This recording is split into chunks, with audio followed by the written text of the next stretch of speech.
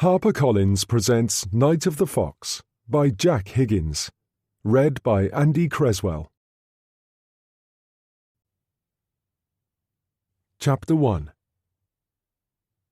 The Romans used to think that the souls of the departed stayed near their tombs. It was easy to believe that on a cold March morning, with the sky so black that it was as if night was about to fall. I stood in the granite archway and looked in at the graveyard.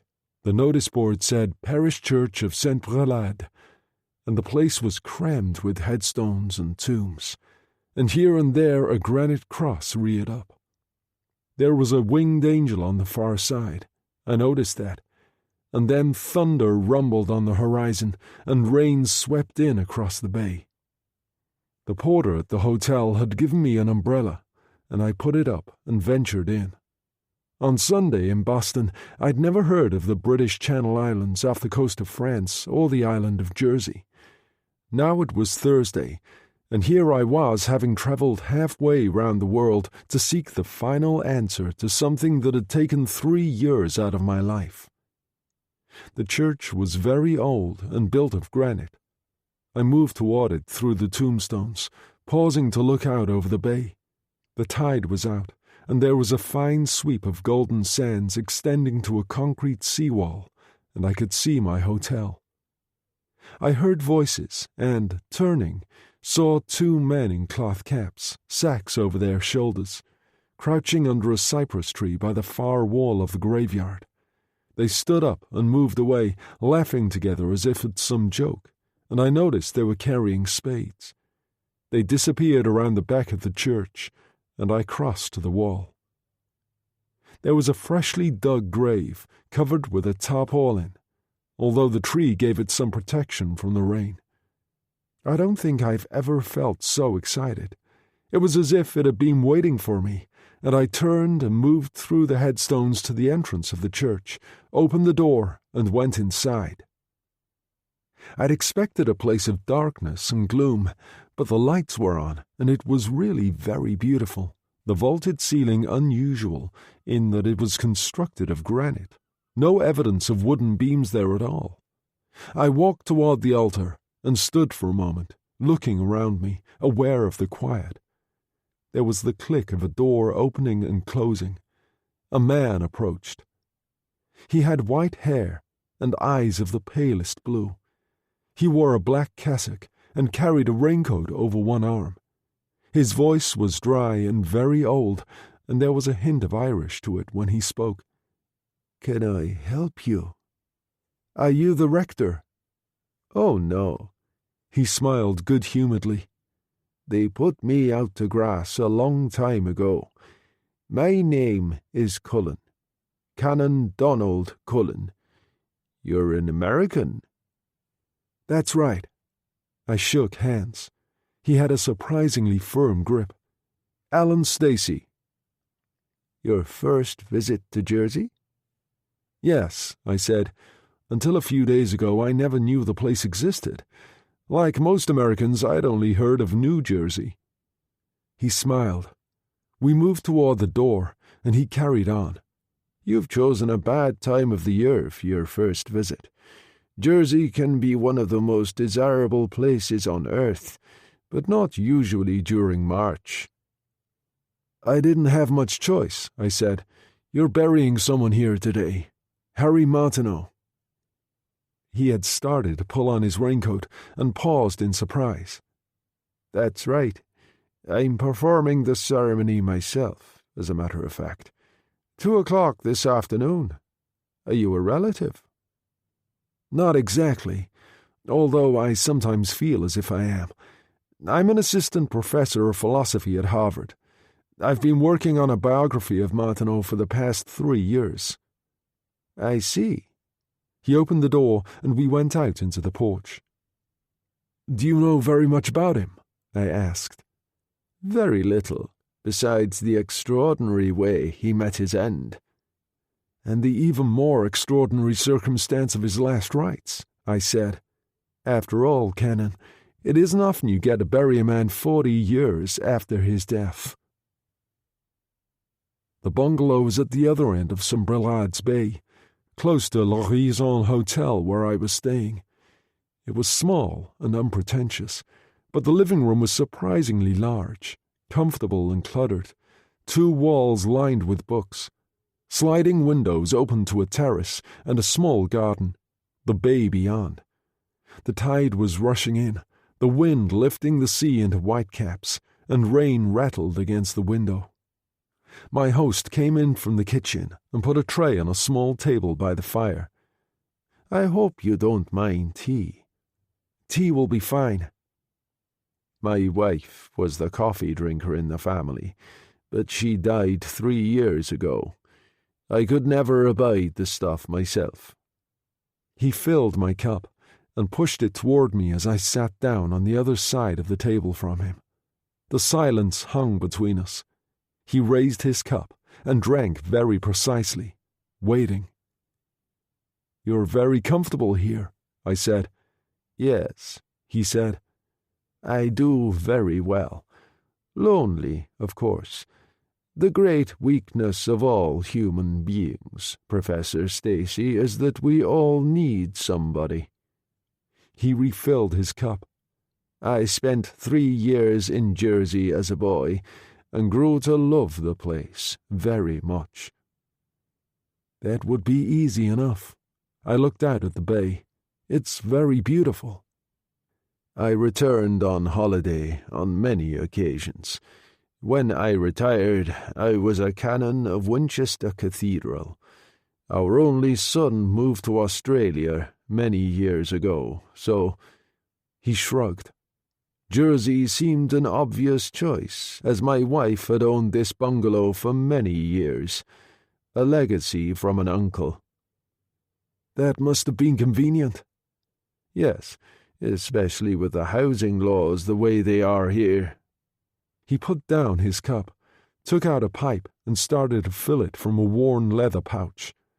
"So," he said briskly, "now you know all about me. What about you and friend Martineau?" "Do you know much about him?" "I'd never heard of the man until a few days ago when my good friend Dr. Drayton came to see me, explained the circumstances in which the body had been recovered, and told me it was being shipped from London for burial here." "You're aware of the manner of his death?" "In a plane crash in 1945. January 1945, to be precise. The RAF had a unit called the Enemy Aircraft Flight during the Second World War. They operated captured German planes to evaluate performance and so on." "I see." Harry Martineau worked for the Ministry of Economic Warfare. In January 1945, he went missing when traveling as an observer in an Arado 96, a German 2-seater training plane being operated by the Enemy Aircraft Flight. It was always believed to have gone down in the sea. And 2 weeks ago it was found during excavations in an Essex marsh.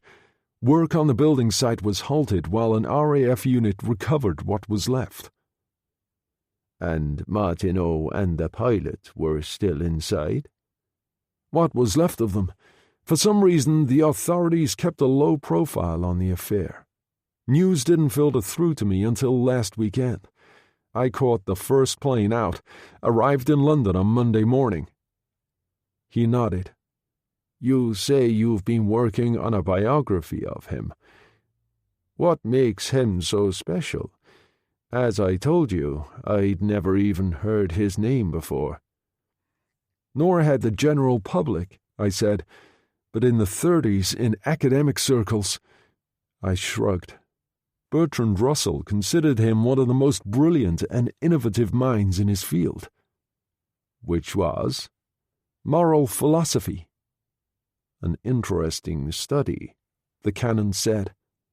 "For a fascinating man. He was born in Boston. His father was in shipping, wealthy but not outrageously so. His mother, although born in New York, was of German parentage. Her father taught for some years at Columbia, then returned to Germany in 1925 as professor of surgery at Dresden University." I got up and walked to the window, thinking about it as I peered out.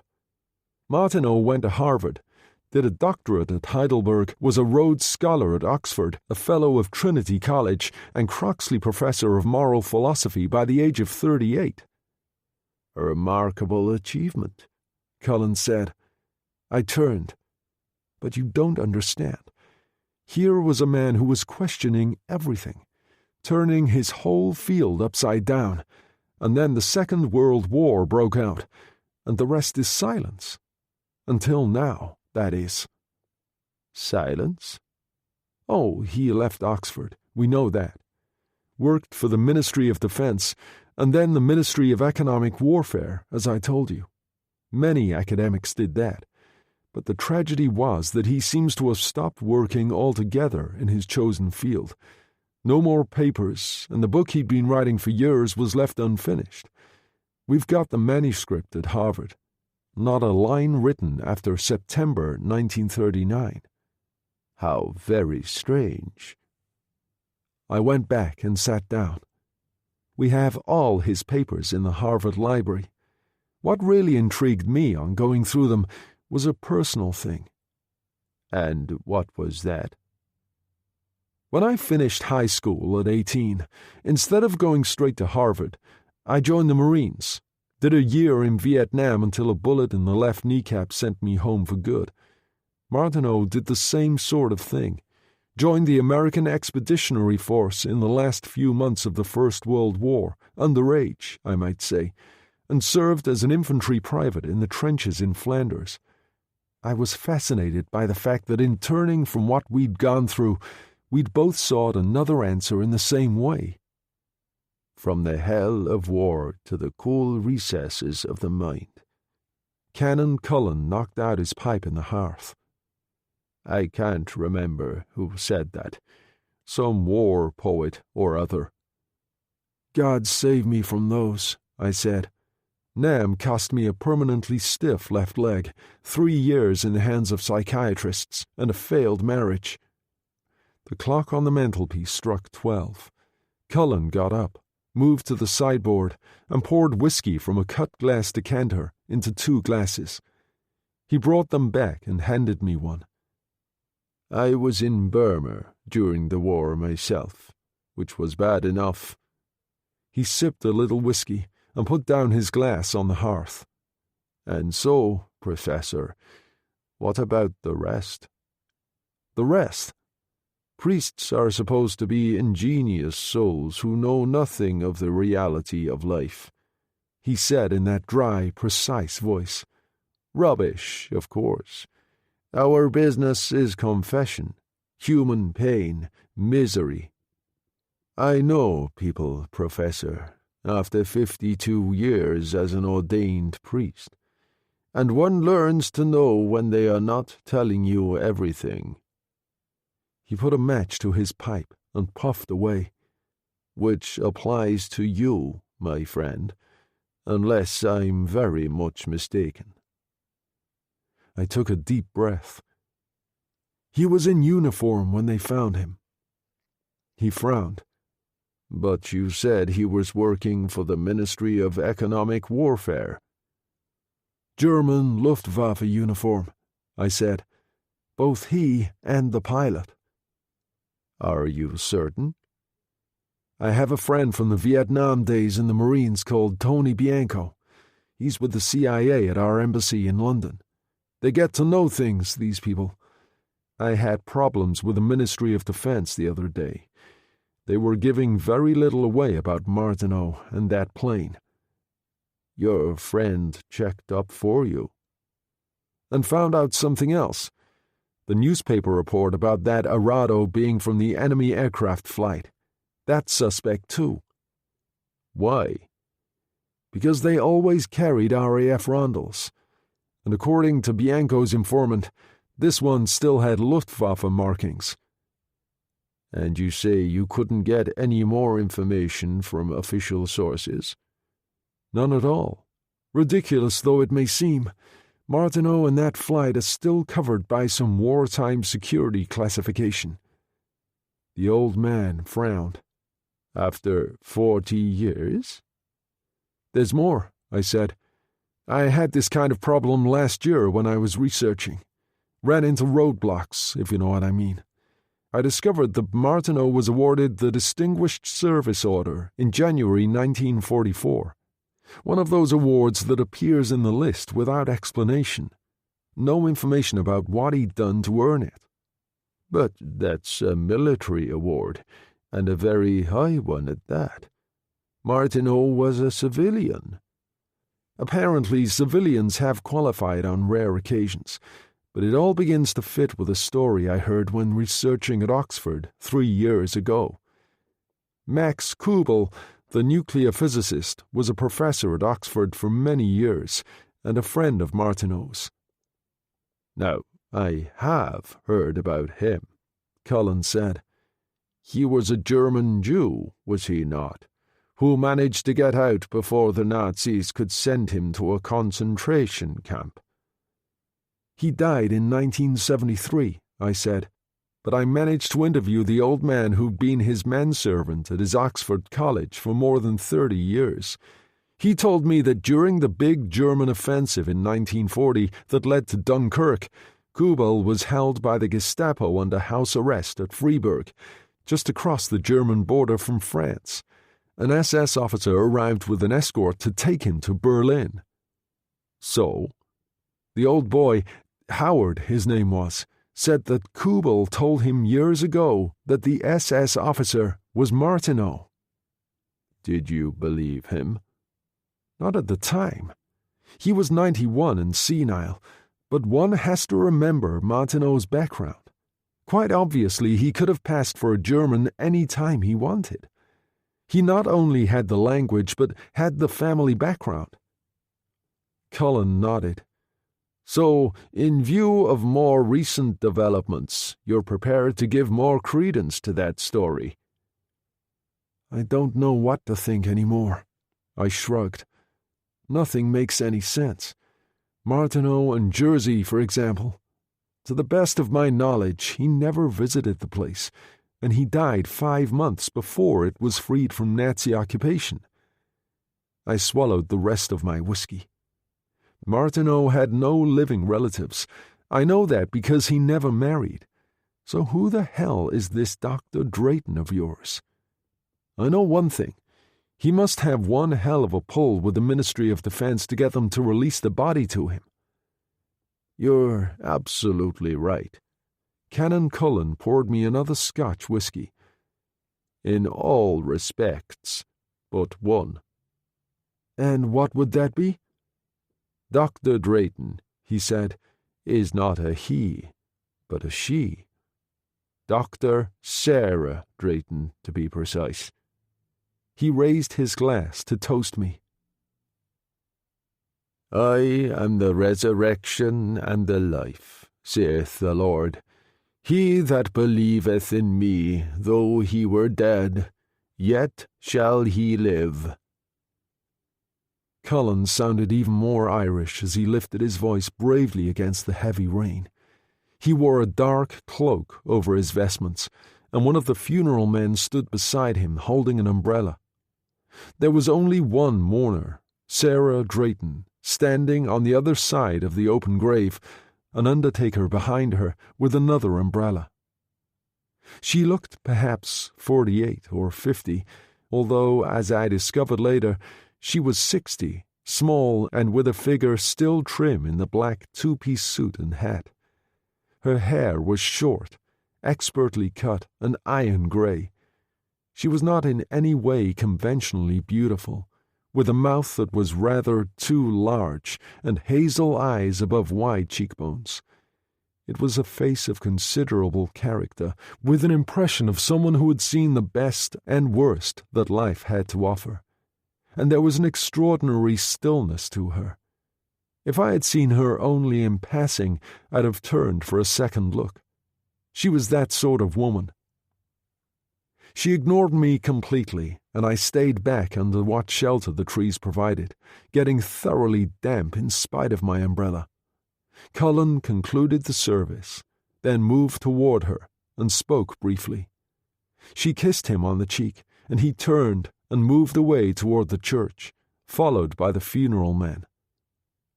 She stayed there for a while at the graveside, and the two gravediggers waited respectfully a few yards away.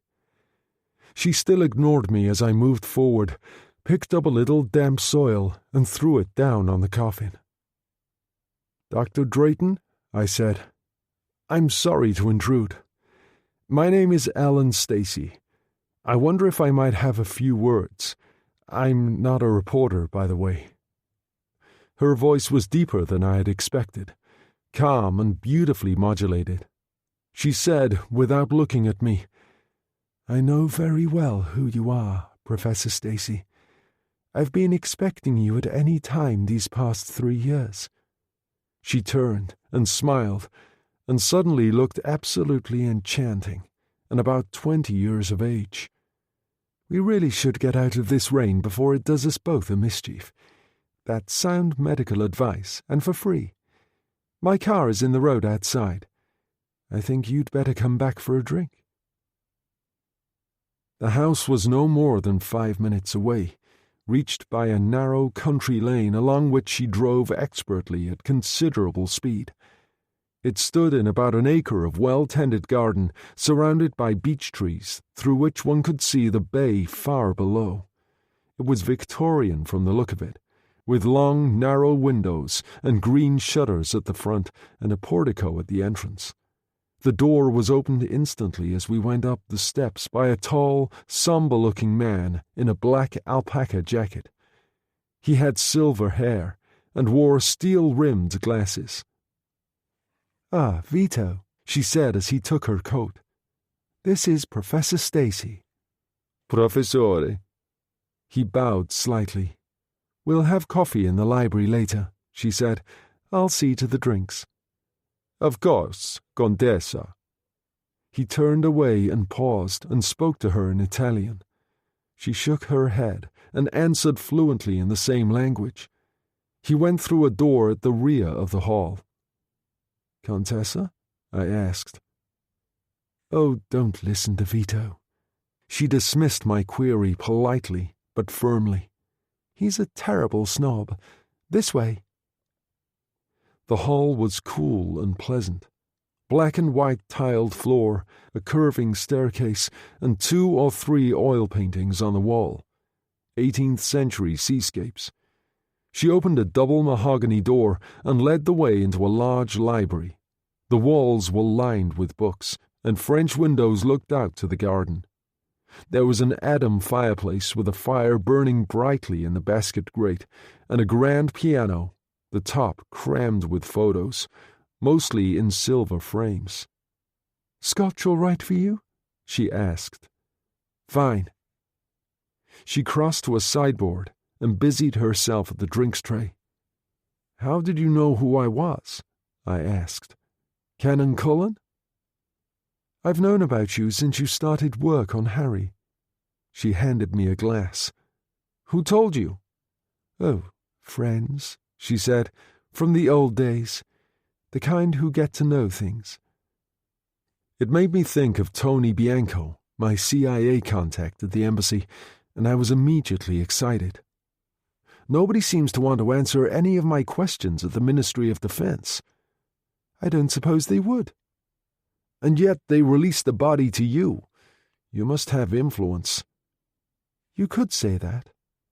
She took a cigarette from a silver box, lit it, and sat in a wing chair by the fire, crossing slim legs. "Have you ever heard of SOE, Professor?" "Of course," I said. "Special Operations Executive, set up by British intelligence in 1940 on Churchill's instructions to coordinate resistance and the underground movement in Europe." "Set Europe ablaze. That's what the old man ordered?" Sarah Drayton flicked ash in the fire. "I worked for them." I was astonished. "But you can't have been more than a child." 19, she said, in 1944. "And Martineau?" "Look on the piano," she said. "The end photo in the silver frame."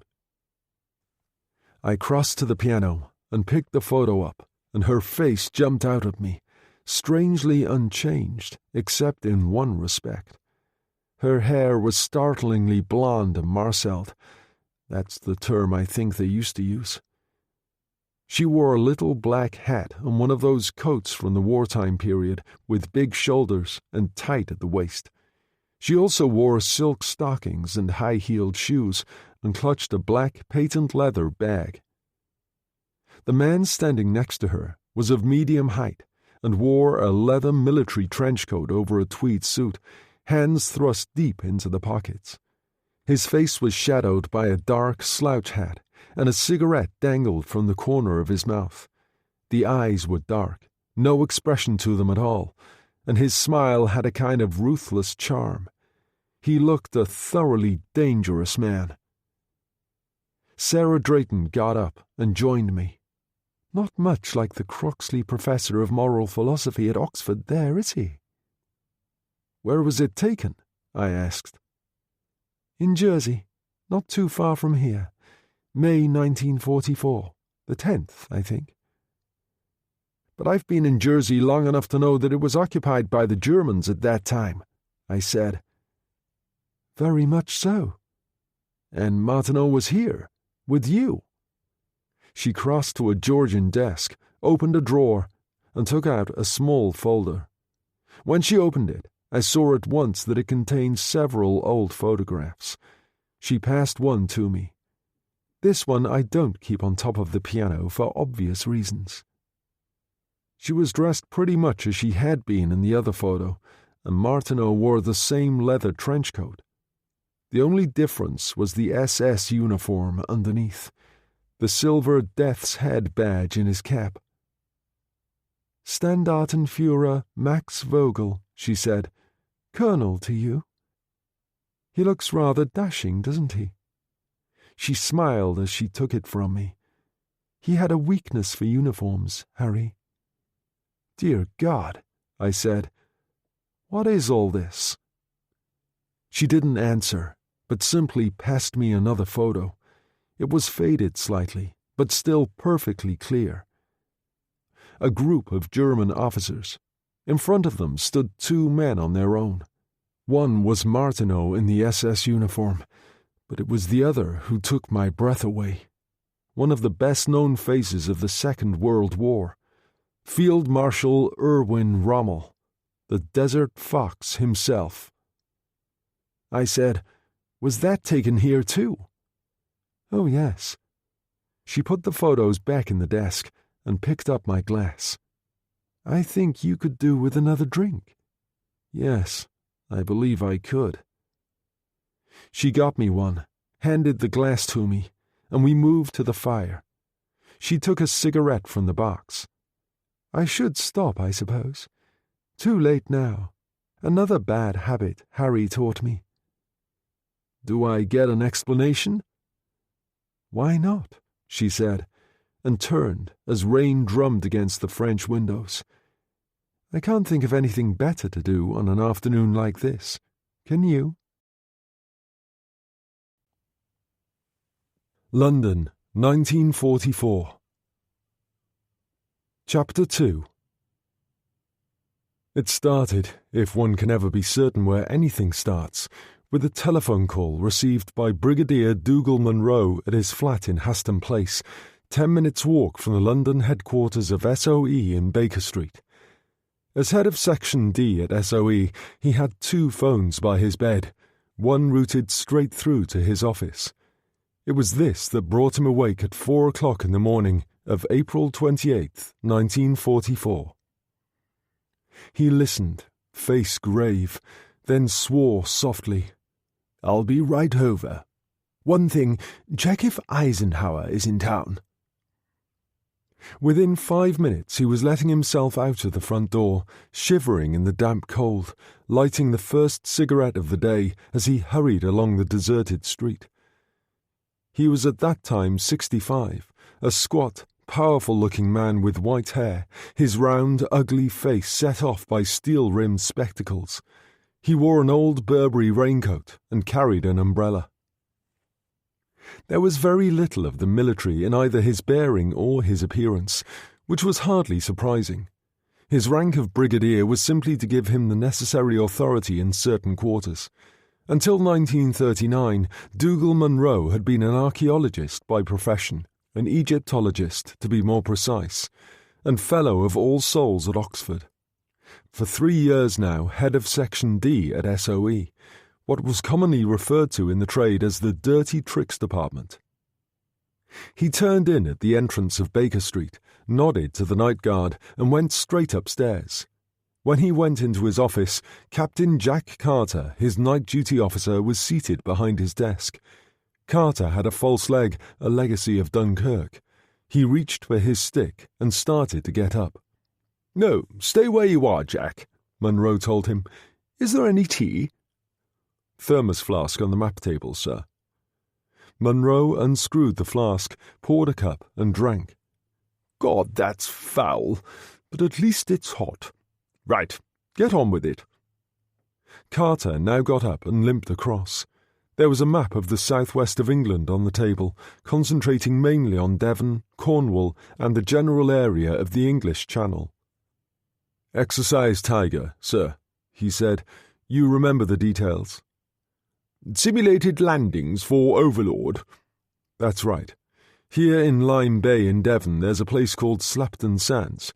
It bears enough similarities to the beach we've designated Utah in the Normandy landings to make it invaluable for training purposes.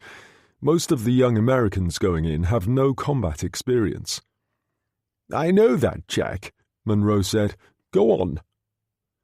Last night's convoy consisted of 8 landing craft, 5 from Plymouth and 3 from Brixham, and a naval escort, of course. They were to do a practice beach landing at Slapton. There was a pause. Munro said, "Tell me the worst." "They were attacked at sea by German E-boats. We think the 5th and 9th Schnellboot flotillas from Cherbourg." "And the damage?" 2 landing craft sunk for certain. Others torpedoed and damaged. "And the butcher's bill?" "Difficult to be accurate at the moment. Around 200 sailors and 450 soldiers." Munro said, "Are you trying to tell me we lost 650 American servicemen last night? 650, and we haven't even started the invasion of Europe?" "I'm afraid so." Munro walked restlessly across the room and stood at the window. "Has Eisenhower been told?" "He's in town, sir, at Hayes Lodge. He wants to see you at breakfast, 8 o'clock. "And he'll want the facts." Munro turned and went to his desk. "Were there any bigots among those officers lost?" 3, sir. "Dear God, I warned them. I warned them about this," Munro said. "No bigot to in any way undertake hazardous duty." Some months previously it had become regrettably clear that there were serious breaches of security, in some cases by high-ranking American officers, in connection with the projected invasion of Europe. The bigot procedure had been brought in as an answer to the situation. It was an intelligence classification above most secret. Bigots knew what others did not, the details of the Allied invasion of Europe. "The 3 are missing so far," Carter said. "I've got their files." He laid them on the desk, and Munro examined them quickly. "Stupid," he said. "Unbelievably stupid. Take this man, Colonel Hugh Kelso." "The engineering officer," Carter said. "He's already visited 2 of the Normandy beaches by night, courtesy of 4 Commando, to check on the suitability of the terrain for vehicles." "Sword Beach and Utah Beach," Munro groaned. "For God's sake, Jack, what if he was picked up by one of those E-boats? He could be in enemy hands right now, and they'll make him talk if they want to. You know that." "I don't think it's likely that any of those missing were picked up by the Germans, sir. The captain of the destroyer Saladin, which was one of the escorts, said the E-boats attacked at a range of 1,500 meters, then got the hell out of it. Typical hit and run. A lot of darkness and confusion on both sides, and the weather isn't too good. Wind force 5 to 6 and freshening, but I'm informed that the way the currents are in Lyme Bay, most of the bodies will come ashore. Already started. Most, Jack, most. Monroe tapped the map on the table. The Germans know we're coming.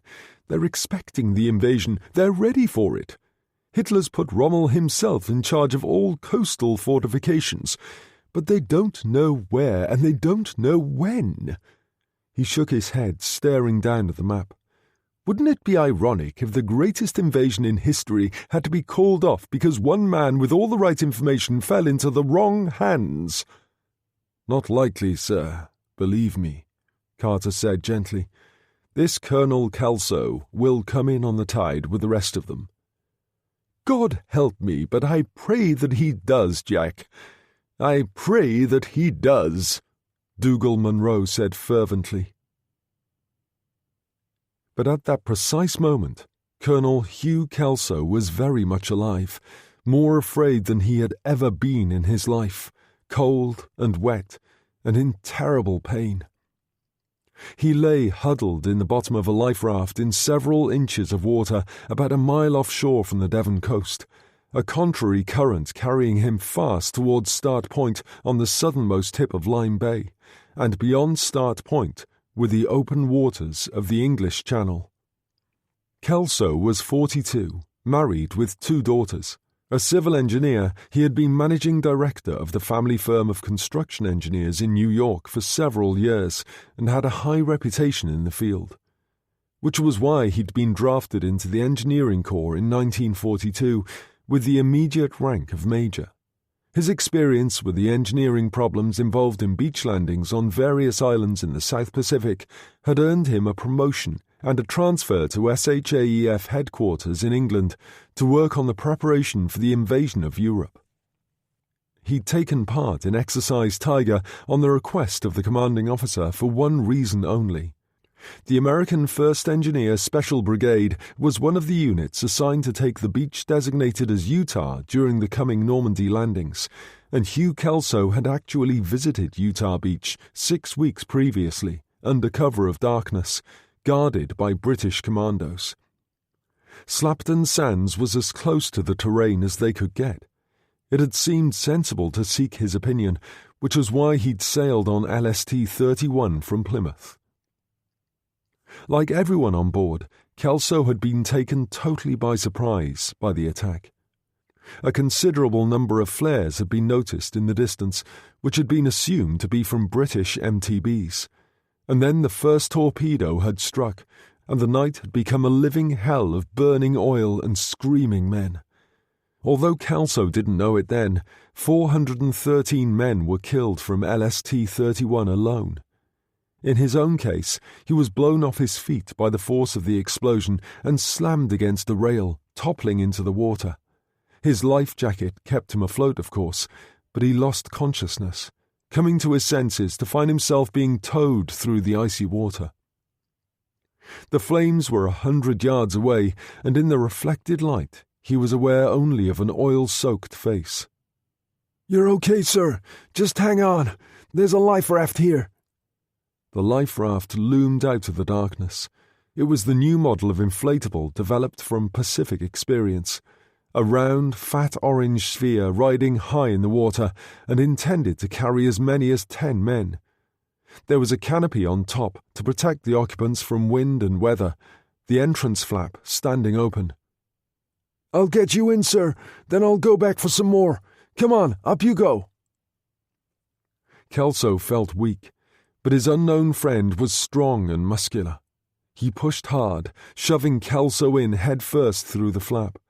And then Kelso was aware of the pain in his right leg, like a living thing, and worse than anything he had ever known. He screamed and fainted. When he came to, he was numb with cold, and it took him a few moments to work out where he was. There was no sign of his unknown friend. He felt around in the darkness, then peered out through the open flap. Spray dashed in his face. There was no light anywhere, only the dark and the wind and the sound of the sea running. He checked the luminous dial of his waterproof watch.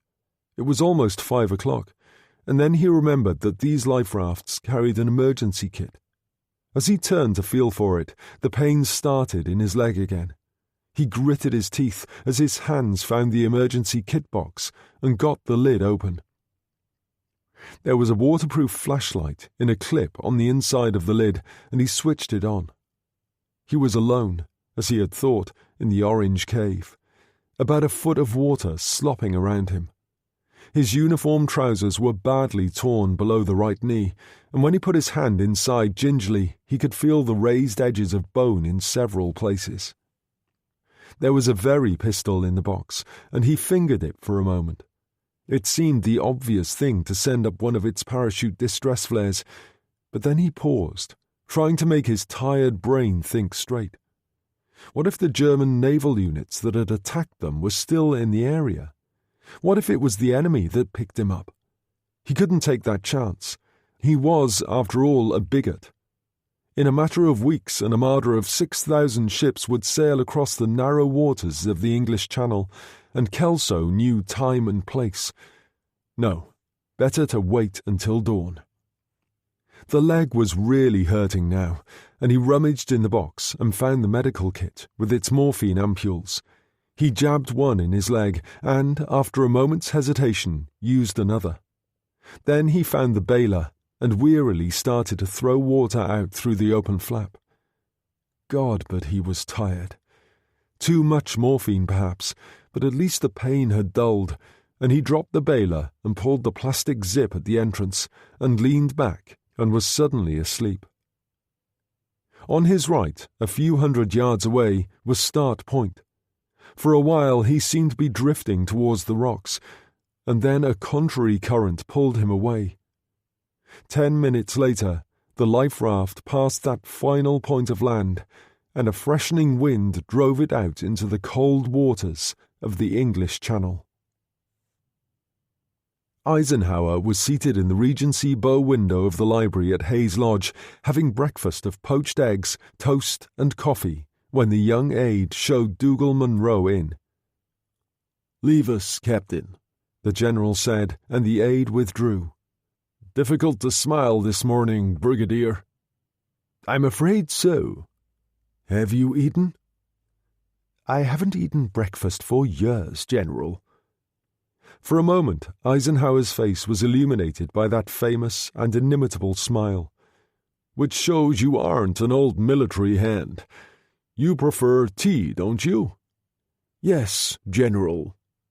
"You'll find it on the sideboard behind you. Special order." "Help yourself. Then tell me what you know of this wretched business. My own people have already given me their version, but I've always had considerable respect for your people at SOE. You know that." Munro helped himself to the tea and sat in the window seat and gave Eisenhower a brief resume of the night's events. "But surely the naval escort should have been able to prevent such a thing happening," the general said. "On the other hand, I hear the weather wasn't too good. It's past belief. I visited Slapton myself only 3 days ago to see how the exercises were going. Went down by special train with Tedder and Omar Bradley." "Most of the crews of your LSTs are new to those waters, and the English Channel at the best of times can be difficult." Munro shrugged. "We've had torpedo boats from the Royal Navy hanging around off Cherbourg regularly during these exercises, because Cherbourg, as the General knows, is the most important E-boat base on the French coast. There was a sea mist, and the Germans obviously slipped out with their silencers on, and probably with their radar set switched off. They do more than 40 knots, those things. Nothing afloat that's faster, and they boxed rather cleverly on their approach. Fired off parachute flares so the people in the convoy assumed they were ours." "God damn it. You never assume anything in this game. I'm tired of telling people that." Eisenhower poured another coffee, stood up, and went to the fire. "Bodies coming ashore by the 100, so they tell me." "I'm afraid so." "Needless to say, this whole thing stays under wraps. We're going to arrange for some kind of mass grave down there in Devon for the time being. At least it's a defense area under military rule, which should help. If this got out, so close to the invasion, it could have a terrible effect on morale." "I agree." Monroe hesitated and said carefully, "There is the question of the bigots, General." "Who should never have been there in the first place. No one knows the regulations on bigots better than you." "It could be worse, sir. There were 3 in all. 2 of the bodies have already been recovered. The third, this man," Monroe took a file from his briefcase and pushed it across, "is still missing." Eisenhower read the file quickly. "Colonel Hugh Kelso." His face darkened. "But I know Kelso personally. He checked out 2 beaches in Normandy only weeks ago." "Utah and Sword. On those occasions he had commandos nursing him, and he also had an L-pill with him, just in case he was caught. As the General knows, the cyanide in those things kills instantaneously." Eisenhower pushed the file across. "He knows, Brigadier, both when we're going and where. The implications are past belief." "We've men on the beaches around Slapton looking for him now, General. I've little reason to doubt that his body will turn up with the rest of them." "Don't try to make me feel good," Eisenhower told him sharply. "Some of those bodies will never come in on the tide. I know that, and so do you. And if Kelso is one of them, we can never be certain that he wasn't picked up by the enemy." "That's true, General," Monroe admitted, because there wasn't really anything else he could say. Eisenhower walked to the window. Rain dashed against the pane. "What a day," he said morosely. "One thing's for sure. I can only think of one man who'll have a smile on his face this morning." At that very moment, Adolf Hitler was reading a report on the Slapton Sands affair in the map room of his underground headquarters known as Wolf's Lair near Rustenburg, deep in the forests of East Prussia. Most of those important in the Nazi hierarchy were present.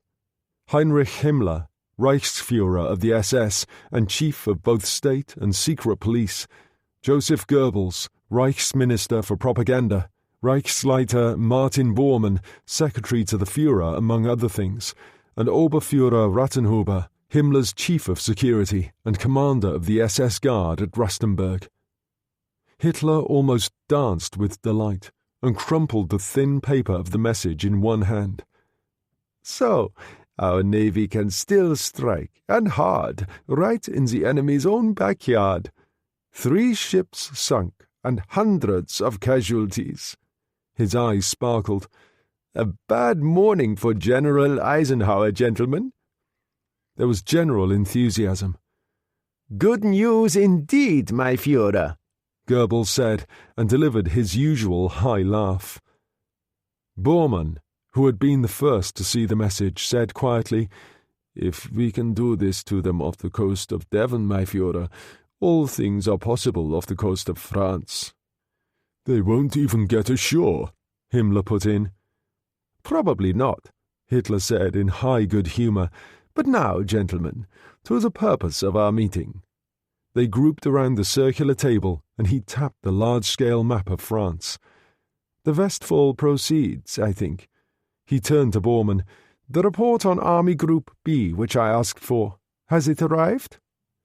Bormann turned inquiringly to Rattenhuber, who said, "I've just had a report from the airfield. The courier, a Captain Koenig, landed 5 minutes ago. He's on his way." "Good." Hitler seemed abstracted now, as if somehow alone as he stared down at the map. "So, gentlemen, where do we start?"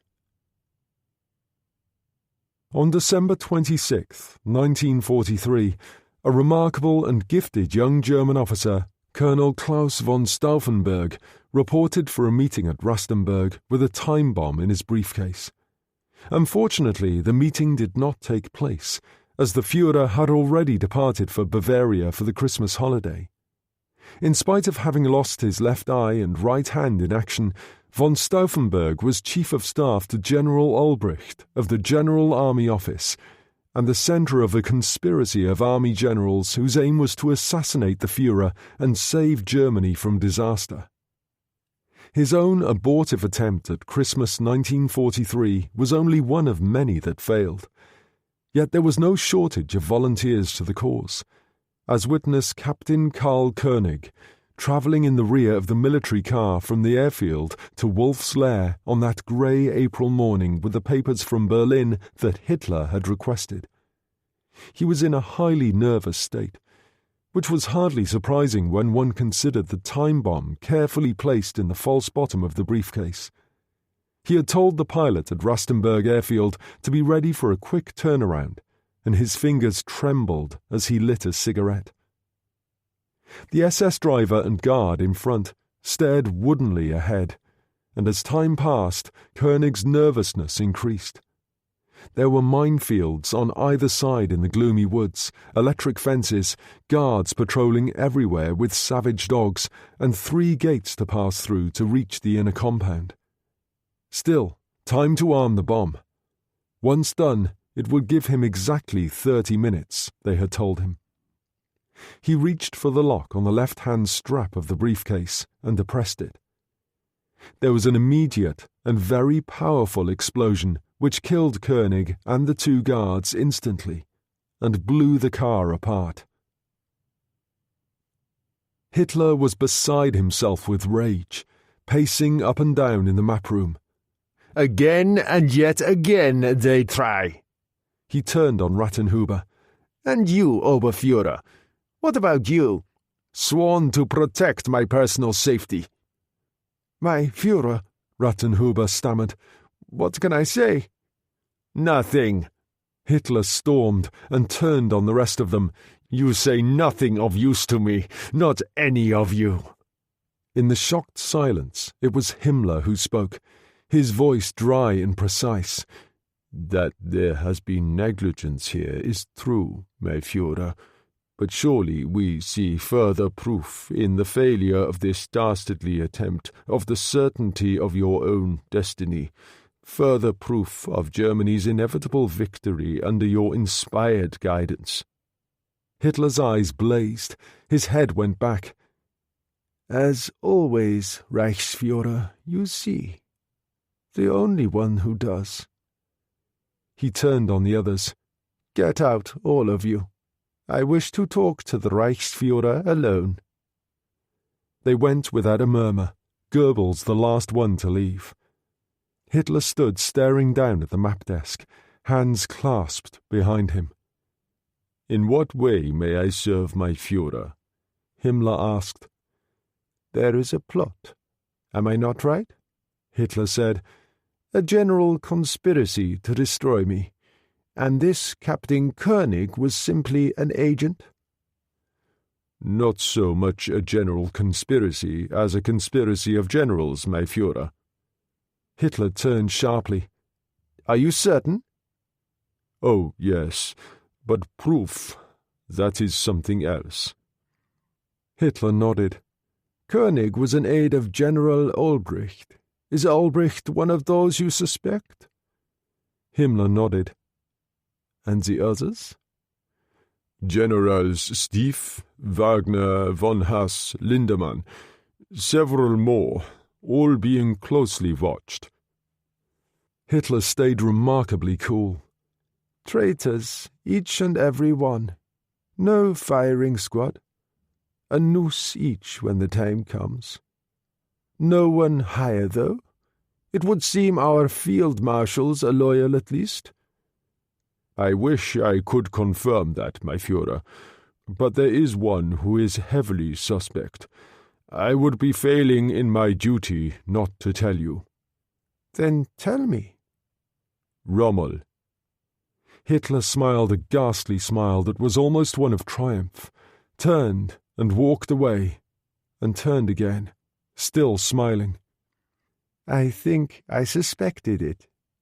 Yes, I'm sure I did. So, the Desert Fox wishes to play games. I'm almost certain of it. The people's hero, Hitler said. We must handle him carefully, wouldn't you say? or outfox him, my Führer," Himmler said softly. "Outfox him. Outfox the desert fox." Hitler smiled delightedly. "Yes, I like that, Reichsführer. I like that very much indeed."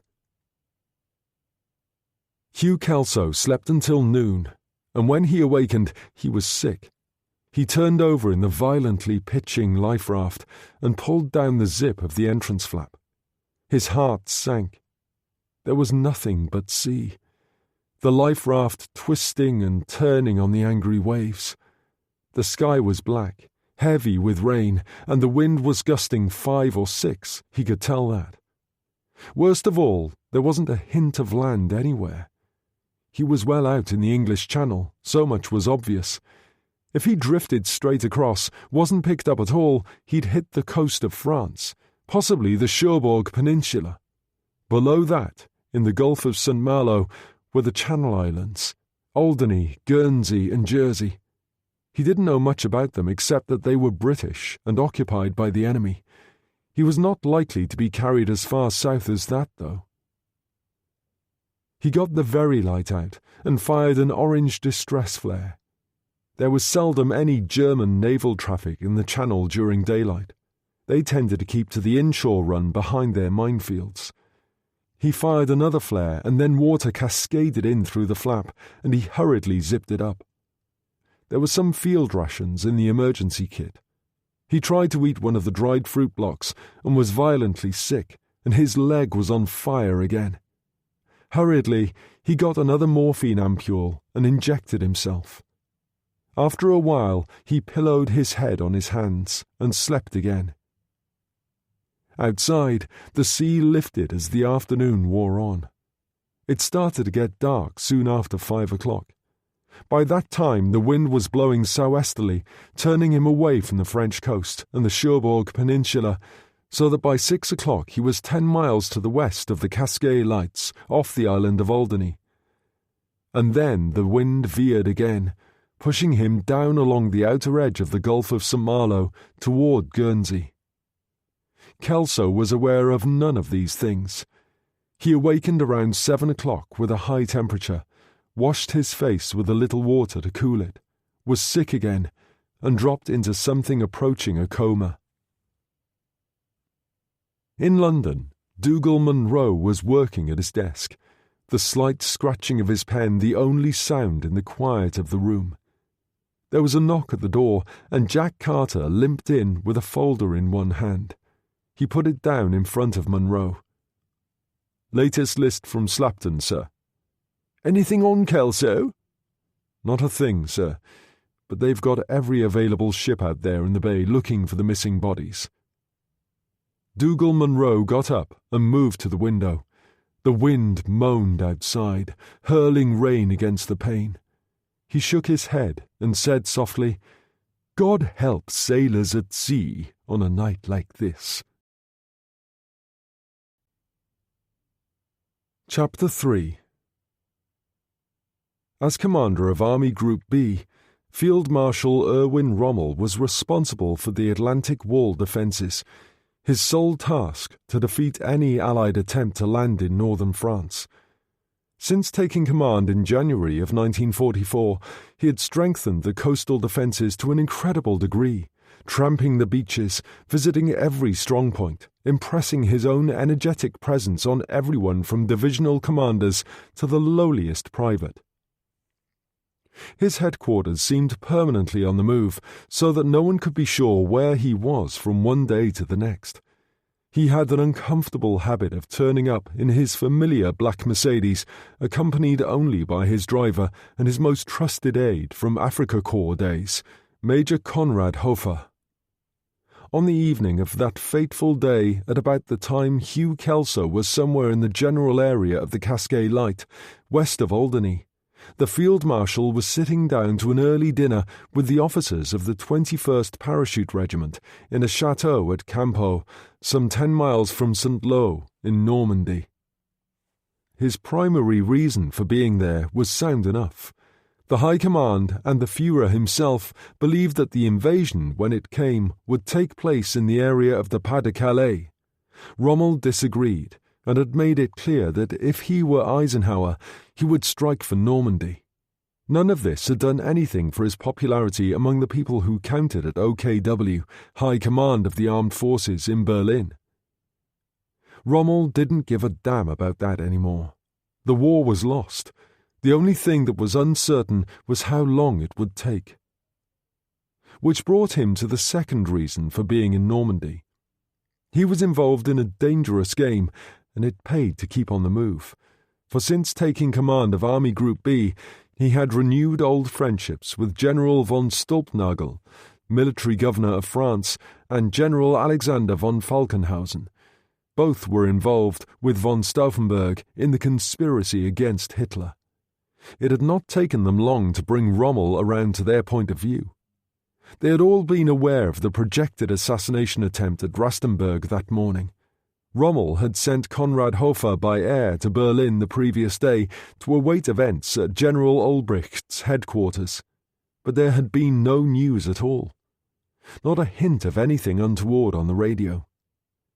Now, in the mess, Colonel Halder, commanding the regiment, stood to offer the loyal toast. "Gentlemen, to our Führer and total victory." So many young men, Rommel thought to himself, and what for? But he raised his glass and drank with them. "And now, Field Marshal Erwin Rommel, the Desert Fox himself, who does our mess so much honor tonight." They drained their glasses, then applauded him, cheering wildly, and Rommel was immensely touched. Colonel Halder said, "The men have arranged a little entertainment in your honor, Field Marshal. We were hoping you might be willing to attend." "But, of course." Rommel held out his glass for more champagne. "Delighted." The door opened at the back of the mess, and Konrad Hofer entered. He looked tired and badly needed a shave. His field-grey greatcoat buttoned up to his neck. "Ah, Konrad, there you are," Rommel called. "Come and have a glass of champagne. You look as if you could do with it." "I've just flown in from Berlin, Field Marshal. Landed at St. Lo." "Good flight?" "Terrible, actually." Hofer swallowed the champagne gratefully. "My dear boy, come and have a shower, and we'll see if they can manage you a sandwich." Rommel turned to Colonel Halder. "See if you can delay this little show the men are putting on for half an hour." "No problem, Field Marshal." "Good. We'll see you later then." Rommel picked up a fresh bottle of champagne and 2 glasses and walked out, followed by Hofer. As soon as the bedroom door was closed, Hofer turned in agitation. "It was the worst kind of mess. All that fool Koenig managed to do was blow himself up outside the main gate." "That seems rather careless of him," Rommel said dryly. "Now calm yourself, Conrad. Have another glass of champagne, and get under the shower and just take it slowly." Hofer went into the bathroom, and Rommel straightened his uniform, examining himself in the mirror. He was 53 at that time, of medium height, stocky and thick-set, with strong features, and there was a power to the man, a force that was almost electric. His uniform was simple enough, his only decorations the Pour le Mérite, the famous blue max, won as a young infantry officer in the First World War, and the Knight's Cross with oak leaves, swords and diamonds, both of which hung around his neck. On the other hand, one hardly needed anything else if one had those. Hofer emerged in a bathrobe, toweling his hair. "Olbricht and a few more up there are in a blue funk, and I don't blame them. I mean, the Gestapo or the SD could be onto this at any time." "Yes," Rommel conceded. "Himmler may have started life as a chicken farmer, but whatever else you may say about him, he's no fool. How was von Stauffenberg?" "As determined as ever. He suggests you meet with Generals von Stolpnagel and Falkenhausen within the next few days." "I'll see what I can do." Hofer was back in the bathroom, pulling on his uniform again. "I'm not so sure it's a good idea. If Himmler does have his suspicions about you, you could be under close surveillance already." "Oh, I'll think of something," Rommel said. "Now hurry up. The men are laying on a little show for me, and I don't want to disappoint them." The show was presented in the main hall of the chateau. A small stage had been rigged up at one end with some makeshift curtains. Rommel, Hofer, and the regimental officers sat down in chairs provided at the front. The men stood in the hall behind them, or sat on the grand staircase. A young corporal came on, bowed, and sat down at the grand piano and played a selection of light music. There was polite applause. Then he moved into the song of the Fallschirmjäger, the paratrooper's own song, sung everywhere from Stalingrad to North Africa. The curtains parted to reveal the regimental choir singing lustily. There was a cheer from the back of the hall, and everyone started to join in, including the officers.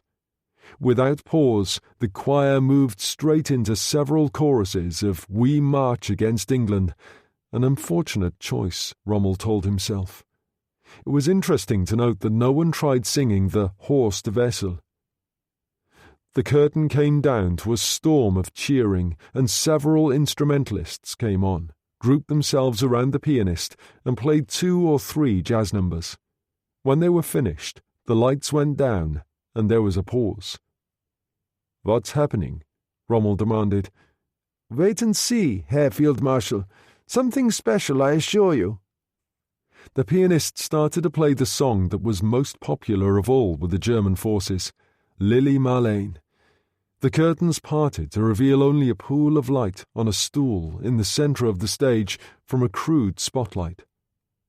Suddenly, Marlene Dietrich stepped into the light straight out of Blue Angel, or so it seemed. Top hat, black stockings and suspenders. She sat on the stool to a chorus of wolf whistles from the men, and then she started to sing Lili Marleen, and that haunting, bittersweet melody reduced the audience to total silence.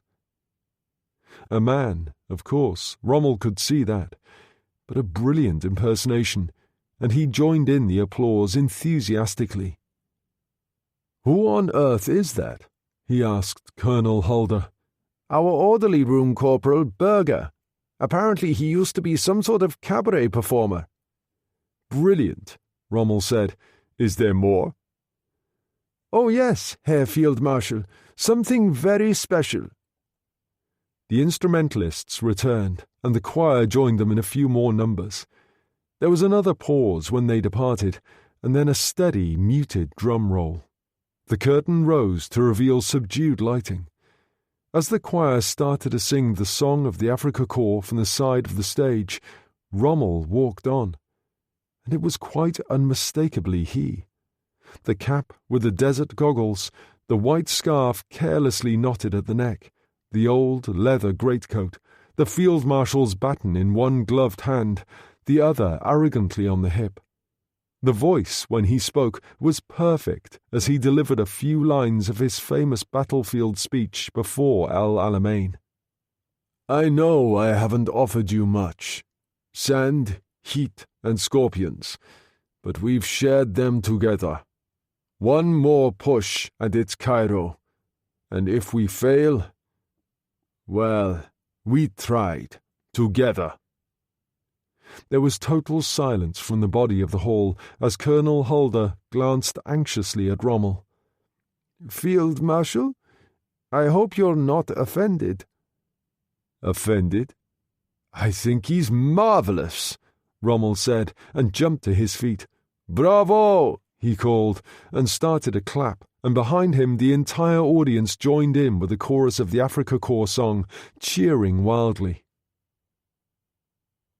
In the makeshift dressing room next to the kitchen, Erich Berger slumped into a chair and stared at himself in the mirror. His heart was beating, and he was sweating. A hell of a thing for any actor to perform in front of the man he was taking off, and such a man. A name to conjure with. The most popular soldier in Germany. "Not bad, Heini," he said softly. "Mazel tov." He took a bottle of schnapps from the drawer, drew the cork, and swallowed some. A Yiddish phrase on the lips of a corporal in a German Fallschirmjäger regiment might have seemed strange to anyone who had overheard. His secret was that he wasn't Erich Berger at all, but Heini Baum, Jewish actor and cabaret performer from Berlin, and proud of it. His story was surprisingly simple. He had performed with success in cabaret all over Europe. He had never married. To be frank, his inclinations ran more toward men than women. He had persisted in living in Berlin even as the Nazis came to power, because his aging parents had always lived there and would not believe that anything terrible could ever happen. Which it did, of course, though not for a long time. As an entertainer, Baum was of use to the Reich.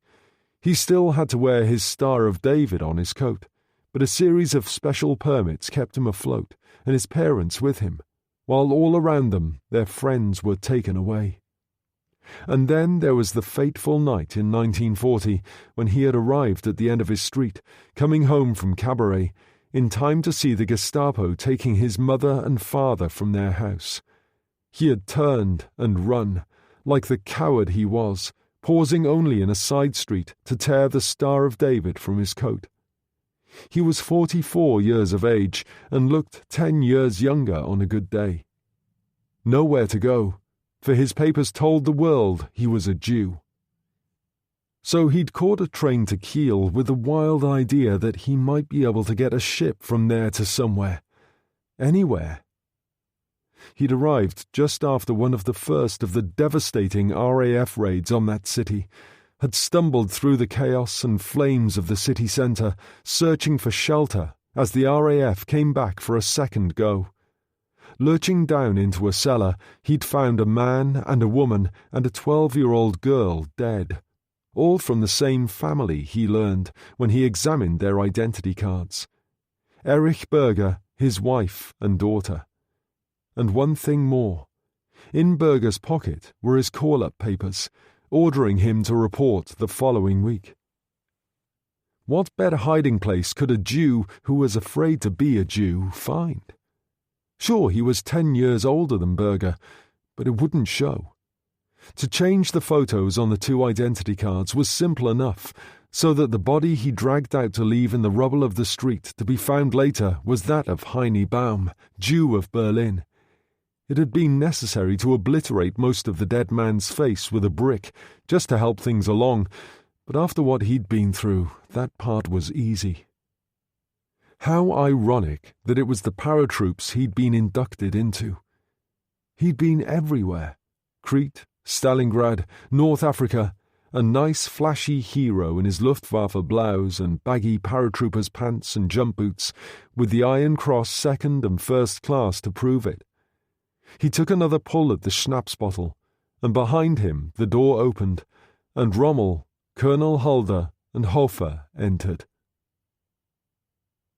It was midnight, and Hugh Kelso had never been happier, up at Cape Cod at the summer bungalow, sitting on the veranda in the swing seat, reading a book, a cool glass to his hand, and Jane, his wife, was calling, on her way up from the beach, her face shaded by a sun hat, the good legs tanned under the old cotton dress, and the girls in swimming suits and carrying buckets and spades, voices faint on the warm afternoon air. Everyone so happy, so very happy. He didn't feel cold anymore, didn't really feel anything. He reached out to take Jane's hand as she came up the steps to the veranda, and the voices faded, and he came awake, shaking all over. It was pitch dark, and the sea wasn't as rough, and yet he seemed to be moving very fast.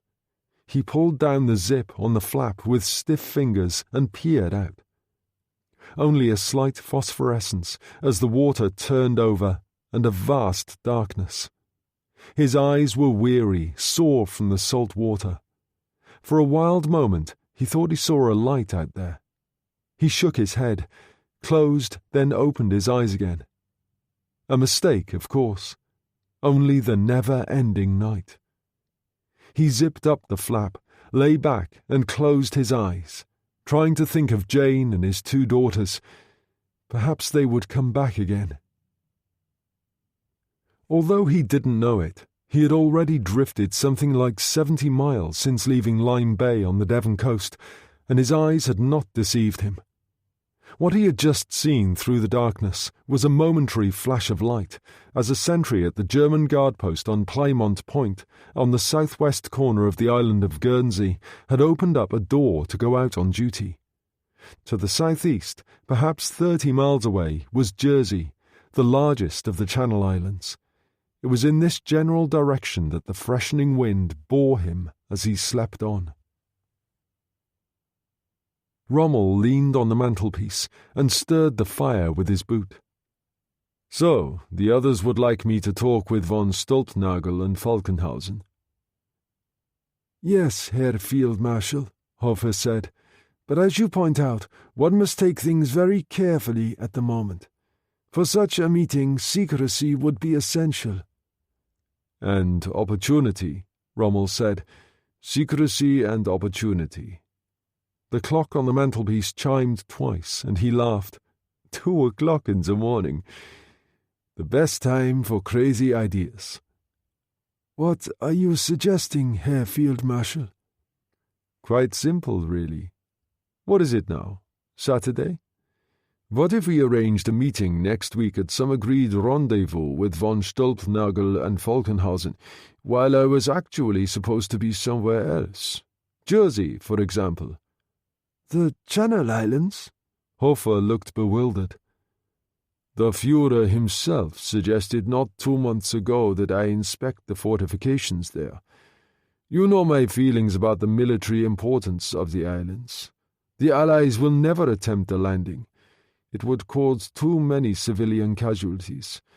British civilian casualties, I might add.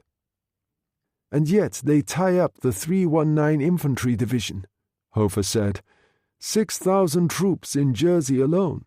10,000 service personnel in all, if you include Luftwaffe and Navy people. And yet we've poured so much into them, Conrad, because the Führer wants to hang on to the only piece of British territory we've ever occupied. The strongest fortifications in the world. The same number of strong points and batteries as we have to defend the entire European coast from Dieppe to Saint-Nazaire. He turned and smiled. The Führer is right. As commander of the Atlantic Wall, I should certainly inspect such an important part of it. Hofer nodded. I see that, Herr Field Marshal, but what I don't see is how you can be in 2 places at once. Meeting with Falkenhausen and Stulpnagel in France and inspecting fortifications in Jersey. But you saw me in 2 places earlier this evening, Rommel said calmly, both in the audience and on stage at the same time. The room was so quiet that Hofer could hear the clock ticking. My God, he whispered, are you serious? Why not? Friend Berger even fooled me when he came on stage. The voice, the appearance. But would he be intelligent enough to carry it off? There are so many things he wouldn't know how to handle. I mean, being a field marshal is rather different from being an orderly room clerk, Hofer said. He seems intelligent enough to me, Rommel told him. He's obviously talented, and a brave soldier to boot. Iron Cross, 1st and 2nd class. And you mustn't forget one important thing. What's that, Herr Field Marshal? He'd have you at his shoulder every step of the way to keep him straight. Suddenly Rommel sounded impatient. Where's your enthusiasm, Conrad? If you're that worried, I'll give you a few days to prepare him. Let's see, it's Saturday now. How about descending on Jersey next Friday? I'm only thinking of 36 hours or so. Back in France on Saturday night or Sunday at the latest. If Berger can't carry it off for that length of time, I'll eat my hat. Very well, Herr Field Marshal. I'll notify the Channel Islands that you'll be arriving next Friday. No, you won't. Rommel said. "We box more cleverly than that. Who's the commander-in-chief?" Major General Count von Schmettau. His headquarters are in Guernsey. "I've met him," Rommel said. "Good officer." "With a reputation for being pro-English, which didn't do him any good in some quarters," Hofer said. "On the other hand, the fact that he's Field Marshal von Rundstedt's nephew certainly helped there. Who's military commander in Jersey?" "I'll check." Hofer took a file from his briefcase and worked his way down a unit situation list. "Yes, here we are. Colonel Hein is military commander." "And civil administration?" "The important people there are Colonel Baron von Aufsess and Captain Haider." "And the inhabitants themselves? Who are their representatives?" "There's an organization called the Superior Council of the States of Jersey. The president is the bailiff of the island, a man called Alexander Coutanche." "Good," said Rommel. "This is what we do. Send General von Schmettau a signal, ordering him to hold a coordinating meeting in Guernsey to consider the implications for the islands of the invasion of France threatened this summer." "And you want them all there?" "Oh, yes. Military Commander Jersey, the civil affairs people, the bailiff and his lot, and whoever's in charge of the Navy and Luftwaffe contingents in the islands." "Which will leave only junior officers in command." "Exactly." "There's not too much flying in and out of the Channel Islands these days. The RAF are far too active in that area. It's usual to travel between the islands by sea and at night." "I know," Rommel said. "I've taken advice on that point from Naval Headquarters in Cherbourg. Tell von Schmettau to call his meeting for next Saturday. In the circumstances, they must travel either Thursday night or in the early hours of Friday to make sure they get there. I'll fly in on Friday morning in the Storch." "A risky flight, Herr Field Marshal." "For you, Conrad, and Berger, of course. Not for me." Rommel smiled with a kind of ruthless charm.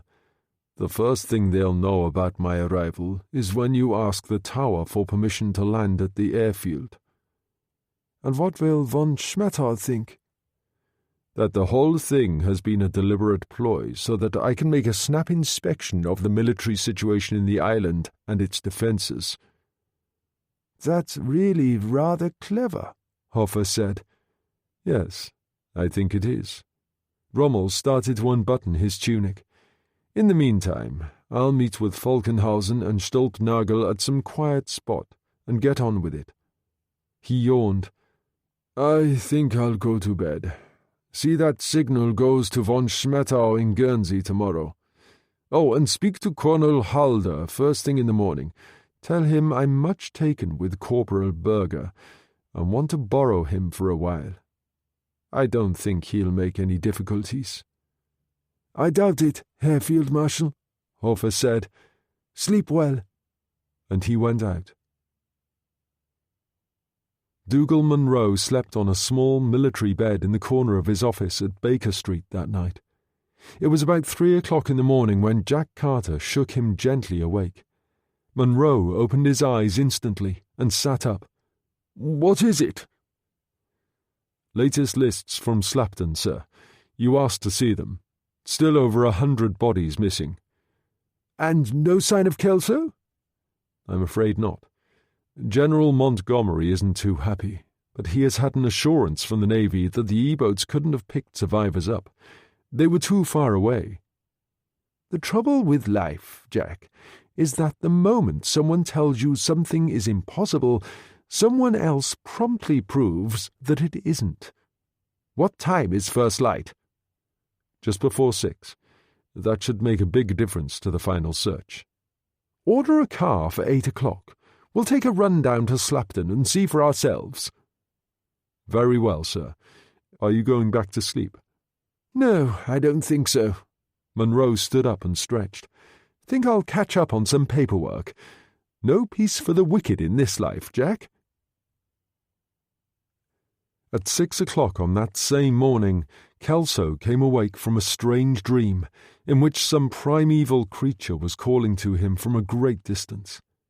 He was very, very cold, feet and hands numb, and yet his face burned and there was sweat on his forehead. He unzipped the flap and peered out into the grey light of dawn. Not that there was anything much to see, for he was shrouded in a sea fog of considerable density. Somewhere in the distance the beast called again, only now he recognized it for what it was, a foghorn. Although he didn't know it, it was the Corbière light on the top of the southernmost coast of Jersey, already behind him as the current swept him along. He sensed land, could almost smell it, and, for a little while, came back to life again. He could hear waves breaking on an unseen shore, and then the wind tore a hole in the curtain, and he glimpsed cliffs, concrete gun emplacements on top. The place, although it meant nothing to Kelso, was Noirmont Point, and as the sea fog dropped back into place, the current carried him into St. Aubyn's Bay, close inshore. There were waves taking him in, strange twisting currents carrying him round. At one side a wave broke, sending spray high in the air, and all around him was white foam, rocks showing through. And then there was a voice, high and clear, and the fog rolled away to reveal a small beach, rocks climbing steeply to a pine wood above. There was someone there, a man running along the shore in woolen cap, heavy reefer coat and rubber boots. The life raft slewed broadside in the surf, lifted high and smashed against rocks, pitching Kelso headfirst through the flap into the water. He tried to stand up, his scream as his right leg collapsed under him, drowned by the roaring of the surf. And then the man was knee-deep in water, holding him. It was only then that he realized it was a woman. "All right, I've got you. Just hang on." "Leg," he mumbled. "Leg broken." He wasn't sure what happened after that, and he came to in the shelter of some rocks. The woman was dragging the landing craft out of the water. When he tried to sit up, she turned and came toward him. Kelso said as she knelt down, "Where am I? France?" "No," she said, "Jersey." He closed his eyes for a moment and shivered. "You're British, then?" "I should hope so. The last I heard of my husband, he was a major in the Tanks Corps, serving in the Western Desert. My name's Helen DeVille." "Colonel Hugh Kelso." "American Air Force, I suppose. Where did your plane come down?" "It didn't. I'm an army officer." "An army officer? But that doesn't make sense. Where on earth have you come from?" "England. I'm a survivor of a ship that was torpedoed in Lyme Bay." He groaned suddenly as pain knifed through his leg and almost lost his senses. She opened his torn trouser leg and frowned. "That's terrible. You'll have to go to hospital." "Will that mean Germans?" "I'm afraid so." He clutched at the front of her reefer coat. No Germans." She eased him back down. "Just lie still. I'm going to leave you for a little while. I'm going to need a cart." "Okay," he said, "but no Germans. They mustn't get their hands on me. You must promise. If you can't do that, then you must kill me. See, there's a Browning pistol here." He plucked at it, and she leaned over him, face set, and took the pistol from its holster on his left thigh. "You're not going to die, and the Jerrys aren't going to have you either. That's the only promise I'm prepared to give. Now, wait for me." She slipped the pistol into her pocket, turned and hurried away. He lay there on that fog-shrouded shore, trying to get his bearings. And then the leg started to hurt again, and he remembered the morphine in the emergency kit. He began to crawl toward the life raft. That, of course, was very definitely the last straw. And he plunged into darkness. Chapter 4. Helen Deville left the cart track, which was the usual way down to the beach, and took a shortcut, scrambling up the steep hillside through the pine trees. She was strong and wiry, not surprising after 4 years of enemy occupation, and the food restrictions that had caused her to lose nearly 30 pounds in weight. She often joked that it had given her back the figure she'd enjoyed at 18, an unlooked-for bonus at 42. And like most people, the lack of a car and a public transport system meant she was used to walking many miles each week. She stood at the edge of the trees and looked across at the house. Deville Place was not one of the largest manors on the island. It had been once in days of family glory, but a disastrous fire at the end of the 19th century had destroyed one entire wing. It was very old, constructed of Jersey granite weathered by the years. There were rows of French windows at the front on either side of the entrance, a granite wall dividing the house from a courtyard at one side. She paused, taking her time, for there was an old Morris sedan parked in the courtyard, one of those requisitioned by the enemy. For 2 years now she'd had German naval officers billeted on her. They came and went, of course, sometimes staying only a night or two when E-boats of the 5th Schnellboot Flotilla came over from Guernsey. Mostly they were regulars, young officers serving with the various naval units based in Jersey. The war took its toll. There were often engagements with British MTBs in the area of the Channel Islands, and the RAF frequently attacked convoys to Granville, St. Malo and Cherbourg, even when they made a night run. Men died, but some survived. As she started across the lawn, the door opened, and one of them came out. He wore a white sweater, old reefer coat, and sea boots, and carried a duffel bag in one hand. The face beneath the salt-stained naval cap was good-humoured and recklessly handsome. A bravo, this one, straight out of the 16th century, who wore a white top to his cap, usually an affectation of German U-boat commanders. But then Lieutenant Guido Orsini was a law unto himself, an Italian on secondment to the German Navy, trapped in the wrong place at entirely the wrong time when the Italian government had capitulated. Helen Deville had long since given up pretending that she felt anything but considerable affection for him. "Morning, Guido." "Helen, cara mia." He blew her a kiss. "I am the last, as usual." "Where to today?" "Granville. Should be fun in this fog. On the other hand, it keeps the Tommies at home. Back tomorrow. Do you want to go into St. Helier? Can I give you a lift?" "No, thanks. I'm looking for Sean." "I saw the good general not 10 minutes ago coming out of the south barn with a felling axe. I'm walking down towards his cottage. See you tomorrow. I must fly. Ciao, cara." He went through the small gate to the courtyard. A moment later, she heard the Morris start up and drive away. She crossed the courtyard herself, went through a field gate, and ran along the track through trees. Sean Gallagher's cottage stood by a stream in a hollow. She could see him now in old corduroy pants and riding boots, the sleeves of the checked shirt rolled up above muscular arms as he split logs. "Sean!" she called, and stumbled, almost falling. He lowered the axe and turned, pushing a lock of reddish-brown hair from his eyes as he looked toward her. He dropped the axe and reached out to catch her as she almost fell again. Sean Martin Gallagher was 52 and, as an Irish citizen, officially neutral in this war. He had been born in Dublin in 1892, his father a professor of surgery at Trinity College, a man who had taken no interest in women until, in his 50th year during a professional visit to Jersey, he had met a young nurse called Ruth LeBrock. He'd married her within a month and taken her back to Dublin.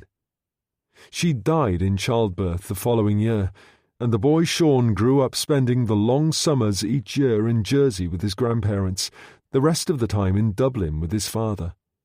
Sean's ambition was to be a writer, and he'd taken a degree in literature at his father's university, Trinity College. The exigencies of life made him a soldier, for as he finished college, the First World War started. He joined the Irish Fusiliers, a regiment that many Jerseymen served in, and by 1918 was a very old 26. A major, twice wounded, and with an MC for gallantry on the Somme. As he used to say, any real experience of war came after that, fighting with the IRA in Ireland under Michael Collins' leadership as commander of a flying column in County Mayo. The treaty with the British government, which had ended the conflict in 1922, had only proved a prelude to a bloody and vicious civil war between those elements of the IRA who refused to accept the treaty and those who chose to fight for the Irish Free State government under Collins. Sean Gallagher had chosen the Free State and found himself a general at the age of 30, sweeping through the west of Ireland, ruthlessly hunting down old comrades. Afterward, sick of killing, he'd travelled the world, living on money left to him by his father, writing the odd novel when he had a mind, finally settling in Jersey in 1930. Ralph DeVille had been a boyhood friend, and Helen he had loved desperately and hopelessly from the first moment they had met. His home in St. Lawrence, deep in the countryside, had been requisitioned by the Germans in 1940.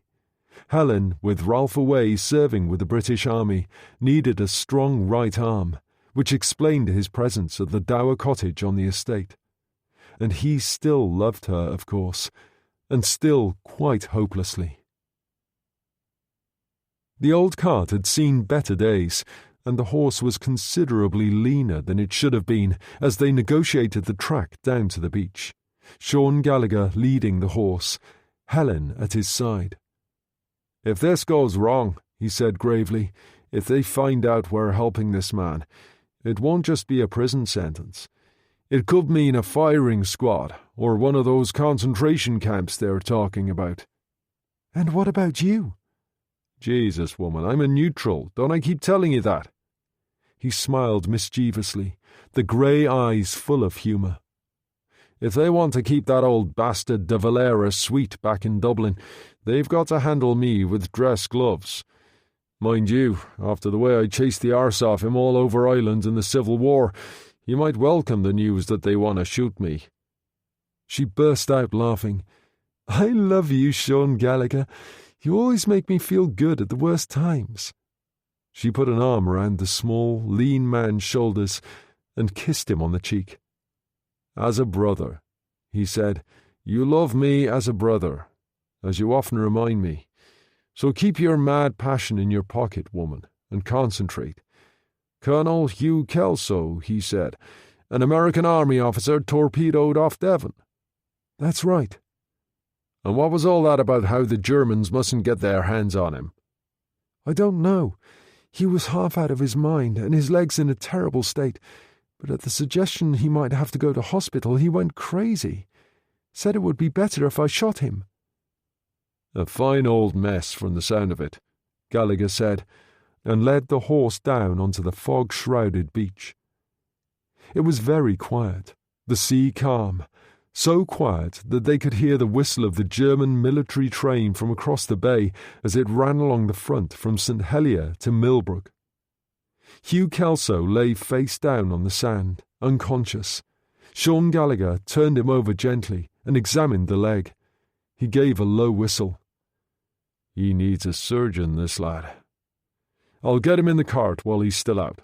You gather as much driftwood as you can and hurry."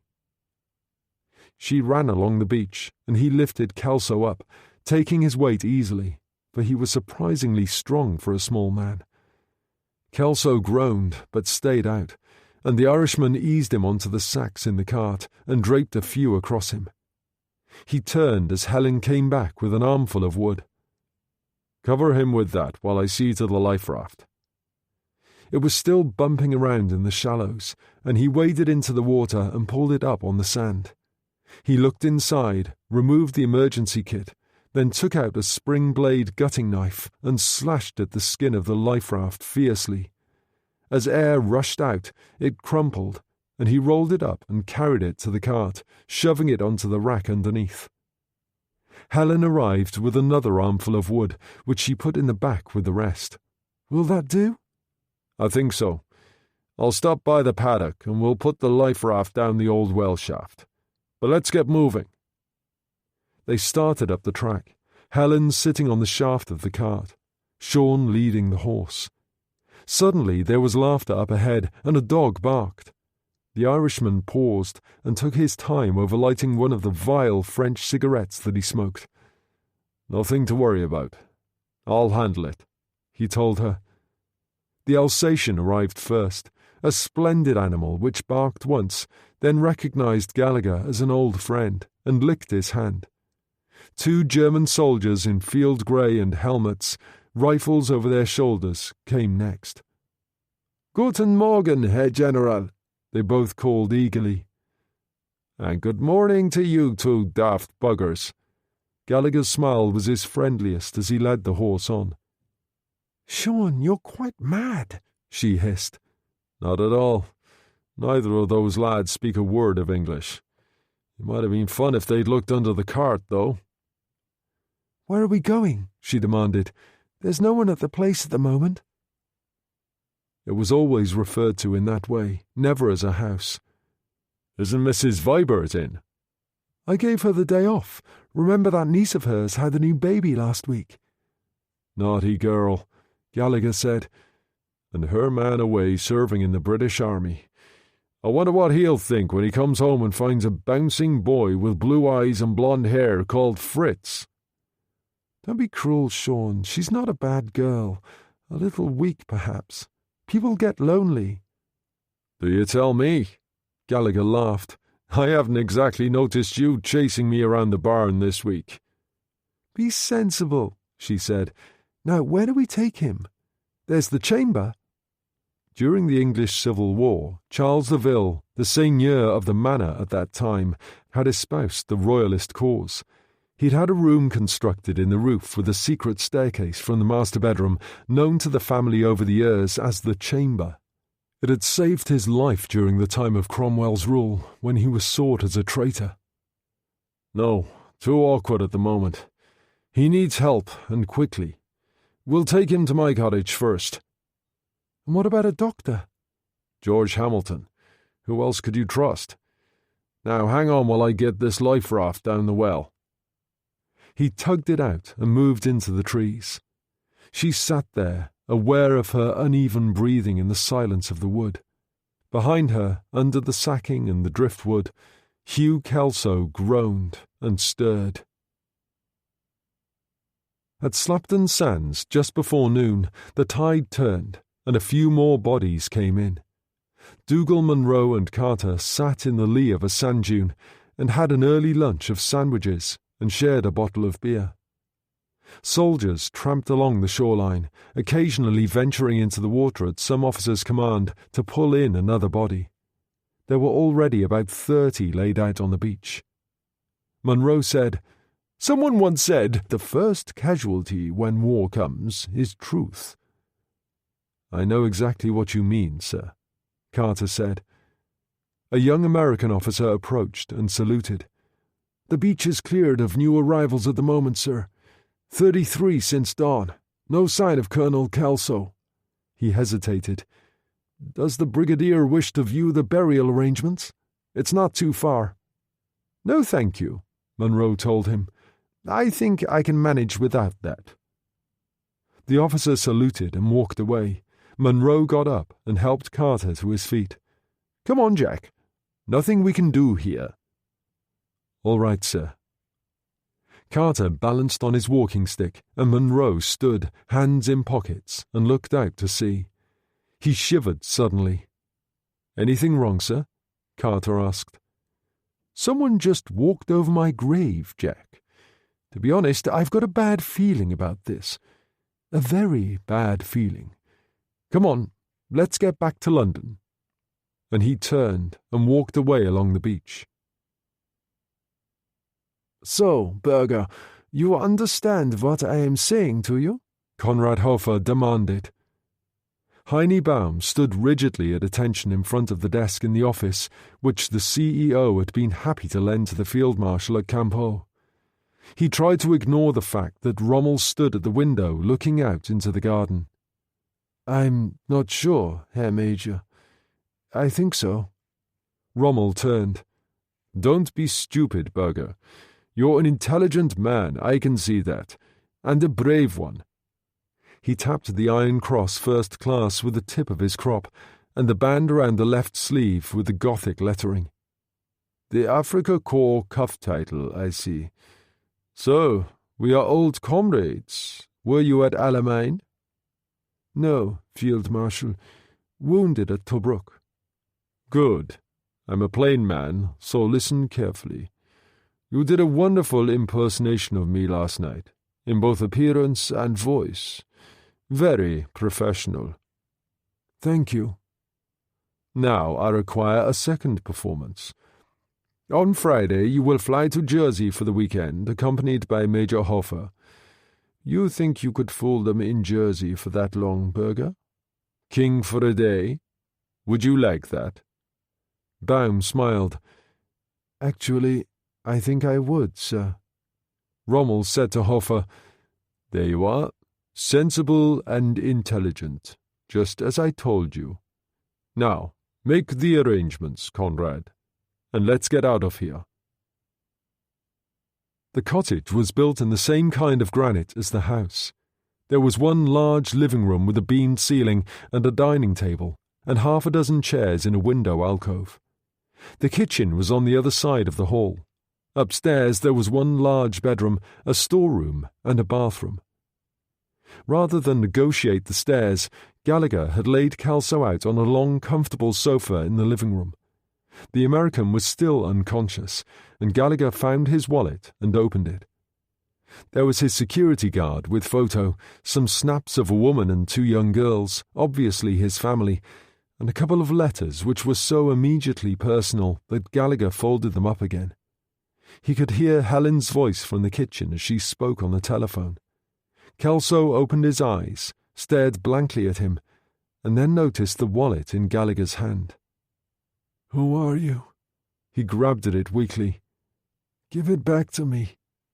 Helen came in and sat on the sofa and put a hand on his forehead. "It's all right. Just be still. You're burning up with fever. Remember me, Helen DeVille?" He nodded slowly. "The woman on the beach. This is a friend, General Sean Gallagher." "I was just checking his papers," Gallagher told her. "The identity card is a little damp. I'll leave it out to dry." She said to Kelso, "Do you remember where you are?" "Jersey." He managed a ghastly smile. "Don't worry. I'm not quite out of my mind yet. I can think straight if I concentrate." "All right, then.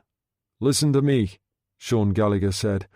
"Your leg is very bad indeed. You need hospital and a good surgeon." Kelso shook his head. "Not possible. As I told this lady earlier, no Germans. It will be better to shoot me than let them get their hands on me." "Why?"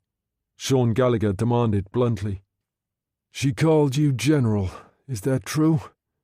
"I was once with the Irish Army, and I served with the Brits in the last war.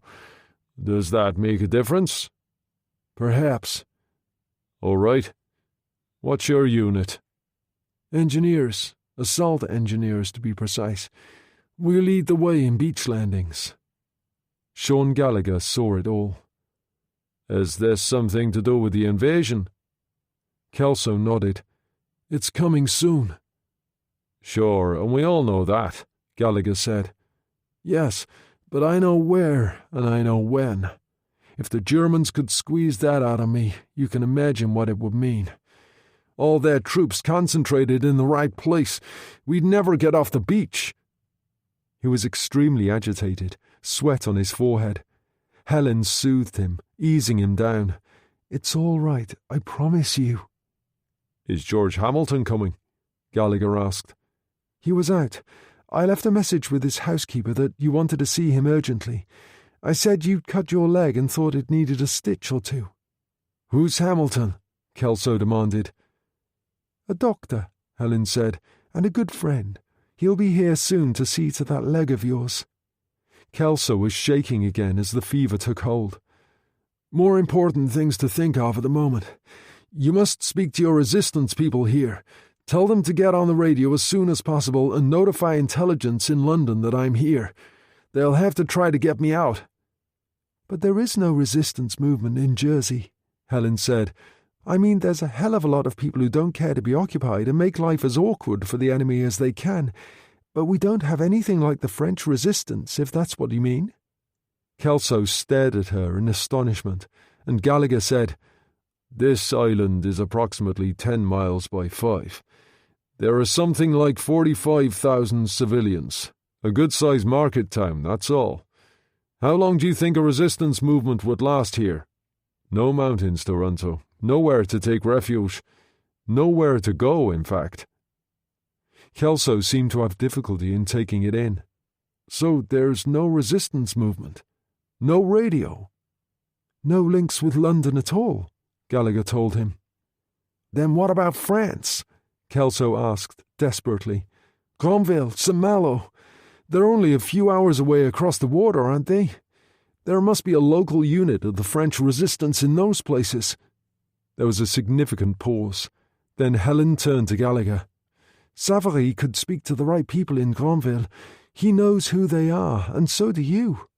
"True." "Guido was leaving as I came up from the beach," she said. "He told me they were trying for Granville this afternoon, taking advantage of the fog." She glanced at her watch. "They won't have the tide until noon. You could take the van. There are those sacks of potatoes to go into St. Helier for the troops' supply depot and the market." "All right, you've convinced me," Gallagher said. "But if I know Savary, he won't want any of this, not in his head. That means writing it down, which is taking one hell of a chance." "We don't have any choice, Sean," she said simply. "No, I suppose you're right." Gallagher laughed. "The things I do for England. Look after our friend here. I'll be back as soon as I can." As he reached the door, she called, "And Sean?" He turned. "Yes?" "Don't forget to drive on the right-hand side of the road." It was an old joke, but not without a certain amount of truth. One of the first things the German forces had done on occupying Jersey was to change the traffic flow from the left to the right-hand side of the road. After 4 years, Gallagher still couldn't get used to it. Not that he drove very often. They only had the old Ford van as a special dispensation because the Deville farmland supplied various crops for the use of the German forces. The size of the petrol ration meant the van could only be used 2 or 3 times a week anyway. Gallagher stretched it by coasting down the hills with the engine off, and there was always a little black market petrol available if you knew the right people. He drove down through the tiny picturesque town of St. Aubin and followed the curve of the bay to Belle Royal, St. Helier in the distance. He passed a number of gun emplacements with a few troops in evidence, but Victoria Avenue was deserted on the run into town. One of the French trains the Germans had brought over passed him on its way to Millbrook, the only sign of activity until he reached the Grand Hotel. He checked his watch. It was just before 11. Plenty of time to catch Savary before the Victor Hugo left for Granville, so he turned left into Gloucester Street and made his way to the market. There weren't too many people about, mainly because of the weather. The scarlet and black Nazi flag with its swastika on the pole above the town hall entrance hung limply in the damp air. The German for town hall is Rathaus. It was, therefore, understandable that the place was now known as the Rat House by the local inhabitants. He parked outside the market in Beresford Street. It was almost deserted, just a handful of shoppers and a sprinkling of German soldiers. The market itself was officially closed, open for only 2 hours on a Saturday afternoon. There would be enough people in evidence then, desperately hoping for fresh produce. Gallagher got 2 sacks of potatoes from the van, kicked open the gate, and went inside. Most of the stalls in the old Victorian market were empty. but there were 1 or 2 people about. He made straight for a stall on the far side, where a large, genial man in heavy sweater and cloth cap was arranging turnips in neat rows under a sign, "De Chevalier." "So, it's Swedes today," Gallagher said as he arrived. "Good for you, General," Chevalier said. "Do you tell me? Mrs. Vibert gave me Swede jam for breakfast the other day." Gallagher shuddered. "I can still taste it. 2 sacks of spuds for you here." Chevalier's eyes lit up. "I knew you wouldn't let me down, General. Let's have them in the back." Gallagher dragged them into the room at the rear, and Chevalier opened a cupboard and took out an old canvas duffel bag. 4 loaves of white bread." "Jesus," Gallagher said. "Who did you kill to get those?" "A 1/4 pound of China tea and a leg of pork, okay?" "Nice to do business with you," Gallagher told him. "See you next week." His next stop was at the Troop Supply Depot in Wesley Street. It had originally been a garage, and there were 6 trucks parked in there. There wasn't much happening, but a burly Feldwebel called Klinger was sitting in the glass office eating a sandwich. He waved, opened the door, and came down the steps. "Herr General," he said genially. "God, Hans, but you do well for yourself," Gallagher said in excellent German, and prodded the ample stomach. Klinger smiled. "A man must live. We are both old soldiers, Herr General. We understand each other. You have something for me?" 2 sacks of potatoes for the official list. "And?" "Another sack for you, if you're interested." "And in exchange?" "Petrol." The German nodded. 1 5-gallon can." 2 5-gallon cans, Gallagher said. "General." Klinger turned to a row of British Army-issue petrol cans, picked 2 up, and brought them to the van. "What if I turned you in? You're so unreasonable." "Prison for me and a holiday for you," Gallagher said. "They say the Russian front's lovely at this time of the year." "As always, a practical man." Klinger pulled the 3 sacks of potatoes out of the van. "One of these days a patrol is going to stop you for a fuel check, and they'll discover your petrol is the wrong colour."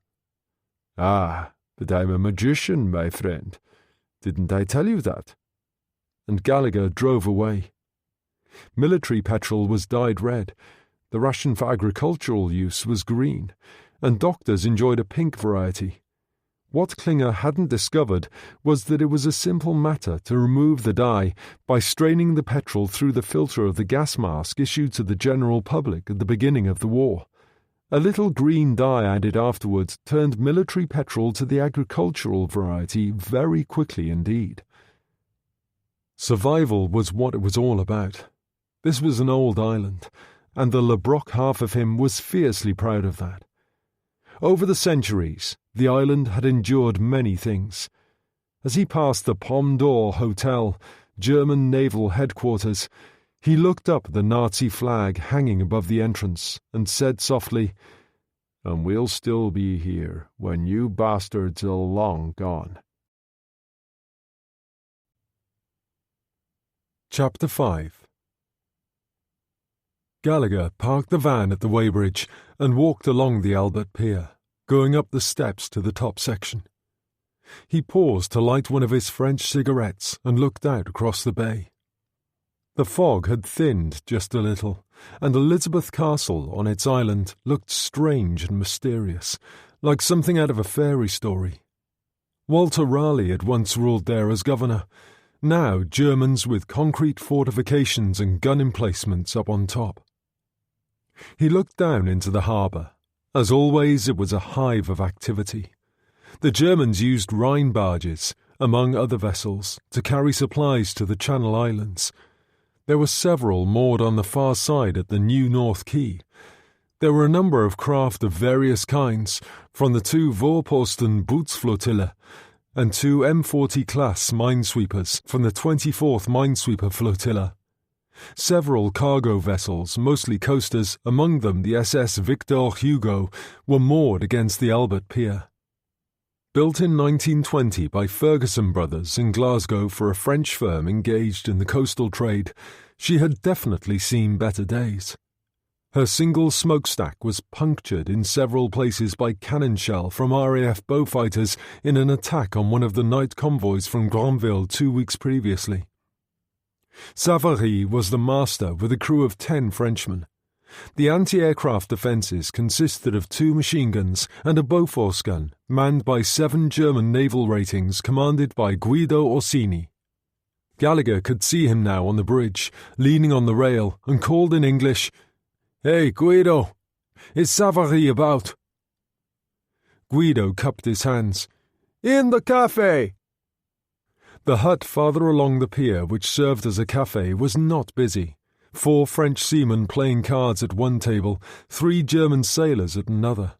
Robert Savary, a large bearded man in a reefer coat and cloth cap, a greasy scarf knotted at his neck, sat on his own at a table next to the window, smoking a cigarette, a bowl of coffee in front of him. "Robert, how goes it?" Gallagher demanded in French, and sat down. "Unusual to see you down here, mon général, which means you want something." "Ah, you cunning old peasant." Gallagher passed an envelope under the table. "There, have you got that?" "What is it?" "Just put it in your pocket and don't ask questions. When you get to Granville, there's a cafe in the walled city called Sophie's. You know it?" Savary was already beginning to turn pale. "Yes, of course I do." "You know the good Sophie Cresson well, and her husband Gerard?" "I've met them." Savary tried to give him the envelope back under the table. "Then you'll know that their business is terrorism, carried to an extreme degree as possible. They not only shoot the Boche, they also like to make an example of collaborators. Isn't that the colourful phrase? So if I were you, I'd be sensible. Take the letter. Needless to say, don't read it. If you do, you'll probably never sleep again. Just give it to Sophie with my love. I'm sure she'll have a message for me, which you'll let me have as soon as you're back." "Damn you, General," Savary muttered, and put the envelope in his pocket. "The devil took care of that long ago, don't worry. You've nothing to worry about. Guido Orsini's a good lad." "The Count?" Savary shrugged. "Flashy Italian pimp. I hate aristocrats." "No fascist, that one. And he's probably got less time for Hitler than you have. Have you any decent cigarettes in your bag? I'm going crazy smoking that filthy tobacco they've been importing for the official ration lately." Savary looked cunning. "Not really. Only a few jetons." "Only, the man says." Gallagher groaned aloud. "All right, I'll take 200. "And what do I get?" Gallagher opened the bag Chevalier had given him. "Leg of pork?" Savary's jaw dropped. "My God, my tongue's hanging out already. Give me." Gallagher passed it under the table and took the carton of cigarettes in return. "You know my telephone number at the cottage. Ring me as soon as you get back." "All right." Savary got up and they went outside. Gallagher, unwilling to wait, got a packet of jetons out, opened it and lit one. "Jesus, that's wonderful." "I'll be off then." Savary made a move to walk toward the gangway of the Victor Hugo.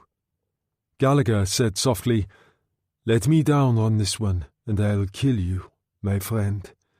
Understand?"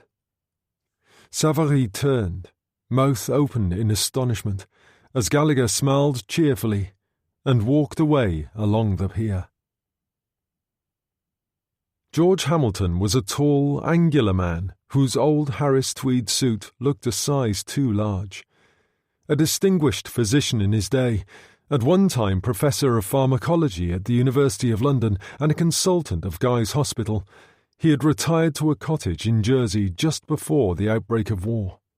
In 1940, with the Germans expected at any day, many people had left the island, a number of doctors among them, which explained why Hamilton, an MD and Fellow of the Royal College of Physicians, was working as a general practitioner at the age of 70. He pushed a shock of white hair back from his forehead and stood up, looking down at Kelso on the couch. "Not good. He should be in hospital.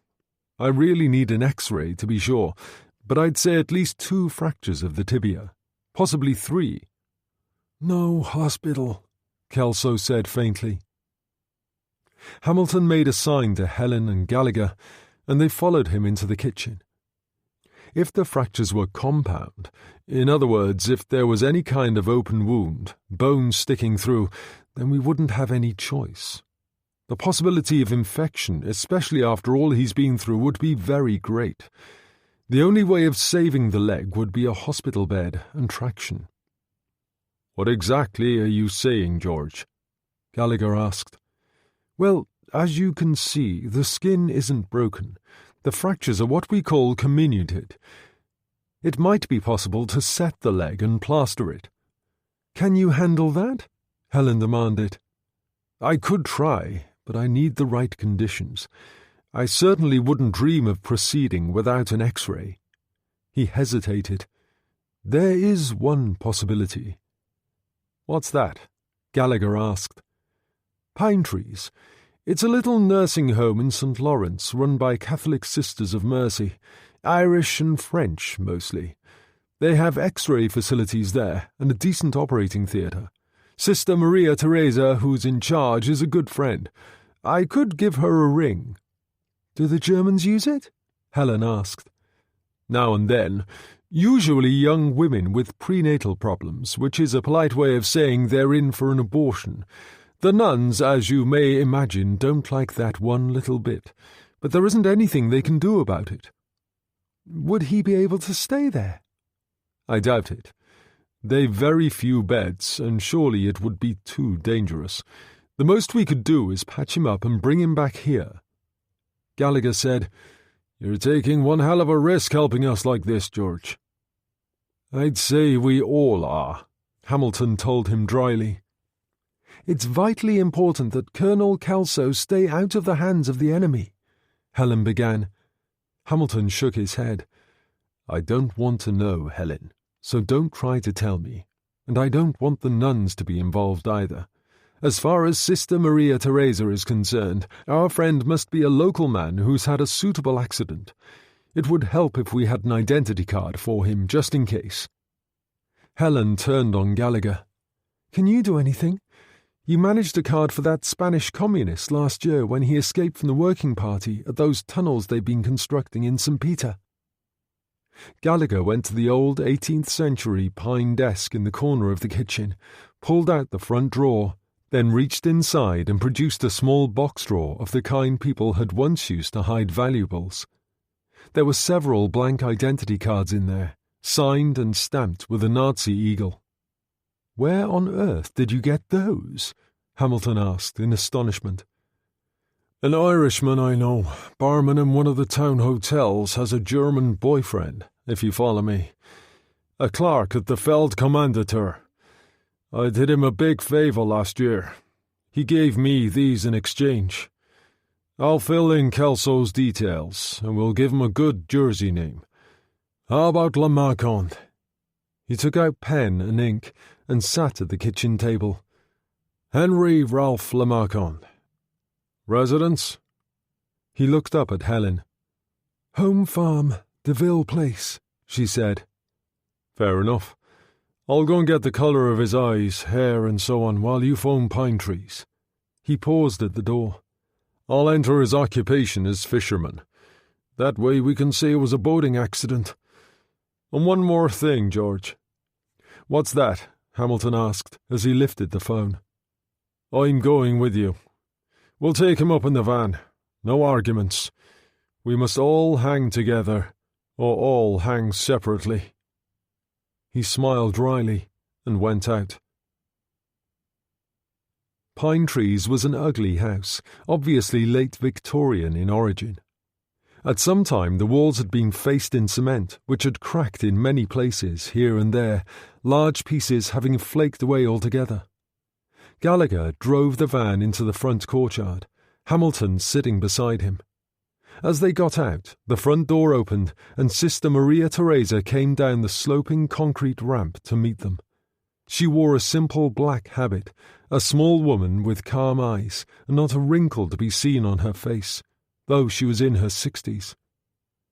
Dr. Hamilton. Her English was good, but with a pronounced French accent. This is General Gallagher. He manages Deville Place, where the patient is employed. We'll need a trolley, Gallagher said. There's one just inside the door. He got it and brought it to the back of the van. He opened the doors, revealing Kelso lying on an old mattress, and they eased him out onto the trolley.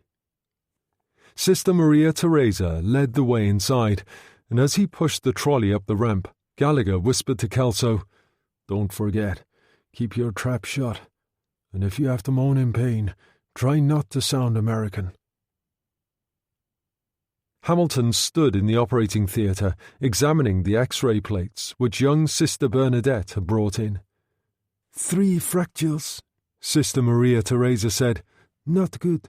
He should be in hospital, doctor. But I don't need to tell you that. All right, sister. I'll tell you the truth, Hamilton said. If he goes down to St. Helier, they'll want to know how it happened. Our German friends insist on it. You know what sticklers for detail they are. Le Marcon was fishing illegally when the accident took place. Gallagher cut in smoothly. Which could earn him 3 months in jail. I see. She shook her head. I wish I had a bed to offer, but we are quite full. Any Germans about? 2 of their girlfriends, she said calmly. The usual thing. One of the army doctors handled that yesterday, Major Spear. Do you know him? I've worked with him on occasion at the hospital, Hamilton said. I've known worse. Anyway, sister, if you'd care to assist me, you and Sister Bernadette, we'll get started. She eased him into a robe, and he went to scrub up at the sink in the corner. As Sister Bernadette helped him on with rubber gloves, he said to Maria Theresa, "A short-term anaesthetic only. Chloroform on the pad will do." He moved to the operating table and looked down at Kelso. "All right?" Kelso, gritting his teeth, nodded, and Hamilton said to Gallagher, "You'd better wait outside." Gallagher turned to leave, and at that moment the door opened, and a German officer walked in. "Ah, there you are, sister," he said in French, then smiled and changed to English. "Professor Hamilton, you here?" "Major Spear," Hamilton said, gloved hands raised. "I've just looked in on my patients, sister. Both are doing well." Spear was a tall, handsome man with a good-humoured, rather fleshy face.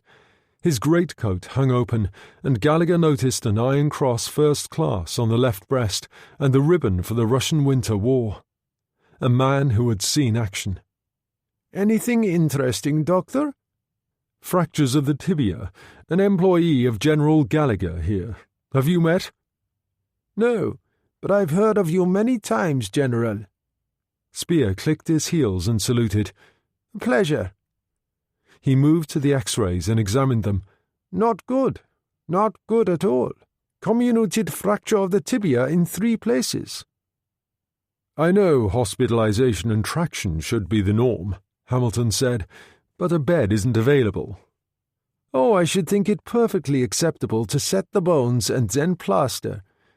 Spear smiled with great charm and took off his greatcoat. "But, Herr Professor, this is hardly your field. It would be a pleasure to take care of this small matter for you." He was already taking a gown down from a peg on the wall and moved to the sink to scrub up. "If you insist," Hamilton said calmly. "There's little doubt this is more your sort of thing than mine." A few minutes later, Spear was ready, leaning down to examine the leg. He looked up at Sister Maria Theresa. "Right, sister. Chloroform now, I think. Not too much, and we'll work very quickly." From the corner, Gallagher watched, fascinated. Savary wasn't feeling too pleased with life as he walked along the cobbled streets of the walled city in Granville. For one thing, the trip from Jersey in the fog had been lousy, and he was distinctly unhappy at the situation Gallagher had placed him in. He turned into a quiet square. Sophie's bar was on the far side, a chink of light showing here and there through the shutters. He walked across, slowly and reluctantly, and went in. Gérard Cresson sat in his wheelchair playing the piano, a small man with the white, intense face of the invalid, black hair hanging almost to his shoulders. He'd broken his back in an accident on the docks 2 years before the war, would never walk again, not even with crutches. There were a dozen or so customers scattered around the bar, some of them seamen whom Savary knew. Sophie sat on a high stool behind the marble counter, bottles ranged behind her against an ornate mirror, and read the local newspaper. She was in her late 30s, dark hair piled high on her head, black eyes, the face sallow like a gypsy's, the mouth wide and painted bright red. She had good breasts, the best Savary had ever seen. Not that it would have done any good. With a knife or a bottle she was dynamite, and there were men in Granville with scars to prove it. "Ah, Robert, it's been a long time. How goes it?" "It could be worse. It could be better." As she poured him a cognac, he slipped the letter across. "What's this?" she demanded. "Your friend Gallagher in Jersey uses me as a postman now. I don't know what's in it, and I don't want to, but he expects an answer when I return. We sail tomorrow at noon. I'll be back." He swallowed his cognac and left. She came round the counter and called to one of the customers. "Hey, Marcel, look after the bar for me." She approached her husband, who had stopped playing and was lighting a cigarette. "What was that all about?" "Let's go to the back and find out." She pulled his wheelchair from the piano, turned and pushed him along the bar to the sitting room at the rear.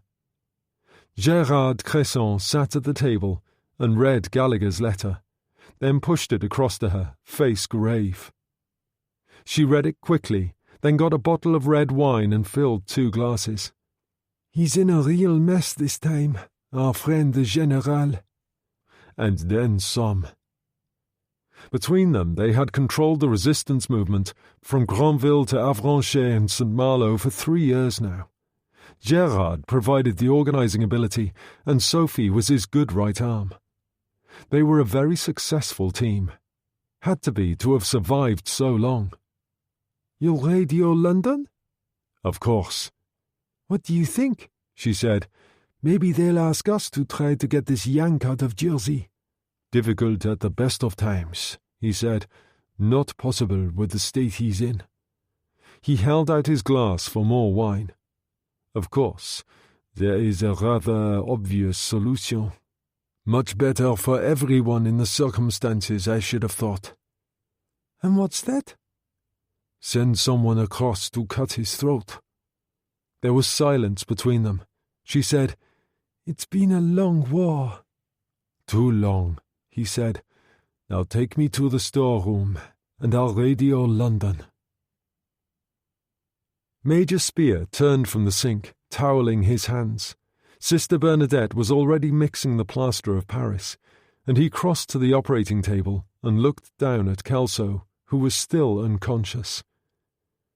"An excellent piece of work," George Hamilton said. "Yes, I must say I'm rather pleased with it myself." Spear reached for his greatcoat. "I'm sure you can handle the rest. I'm already late for dinner at the Officers' Club. Don't forget to let me know how he progresses, Herr Professor." "General?" He saluted and went out. Hamilton stood, looked down at Kelso, suddenly drained as he stripped off his gloves and gown. Kelso moaned a little as he started to come round, and said softly, "Janet, I love you." The American accent was unmistakable. Sister Bernadette appeared not to have noticed, but the older woman glanced sharply at Hamilton, and then at Gallagher. "He seems to be coming round," Hamilton said lamely. "So it would appear," she said. "Why don't you and General Gallagher go to my office? One of the nuns will get you some coffee. We have some of the real stuff thanks to Major Spear. Sister Bernadette and I will put the cast on for you." "That's very kind of you, sister." The two men went out and along the corridor, past the kitchen where two nuns worked, to the office at the end. Hamilton sat behind the desk, and Gallagher gave him one of his gitanes and sat in the window seat. "The moment he came through that door will stay with me forever," the Irishman said. "As I told you, he's not a bad sort," Hamilton commented, "and a damn fine doctor." "You think Kelso will be all right?" "I don't see why not. We should be able to move him in an hour or so. We'll have to watch him closely for the next few days. The possibility of infection mustn't be discounted, but there were some ampules of this new wonder drug, penicillin, in that emergency kit from his life raft. I'll start him on that if he gets the wrong sort of reaction."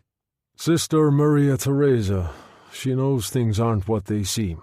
"Yes, I feel rather bad about that," George Hamilton said, "as if I've used her. She won't tell, of course. It would be contrary to every belief she holds dear." "She reminds me of my old aunt in Dublin when I was a lad," Gallagher said.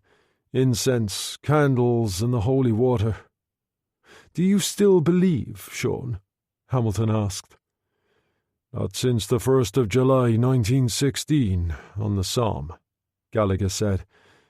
"I was attached to a Yorkshire regiment, the Leeds Pals. The idiots at headquarters sent those lads over the top, packs on their backs into heavy machine gun fire. By noon, there were around 40 or so survivors out of 800. I decided then that if God existed, he was having a bad joke at my expense." "I take your point," Hamilton said gravely. Gallagher stood up. "I think I'll sample the night air for a while." And he opened the door and went out. George Hamilton rested his head on his arms on the desk and yawned. It had been a long day. He closed his eyes and was asleep within a couple of minutes.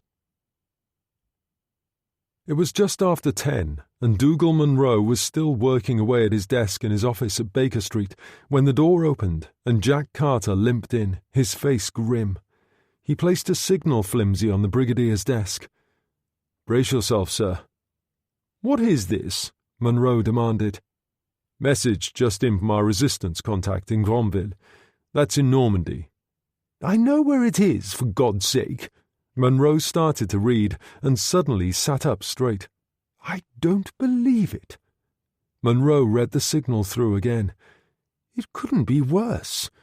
There isn't a resistance movement in Jersey. No one to call on. I mean, this DeVille woman and the Gallagher man, how long can they manage, especially if he's ill? And how long can he get by on a small island like that? It doesn't bear thinking of, Jack." For the first time since Carter had known him, he sounded close to despair, uncertain which way to go. "You'll think of something, sir. You always do," Carter said gently. "Thanks for the vote of confidence." Munro stood up and reached for his coat. "Now you'd better phone through to Hayes Lodge and get me an immediate appointment with General Eisenhower. Tell them I'm on my way." Helen DeVille had been waiting anxiously for the sound of the van returning, and when it drove into the courtyard at the side of DeVille Place, she ran out. As Gallagher and Hamilton got out to the van, she cried, "Is he all right?" "Still doped up, but the leg's doing fine," Gallagher told her. "There's no one in at the moment. They're either in Granville or at sea or at the officers' club, so let's get him upstairs." Gallagher and Hamilton got Kelso out of the van, joined hands and lifted him between them. They followed Helen through the front door, across the wide-panelled hall and up the great staircase. She opened the door of the master bedroom and led the way in. The furniture was 17th century Breton, including the four-poster bed. There was a bathroom through a door on the right side of the bed. On the left, carved library shelving from wall to ceiling crammed with books. Her fingers found a hidden spring, and a section swung back to disclose a stairway. She led the way up, and Gallagher and Hamilton followed with some difficulty, but finally made it to a room under the roof. The walls were panelled in oak, and there was a single window in the gable end. It was comfortable enough, with carpet on the floor and a single bed. They got Kelso onto the bed, and Helen said, "There's everything you need, and the only entrance is from my room, so you should be quite safe. An ancestor of mine hid here from Cromwell's people for years. I'm afraid the convenience hasn't improved since his day. It's that oak commode over there." "Thanks, but all I want to do is sleep," Kelso said, his face tired and strained. She nodded to Gallagher and the old doctor, and they went out and downstairs. Hamilton said, "I'll get off myself. Tell Helen I'll look in tomorrow." Sean Gallagher took his hand for a moment. "George, you're quite a man." "All in a doctor's day, Sean." Hamilton smiled. "See you tomorrow." And he went out. Gallagher went through the hall and along the rear passage to the kitchen. He put the kettle on the stove and was pushing a few pieces of wood in among the dying embers when Helen came in. "Is he all right?" he asked. "Fast asleep already." She sat on the edge of the table. "Now what do we do?" "Nothing we can do until Savary gets back from Gronville with some sort of message." "And what if there isn't any message?" "Oh, I'll think of something. Now sit down and have a nice cup of tea." She shook her head. "We've got a choice of either bramble or beet tea, and tonight I just can't face either." "Oh, ye of little faith." Gallagher produced the packet of China tea which Chevalier had given him that morning at the market. She started to laugh helplessly and put her arms around his neck. "Sean Gallagher, what would I do without you?" Eisenhower was in full uniform, for he'd been attending a dinner party with the Prime Minister when he'd received Munro's message. He paced up and down the library at Hayes Lodge, extremely agitated. "Is there no way we can put someone in?" "If you mean a commando unit, I don't think so, sir. The most heavily defended coast in Europe." Eisenhower nodded. "What you're really saying is that it's impossible to get him out." "No, sir, but very, very difficult. It's a small island, General. It's not like hiding someone on the back of a truck and driving 300 miles overnight to the Pyrenees or arranging for one of our Lysanders to fly in and pick him up." "Right. Then get him across to France where you can fix those things." "Our information is that he's not capable of travelling." "For God's sake, Munro, everything could hang on this. The whole invasion, months of planning." Munro cleared his throat, and nervously for him. "If worse came to worst, General, would you be willing to consider Colonel Kelso as expendable?" Eisenhower stopped pacing. "You mean have him executed?" "Something like that." "God help me. But if there is nothing else for it, then so be it." Eisenhower walked up to the huge wall map of Western Europe. 6,000 ships, thousands of planes, 2 million men, and the war imbalance. If they find out our exact points of landing, they'll mass everything they've got." He turned. "Intelligence reported a Rommel speech of a few weeks ago in which he said just that the war would be won or lost on those beaches." "I know, General." "And you ask, is Kelso expendable?" Eisenhower sighed heavily. "If you can save him, do. If you can't," he shrugged.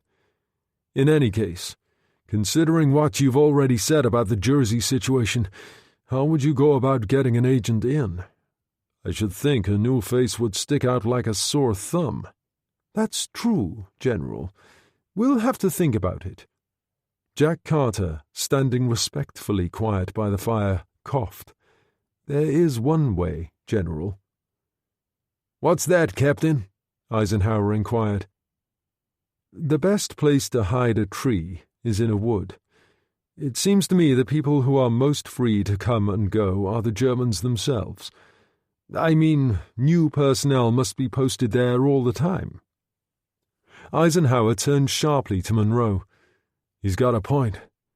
Have you got any people capable of that kind of work?" Monroe nodded. "Here and there, sir. It's a rare skill. Not just a question of speaking fluent German, but thinking like a German. And that isn't easy." Eisenhower said, "I'll give you a week, Brigadier. 1 week, and I expect you to have this matter resolved." "My word on it, sir." Monroe walked out briskly, Carter limping along behind. "Radio Crescent in Granville to relay a message to Gallagher in Jersey, saying someone will be with him by Thursday." "Are you sure, sir?" "Of course I am," Monroe said cheerfully. "That was a masterly suggestion of yours in there, Jack. Best place to hide a tree is in a wood. I like that." "Thank you very much, sir." German personnel moving in and out all the time. What would one new arrival be among many, especially if provided with the right kind of credentials? "It would be a very special man, sir." "Come off it, Jack," Monroe said as they reached the street and the car. "There's only one man for this job. You know it, and I know it. Only one man capable of playing a Nazi to the hilt and ruthless enough to put a bullet between Kelso's eyes if necessary. Harry Martineau." "I must remind you, sir, that Colonel Martineau was given a definite promise after that business in Lyon that his services wouldn't be required again. His health alone should make it impossible." "Nonsense, Jack. Harry could never resist a challenge. Find him. And another thing, Jack. Check SOE files. See if we've got anyone with a Jersey background." "Men only, sir?" "Good God, Jack, of course not. Since when have we been interested in men only in our business?" He tapped on the partition, and the driver took them away from the curb. Chapter 6. The cottage in Dorset, not far from Lulworth Cove, had been loaned to Martineau by an old friend from Oxford days. It stood in a tiny valley above the cliffs, and the way to the beach was blocked by rusting barbed wire. There had once been a notice warning of mines, not that there were any. That had been the first thing the landlord at the village pub had told Martineau when he'd moved into the area, which explained why he was walking along the shoreline, occasionally throwing stones into the incoming waves, the morning after Dougal Munro's meeting with Eisenhower at Hayes Lodge. Harry Martineau was 44, of medium height, with good shoulders under the old paratrooper's camouflage jump jacket, which he wore against the cold. His face was very pale, with the kind of skin that never seemed to tan, and wedge-shaped, the eyes so dark that it was impossible to say what their true colour was. The mouth was mobile, with a slight, ironic smile permanently in place, the look of a man who had found life more disappointing than he had hoped. He'd been out of hospital for 3 months now, and things were better than they'd been for a while. He didn't get the chest pain anymore, except when he overdid things, but the insomnia pattern was terrible. He could seldom sleep at night. The moment he went to bed, his brain seemed to become hyperactive. Still, that was only to be expected. Too many years on the run, of living by night, danger constantly at hand. He was no use to Monroe anymore. The doctors had made that clear. He could have returned to Oxford, but that was no answer. Neither was trying to pick up the threads of the book he'd been working on in 1939. The war had taught him that, if nothing else. So he'd dropped out as thoroughly as a man could. The cottage in Dorset by the sea, books to read, space to find himself in. "And where in the hell have you gone, Harry?" he asked morosely as he started up the cliff path. "Because I'm damned if I can find you." The living room of the old cottage was comfortable enough. A Persian carpet on the flagged floor, a dining table, and several rush-backed chairs and books everywhere, not only on the shelves, but piled in the corner. None of them were his. Nothing in this place was his except for a few clothes. There was a sofa on each side of the stone fireplace. He put a couple of logs on the embers, poured himself a scotch, drank it quickly and poured another. Then he sat down and picked up the notepad he'd left on the coffee table. There were several lines of poetry written on it, and he read them aloud. "The station is ominous at midnight. Hope is a dead letter." He dropped the notepad back on the table with a wry smile. "Admit it, Harry," he said softly. "You're a lousy poet." Suddenly he was tired, the feeling coming in a kind of rush, the lack of sleep catching up with him. His chest began to ache a little, the left lung, and that took him back to Leon, of course, on that final and fatal day. If he'd been a little bit more on the ball, it wouldn't have happened. A case of taking the pitcher to the well too often, or perhaps, quite simply, his luck had run out. As he drifted into sleep, it all came back so clearly. Standartenführer Jürgen Kaufmann, the head of the Gestapo in Lyon, was in civilian clothes that day as he came down the steps of the town hall and got into the back of the black Citroën. His driver was also in civilian clothes, for on Thursday afternoons Kaufmann visited his mistress and liked to be discreet about it.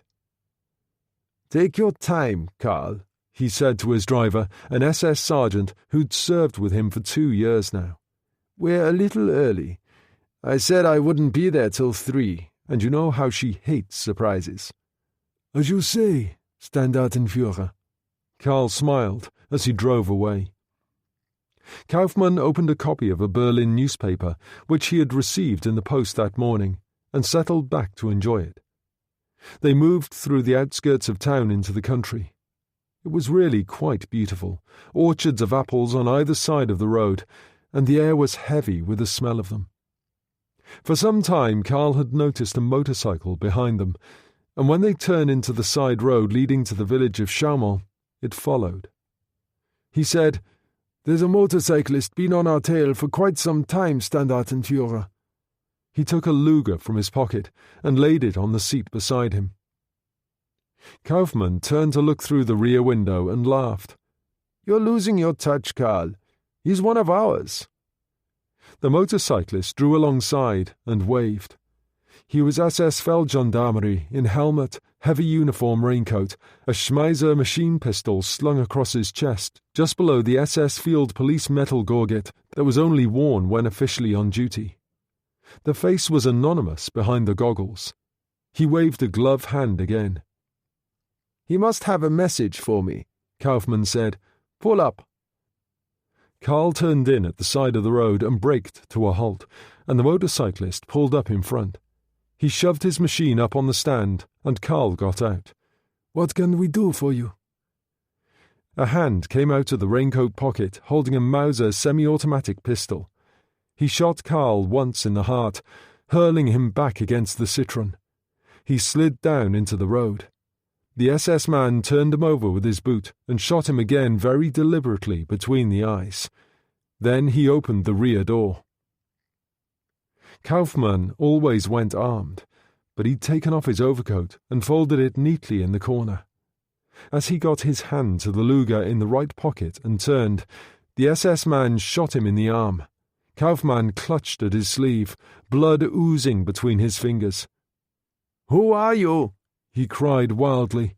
The other man pushed up his goggles, and Kaufmann stared into the darkest, coldest eyes he had ever seen in his life. "My name is Martineau. I'm a major in the British Army serving with SOE." "So, you are Martineau?" Kaufmann grimaced with pain. "Your German is excellent. Quite perfect." "So it should be. My mother was German," Martineau told him.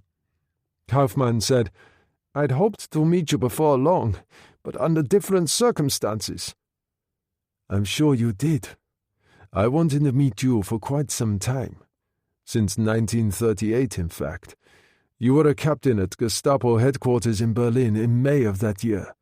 You arrested a young woman called Rosa Bernstein. You probably don't even remember the name.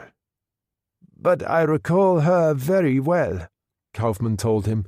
She was Jewish and worked for the Socialist Underground. I was told that by the time you'd finished with her, she couldn't even walk to the firing squad. That's not true. The firing squad never came into it. She was hanged in cellar number 3. Standard procedure. What was she to you? I loved her. Martineau raised his pistol. Kaufman cried, "Don't be a fool. We can do a deal. I can save your life, Martineau, believe me." "Is that so?" Harry Martineau said, and shot him between the eyes, killing him instantly. He pushed the heavy motorcycle off its stand and rode away. He was perfectly in control in spite of what he had just done. No emotion, nothing. The trouble was, it hadn't brought Rosa Bernstein back. But then, nothing ever could. He rode through a maze of country lanes for over an hour, working his way steadily westward. Finally, he turned along a narrow country lane, grass growing so tall on either side that it almost touched. The farmhouse in the courtyard at the end of the lane had seen better days. A window broken here and there, a few slates missing. Martineau got off the bike, pushed it up on the stand, and crossed to the front door. "Hey, Pierre, open up." He tried the latch and hammered with his fist, and then the door opened so suddenly that he fell on his knees. The muzzle of a Walter touched him between the eyes. The man holding it was about 40 and dressed like a French farm labourer in beret, corduroy jacket and denim trousers, but his German was impeccable. "Please stand, Major Martineau, and walk inside very slowly." He followed Martineau along the corridor into the kitchen. Pierre Duval sat at the table, tied to a chair, a handkerchief in his mouth, eyes wild, blood on his face. "Hands on the wall and spread," the German said, and ran his hands expertly over Martineau, relieving him of the Schmeiser and the Mauser.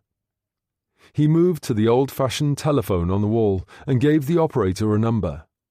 After a while he said, "Schmidt?" He turned up. "Yes, Martineau." He nodded. "All right, 15 minutes.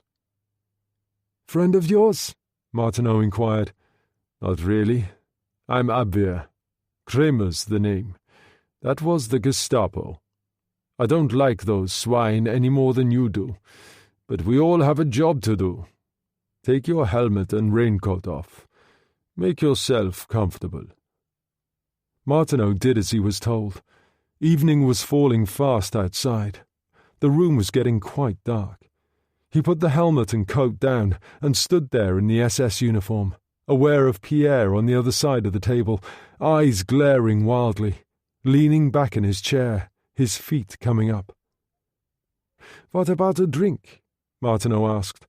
"My God, they told me you were a cool one," Kramer said admiringly. Pierre lunged with his feet at the back of the table, ramming it into the German's back. Martineau's left hand deflected the pistol, and he closed, raising his knee. But Kramer turned a thigh, raising stiffened fingers under Martineau's chin, jerking back his head. Martineau hooked Kramer's left leg, sending the German crashing to the ground, going down with him, reaching for the wrist of his hand that held the pistol. Smashing his fist into the side of Kramer's neck, aware of the pistol exploding between them. There was the distinct sound of bone cracking, and the German lay still, alive, but moaning softly. Martineau got to his feet, feeling suddenly weak and faint, opened the table drawer, spilling its contents on the floor, and picked up a bread knife. He moved behind Pierre and sliced the ropes that bound him to the chair. The old Frenchman jumped up, pulling the gag from his mouth. "My God, Harry, I've never seen so much blood." Martineau glanced down. The front of the SS blouse was soaked in blood. His own blood. And there were 3 bullet holes that he could see, one of them smouldering slightly from powder burns. He slumped into the chair. Never mind that. Did you get him, Harry? Did you get Kaufman? I got him, Pierre, Martineau said wearily. When's the pickup? The old Aero Club at Fleury at 7, just before dark. Martineau looked at his watch. That only gives me half an hour. You'll have to come too.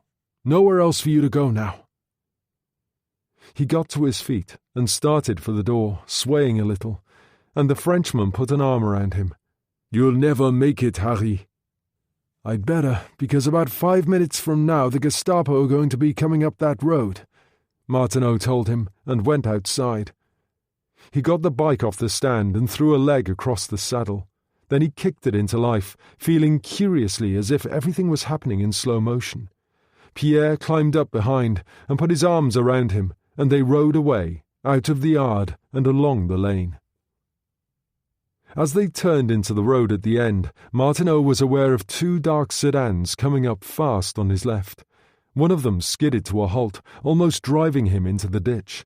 He swung the motorcycle to the right, wheels spinning as he gunned the motor, was aware of shots, a sudden cry from Pierre, hands loosening their hold as the old Frenchman went backward over the rear wheel. Martineau roared down the road toward the canal at the far end, swerved onto the towpath, one of the Gestapo cars following close. 200 yards away there was a lock, a narrow footbridge for pedestrians crossing to the other side. He rode across with no difficulty. Behind him, the car braked to a halt. The 2 Gestapo operatives inside jumped out and began to fire wildly, but by then he was long gone. He could never remember clearly afterward any details of that cross-country ride to Fleury. In the end, it was all something of an anticlimax anyway. The field had been headquarters of an aero club before the war. Now it lay derelict and forlorn and long disused. He was aware of the roaring of the Lysander's engine in the distance as he rode up to the airfield himself. He paused, waiting, and the Lysander came in out of the darkness for a perfect touchdown, turned and taxied toward him. He got off the bike, allowing it to fall to one side. He promptly fell down himself, got up again and lurched forward. The door swung open, and the pilot leaned across and shouted, "I wasn't too sure when I saw the uniform." Martineau hauled himself inside. The pilot reached over and closed and locked the door. Martineau coughed suddenly, his mouth and chin red. The pilot said, "My God, you're choking on your own blood." "I've been doing that for at least 4 years now," Martineau said. The pilot had other things on his mind. Several vehicles converging on the other end of the runway by the old buildings. Whoever they were too late. The Bristol Perseus engine responded magnificently when fully boosted. The Westland Lysander was capable of taking off from rough ground fully loaded in 240 yards. At Fleury that night they managed it in 200, clearing the cars at the end of the runway and climbing up into the gathering darkness. "Very nice," Martineau said. "I like that." And then he fainted. "So, he's in Dorset, is he?" Munro said. "Doing what?" "Not very much from what I can make out." Carter hesitated. "He did take 2 bullets in the left lung, sir, and—" "No sad songs, Jack. I've other things on my mind. You've had a look at my ideas on a way of getting him into Jersey. What do you think?" "Excellent, sir. I would have thought it all pretty foolproof, at least for a few days." "And that's all we need. Now, what else have you got for me?" "As I understand it from your preliminary plan, sir, what you're seeking is someone to go in with him to establish his credentials. Someone who knows the island and the people and so on." "That's right." "There's an obvious flaw, of course. How on earth would you explain their presence? You can't just pop up in the island after 4 years of occupation without some sort of an explanation." "Very true," Munro nodded. "However, I can tell by the throb in your voice that you've already come up with a solution. So let's get on with it, Jack. What have you got?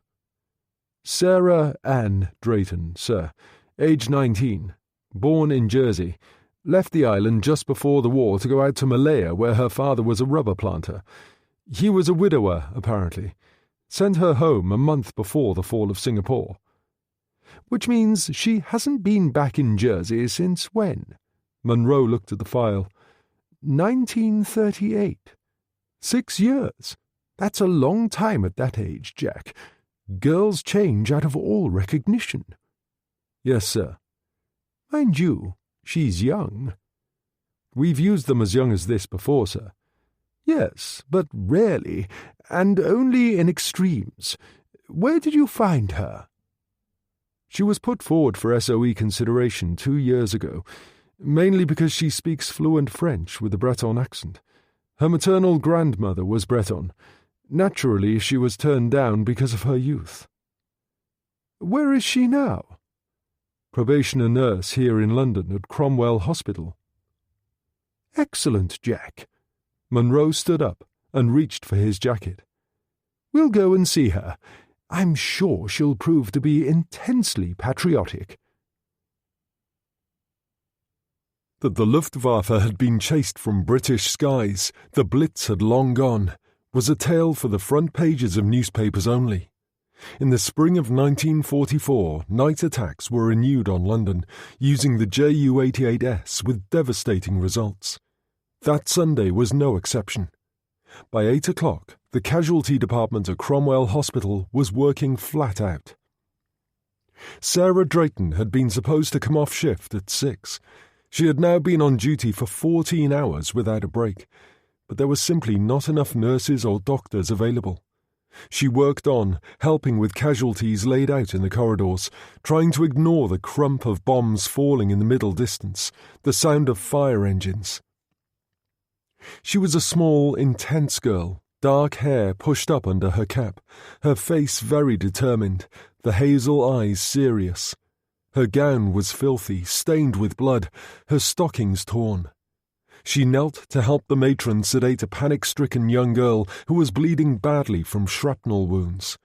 They stood up to allow porters to carry the girl away on a stretcher. Sarah said, "I thought the night raids were supposed to be a thing of the past." "Tell that to the casualties," the matron said. "Almost 1,000 of them in March. Right, you clear off, Drayton.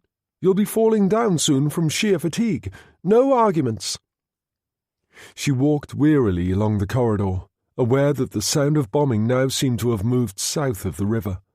Someone was sweeping up broken glass, and she stepped around them and moved to the reception desk to book out. The night clerk was talking to 2 men. She said, "Actually, this is Nurse Drayton coming now."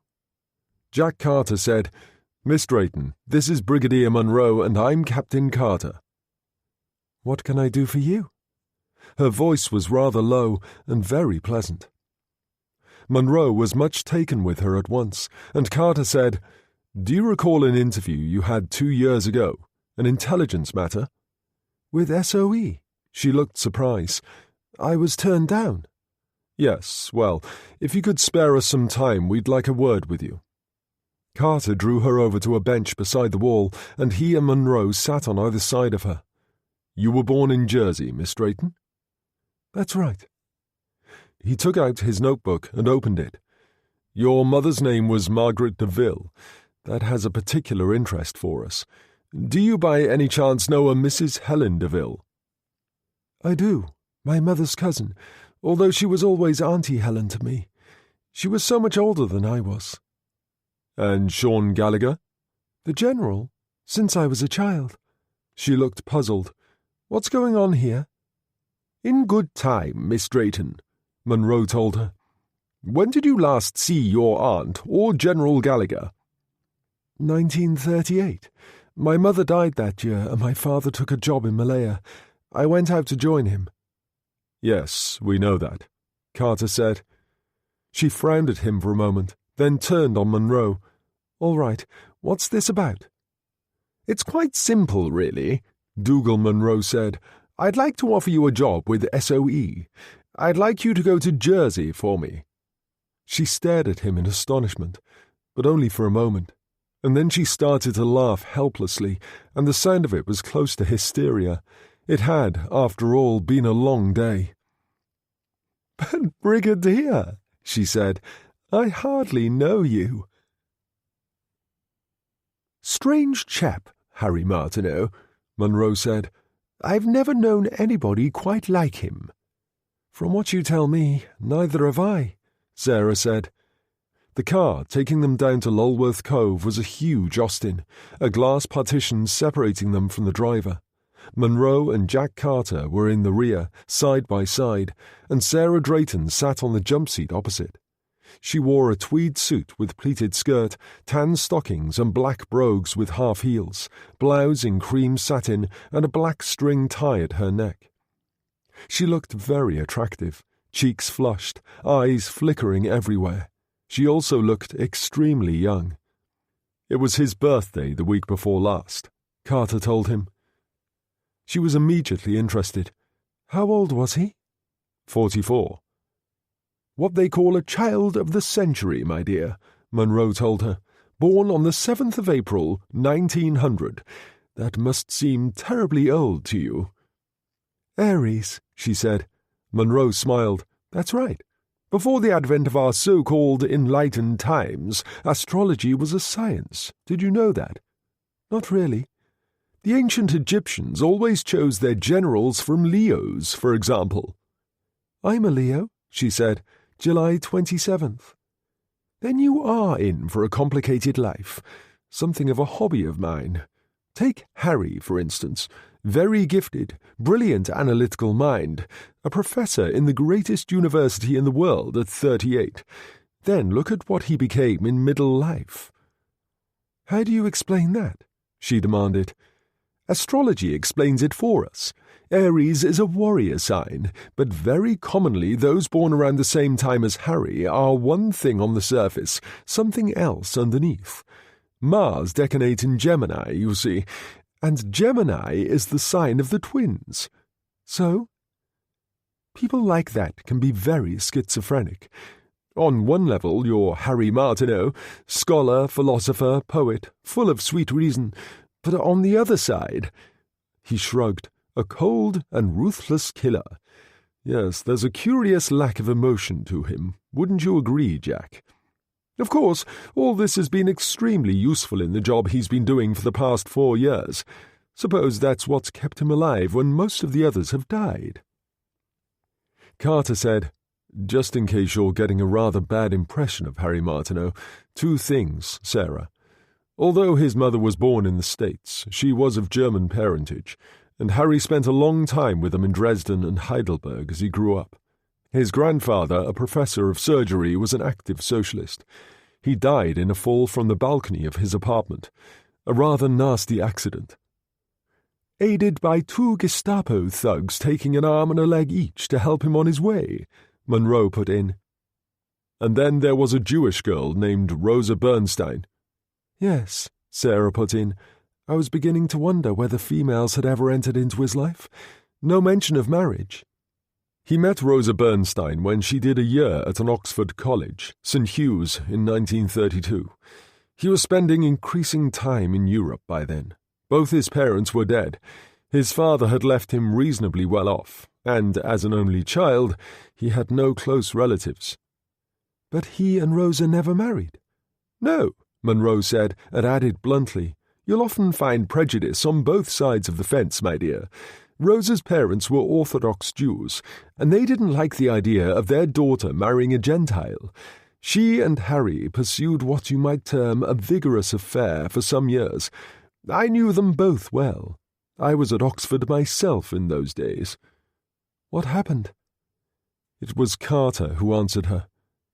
She was active in the socialist underground, went backward and forward from England to Germany as a courier. In May 1938, she was apprehended, taken to Gestapo headquarters at Prince Albrechtstrasse in Berlin, a good address for a very bad place. There she was interrogated with extreme brutality, and, according to our information, executed. There was a long silence. She seemed abstracted, staring out of the window into the distance. Munro said, You don't seem shocked. I find that strange in one so young." She shook her head. "I've been nursing for 2 years now. I deal with death every day of my life. So Harry Martineau doesn't particularly care for Germans?" "No," Carter said. "He doesn't like Nazis. There's a difference." "Yes, I can see that." She stared out of the window again, feeling restless, on edge, and it was all to do with Martineau, this man she had never met. He filled her mind, would not go away. Carter said, "One thing we didn't ask. I hope you don't mind my being personal, but is there anyone in your life at the moment? Anyone who would miss you?" "A man?" She laughed harshly. "Good heavens, no. I never work less than a 12-hour daily shift at the Cromwell. That leaves one just about enough time to have a bath and a meal before falling into bed." She shook her head. "No time for men. My father's in a Japanese prison camp. I've an old aunt in Sussex, his elder sister, and that's about it. No one to miss me at all. I'm all yours, gentlemen." She delivered the speech with an air of bravado and an illusion of calm sophistication that in one so young was strangely moving. Munro, unusually for him, felt uncomfortable. "This is important, believe me." He leaned forward, put a hand on her arm. "We wouldn't ask you if it wasn't." She nodded. "I know, Brigadier, I know." She turned and stared out of the window again at the passing scenery, thinking about Martineau. He awoke with a dull ache just behind the right eye, and his mouth tasted foul.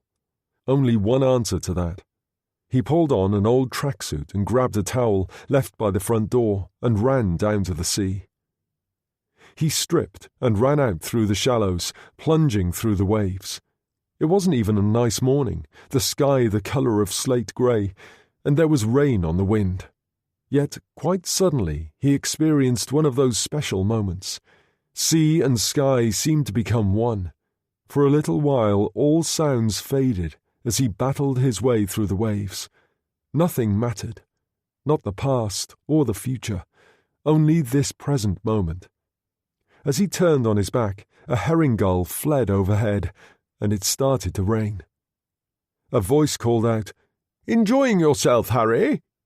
Martineau turned toward the shore and found Munro standing there in old tweed coat and battered hat, holding an umbrella over his head. "My God," he said, "not you, Dougal." "As ever was, Harry. Come on up to the cottage. There's someone I'd like you to meet."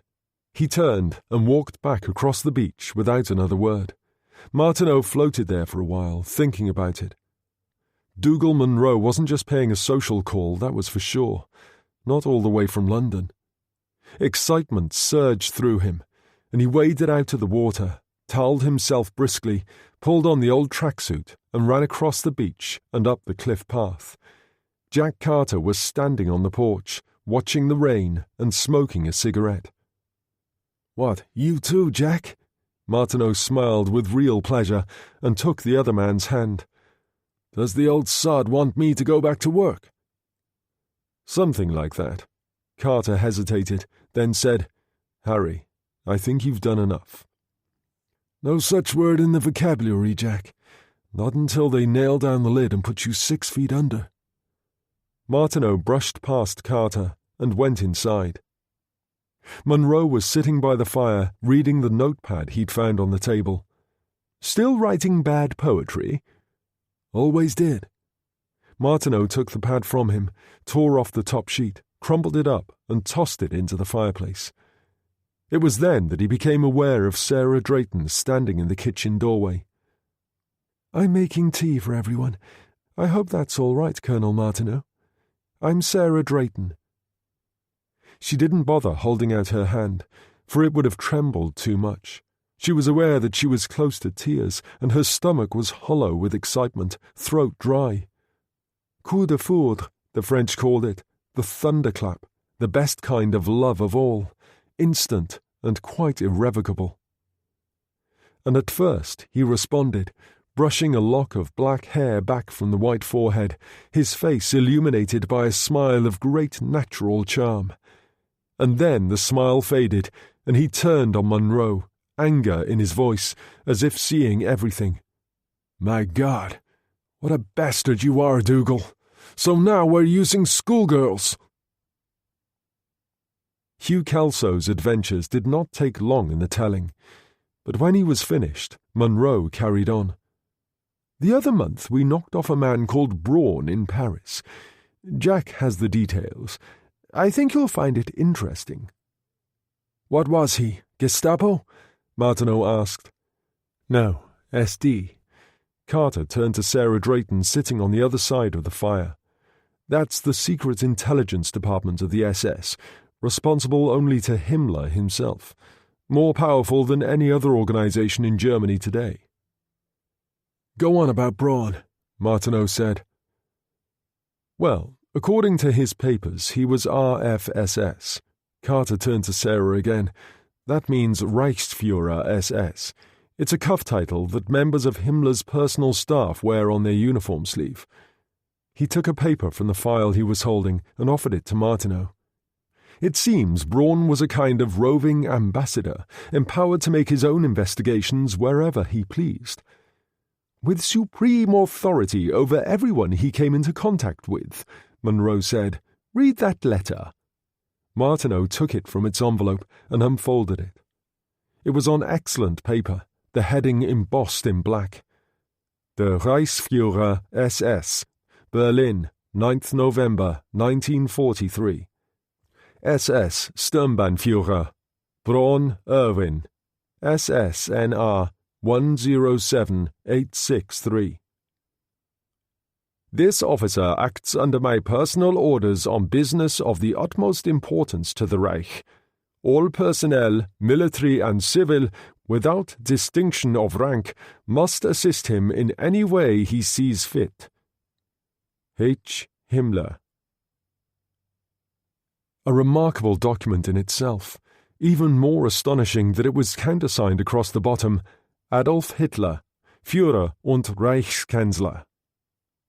He obviously had a certain amount of influence, Martineau said dryly, handing it back to Carter.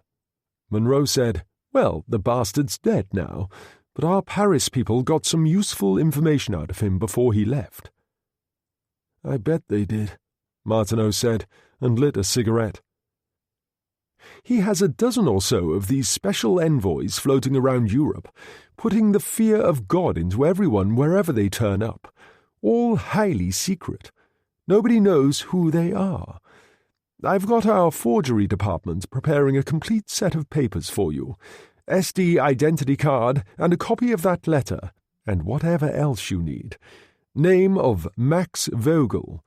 We thought we'd give you a little rank, just to help the ship along, so it's Standartenführer.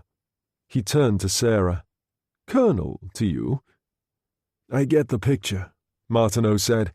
I arrive on Jersey's fair shore and frighten the hell out of everyone. You know as well as I, dear boy, that there's nothing more frightening than a schoolmaster in a leather overcoat, turned revolutionary. Lenin, for a start. And you must admit you do a very good Nazi, Harry. And the child? Martineau inquired. Where does she fit in? You need someone with you to establish your credentials with Mrs. DeVille and this chap Gallagher. Sarah is related to one and knows the other. Another thing, she was last in Jersey 6 years ago, aged 13. All plaits and ankle socks, I shouldn't wonder. Still herself enough for Helen DeVille and Gallagher to recognize, but different enough to pass as a stranger with other people, especially when we've finished with her. And what's that supposed to mean? Well, there's a fair trade in ladies of the night between France and Jersey. You mean whores? You're not suggesting she play one of those? Most senior German officers in France have French girlfriends. Why should you be any different? To start off, Sarah speaks excellent French with a Breton accent because that's what her grandmother was. By the time our people at Berkeley Hall have finished with her, changed her hair colour, got her into the right clothes... You mean turn her into a little French tart? Martineau interrupted. Something like that. Perfect cover for her. And when are we supposed to go in? Day after tomorrow. A Lysander drop near Granville. 2-hour flight, Harry. Piece of cake. Sophie Cresson will meet you. Afterward, you use your authority to cross to Jersey on one of the night boats from Granville. Once over there, you make it up as you go along. You've got till Sunday at the outside. And what if it's impossible to get him out? What then? Up to you. I see. I play executioner for you again. He turned on Sarah. What do you think about all this? He was angry, the face whiter than ever, the eyes very dark. Oh, I don't know, she said. It sounds as if it could be rather interesting. In a sense, the flippancy of her remarks was an attempt to control her feelings, and when she turned and moved to the table to pour more tea into her cup, her hand shook slightly. The death of her mother had sent her to live with her father on a plantation deep in the Malayan jungle. A life of discomfort and considerable danger, an extraordinary upbringing for a girl of 13, and yet she'd loved every minute of it. In moments of the greatest danger, she seemed to come alive. The hospital by night, the bombing, the casualties who needed her. Once again, she'd loved every minute of it. And now this. It was not just sexual desire, although she was enough of a woman to know that she wanted Martineau. But that was only part of it. It was what this strange, intense, tortured man offered. The promise of danger, excitement of a kind she had never even dreamed of before. Rather interesting. Dear God! Martineau poured himself a scotch. Have you read any of the works of Heidegger, Jack? I'm familiar with them. An interesting man. He believed that for authentic living, what was necessary was the resolute confrontation of death. That sounds fine by me, Monroe said. Really? Martineau laughed harshly. As far as I'm concerned, it's idiots like that who made me give up on philosophy. He raised his glass and toasted them all. Here we go, then. Berkeley Hall, next stop.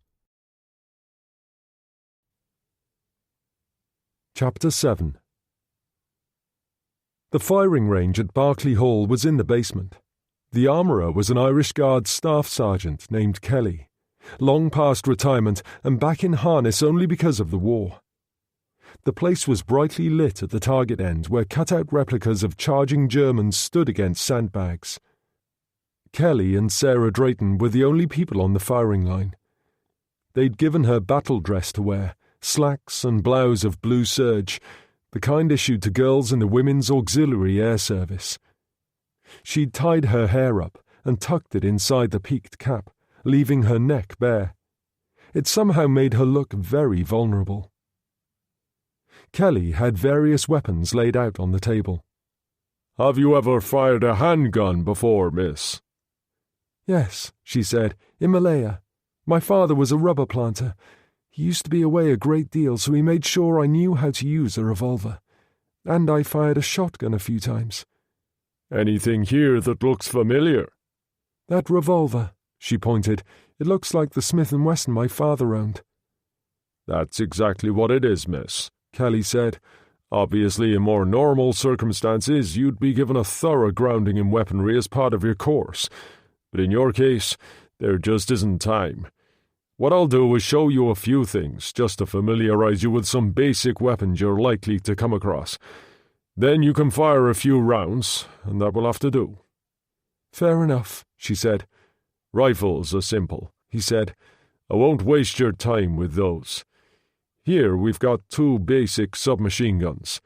The British Sten in standard use with our own forces. This is a Mark 11S, silenced version, developed for use with the French resistance groups. 32 rounds in that magazine. Automatic fire burns out the silencer, so use it semi-automatic or single burst. Like to have a go?"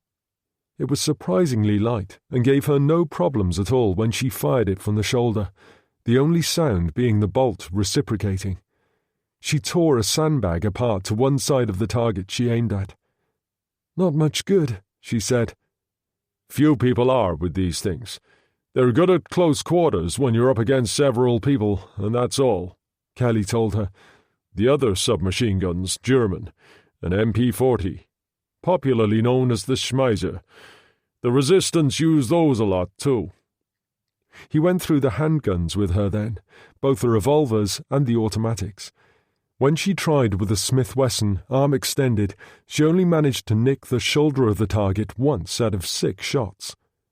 "I'm afraid you'd be dead, miss." As he reloaded, she said, "What about Colonel Martineau? Is he any good?" "You could say that, miss. I don't think I've ever known anyone better with a handgun. Now, try this way." He crouched, feet apart, holding the gun two-handed. "See what I mean?" "I think so." She copied him, the gun out in front of her in both hands. "Now squeeze with a half-breath of a pause between each shot." This time she did better, hitting the target once in the shoulder and once in the left hand. "Terrific," Kelly said. "Not if you consider she was probably aiming for the heart." Martineau had come in quietly behind them. He wore a dark polo neck sweater and black corduroy pants, and he came to the table and examined the guns. "As I'm going to have to look after this infant, and as time is limited, do you mind if I take a hand?" "Be my guest, sir." Martineau picked up a pistol from the table. "Walter PPK, semi-automatic. 7-round magazine goes in the butt, like so. Pull the slider back, and you're in business. It's not too large. You wouldn't notice it in your handbag, but it will do the job, and that's what matters. Now, come down the range." "All right." They moved so close that the targets were no more than 10 or 12 yards away. "If he's close enough for you to hold it against him when you pull the trigger, do it that way, but you should never be farther away than you are now. Simply throw up your arm and point the gun at him. Keep both eyes open and fire very fast." She hit the target 6 times in the general area of the chest and belly. "Oh, my word," she said, very excited. "That wasn't bad, was it?"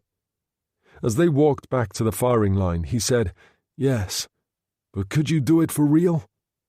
"I'll only know when the time comes, won't I?" she said. "Anyway, what about you? I hear a lot of talk, but not much to justify it." There was another Walter on the table with a round cylinder of polished black steel screwed onto the end of the barrel.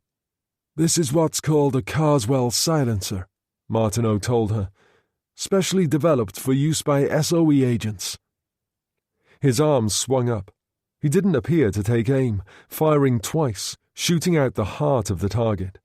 The only sound had been 2 dull thuds, and the effect was quite terrifying. He laid the gun down and turned, eyes blank in the white face. "I've got things to do. Dougal wants us in the library in half an hour. I'll see you then." He walked out. There was an awkward silence. Sarah said, "He seemed angry." "The Colonel gets like that, miss. I don't think he likes what he sees in himself sometimes. Last November he killed the head of the Gestapo at Lyon. Man called Kaufmann, a real butcher. They brought him back from over there in a puddle of blood in a Lysander. 2 bullets in his left lung for starters. He's been different since then." "In what way?" "I don't know, miss." Kelly frowned. "Here, don't you go getting silly ideas about him. I know what you young girls can be like.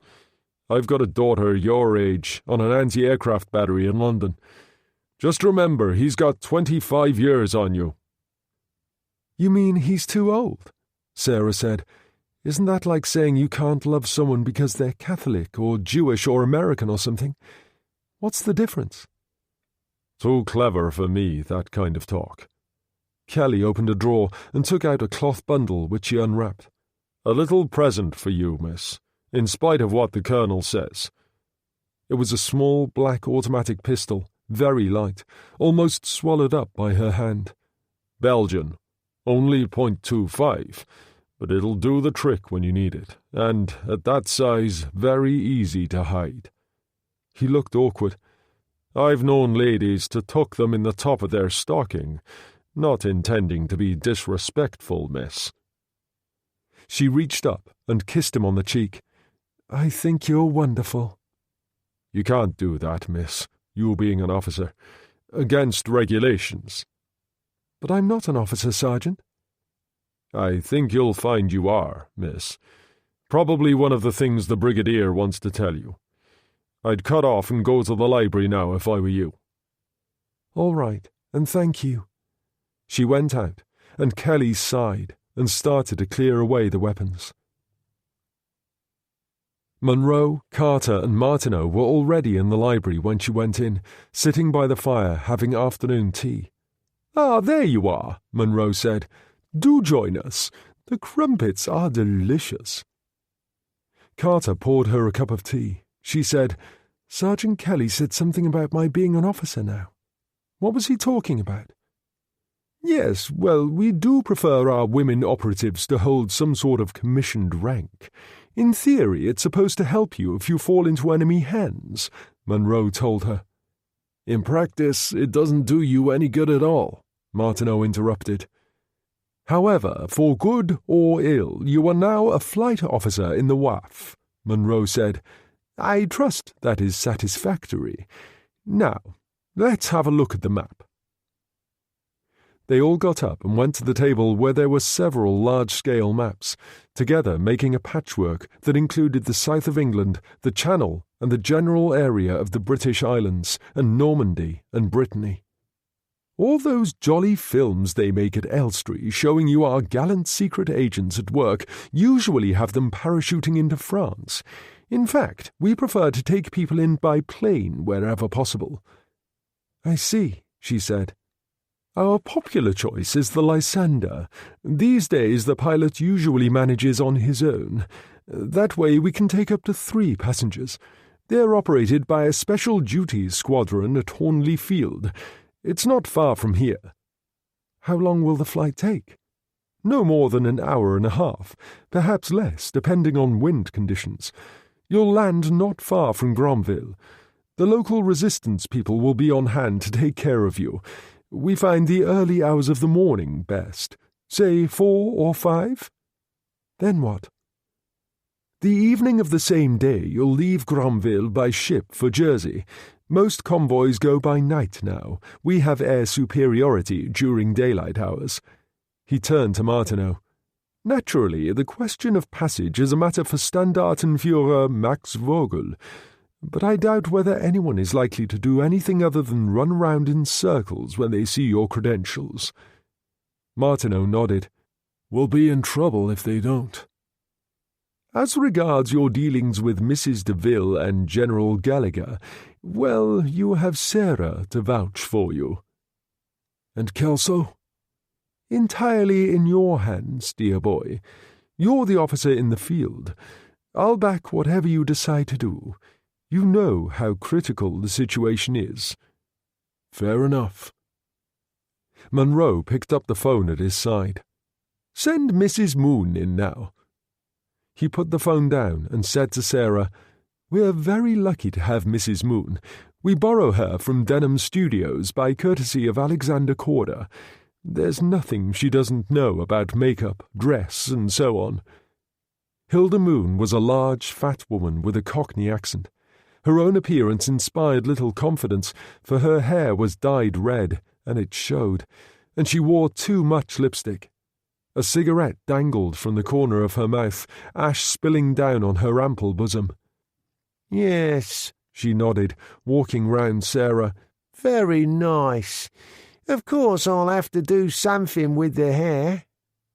"Do you think so?" Sarah asked in alarm. "Girls who get by the way you're supposed to in this part, dear, always carry it up front. They make a living from pleasing men, which means they have to make the best of what they've got. You trust me, I know what's best for you." She took Sarah by the arm and led her out. As the door closed, Martineau said, "We probably won't even recognize her when we see her again." "Of course," Monroe said, "but then I should have thought that was the general idea." It was early evening when the phone rang at Gallagher's cottage. He was in the kitchen, working through farm accounts at the table, and answered it instantly. Savary here, General. The matter of the package we discussed. Yes? My contact in Granville was in touch with their head office. It seems someone will be with you by Thursday at the latest to give you the advice you need. You're certain of that? Absolutely. The phone went dead. Gallagher sat there thinking about it. Then he put on his old corduroy jacket and went up to Deville Place. He found Helen in the kitchen with Mrs. Vibert, preparing the evening meal. The old lady didn't live on the premises, but just down the road in another farm cottage with her niece and young daughter. She was a widow herself, a good-hearted woman of 65, devoted to Helen. She dried her hands and took her coat down from behind the door. If that's all, I'll be off now, Mrs. Deville. See you in the morning, Helen told her. As the door closed behind her, Gallagher said, She doesn't suspect anything, does she? No, and I wanted to stay that way for her own good as much as anyone else's. I've just had Savary on the phone. They got through to London. Someone will be with us by Thursday. She turned quickly. Are you certain? As much as I can be. How is the good Colonel? Still feverish. George saw him this afternoon. He seems satisfied. He's trying him on this penicillin stuff.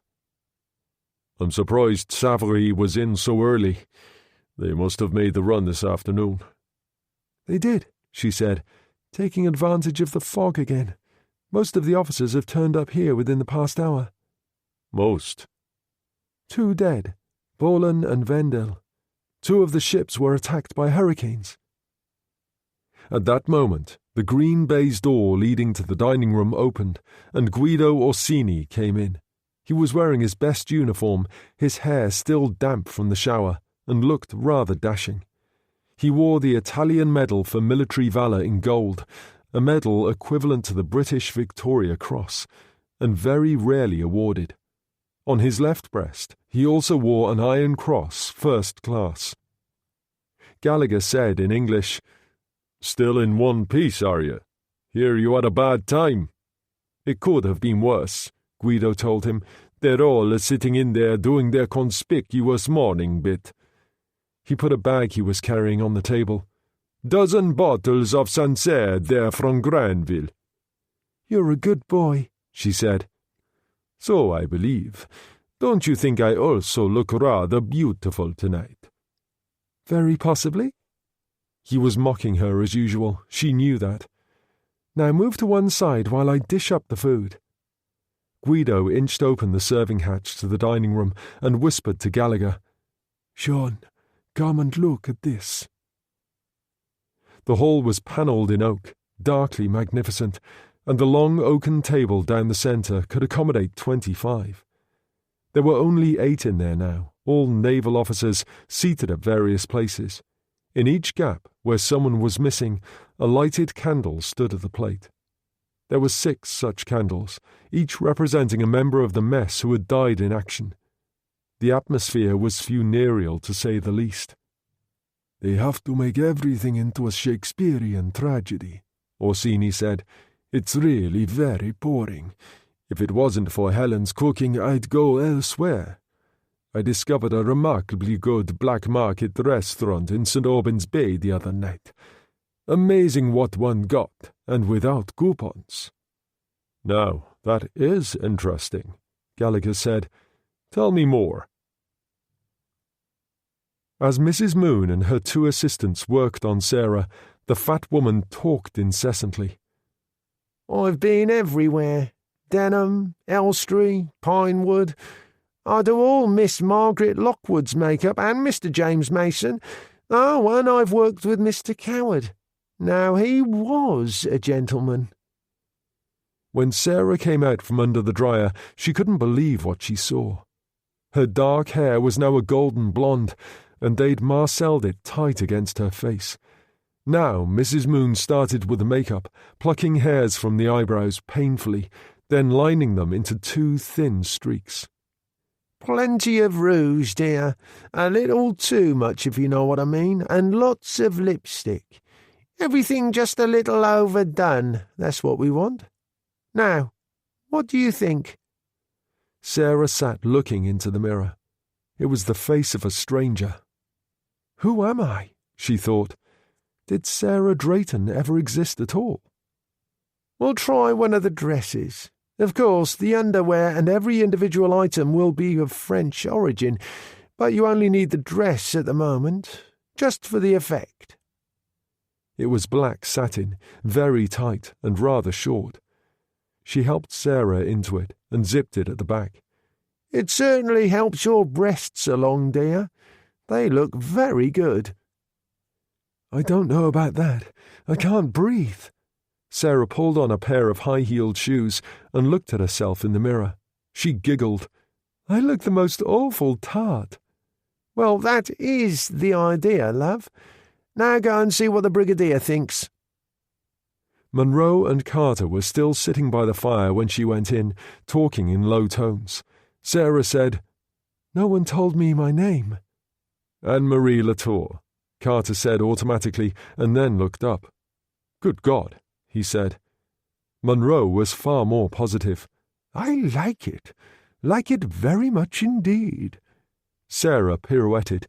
"Yes, they'll go for you in the German Officers' Club in St. Helier." "Or in the Army and Navy in London, I should have thought," Carla said dryly. The door opened and Martineau entered. She turned to face him, hands on hips in a deliberate challenge. "Well?" she demanded. "Well, what?" "Oh, damn you!" She was cross enough to stamp a foot. "You're the most infuriating man I've ever met. Is there a village near here with a pub?" "Yes." "Will you take me for a drink?" "Like that?" "You mean I don't look nice enough?" "Actually, you transcend all Mrs. Moon's efforts. You couldn't be a tart if you tried, brat. I'll see you in the hall in 15 minutes." And he turned and went out. There was a spring phaeton in the village in aid of war charities, stalls and sideshows on the village green, and a couple of old-fashioned roundabouts. Sarah wore a coat over the dress and hung onto his arm. She was obviously enjoying herself as they moved through the noisy and good-humoured crowd. There was a tent marked Fortunes, Gypsy Sarah. "Sarah without the H," she said. "Let's give it a try." "All right," he said, humouring her. Surprisingly, the woman inside had dispensed with the usual gypsy trappings, the headscarf and the earrings. She was about 40 with a sallow face, neat black hair, and wore a smart gabardine suit. She took the girl's hand. "Just you, lady, or your gentleman as well?" "But he isn't my gentleman," she protested. "He'll never belong to anyone else, never know another woman." She took a deep breath as if trying to clear her head, and Martineau said, "Now, let's hear the good news." She handed a tarot pack to Sarah, folded her own hands over Sarah's, then shuffled the pack several times and extracted 3 cards. The first was Fortitude, a young woman grasping the jaws of a lion. "There is an opportunity to put an important plan into action if one will take risks," Gypsy Sarah said. The next card was the Star, a naked girl kneeling by a pool. "I see fire and water mingling at the same time. A contradiction, and yet you come through both unscathed." Sarah turned to Martineau. "I had that last month at the Cromwell.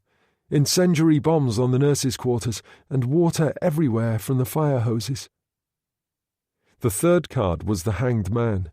The woman said, "He will not change however long he hangs in the tree. He cannot alter the mirror image, however much he fears it. You must journey on alone. Adversity will always be your strength. You will find love only by not seeking it. That is the lesson you must learn." Sarah said to Martineau, "Now you." Gypsy Sarah gathered up the cards. "There is nothing I can tell the gentleman that he does not know already." Best thing I've heard since the Brothers Grimm." Martineau pushed a pound across the table and stood up. "Let's go." "Are you angry?" Sarah demanded as they pushed through the crowd to the village pub. "Why should I be?" "It was only a bit of fun. Nothing to be taken seriously." "Oh, but I take everything seriously," he assured her. The bar was crowded, but they managed to find a couple of seats in the corner by the fire, and he ordered her a shandy and had a scotch for himself. "Well, what do you think of it so far?" he asked.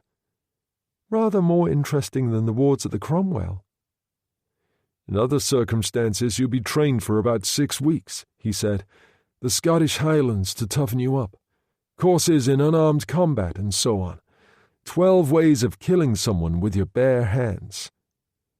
"That sounds very gruesome." "But effective. I remember one of our agents, a journalist in civilian life, who stopped going into pubs when he was home. He was afraid to get into an argument because of what he might do." "Can you do that sort of thing?" she asked him. "Anybody can be taught to do it. It's brains that's important in this game." There were 3 soldiers in khaki battle dress at the bar, an older man who was a sergeant and a couple of privates. Hard young men who kept laughing, heads together as they looked across at Martineau. When he went to replenish the drinks, one of them deliberately jogged his arm as he turned from the bar, spilling a little scotch. "You want to be a bit more careful, mate," the youth told him. "If you say so." Martineau smiled cheerfully, and the sergeant put a hand on the youth's sleeve and muttered something. When he sat down, Sarah said, "Jack Carter tells me you know Freud." "Yes, I saw him in London in 1939, just before he died." "Do you agree with psychoanalysis?" "Everything coming down to sex?" "God knows old Sigmund had enough problems in that direction himself. He was once doing a lecture tour in the States with Jung, and told him one day that he kept dreaming of prostitutes. Jung simply asked him why he didn't do something about it. Freud was terribly shocked.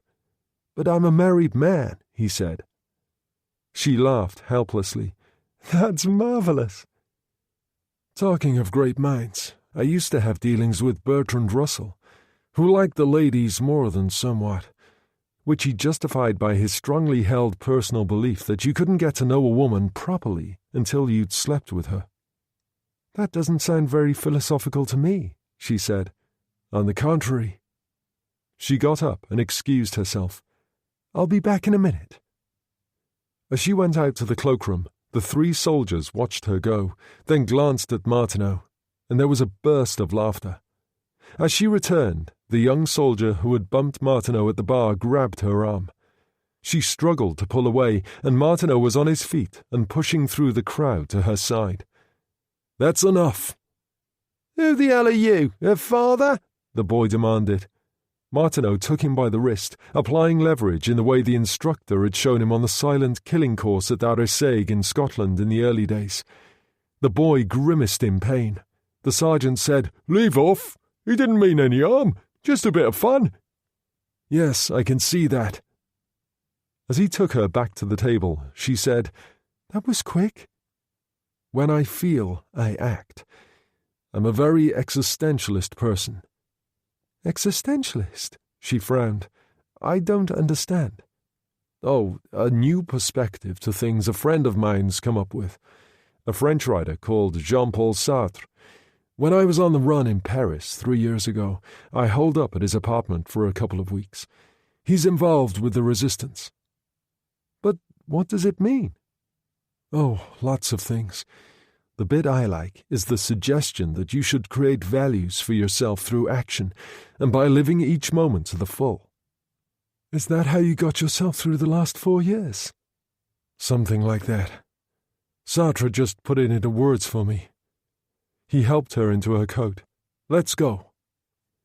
It was dark outside, music and merriment drifting from the direction of the fair, although most of the stands were already closed because of the blackout regulations. They started across the deserted car park to where Martineau had left the car, and there was a sound of running footsteps. He turned as the 2 young soldiers ran up. The sergeant emerged on the porch at the rear of the pub and stood watching. "Now then," the young soldier who'd caused the scene at the bar said, "you and me aren't finished yet. You need to be taught a lesson." "Is that a fact?" Martineau demanded, and as the youth moved in, swinging a punch, he caught the wrist, twisted it up and around, locking the shoulder. The soldier cried out as the muscle tore. The other soldier gave a cry of alarm and recoiled as Martineau dropped his friend on the ground, and the sergeant ran forward angrily. "You bastard," he said. "Not me. You for letting it happen." Martineau had his identity card out. "I think you'd better look at that." The sergeant's face dropped. "Colonel, sir." He sprang to attention. "That's better. You're going to need a doctor. Tell Chummy here when he's capable of listening that I hope he's learned something. Next time it could be the death of him." As they drove away, Sarah said, "You don't hesitate at all, do you?"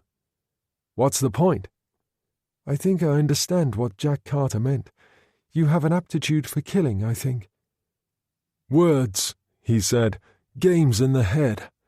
That's all I had for years. Nothing but talk, nothing but ideas. Let's have some facts. Let's stop playing games in black satin dresses with our hair blonded. You know what the first technique is that the Gestapo employ in breaking down any woman agent who falls into their hands?" "You're obviously going to tell me." "Multiple rape. If that doesn't do the trick, the electric shock treatment comes next. I used to have a girlfriend in Berlin. She was Jewish." "I know. Carter told me about her as well." "How they tortured, then murdered her in the Gestapo cellars at Prince Albrechtstrasse." Martineau shook his head. "He doesn't know everything. He doesn't know that Kaufmann, the head of the Gestapo in Lyon who I killed last November, was the man responsible for Rosa's death in Berlin in 1938. "I see now," she said softly. "Sergeant Kelly said you were different, and he was right. You hated Kaufmann for years, and when you finally took your revenge, you found it meant nothing." "All this wisdom," he laughed coldly. "Going over there and taking on the Gestapo isn't like one of those movies they make at Elstree Studios. There are 50 million people in France. You know how many we estimate are active members of the resistance?" "No. 2,000, Sarah. 2 lousy thousand." He was disgusted. "I don't know why we bother." "Then why do you? Not just for Rosa or your grandfather." He turned briefly, and she said, "Oh yes, I know about that too." There was a silence. He opened his cigarette case one-handed. "Do you want one of these things? A bad habit, but a great comfort in the clinches." "All right," she said, and took one. He gave her a light. "Something I've never talked about. I was due to go to Harvard in 1917. Then America joined in the war. I was 17, officially underage. Joined up on sheer impulse and ended up in the trenches in Flanders." He shook his head. "Whatever you mean by hell on earth, that was the trenches. So many dead, you lost count." "It must have been terrible," she said. "And I loved every minute of it. Can you understand that? I lived more in one day, felt more than in a year of ordinary living. Life became real, bloody, exciting. I couldn't get enough." "Like a drug?" "Exactly. I was like the man in the poem, constantly seeking death on the battlefield. That was what I ran away from. Back to Harvard and Oxford cloisters and the safe world of classrooms and books. Everything in the head." "And then the war came round again." "And Dougal Munro yanked me out into the real world. And the rest, as they say, you know." Later, lying in bed smoking a cigarette, listening to the rain tapping at the window, he heard the door open. She said softly through the darkness, "It's only me." "Really?" Martineau said. She took off her robe and got into bed beside him. She was wearing a cotton nightdress, and he put an arm around her automatically.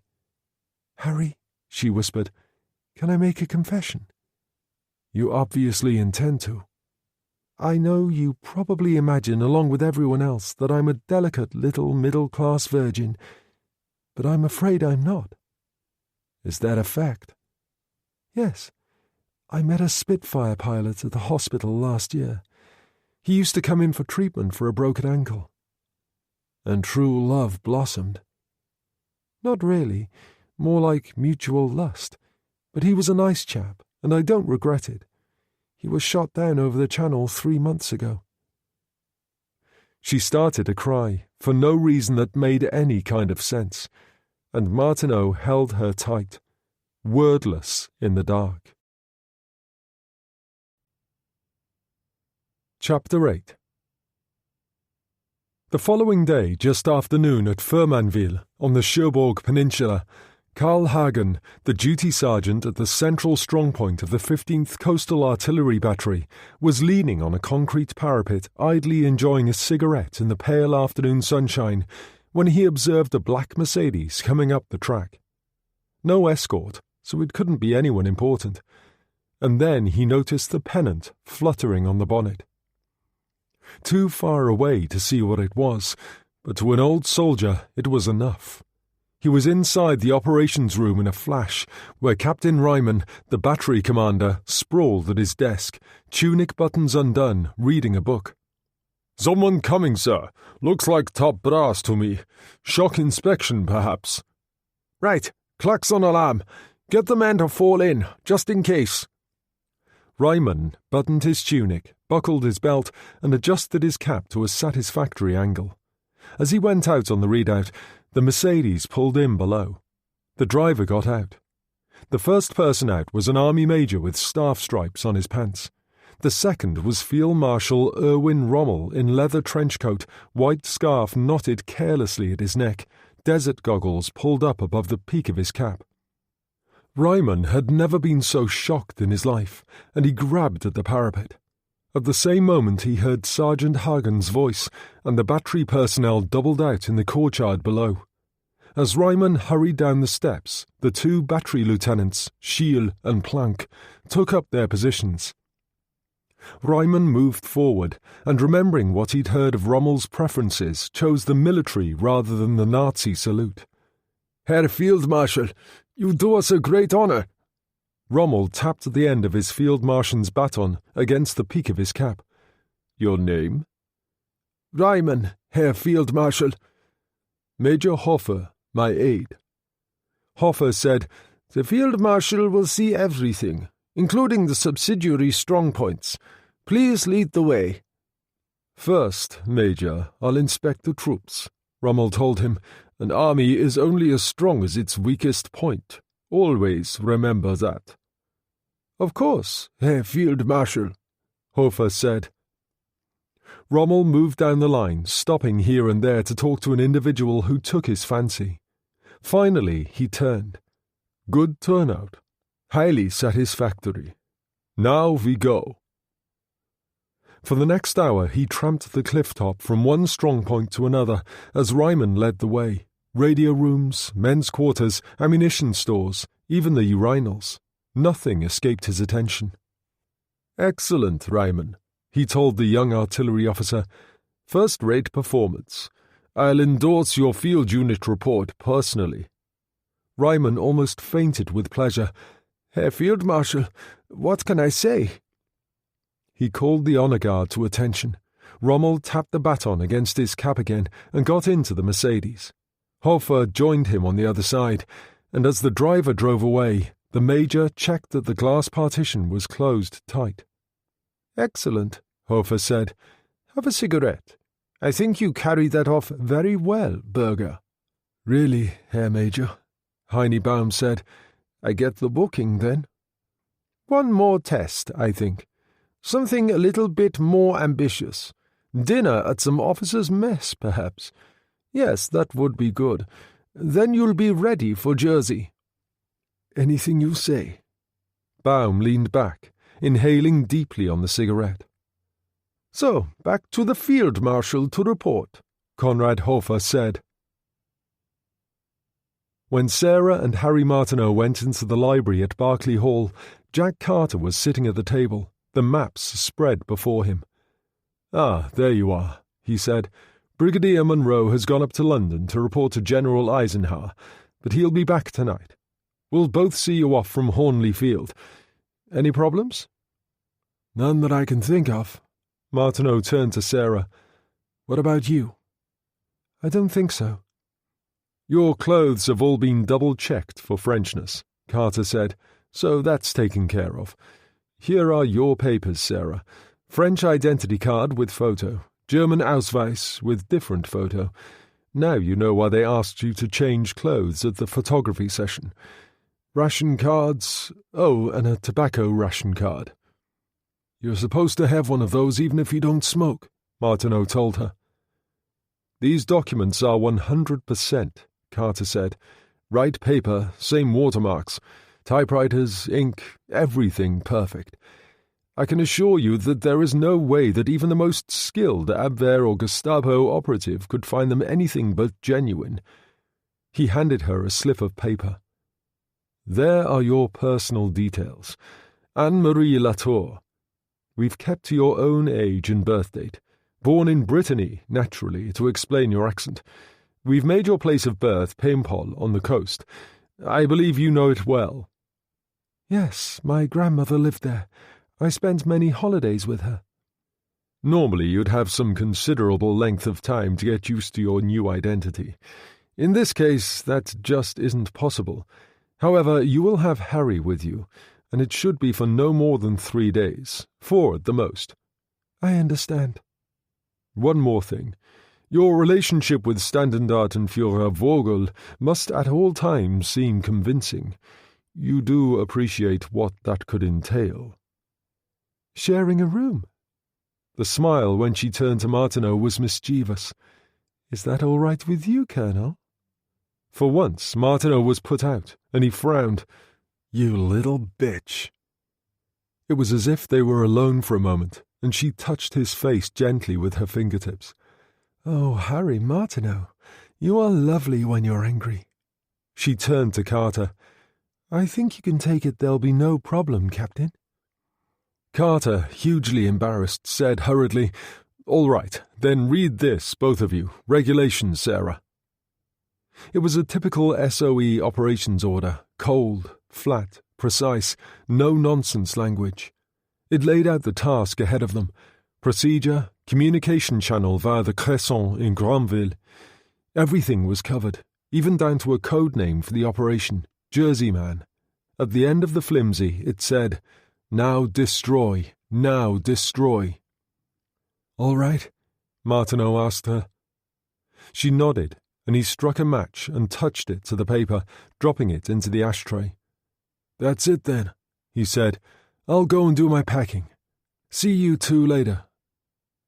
On the bed in his room, the wardrobe people had laid out a 3-piece suit in light grey tweed, shoes, some white shirts, 2 black ties. There was also a military overcoat in soft black leather of a kind worn by many SS officers. The grey-green SS uniform hung behind the door. He checked it carefully. On the left sleeve was the RFSS cuff title of Himmler's personal staff, an SD patch above it. The Waffenfarben, the coloured piping on the uniform and cap, was toxic green, indicating that he belonged to the SS Security Service. The oak leaves of his collar patches indicating his rank were in silver thread. There was an iron cross first class on the left side of the tunic. His only other decoration was the Order of Blood, a medal struck specially for old comrades of the Führer who had served prison sentences for political crimes during the 1920s. He decided to try the uniform on and undressed quickly. Everything fit to perfection. He buttoned the tunic and fastened the belt, a rare specimen that had an eagle on the buckle with a swastika in one claw and SS runes in the other. He picked up the cap and examined the silver death's head badge, running his sleeve across it, then reached inside, scratched a slight tear in the silk lining, and withdrew the rigid spring so that the cap crumpled. It was an affectation of many old-timers, although against regulations. He put it on his head at a slight angle. From behind, Sarah said quietly, "You look as if you're enjoying yourself. I get the feeling you like uniforms." "I like getting it right," he said. "I often think I missed my vocation. I should have been an actor. Getting it right is important, Sarah. You don't get second chances." There was a kind of distress on her face, and she moved close and gripped his arm. "I'm not so sure if it's you anymore, Harry." "It isn't. Not in this uniform.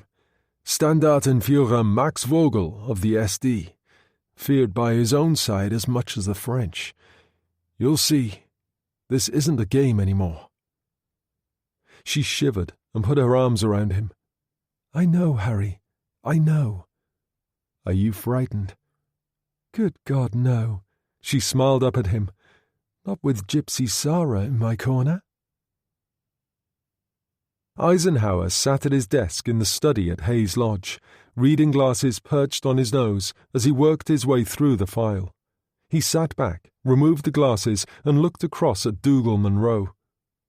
"Quite a man, Martineau. Extraordinary record. And an American." "Yes, sir.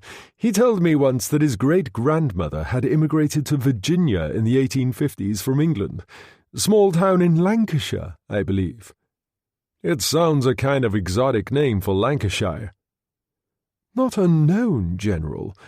I believe it goes back to Norman times." He realized that Eisenhower was simply stalling for time while he thought about things. He got up and peered out of the window, then turned. "Flight Officer Drayton. She's very young." "I'm aware of that, General. However, she is in a unique position to help us." "Of course. You really think this could work?" "I believe we can put Colonel Martineau and Flight Officer Drayton into France with no trouble. I can't see any problem with their continuing onward to Jersey by boat. Martineau has unique authority. No one would dare question it. If you want to query the Reichsführer's personal representative, the only way you can do it is to ring the Reichsführer himself in Berlin." "Yes, I see that," Eisenhower said. "However, once they're in Jersey, the game is really wide open. There is no way I can give you any assurance about what happens. We'll be entirely in Martineau's hands." There was silence for a while, and then Munro added, "They should be in Jersey by Thursday. Martineau has until Sunday. That's his deadline. It's only a few days." "And a hell of a lot of lives depending on it." Eisenhower sat down behind the desk. "Okay, Brigadier. Carry on, and keep me informed at all times." Hornley Field had been an aero club before the war. It had also been used as a temporary fighter station during the Battle of Britain. It was now used for clandestine flights to the continent only, mainly Lysanders and the occasional Liberator. The runway was grass, but long enough. There was a tower, several huts, and 2 hangars. The commanding officer was a squadron leader Barnes, an ex-fighter pilot who'd lost his left arm in the summer of 1940. The pilot of the Lysander was a flight lieutenant named Peter Green. Sarah, standing at the window, saw him now, bulky in his flying jacket and helmet, standing by the plane. It was 2:30 in the morning, but warm enough, the stove roaring away. "Can I offer you some more coffee, Flight Officer?" Barnes asked Sarah. She turned and smiled. "No, thanks. I shouldn't imagine Westland included a toilet facility in their Lysander." He smiled. "No, I'm afraid there wasn't the room." Martineau stood by the stove, hands in the pockets of his leather trench coat. He wore the tweed suit and a dark slouch hat and smoked a cigarette. Carter sat by the stove, tapping his stick restlessly on the floor. "We're really going to have to get moving, I'm afraid," Barnes said. "Just the right conditions at the other end if you go now. Too light if we wait." "I can't imagine what's happened to the Brigadier," Carter said. "It doesn't matter." Martineau turned to Sarah. "Ready to go?" She nodded and very carefully pulled on her fashionable leather gloves. She was wearing a black coat over her dress, nipped in at the waist with large shoulders, all very fashionable. Barnes put a very large fur-lined flying jacket over her shoulders. "It might be cold up there." "Thank you." Martineau picked up their 2 suitcases, and they went out and crossed to the Lysander where Green waited. "Any problems?" Martineau asked. "Coastal fog, but only in patches. Slight headwind." He glanced at his watch. "We'll be there by 4:30 at the outside." Sarah went first and strapped herself in. Martineau passed up the suitcases, then turned and shook hands with Carter. "See you soon, Jack." "You've got the call sign," Carter said. "All Cresson has to do is send that. No message needed. We'll have a Lysander out to the same field at 10 o'clock at night of the same day to pick you up." Martineau climbed in next to Sarah and fastened his seatbelt. He didn't look at her or say anything, but he took her hand as Green climbed into the pilot's seat. The sound of the engines shattered the night. They started a taxi to the far end of the runway and turned. As they started to roll between the 2 lines of lights, gradually increasing speed, the Austin Princess turned in through the main gate, hesitated for the sentry's inspection, then bumped across the grass to the huts. As Dougal Munro got out, the Lysander lifted over the trees at the far end of the field and was swallowed by darkness. "Damnation," he said. "Held up at Baker Street, Jack. Something came up. Thought I'd just make it." "They couldn't wait, sir," Barnes told him. "Might have made things difficult at the other end." "Of course," Munro said. Barnes walked away, and Carter said, "What did General Eisenhower have to say, sir?" "What could he say, Jack? What can any of us say?" Munro shrugged. "The ball's in Harry Martineau's court now. All up to him." "And Sarah Drayton, sir?" "Yes, I liked that young woman." Aware suddenly that he had spoken in the past tense, Munro shivered as if at an omen. "Come on, Jack, let's go home," he said, and he turned and got back into the Austin. Sophia Cresson waited on the edge of a wood beside the field 7 miles northwest of Granville, which was the designated landing strip. She was on her own and stood beside an old Renault van smoking a cigarette in her cupped hands. The door of the van was open, and a Sten gun lay ready to hand on the passenger seat. There was also the homing beacon. She'd waited at the bar until Gerard had received the message that they'd actually left Hornley. Timing was critical in these things. She wore a woolen cap pulled down over her ears against the cold, an old fur-lined hunting coat of Gerard's belted at the waist, and slacks. She wasn't worried about problems with any security patrol she might run across. She knew all the soldiers in the Granville area, and they knew her. As for the police, they did as they were told. There wasn't one she didn't know too much about. In the back of the van were several dead chickens and a few pheasants. Out on another black market trip. That was her cover. She checked her watch and switched on the homing beacon. Then she took 3 torches from the van and ran forward into the broad meadow and arranged them into an inverted L shape with the crossbar at the upwind end. Then she moved back to the van and waited. The flight had been completely uneventful, mainly because Green was an old hand, with more than 40 such sorties under his belt. He had never belonged to the school of thought that recommended approaching the French coast below the radar screen. The one time he had tried this tactic, the Royal Navy had fired at him. So it was at 8,000 feet that the Lysander crossed over the Cherbourg Peninsula and turned slightly south. He spoke over the intercom. 15 minutes, so be ready." "Any chance of running into a night fighter?" Martineau asked. "Unlikely. Maximum effort strike by Bomber Command on various towns in the Ruhr. Jerry will have scrambled every night fighter in France to go and protect the fatherland." "Look," Sarah cut in, "I can see lights." The L shape was clearly visible below as they descended rapidly. "That's it," Green told them. "I've landed here twice before, so I know my stuff. In and out very fast. You know the drill, Colonel." And then they were drifting down over the trees into the meadow, rolling forward across the lights. Sophie Cresson ran forward, waving, the Sten gun in one hand. Martineau got the door open, threw out the suitcases and followed them. She turned to help Sarah. Behind her, Green reached for the door and slammed it shut, locking the handle. The engine note deepened to a full-throated roar as the Lysander raced across the meadow and took off. Sophie Cresson said, "Come on, let's get out of here.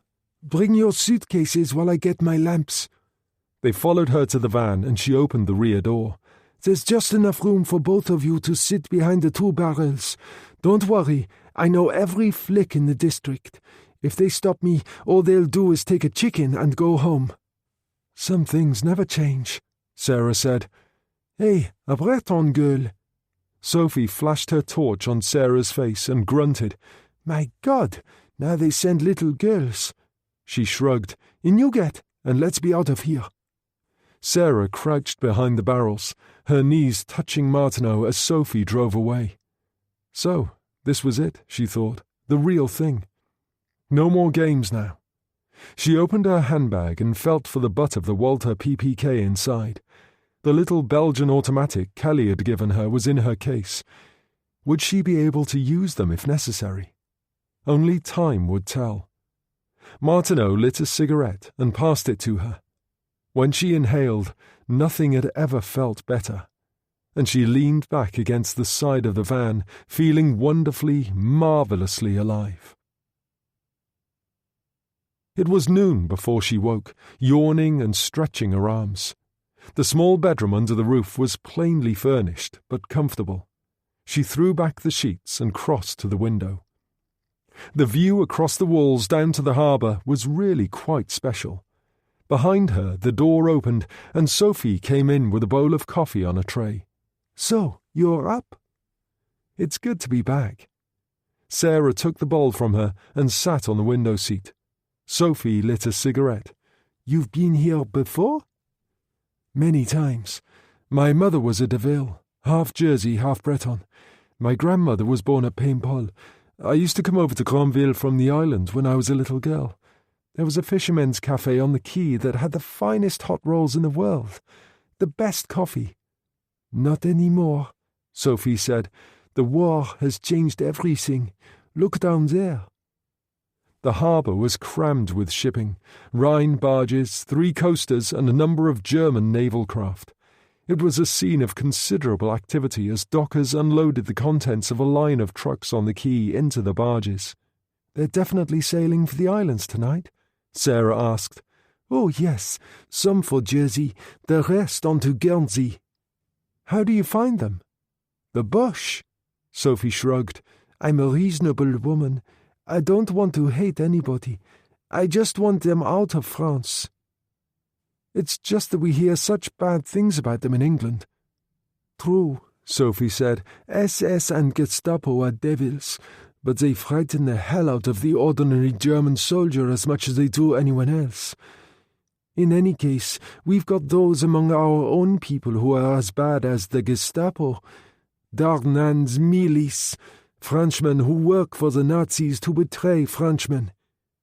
"That's terrible," Sarah said. "It's life, child. And what it means is you can never really trust anyone. Now get dressed and come downstairs and we'll have some lunch." At Gavray, in what had once been the country home of the Count of that name, Heine Baum sat at one end of the table in the officers' mess of the 41st Panzer Grenadiers and smilingly acknowledged the cheers as the officers toasted him, then applauded. When they were finished, he nodded his thanks. The young colonel of the regiment, a veteran of the Russian front, his black panzer uniform scattered with decorations, said, "If you could manage a few words, Herr Field Marshal, it would mean so much to my officers." There was a worried look in Hofer's eye when Baum glanced at him, but he disregarded it and stood up, straightening his tunic. "Gentlemen, the Führer has given us a simple task, to keep the enemy off our beaches. Yes, I say our beaches. Europe, one and indivisible, is our goal. The battle will be won on those beaches. There is no possibility of our losing. The destiny of the Führer is God-given. So much is obvious to anyone with a grain of sense. His irony was lost on them as they gazed up, enraptured, drinking in every word. He raised his glass. So, gentlemen, join me. To our beloved Führer, Adolf Hitler. Adolf Hitler, they chorused. Baum tossed his glass into the fire, and with a stirring of excitement, they all followed him. Then they applauded again, forming two lines as he walked out, followed by Hofer. "Rather heavy on the glasses, I should have thought," Hofer said as they drove back to Crécy, where Rommel had established temporary headquarters at the old castle there. "You didn't approve?" Baum said. "I didn't say that. Actually, the speech was rather good. If the Herr Major will excuse my saying so, it was heavily over the top, to use theatrical vernacular," Baum told him. "I take your point," Hofer said. "On the other hand, it's exactly what they wanted to hear." Crazy, Baum thought. Am I the only sane man left alive? But by then they were drawing into the courtyard of the castle. He went up the steps fast, acknowledging the salutes, Hofer trailing him all the way up to the suite on the second floor. Rommel had locked himself in the study and only came out on Hofer's knock. "How did it go?" "Perfect," Hofer said. "Passed with flying colours. You should have heard the speech you made." "Excellent," Rommel nodded. "Everything progresses in the Channel Islands. You spoke to von Schmethau in Guernsey?" "Personally, Herr Field Marshal. He's also had his orders in writing. As you were told by Naval HQ at Cherbourg, they do most of their travelling between the islands by night these days because of the enemy air superiority in the area. So they will travel from Jersey to Guernsey on Thursday night for the conference, returning on Sunday night." "Good," Rommel said, "which still leaves you and Berger flying in out of the dawn in a Feisler Storch, with all that RAF superiority in the area that you speak of." He turned to Baum. "What do you think about that, Berger?" "I think it could be interesting if the Herr Major and I went down in flames into the sea. The Desert Fox is dead." He shrugged. "That could lead to some strange possibilities. You must admit, Herr Field Marshal." Gérard Cresson sat in his wheelchair at the table in the sitting room and refilled the glasses with red wine. "No, I hate to dispel your illusions," he said to Sarah, "but out in Jersey, as in France and every other occupied country in Europe, the real enemy is the informer. Without them, the Gestapo couldn't operate." "But I was told there weren't any Gestapo in Jersey," Sarah said. "Officially, they have a geheime Feldpolizei set up there, that secret field police, and they're supposed to be controlled by the Abwehr, military intelligence. The whole thing is part of the ruling by kindness policy, a cosmetic exercise aimed at fooling the people. The implication is that because you're British, we won't sick the Gestapo onto you." "Which is shit," Sophie said, as she came in from the kitchen with fresh coffee, "because several of the men working for the GFP in Jersey are Gestapo operatives on loan." "Do you know where they are?" Sarah asked. "A hotel at Havre de Pas called Silvertide. You know it?" She nodded. "Oh yes, I used to go swimming at Havre de Pas when I was a child." Gestapo, secret field police, SD, Abwehr. Wherever you go, whoever the man is who knocks on the door, it's the Gestapo to the poor devil being arrested. "Exactly the same in Jersey," Gerard told him. "To the locals, they're Gestapo, and that's it. Mind you, it's a Mickey Mouse operation compared to what goes on in Lyon or Paris, but watch out for a Captain Muller. He's temporarily in command, and his chief aide, an inspector called Kleist." "Are they SS?" "I don't know. Probably not. They've never been seen in uniform. Probably seconded from the police in some big city. Full of themselves, like all flicks. Out to prove something." He shrugged. You don't have to be in the SS to be in the Gestapo. You don't even have to be a member of the Nazi Party." "True," Martineau said. "Anyway, how do you rate our chances of bringing Kelso over from Jersey?" "Very difficult indeed. That's one item they are very tight on. Civilian traffic.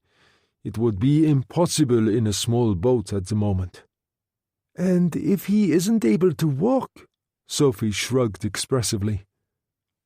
"They'll be standing by at SOE for a call from you at any time this weekend," Martineau said. "The Lysander can pick up on Sunday night." Gerard laughed suddenly. "I've just had a brilliant thought. You could always arrest Kelso. Find him and arrest him, if you follow me.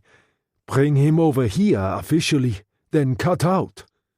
"That's all very well," Sarah put in, "but where would that leave Aunt Helen and the General? Wouldn't they have to be arrested too?" Martineau nodded. "It's one of those ideas that sounds good until you think about it. Never mind, we'll think of something when we get there." "Like a bullet in the head, maybe," Cresson suggested. "I mean, if this man is as important as they say." "He's entitled to a chance," Martineau said. "If there's any way I can pull him out, I will. If not—" He shrugged. "Now, what's the procedure for booking passage to the island tonight?"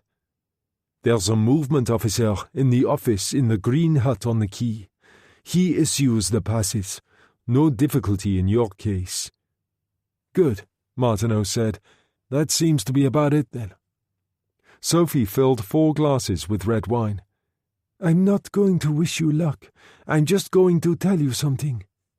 "What's that?" Martineau inquired. She put an arm around Sarah's shoulders. "I like the kid here very much. Whatever happens over there, you bring her back in one piece, because if you don't, and you show your face here again, I'll put a bullet in you myself." She smiled genially and toasted him. Chapter 9. The 5th Schnellboot Flotilla, as was common with all German Navy E-boat units, was used to living on the move. On returning to their Cherbourg base after the Slapton Sands affair, 3 boats had been ordered to Guernsey for temporary duty as convoy escorts. One of them, S-92, was tied up at the quay at Granville now. Darkness was already falling, and the harbour was a scene of frenzied activity as the convoy got ready to leave. Chief Petty Officer Hans Richter, checking the 40mm Bofors gun in the stem, paused to watch dockers working on the Victor Hugo, which was moored next to them. Now that her holds were crammed full, they were dumping sacks of coal and bales of hay on her decks, so that there was hardly room to move. The Hugo's anti-aircraft defences were 7.92mm machine guns and a Bofors gun. Not too much use when the Tommies swept in from the darkness in those damned Beaufighters with their searchlights on. But that's the way things were these days, and the Luftwaffe didn't seem to be able to do much about it. Richter could see the master of the Hugo, Savary, on the bridge talking to the officer in command of the gun crew, the Italian lieutenant, Orsini. Flamboyant as usual with a white top to his cap and a scarf at his neck. A good seaman for all that. They said he'd sunk a British destroyer off Taranto before being seconded to the 5th Schnellboot as an E-boat commander. They were only using him on secondary duties these days because nobody trusted the Italians anymore. After all, most of them were fighting for the Allies now. As Richter watched, Guido Orsini went down the ladder and then the gangway to the quay and walked toward the port officer's hut. Richter turned back to the gun, and a voice called, "Petty Officer!" Richter looked over the rail. Standing a few feet away was an SS officer, a black leather trenchcoat over his uniform, the silver death's head on the cap gleaming dully in the evening light. When Richter saw the oak-leaf collar patches of a full colonel, his heart sank. He got his heels together quickly. "Standartenführer, what can I do for you?" The young woman standing at the colonel's shoulder was pretty in her little black beret and belted raincoat, the hair very fair, just like his daughter's back home in Hamburg. Too young for an SS bastard like this, Richter thought. Your commanding officer, Captain Lieutenant Dietrich, commands the convoy, I understand?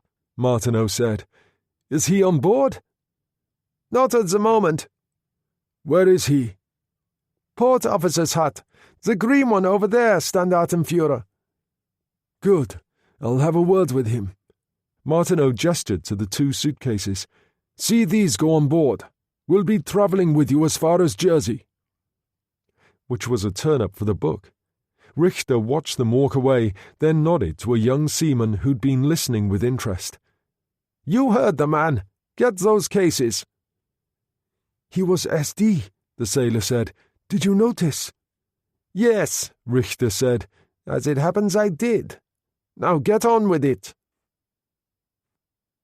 Erich Dietrich was 30 years of age, a young architect in Hamburg before the war who had discovered his true vocation. He had never been happier than when he was at sea and in command, especially in E-boats. He did not want the war to end. It had taken its toll, of course, on him as much as anyone. Just now, leaning over the chart table with the port officer, Lieutenant Schroeder, and Guido Orsini, he was in the best of humours. Winds 3 to 4 at the most with rain squalls. Could be worse. Schroeder said, Intelligence is expecting big raids on the Ruhr again tonight, so things should be reasonably clear for us down here as regards the RAF. If you believe that, you'll believe anything, Orsini said. You're a pessimist, Guido, Erich Dietrich told him. Expect good things and they'll always fall into your lap. That's what my old mother used to say. The door opened behind him. Schroeder's face dropped, and Guido stopped smiling. Dietrich turned and found Martineau standing there, Sarah at his shoulder. Captain Lieutenant Dietrich, my name is Vogel. Martineau produced his SD identity card and passed it across.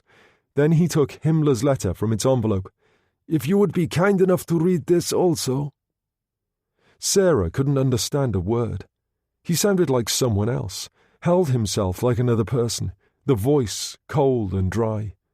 Dietrich read the letter, and Guido and Schroeder peered over his shoulder. The Italian made a face, and Dietrich handed the document back.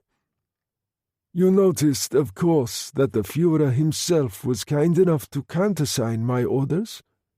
Your credentials are without doubt the most remarkable I've ever seen, Standartenführer, Dietrich said. In what way can we serve you? I need passage for myself and Mademoiselle Latour to Jersey. As you are convoy commander, I shall naturally travel with you. I've already told your petty officer to take our cases on board. Which would have been enough to reduce Erich Dietrich to speechless rage at the best of times.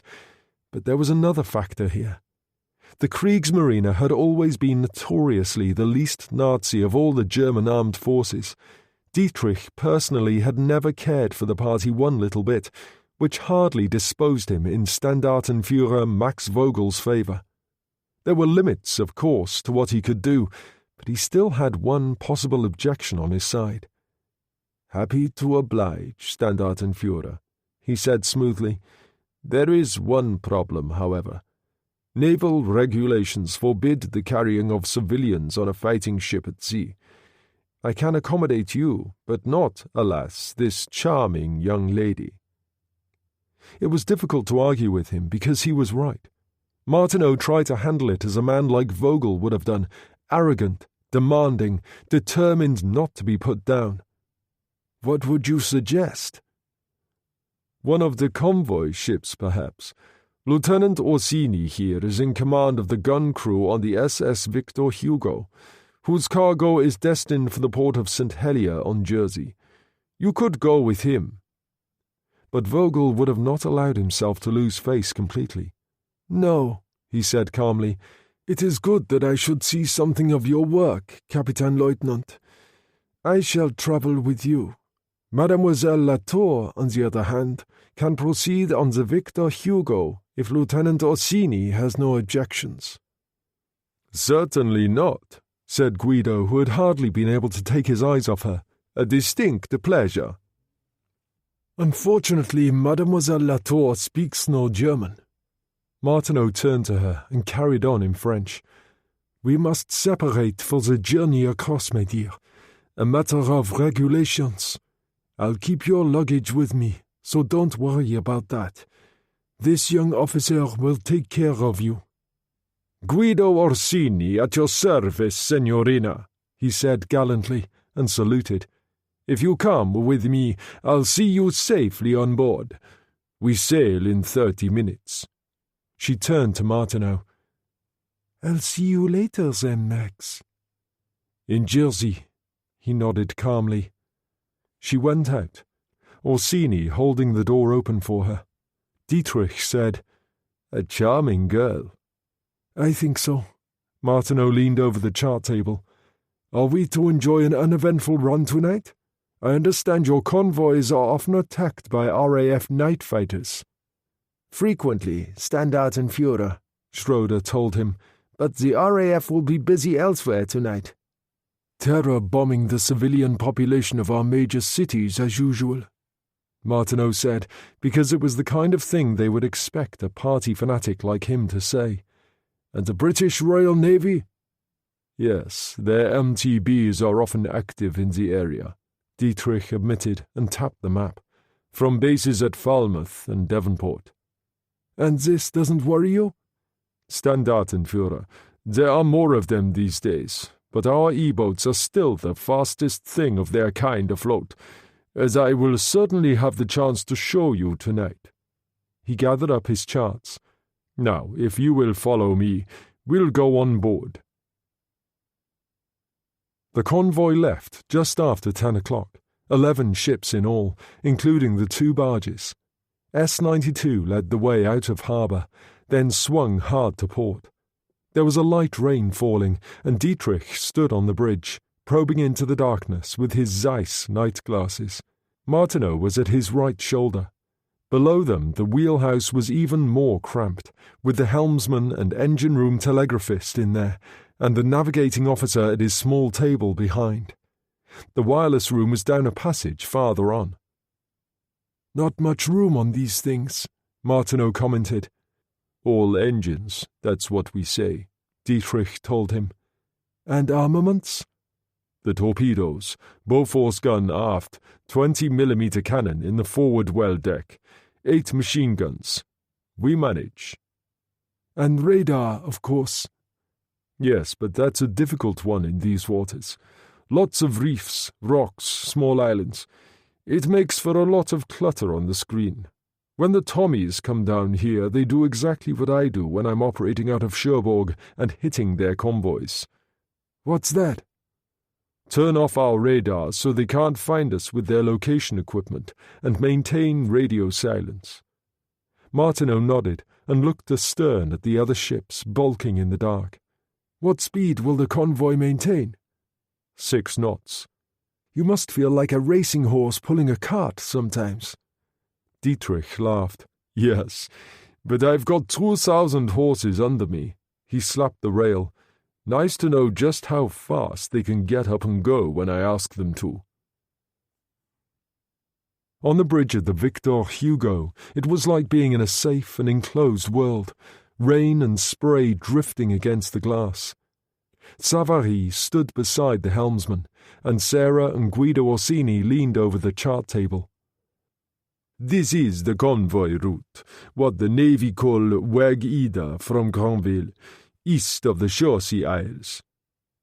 She liked him a lot, had from the moment he'd turned to look at her in the hut on the quay. He was certainly good-looking, too handsome really, in a way that Latins could be sometimes, but there was strength there too, and when he smiled...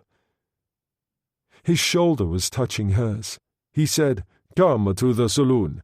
I'll get you a coffee, and you can use my cabin if you'd like to lie down." Savary turned. "Not just now, Count. I want to check the engine room. You'll have to take the bridge." He went out. Sarah said, "Count?" "Yes, lots of counts in Italy. Don't let it worry you." He offered her a cigarette, and they smoked in companionable silence, looking out into the night. The noise of the engines and muted throbbing. "I thought Italy capitulated last year," she said. "Oh, it did, except for those fascist fanatics who decided to fight on under the Germans, especially when Otto Skorzeny hoisted Mussolini off that mountaintop and flew him to Berlin to continue the holy struggle." "Are you a fascist?" He looked down into that appealing young face, aware of a tenderness that he had never experienced with any woman in his life before. It was perhaps because of that fact that he found himself speaking so frankly. "To be honest, I'm not anything. I loathe politics. It reminds me of the senator in Rome who's supposed to have said, 'Don't tell my mother I'm in politics. She thinks I play the piano in a brothel.'" She laughed. "I like that." "Most of my former comrades are now working with the British and American navies. I, on the other hand, was seconded on special duties to serve with the 5th Schnellboot flotilla in Cherbourg. When Italy decided to sue for peace, there wasn't a great deal I could do about it, and I didn't fancy a prison camp. Of course, they don't trust me enough to allow me to command an E-boat anymore. I suppose they might think I might roar across to England." "Would you?" Savary returned to the bridge at that moment, and the Italian said, "Right, let's go below now and get that coffee." She moved ahead of him. As he watched her descend the companionway, he was conscious of a curious excitement. He'd known many women, and many who were more beautiful than Anne-Marie Latour with her ridiculous dyed hair, certainly more sophisticated. And there was something about her that was not quite right. The image was one thing, but the girl herself, when he spoke to her, was something else again. "Mother of God, Guido, what's happening to you?" he asked softly as he went down the companionway after her. Captain Karl Muller, the officer in command of the secret field police in Jersey, sat at his desk in the Silvertide Hotel at Havre de Pas and worked his way through a bulky file. It was wholly devoted to anonymous letters, the tip-offs that led to whatever success his unit enjoyed. The crimes were varied, anything from possession of an illegal radio to helping a Russian slave worker on the run or involvement in the black market. Muller always insisted on his men tracking down the writers of anonymous letters. Once uncovered, they could be used in many ways because of his threat to expose them to friends and neighbours. It was all very small beer, of course, nothing like it had been at Gestapo headquarters at Rue de Saussay in Paris.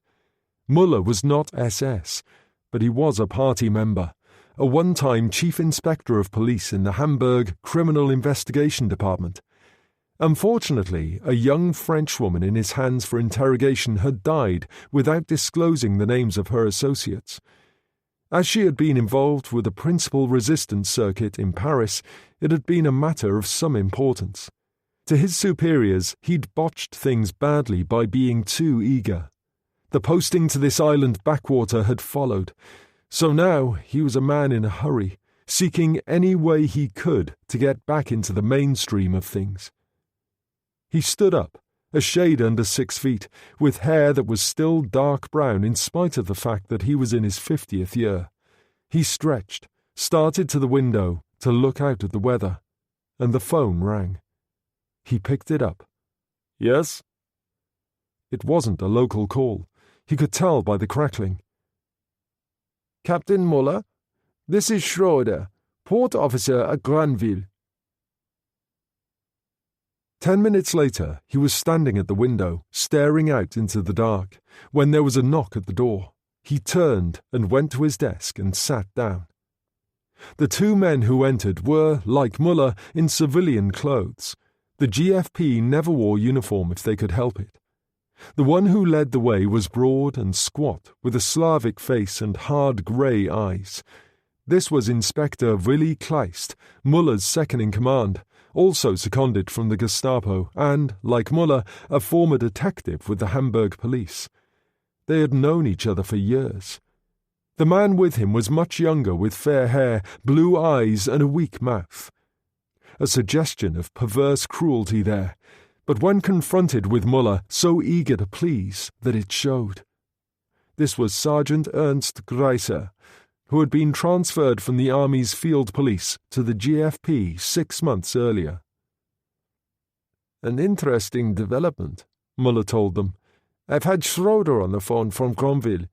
Apparently an SD Standartenführer Vogel presented himself on the quay with a young Frenchwoman and demanded passage to Jersey. They put the woman on the Victor Hugo. He comes on the S-92 with Dietrich. But why, Herr Captain? Kleist said. We've had no notification. Why would he be coming? The bad news, Muller said, is that he's travelling under a special warrant from Reichsführer Himmler. According to Schroeder, it's countersigned by the Führer. My God, Greiser said. So, my friends, we must be ready for him. You are going to take care of the passenger checks when the convoy ships get into St. Helier. Isn't that so, Ernst? He inquired of Greiser. Yes, Herr Captain. Inspector Kleist and I will join you. Whatever his reason for being here, I want to be in on the action. I'll see you later. They went out. He lit a cigarette and went to the window, more excited than he had been in months. It was just after 11 when Helen Deville took the tray to her room, using the back stairs that led straight up from the kitchen. None of the officers ever used it, keeping strictly to their own end of the house. In any case, she was careful. Only one cup on the tray, everything for one. If she chose to have late supper in her room, that was her affair. She went into the bedroom, locking the door behind her, crossed to the bookshelves, opened the secret entrance, and moved inside, closing it before going up the narrow stairway. Kelso was sitting up in bed, propped against pillows, reading by the light of an oil lamp. The wooden shutters in the gable window were closed, a heavy curtain drawn across. He looked up and smiled. What have we got here? Not much. Tea, but at least it's the real stuff. And a cheese sandwich. I make my own cheese these days, so you'd better like it. What are you reading? One of the books you brought up. Eliot, The Four Quartets. Poetry, and you an engineer. She sat on the end of the bed and lit one of the gitans Gallagher had given her. I certainly wasn't interested in that kind of thing in the old days. But this war, he shrugged. Like a lot of people, I want answers, I suppose. In my end is my beginning, that's what the man says. But what comes in between? What's it all mean? Well, if you find out, don't forget to let me know. She noticed the snap of his wife and daughters on the bedside locker and picked it up. Do you think of them often? All the time. They mean everything. My marriage really worked. It was as simple as that. I never wanted anything else, and then the war came along and messed things up. Yes, it has a bad habit of doing that. Still, I can't complain. Comfortable bed, decent cooking, and the oil lamp gives things a nicely old-fashioned atmosphere. They cut off the electricity to this part of the island at 9 o'clock sharp, she said. I know people who would be glad of that oil lamp. Are things really as bad as that? Of course they are. There was a trace of anger in her voice. What on earth would you expect? You're lucky to have that cup of tea. Elsewhere in the island it could be a rather inferior substitute made from parsnips or blackberry leaves. Or you could try acorn coffee, not one of life's great experiences. And food? You just have to get used to getting by with a lot less of it, that's all. The same with tobacco. She held up her cigarette. This is real and very black market, but you can get anything if you have the right connections or plenty of cash. The rich here still do very well. The banks just operate in Reichsmarks instead of pounds. She smiled. Do you want to know what it's really like being occupied in Jersey? It would be interesting. Boring. She plumped up his pillows. I'm going to bed now. The big day tomorrow, he said. If we're to believe the message Savary brought. She picked up the tray. Try and get some sleep. Orsini had given Sarah his cabin. It was very small indeed, with a cupboard and washstand and a single bunk. It was hot and stuffy, the porthole blacked over, and the noise of the engine churning below gave her a headache. She lay on the bunk and closed her eyes and tried to relax. The ship seemed to stagger. An illusion, of course. She sat up, and there was an explosion. Things seemed to happen in slow motion after that. The ship fell perfectly still, as if everything waited, and then there was another violent shock. The explosion this time caused the walls to tremble. She cried out and tried to stand up, and then the floor tilted and she fell against the door. Her handbag, thrown from the locker top, was on the floor beside her. She picked it up automatically and tried the door handle, but the door stuck fast. She shook the handle desperately, and then the door opened so unexpectedly that she was hurled back against the opposite wall. Orsini stood in the entrance, his face wild. "Move!" he ordered. "Now! No time to lose!" "What is it?" she demanded as he grabbed her hand and pulled her after him. "Torpedo attack! We've been hit twice! This old tub will go down like a stone!" They went up the companionway to the saloon, which was deserted. He took off his reefer coat and held it out to her. "Get this on." She hesitated, aware suddenly that she was still clutching her handbag, then did as she was told, stuffing the bag into one of the reefer coat's ample pockets. He pulled her arms roughly through a life jacket and laced it up. Then he put one on himself as he led the way out onto the boat deck. There was a scene of indescribable confusion as the crew tried to launch the boats, and, above them, the machine gun crews fired into the night. Fire arced toward them in return, raking the bridge above, where Savary shouted orders. He cried out in fear and jumped over the rail, bouncing off some bales of hay below. Cannon shell ripped into one of the lifeboats a few yards away, tearing great holes in it.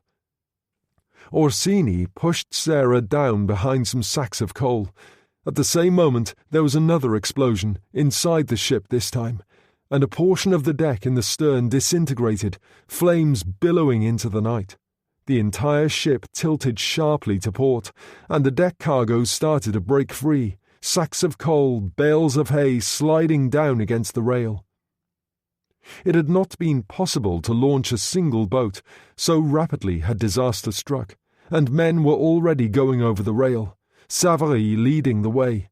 Orsini lost his balance, and Sarah fell on her back, felt herself slide down the slippery deck, and then the rail dipped under the sea, and she was in the water. The E-boat surged forward at speed within seconds of the first explosion, Dietrich scanning the darkness with his night glasses. Martineau almost lost his balance at the sudden burst of speed and hung on grimly. "What is it?"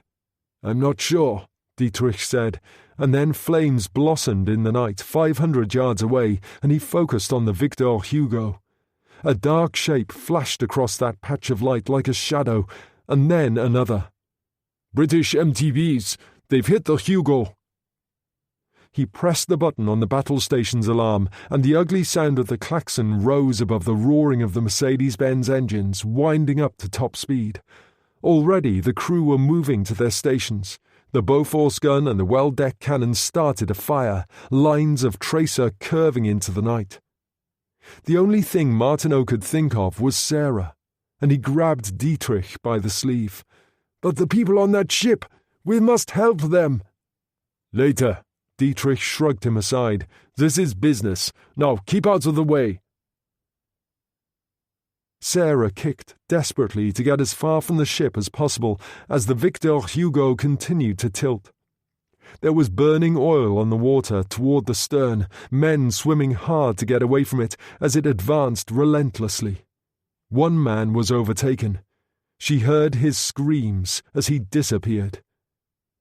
She moved awkwardly because of the life jacket, and the reefer coat was bulky, already saturated with water.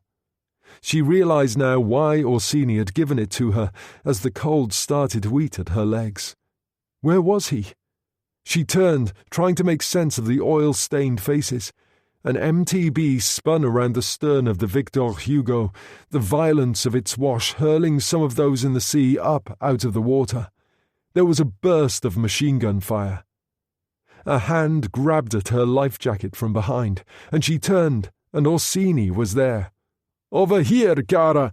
Just do as I say!" There was wreckage floating everywhere, the bales of hay from the deck cargo buoyant in the water.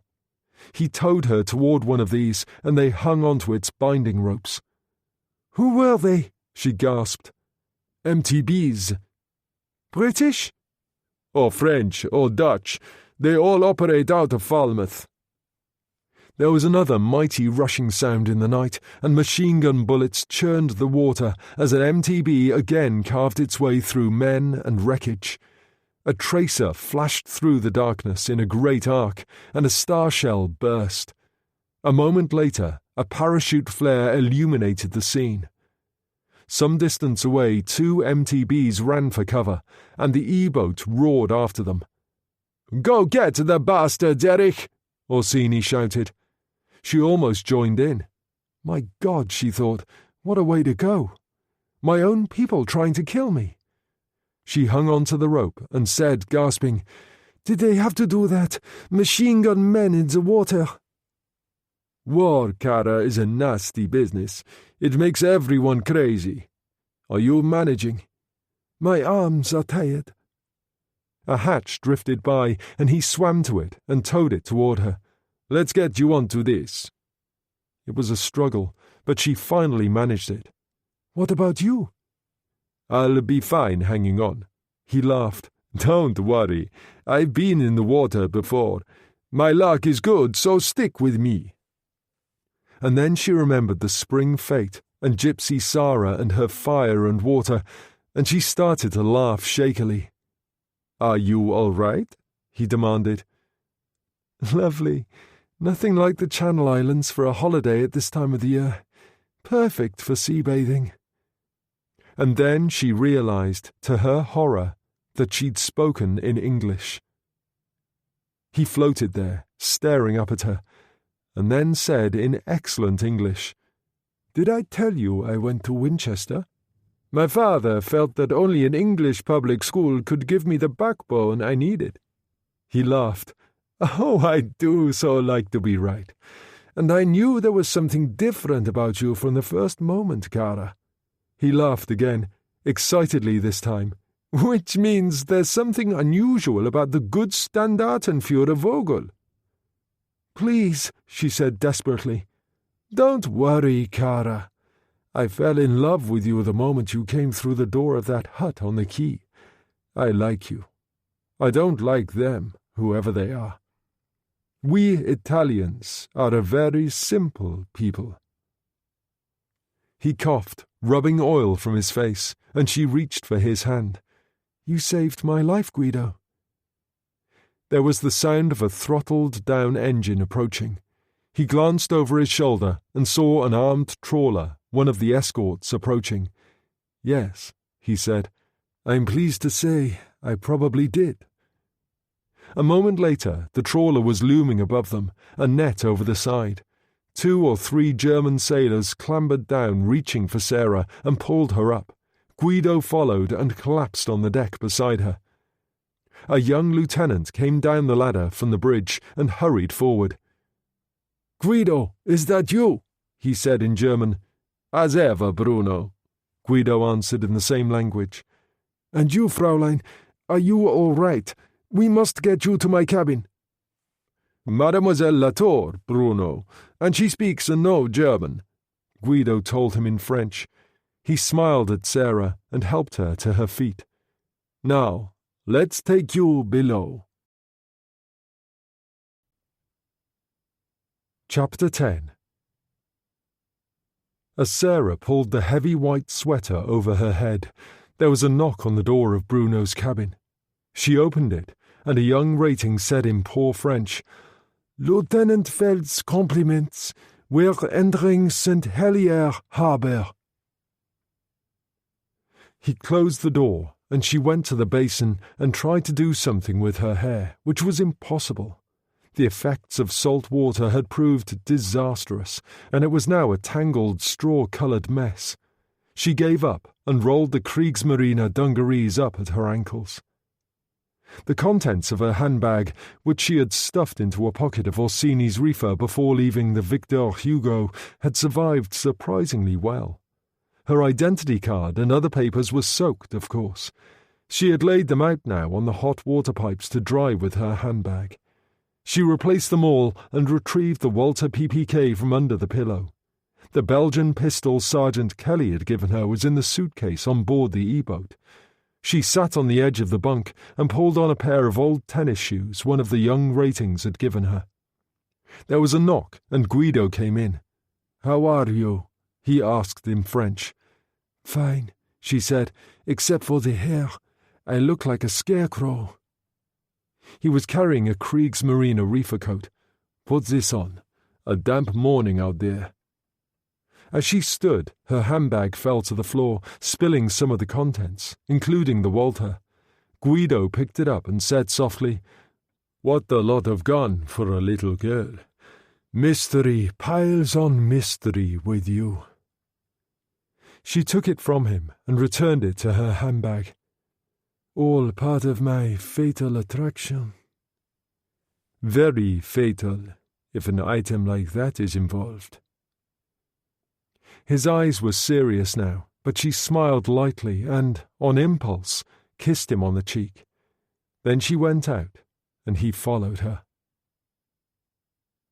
A scene so familiar from her childhood, the harbour, Elizabeth Castle on her left in the bay, the Albert Pier, the sprawl of St. Helier, Fort Regent on the hill above. The same, and yet not the same. Military strongpoints everywhere, and the harbour more crammed with vessels than she had ever known it. The Rhine barges from the convoy were already safely in, but there was no sign of S-92. "Where's the E-boat?"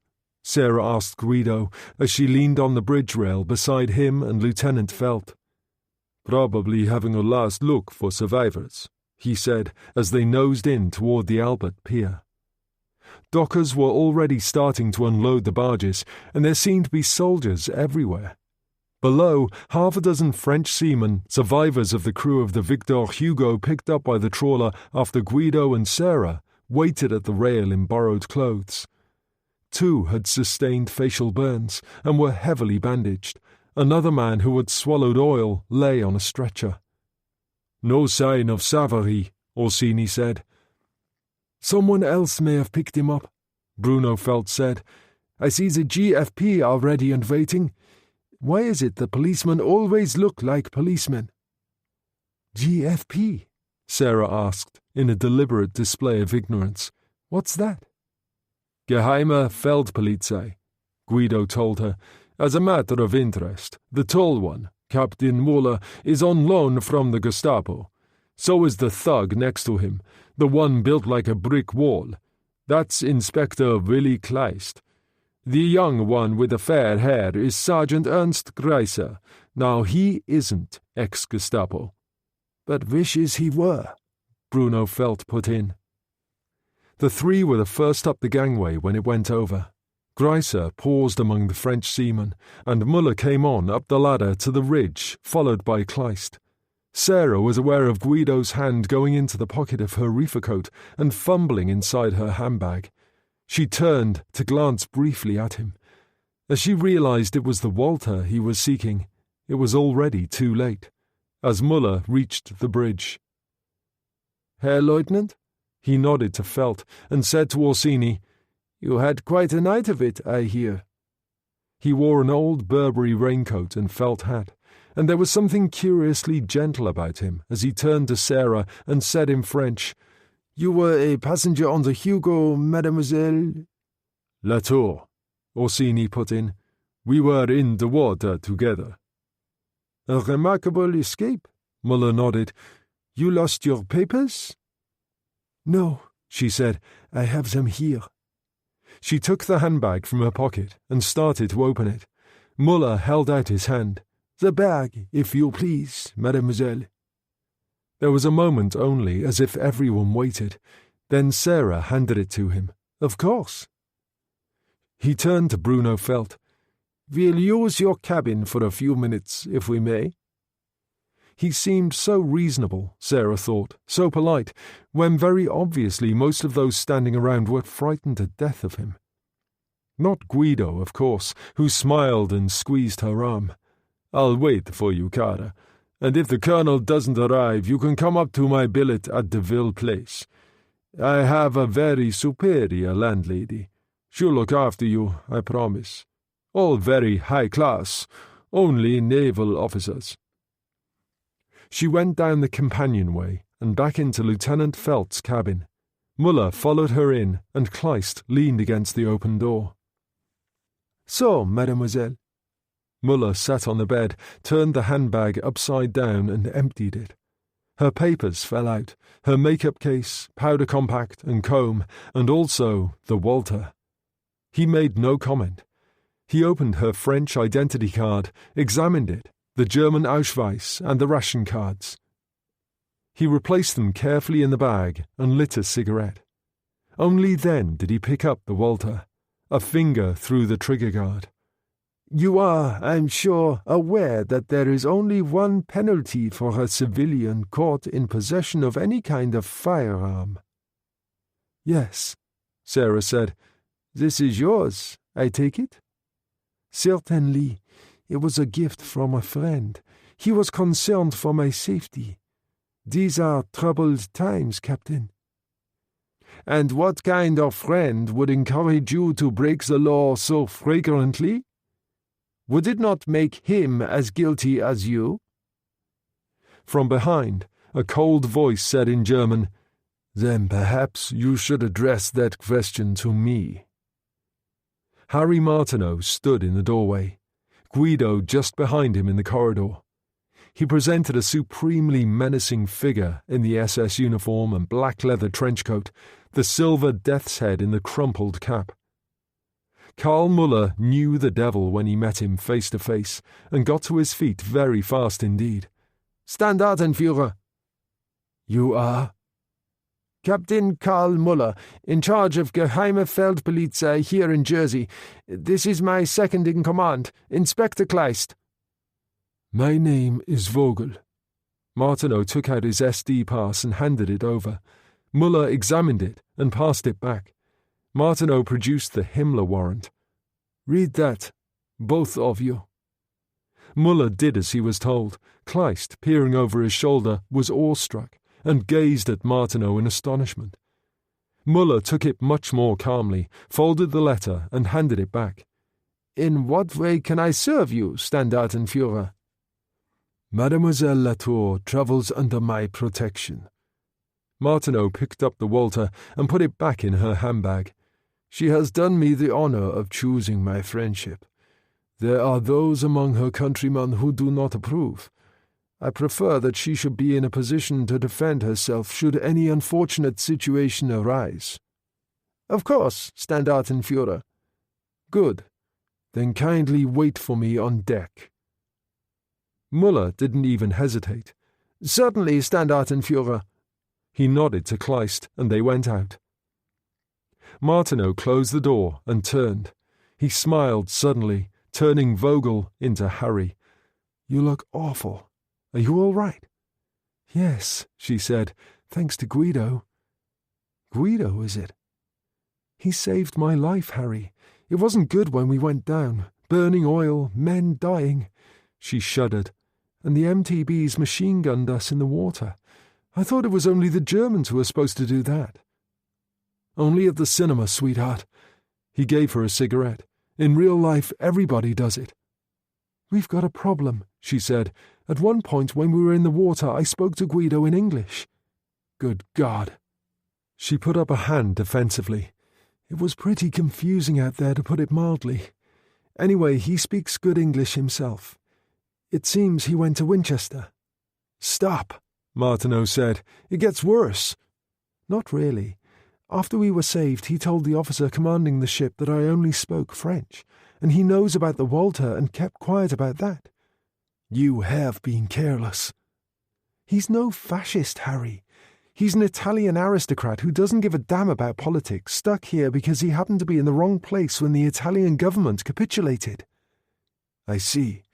So why should he go to all this trouble to lay himself on the line for you?" "He likes me." "Likes you? He only met you last night. You know what these Latins are like?" She smiled mischievously, and Martineau shook his head. 19, they told me. More like 119. "Another thing, Harry. Guido's billeted on Aunt Helen at Deville Place. Apparently a number of naval officers are. He was going to take me up there if you hadn't arrived." "Perfect," Martineau said. "As for the other business, we'll tell him your mother was English. You've kept quiet about this during the occupation years, in case it caused you problems." "Will he believe it?" "I don't see why not. Are you going to be all right for clothes?" "Yes, I've got a coat, shoes, hat, everything I need in the large case. A good job it travelled with you on the E-boat." They went up the companionway. Muller was standing on the bridge talking to Felt and Orsini. Below, Kleist and Greiser were shepherding the French seamen ashore. Martineau said to Orsini in French, "Anne-Marie tells me you are billeted in most congenial circumstances. Some country house called Deville Place." "That's all right, Colonel." Martineau turned to Muller. "It sounds as if it would suit my needs exactly. Would there be any objection?" Muller, eager to please, said, "None at all, Standartenführer. It has, by tradition, been allocated to officers of the Kriegsmarine, but Mrs. Deville, the owner, is 7 or 8 below her complement." "That's settled, then." Orsini said, "I'll take you up there now, if you like. I have a car parked at the end of the pier." "Good," Martineau said. "I suggest we get moving, then." They went down the gangway to the pier, and a Kriegsmarine rating standing by the E-boat waiting picked up the 2 suitcases and followed. Orsini and Sarah walked in front. Martineau followed with Muller at his side. "Naturally, once I'm settled in, I'll return to town to pay my respects to the military commandant, Colonel Hein, isn't it?" "That's correct, Standartenführer. I understand he's leaving for Guernsey first thing in the morning for a weekend meeting with General von Schmetto." "I need to see him only to present my compliments," Martineau told him. "One thing I will need is a vehicle. A Kugelwagen would serve my purposes best in case I wish to use it over rough country." The Kugelwagen was the German army's equivalent of the Jeep, a general-purpose vehicle that would go virtually anywhere. "No problem, Standartenführer. I will also be happy to provide one of my men as a driver." "Not necessary," Martineau said. "I prefer to do things for myself, Muller. I'll find my way about this little island of yours. Believe me." Muller said, "If I could have some idea of the purpose of your visit." "I am here on special instruction from Reichsführer Himmler himself, countersigned by the Führer." "You have seen my orders," Martineau told him. "Are you querying them?" "Certainly not." "Good." They had reached Orsini's Morris sedan, and the sailor was stowing the suitcases. "When the time comes, you will be informed, if and when necessary. I'll possibly call in on you later today. Where are your headquarters?" "Silvertide Hotel, Havre de Pas." "I'll find it. In the meantime, have the Kugelwagen delivered to me." Sarah was already in the back, Orsini behind the wheel. Martineau got into the front passenger seat beside him, and the Italian moved away. As they drove along Victoria Avenue, the military railway tracks between them and the bay, Martineau wound down the window and lit one of the gitanes he got from the Cresson. "You like it here?" he asked Orsini. "There are worse places to wait out the end of a war. In the summer, it's particularly beautiful."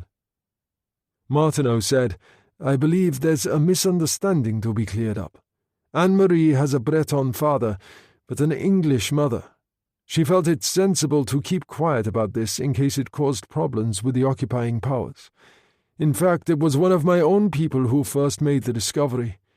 A happy one for me, as it brought us together. Isn't that so, my love?" "An intriguing story, Colonel," Orsini said. "You may rely on my discretion in the matter.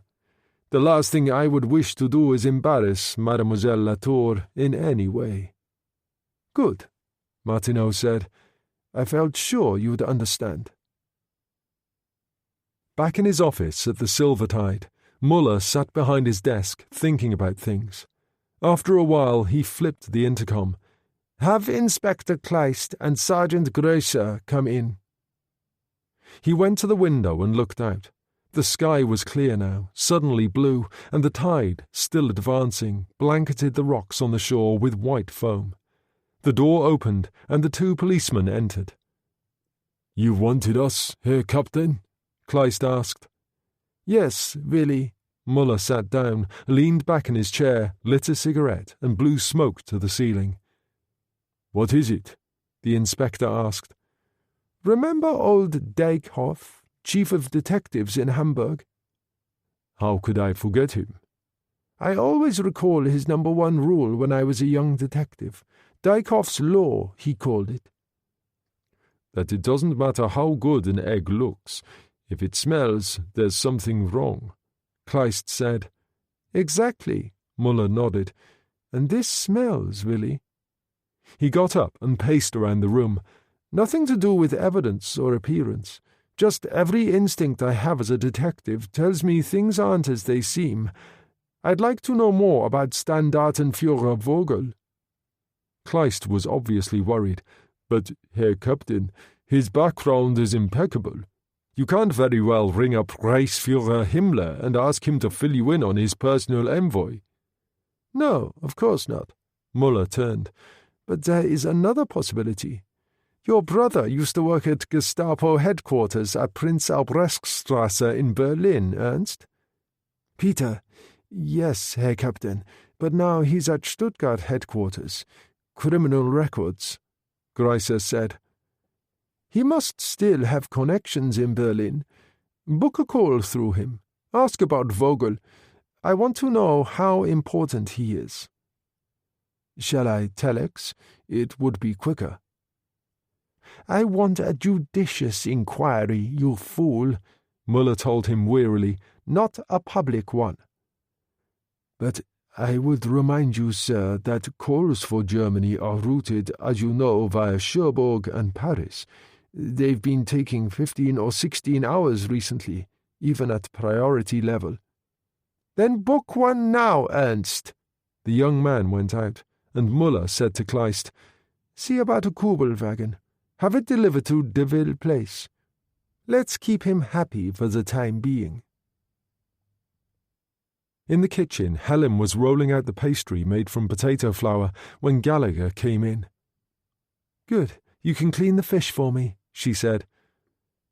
There was some place on the marble slab beside the sink. Gallagher took a knife from his pocket. The handle was of yellowing ivory. When he pressed one end, a razor-sharp, double-edged blade sprang into view. "You know I loathe that thing," she said. "When my old grandfather, Harvey Labrock, was 12, he made his first trip in a schooner, all the way from Jersey to the Grand Banks off Newfoundland for cod. This knife was his father's gift to him. He left it to me in his will.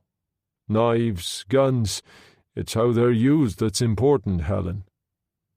"What do you want me to do? Applaud?" she asked as he started to clean the fish. At that moment, there was the sound of a car drawing up outside.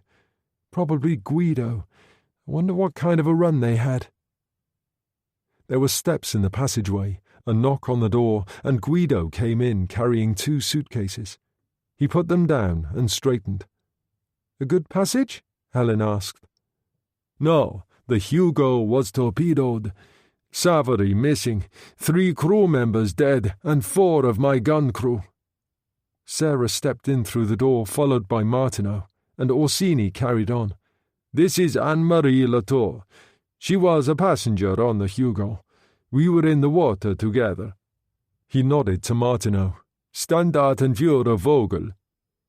Helen looked bewildered. "What can I do for you?" "Put us up, Mrs. Deville." Martineau spoke in English. "I'm in the island for a few days. We need quarters." "Impossible," Helen told him. "This is a billet for officers of the Kriegsmarine only." "And you are well short of your complement," Martineau told her. "However inconvenient, the matter is an unaccomplished fact. If you would be kind enough, therefore, to show us to a suitable room." Helen was angrier than she had been in years. The ice-cold assurance of the man, the SS uniform, and the silly little tart travelling with him, with the tousled hair almost swallowed up by the huge reefer coat. Guido said hurriedly, "Right, I'm going to have a bath and catch up on a little sleep. I'll see you all later." The door closed behind him. Gallagher still stood by the sink, the knife in hand. Helen turned, pushing him out of the way angrily, washing the potato flour from her hands under the tap. She was aware of the SS officer still at the door with the girl. Very softly, a voice said, "Aunt Helen, don't you know me?" Helen went quite still. Gallagher was looking over her shoulder in astonishment. "Uncle Sean?" And then, as Helen turned, "It's me, Aunt Helen. It's Sarah." Helen dropped the cloth, moved forward and grabbed her by the shoulders, gazing at her searchingly. With recognition, there were sudden tears in her eyes. She laughed unsteadily and ran her fingers through the girl's hair. "Oh, my God, Sarah, what have they done to you?" And then they were in each other's arms. Hugh Kelso said, "So, what happens now?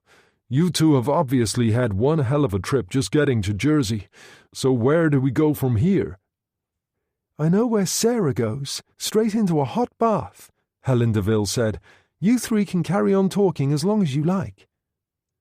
As she moved to the door, Gallagher said, "I've been thinking.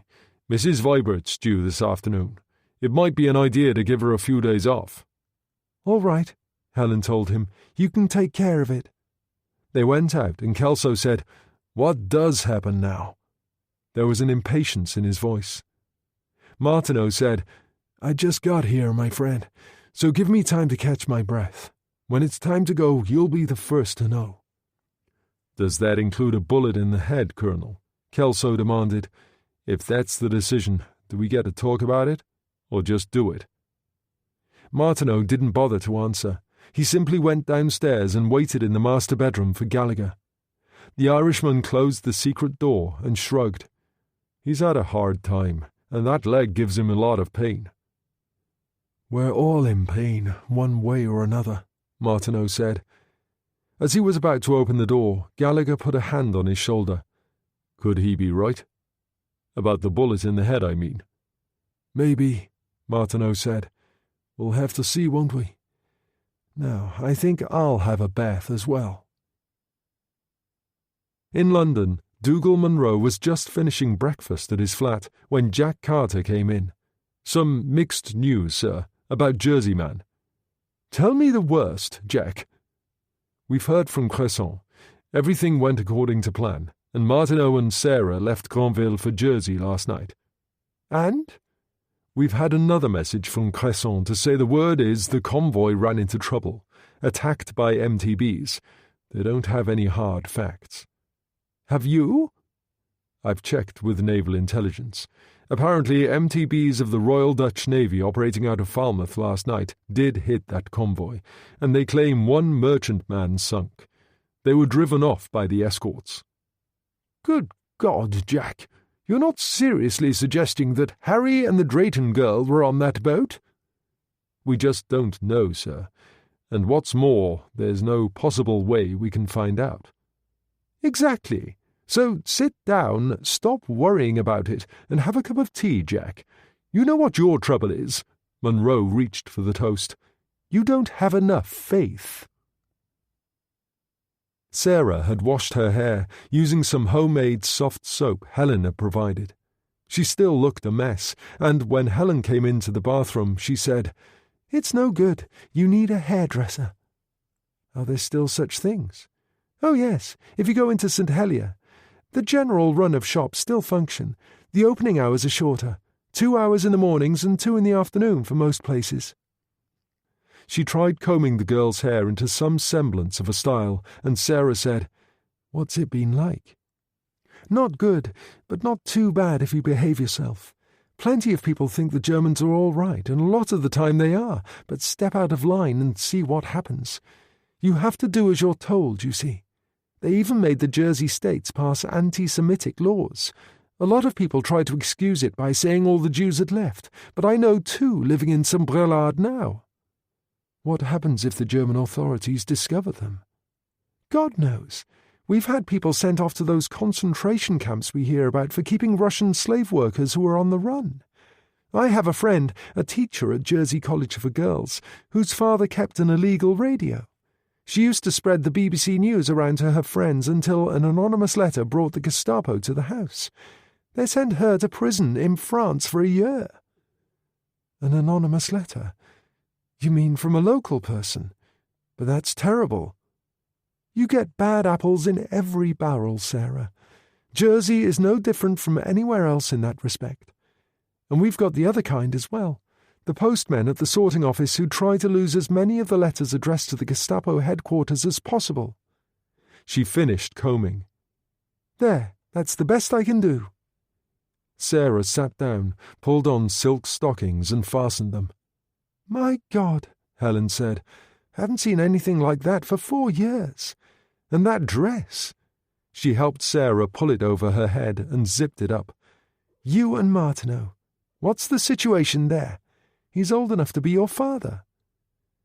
"My father, he very definitely is not." Sarah smiled as she pulled on her shoes. "He's probably the most infuriating man I've ever met, and the most fascinating." "And you sleep with him?" "I am supposed to be Vogel's tart, Aunt Helen." "And to think the last time I saw you, you had pigtails," Helen said. In the kitchen, she put 2 spoonfuls of her precious China tea into the pot, but Gallagher made his excuses. "I'll go and put Mrs. Vibert off," he said. "It'll only complicate things having her around.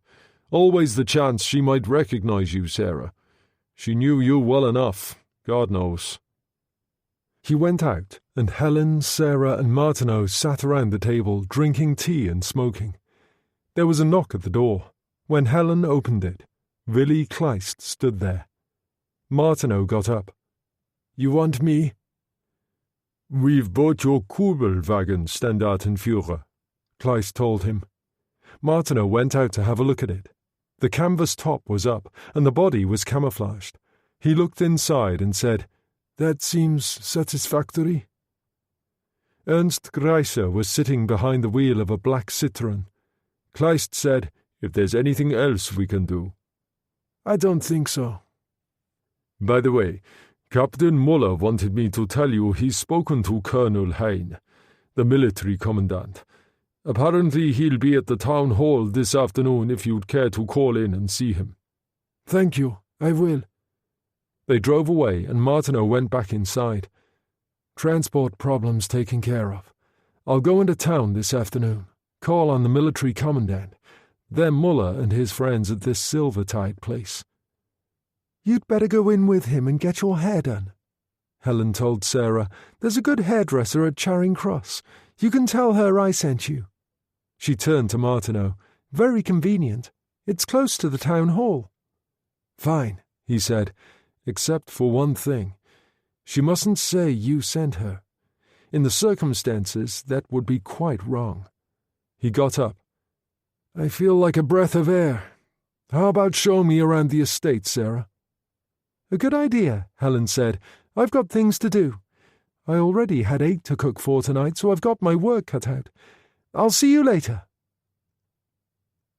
After leaving Deville Place, Kleist and Greiser started down the road, but after about a quarter of a mile, the inspector touched the young man on the arm. Let's pull in here, Ernst. Stick the car in that truck over there. We'll take a walk back through the woods." "Any particular reason?" "I'd just like to have a look around, that's all." The cart track was heavily overgrown. Greiser drove along it until they were out of sight of the road, and they got out and left the Citroën there, taking a field path across the woods of the Deville estate. It was very quiet and really rather pleasant, only the sound of the birds. And then a young woman carrying a basket appeared unexpectedly from beyond the high granite wall at the end of the field. It was impossible to see her face.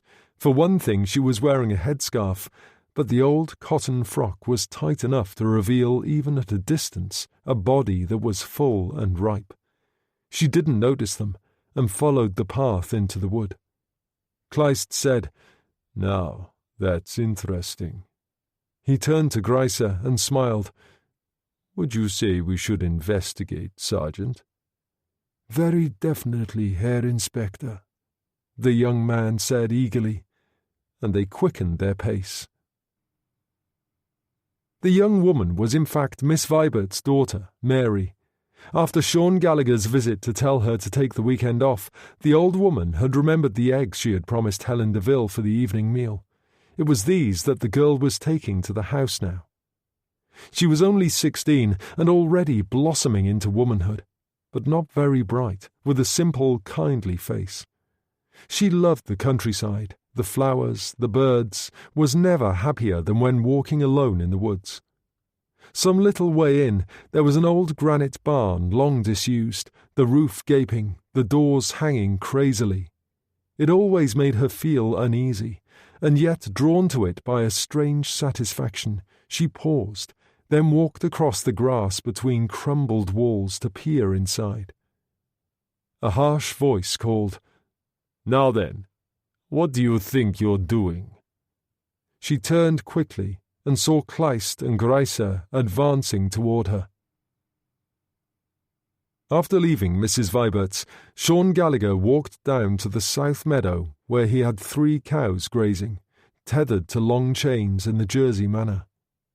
They were a precious commodity in these hard times, and he stayed with them there in the sunshine for a while, then started back to his cottage. When he was still 2 fields away, he saw the Germans walking toward the wood, saw and recognized Mary. He paused, shading his eyes against the sun, saw the girl disappear into the trees, the Germans following. Suddenly uneasy, he started to hurry. It was when he was halfway across the field that he heard the first scream. He cursed softly and broke into a run. The weather was the best of spring, delightfully warm as Sarah and Martineau followed the track from the house through the pine trees. There were daffodils everywhere, crocuses and snowdrops in profusion, camellias blooming. Beyond, through the trees, the waters of the bay were blue, merging into green in places. Birds sang everywhere. Sarah held his arm as they strolled along. God, that wonderful, marvellous smell. Straight back to childhood and those long, hot summers. Did they ever exist, I wonder? Or was it all an impossible dream? No, he said. They were the only true reality. It's the past 4 years that have been the nightmare. I love this place, she said. It's an old race, the Norman stock here, and the Devilles are as old as any of them. We go back a long way. Robert Deville fought at the Battle of Hastings with Duke William of Normandy. Good old William the Conqueror. That's right. He ruled Jersey before he became King of England. So it's we who colonized the English, if you like, not the other way about. There's arrogance for you. These are my roots, she said. Here I belong. This is home. Where do you belong, Harry?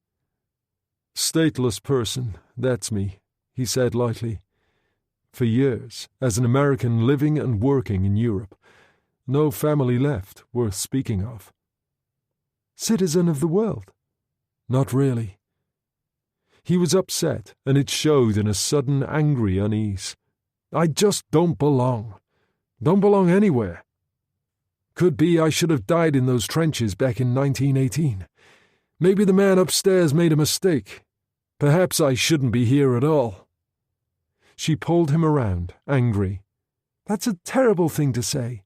I'm beginning to get rather tired of the cynical and sardonic bit, Harry Martineau. Can't you drop your guard just occasionally, even with me?" Before he could reply, there was a sudden scream.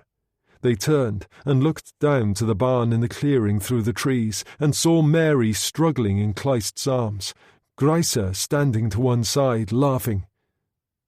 "For God's sake, Harry, do something," Sarah said. "I will, only you stay out of it." He started down the slope as Sean Gallagher ran out of the trees. Kleist was excited, the supple young body squirming against him. "Shut up," he told her. "Just be a good girl and I won't hurt you." Greiser's eyes were shining, the mouth loose. "Don't forget, Inspector, fair shares for all. That's my motto." Gallagher arrived on the run, shouldering the sergeant out of the way like a rugby forward. As he reached Kleist, he stamped hard behind the German's left knee, causing the leg to buckle, and punched him hard in the kidneys. Kleist grunted and went down, releasing the terrified girl. Gallagher picked up Mary's basket and gave it to her and patted her face. "It's all right now, love," he said. "You run on up to the house to Mrs. DeVille. Nobody's going to harm you this day." She ran like a frightened rabbit. As Gallagher turned, Greiser took a Mauser from his pocket, his eyes wild. Kleist called, "No, Ernst, and that's an order. He's mine." He got up, easing his back, and took off his raincoat. "Like all the Irish, you're cracked in the head. Now I shall teach you a lesson. I shall break both your arms. Half Irish, so only half cracked. Let's get it right." Sean Gallagher took off his jacket and tossed it to one side. "Didn't I ever tell you about my grandfather, old Harvey LeBrock? He was sailing in cod schooners at the age of 12, bosun on windjammers on the grain run from Australia. 12 times round the Horn by the age of 23. "Talk away," Kleist said, circling him. "It won't do you any good." He rushed in and swung a tremendous punch, which Gallagher avoided with ease. In those days, a bosun was only as good as his fists, and he was good. Very good. He ducked in and landed a punch under the German's left eye. When I used to come over from Ireland as a kid to stay with him, the village lads would work me over because I talked funny. When I went home crying, he took me out in the orchard and gave me the first of many lessons. Science, timing, punching, that's what counts, not size. God, as he often reminded me, and he was a lay preacher, had never intended the brutes to rule on earth.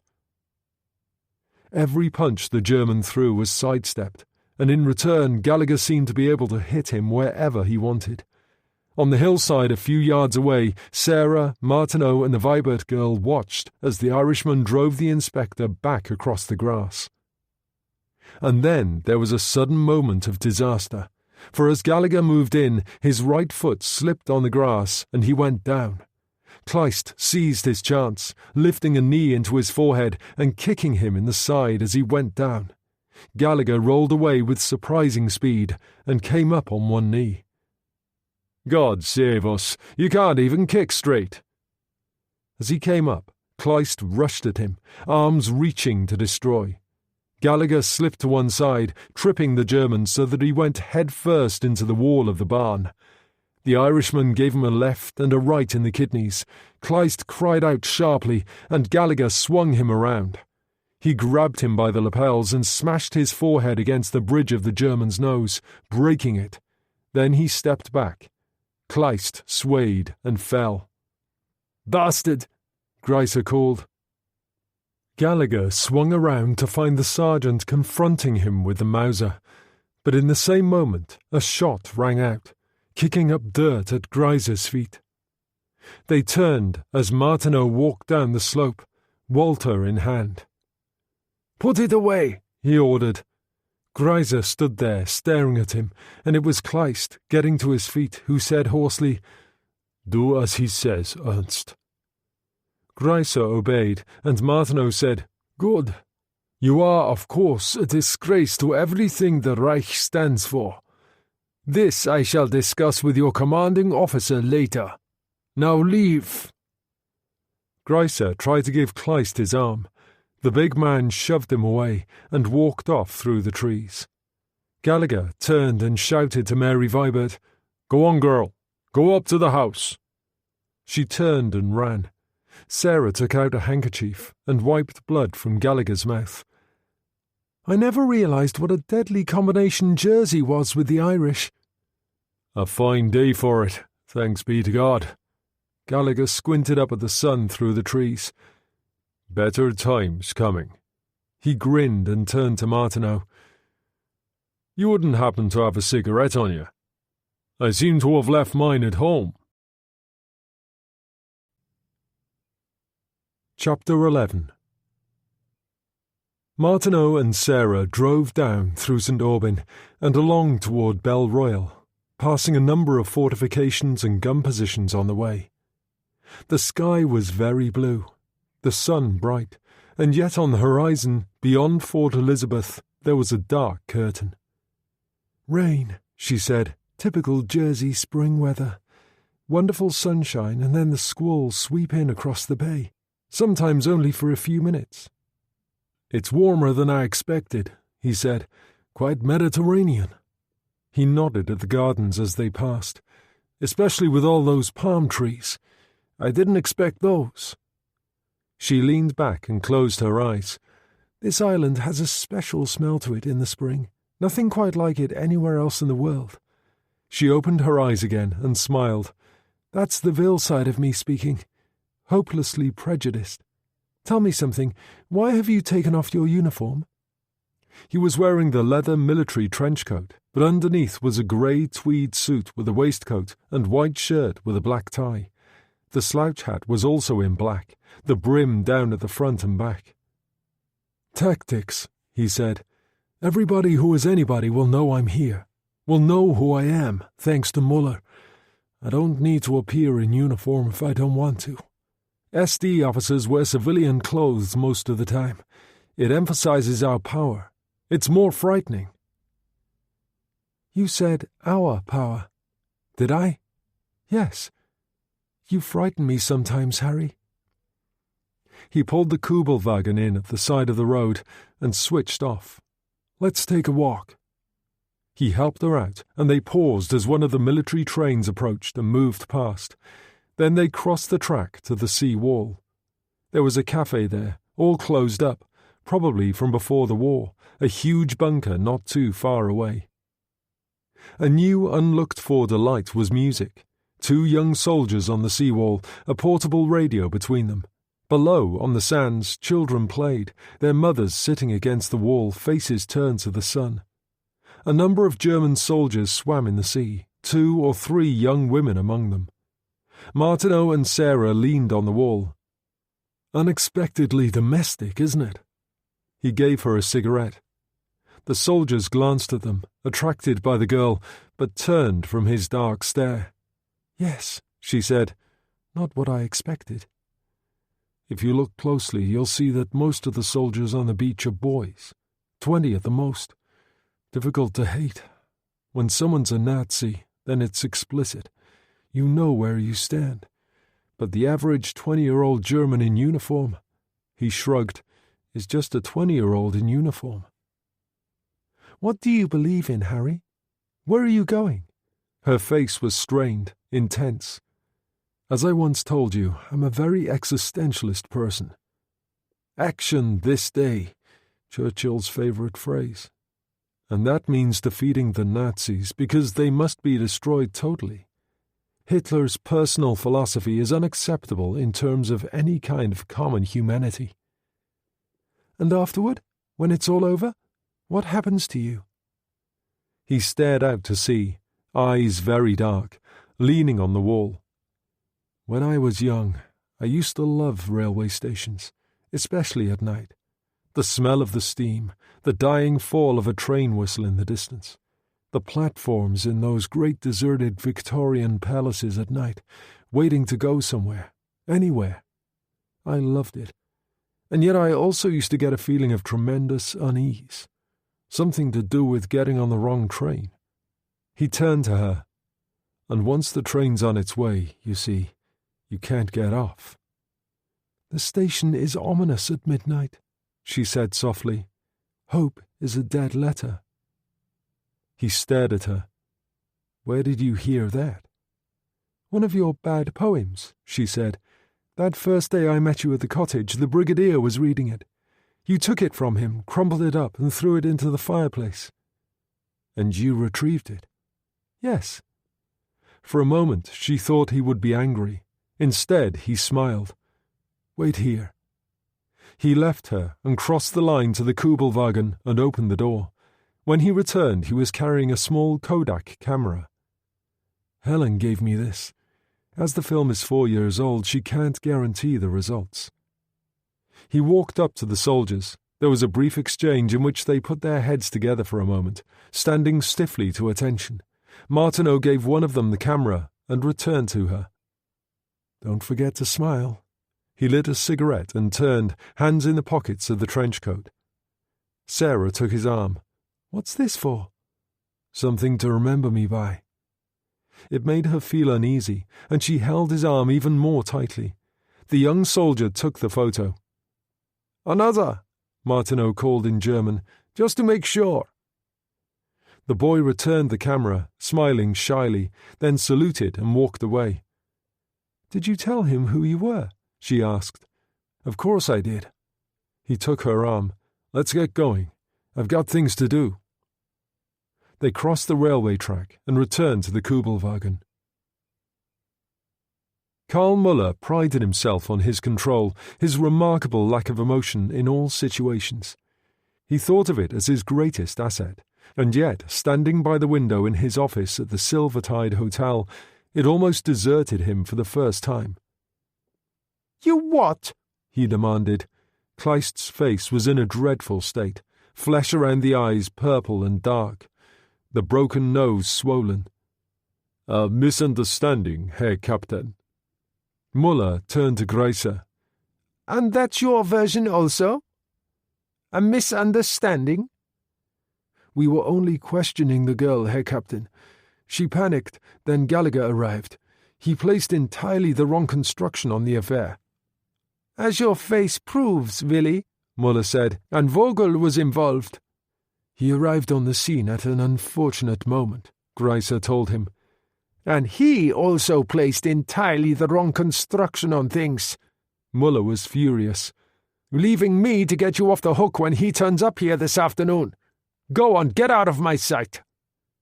He turned to the window and slammed his palm against the wall. Following Sarah's instructions, Martineau drove along Gloucester Street, past the prison. One thing, he said, when we're together in the town, speak French.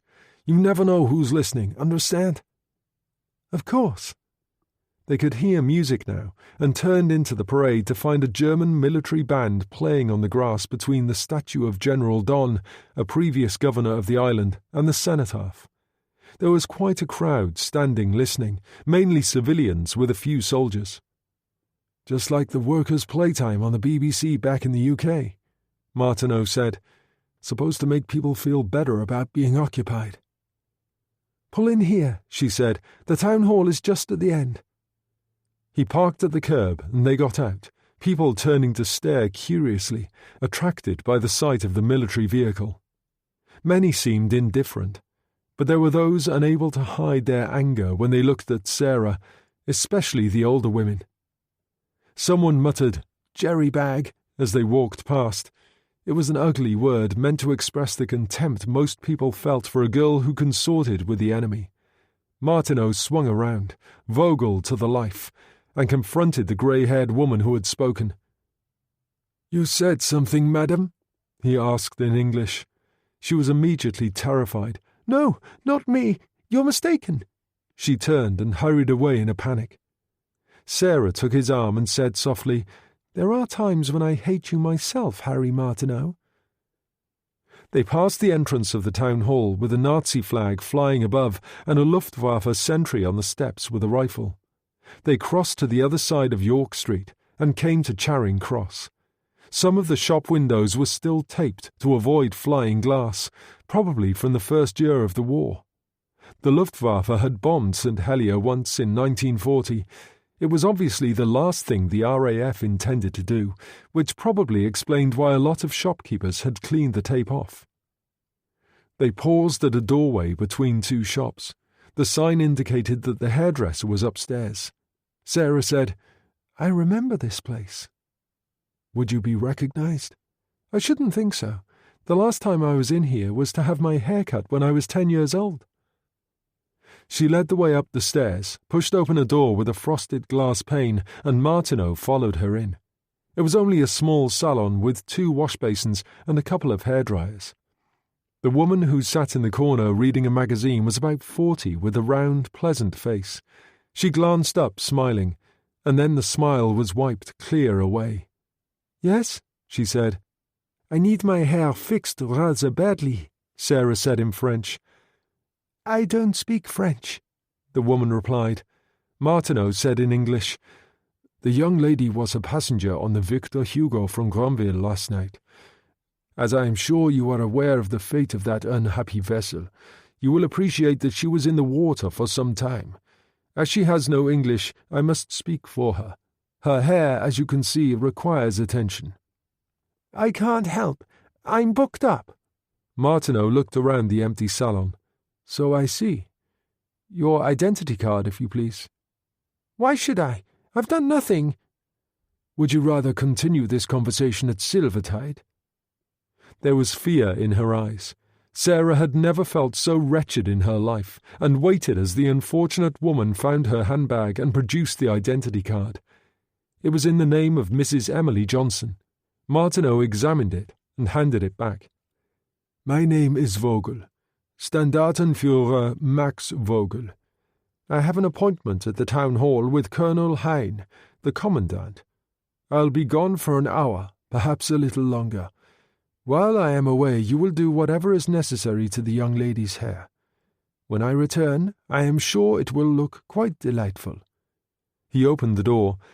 "If it doesn't, I'll close this establishment so fast you won't know what's hit you."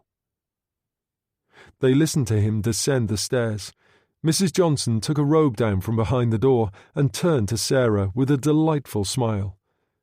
"All right, you dirty little French tart. Let's make you look pretty for that butcher," she said in English. Her smile became even more charming. "And I can only hope you get what you deserve." Sarah felt like cheering her out loud. Instead, she stayed in control and replied in French, The coat." She took it off, handed it to her, put on her robe, and went to the nearest chair. As Martineau crossed to the town hall, he saw a policeman in traditional British bobbies uniform and helmet standing on the steps talking to the sentry. They stopped talking, watching him warily as he approached. "Standartenführer Vogel for the commandant." The sentry jumped to attention, and the police constable faded away discreetly. "The commandant arrived 20 minutes ago, Standartenführer." Martineau moved into the hall and found a table at the bottom of the stairs, an army sergeant sitting there. He glanced up, and Martineau said, "My name is Vogel. I believe Colonel Hein is expecting me." The sergeant leapt to his feet and picked up the phone. "Standartenführer Vogel is here, Herr Major." He replaced the receiver. "Major Necker will be down directly, sir." "Thank you." Martineau walked away and looked out through the open door. Within moments there was the sound of boots on the stairs. He turned to find a young man hurrying down, an infantry major, no more than 30 from the look of him. He was all cordiality, but then he would be, pausing briefly to click his heels before putting out a hand. "Felix Necker, Standartenführer." He'd seen action. That was plain enough from the shrapnel scar running into the right eye. As well as the Iron Cross First Class, he wore the Wounded badge in silver, which meant he'd been a casualty at least 3 times, the infantry assault badge and a close combat clasp in gilt. It was recognition and familiarity with such items that kept Martineau alive. What they told him about people was important. What they said about this man was that he was a war hero. "A pleasure to meet you, Herr Major," he said. "You've been in Jersey long?" "Only a couple of months," Necker told him. "I'm not with the 319th Division normally, only on loan."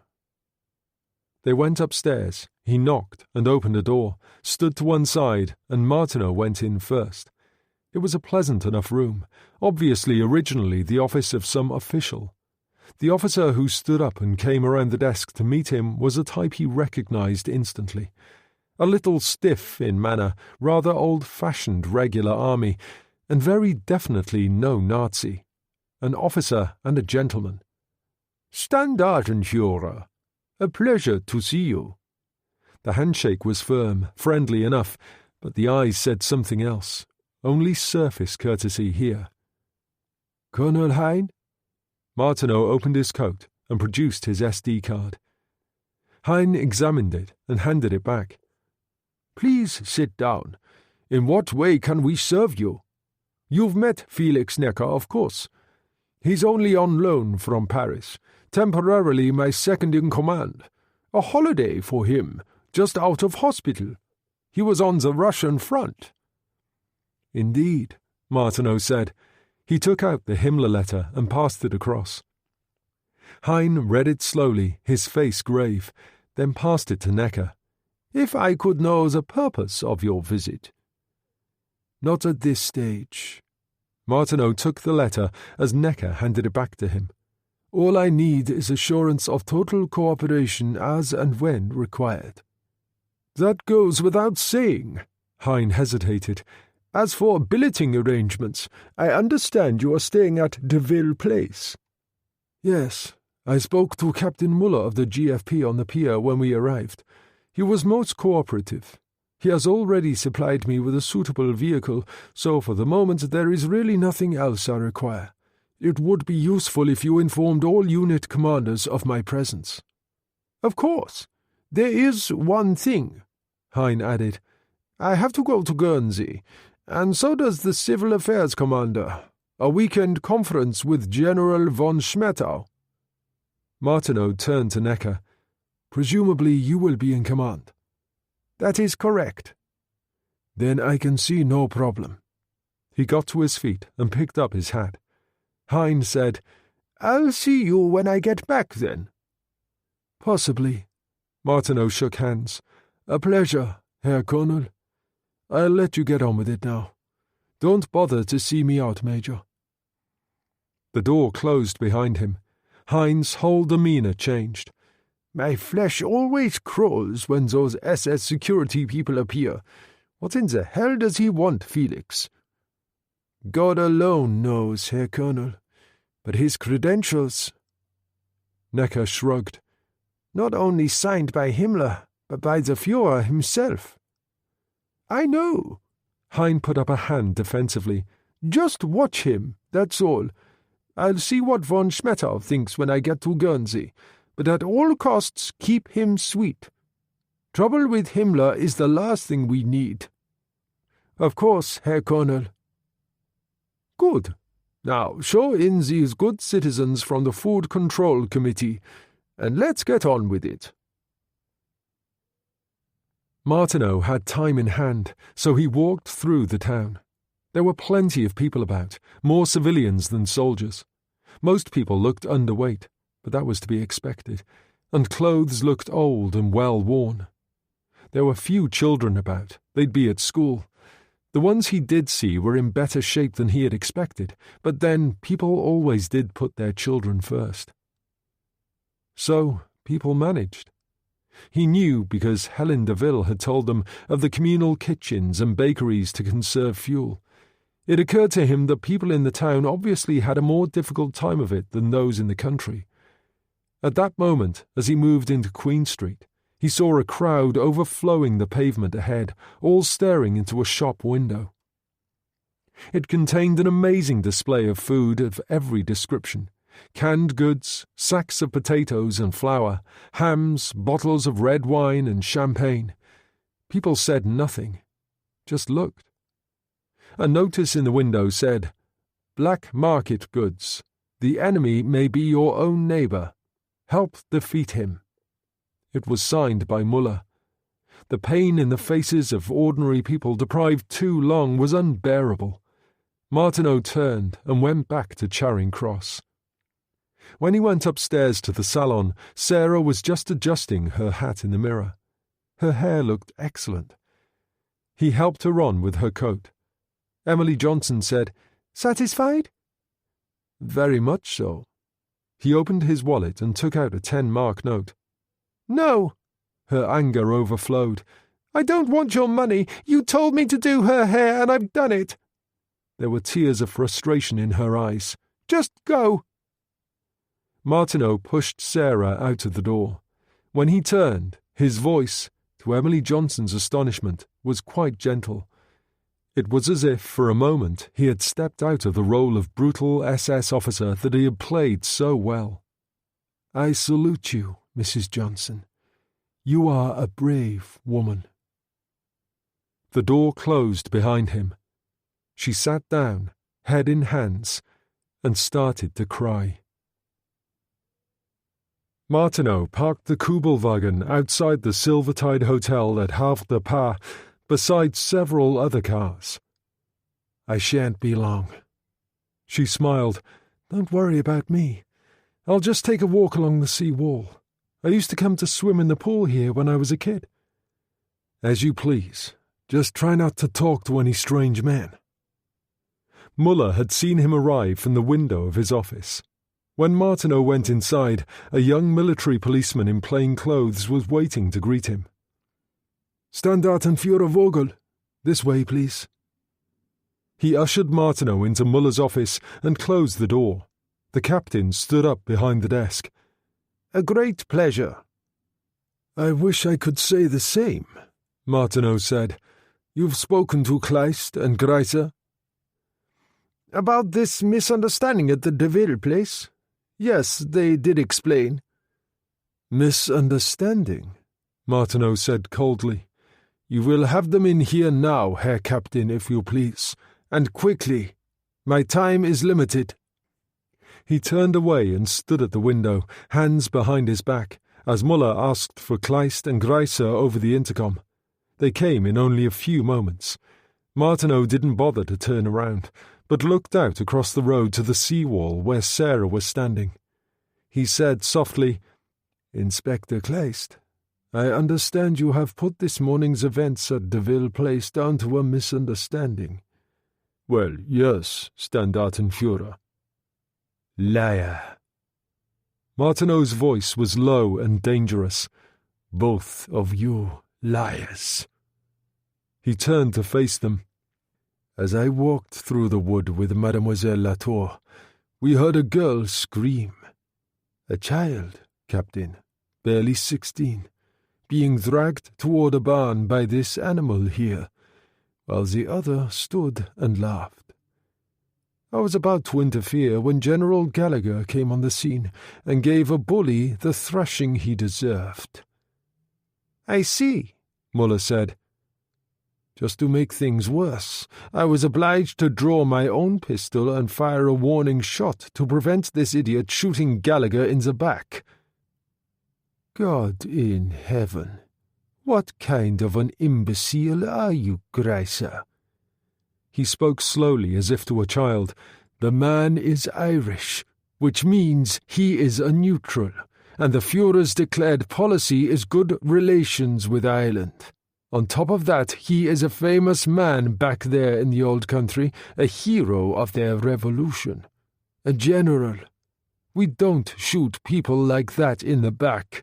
Understand?" "Yes, Standartenführer." Now he turned his attention to Kleist. "And as the Führer's declared policy toward the inhabitants of Jersey has been one of reconciliation, we do not attempt to rape 16-year-old girls." He turned to Muller.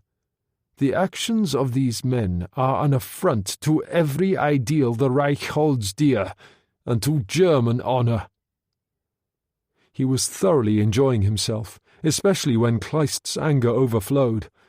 "I'm not a child to be lectured like this." "Kleist," Martineau said, "as a member of the Gestapo, you took an oath to our Führer, a holy oath. As I recall, it runs, 'I vow to you and the superiors you appoint, obedience unto death.' Is it not so?" "Yes," Kleist answered. "Then remember from now on that you are here to obey orders. If I ask you a question, you answer, 'Jawohl, Standartenführer.'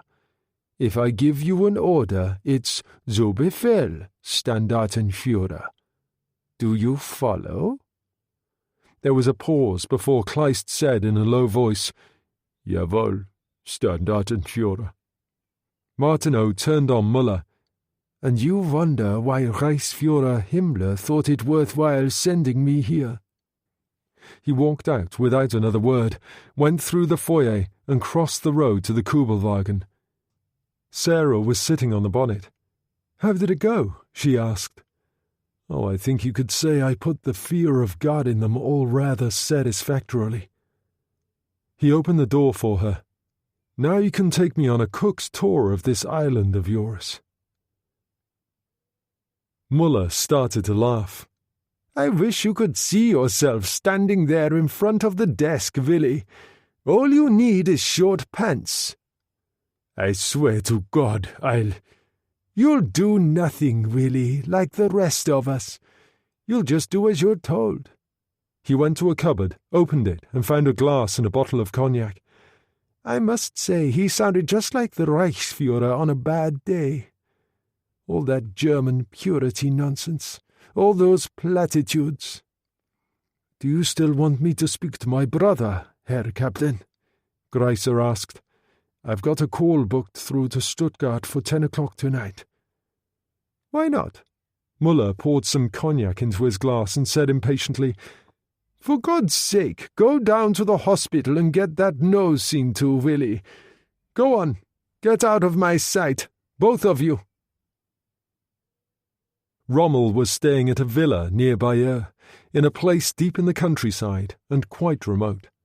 It had been used as a weekend retreat by the commanding general of the area, who had been happy to offer it to the field marshal when he'd expressed a desire for a quiet weekend. The Bernards, who ran the house, were extremely discreet. The wife was an excellent cook. The husband acted as butler. Baum drove to the house ahead of the field marshal that afternoon in a Kubelwagen, wearing his own Fallschirmjäger uniform. He also affected a heavy black patch over the right eye on Rommel's insistence. To Baum, he did not resemble the field marshal until he put on the clothes, changed his appearance with a few artful touches of makeup, the rubber cheek pads that made the face squarer. But the real change was in himself. The change that started inside. He thought Rommel, so he became Rommel. That was his unique talent as a performer. Rommel and Hofer arrived later in the afternoon in the Mercedes driven by an engineer sergeant named Dreschler, an Afrika Korps veteran whom Hofer had specially selected. Madame Bernard provided the field marshal with a late luncheon in the drawing room. Afterward, Hofer brought Baum in to join them. "Right, let's go over things," Rommel said. "According to my information, the people from Jersey will leave for Guernsey at around 2 in the morning. Berger and I will leave here in the Kubelwagen at 9. There is an empty cottage on the estate a kilometre from here where we can stop for him to change." "And afterward?" "To a Luftwaffe reserve airstrip, only 10 kilometres from here. There is a pilot, an Oberleutnant Saucer, waiting there under your personal order with a Feisler Storch." "Saucer? Isn't that a Finnish name?" Rommel asked. "That's right." "Then what's he doing with the Luftwaffe? Why isn't he on the Eastern Front shooting down Russians with his own people?" "Saucer is hot stuff, a real ace, one of the greatest night fighter pilots in the business. These days he's of more use flying over the Reich, knocking down Lancaster bombers. He's an excellent choice for this venture. He doesn't fit into the usual Luftwaffe command structure. An outsider." "They don't like us very much, the Finns," Rommel said. "I've never trusted them." He lit a cigarette. "Still, carry on." "Saucer won't know his destination until we join the plane. I estimate we will land in Jersey around 11 o'clock. I've given orders for headquarters of Army Group B to notify Berlin at noon that you've flown to Jersey. The reason for not letting them know earlier being the need to consider your safety when in flight."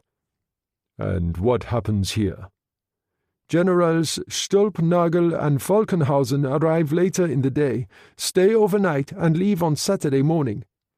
"And you return in the evening?" "Of course. The couple here at the house, the Bernards, will know you are here, but then they won't know you are also in Jersey. Neither will Sergeant Dreschler. He worships you anyway, an old desert hand. If there is any problem with him later, I can handle it." Rommel turned to Baum. "And you, my friend, can you handle it?" "Yes, Herr Field Marshal. I really think I can," Baum told him. "Good." Rommel took the bottle of Dom Perignon from the ice bucket that Monsieur Bernard had brought in earlier and uncorked it. He filled 3 glasses and gave them one each. "So, my friends, to the Jersey enterprise." Sarah and Martineau had spent an enlightening afternoon, driving to Gorey, where she had intended to show him Mont Orgueil, one of the most magnificent castles in Europe, only to find that it was now a heavily defended enemy strongpoint. At Fliquet Bay, they had come across a party of slave workers cutting a new road through to a coastal artillery battery. They were the most ragged, filthy, undernourished creatures even Martineau had seen. He had made himself known to the sergeant in charge of the detail, who told him they were Russians. It was particularly ironic, therefore, to discover a battalion of the Russian Liberation Army staffed mainly by Ukrainians guarding the north coast around Bonne-Nuit Bay. They carried on to Grenay, with the few stones remaining of its medieval castle and spectacular views of Sark, Herm, and Jethau, all reaching toward Guernsey. The interesting thing was that not once were they stopped or challenged, even when they drove along the 5-mile road following the curve of St. Owen's Bay, which looked to Martineau like the most heavily defended stretch they'd seen. It was evening when they stopped at the church at the end of St. Brelard's Bay. Sarah got out, and he followed her. They stood in the archway and peered inside. There was an entire section devoted to the military, rows of crosses, each one at the end of a neat grave. "I don't know what Christ would have made of those crosses," Martineau said. "There's a swastika in the center of each one." She shivered. "I used to attend this church. I had my first communion here." Martineau walked idly between the rows of German crosses. "There are a couple of Italians here, and a Russian." He carried on, moving into the older section of the cemetery, passing between granite headstones and tombs. "Strange," he said. "I feel quite at home." "That's a morbid thought," Sarah told him. "Not really. I just find it extraordinarily peaceful, and the view of the bay is sensational. Still, I suppose we should be getting back now." They got in the Kubelwagen and drove past the bay along Mont Sawyer. Sarah said, "So, now you've had the guided tour, what do you think?" "A tight little island." "And how do we get Hugh Kelso off it?" "To tell you the truth, I haven't the slightest idea. So if you can think of anything, let me know." He carried on driving, whistling tunelessly between his teeth. Dinner was a strange affair. Martineau and Sarah joined the officers in the main dining room. Guido Orsini, Bruno Felt, Kapitän-Leutnant Erich Dietrich, and several others. There was a fresh-lighted candle at each empty place, which Sarah found rather macabre. But the young officers were polite and considerate, would obviously have put themselves out even more if it had not been for Martineau's presence. He was wearing his uniform in deference to the formality of the meal, and its effect on the others had been definitely depressing. Helen Deville passed in and out with the plates, and Sarah, bored with the stilted conversation, insisted on helping her to clear the table and joined her in the kitchen, where Sean Gallagher sat at the table eating the leftovers. "Terrible in there. Harry's like a spectre at the feast," she said. Helen had just prepared a tray for Kelso. "I'll just take this up while they're all still in the dining room." She went up the back stairs and opened the door to the master bedroom at the same moment that Guido Orsini passed the end of the corridor. He saw her, noted the tray in astonishment, and moved cautiously along the corridor. He hesitated, then tried the door of her bedroom. Helen, for once, had omitted to turn the key. He peered inside, saw the secret door ajar, and tiptoed across. There was a murmur of voices from upstairs. He listened for a moment, then turned and went out again, closing the door. Sarah and Gallagher were talking in low voices when Guido went into the kitchen. "Ah, there you are," he said. "They're into politics now. Can I take you for a walk on the terrace?" "Is he to be trusted?" she asked Gallagher. "No more than most men I know, especially around a darling like you." "I'll have to take a chance then. If Colonel Vogel comes looking for me, tell him I'll be back soon," she added formally. There was a half moon, the sky bright with stars, a luminosity to everything, palm trees etched against the sky. Everywhere there was the smell of flowers, drenched from the rain earlier. "Azaleas," she breathed deeply, "one of my favourites." "You are a remarkable girl," he said in English. "You don't mind if we use English, do you? There's no one about, and it helps me keep my hand in." "All right," she said reluctantly, "but not for long." "You've never been to Jersey before?" "No. I was raised by my grandmother in Paimpol after my mother died." "I see. And it was your mother who was English?" "That's right." She was wary at this questioning, and sat on a low granite wall, the moon behind her. He gave her a cigarette. "You smoke Gitan, don't you?" She was used to cigarettes by now, and nodded. "On the other hand, one has to be content with whatever is available these days." He gave her a light. "Yes, it's really quite remarkable. You speak French with a very Breton accent." "What's strange about that? My grandmother was Breton." "I know. It's your English that's so interesting. Very upper class. I went to Winchester, remember, so I can tell." "Really? I'm a lucky girl, then." She stood up. "I'd better get back now, Guido. Max can get rather restless if I'm out of his sight too long with another man." "Of course." She took his arm, and they strolled back through the azaleas. "I like you, Anne-Marie Latour. I like you a lot. I want you to remember that." "Only like," she said. "I thought you said you loved me." A dangerous game she was playing here. She knew that, and yet could not resist taking it as far as it would go. "All right," he said, "I love you." And he pulled her into his arms and kissed her passionately. "Now do you understand?" "Yes, Guido," she said softly. "I think I do." Martineau appeared on the terrace in the moonlight. "Anne-Marie, are you there?" he shouted in French. "Coming!" she called back, and reached to touch the Italian's face. "I'll see you tomorrow, Guido." And she ran up the steps to the terrace. They were all in the private sitting room at the back of the house, overlooking the terrace. Gallagher, Martineau, Helen, and Sarah. Gallagher poured Burgundy into 4 glasses, while Helen opened the French window a little. It was very close. She breathed in the perfumed air for a few moments, then drew the heavy curtains across. "So, what happens now?" Sean Gallagher asked. "He certainly can't walk at the moment," Helen Deville said. "George Hamilton saw him this afternoon. A real chance he could lose the leg if he disturbs things." "At least he's safe for the time being upstairs," Sarah said. He can't sit out the war there, Martineau pointed out. We need to get him to Granville. Once there, Cresson can radio London and have a Lysander over any night we want. But how to get him there? That's the thing, Gallagher said. They've really got the small boat traffic closed up tight here. Observation posts all along the coast, as you saw for yourself today. You wouldn't get far without being spotted.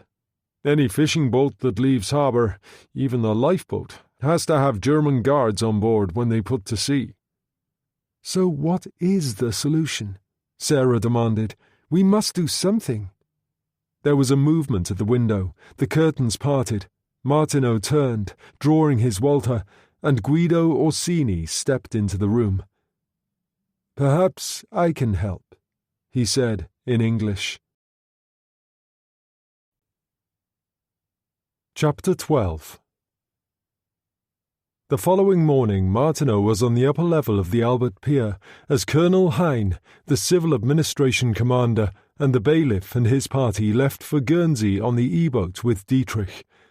He watched them go as he leaned on the seawall, waiting for Orsini, who had gone to Kriegsmarine headquarters at the Pomme d'Or Hotel.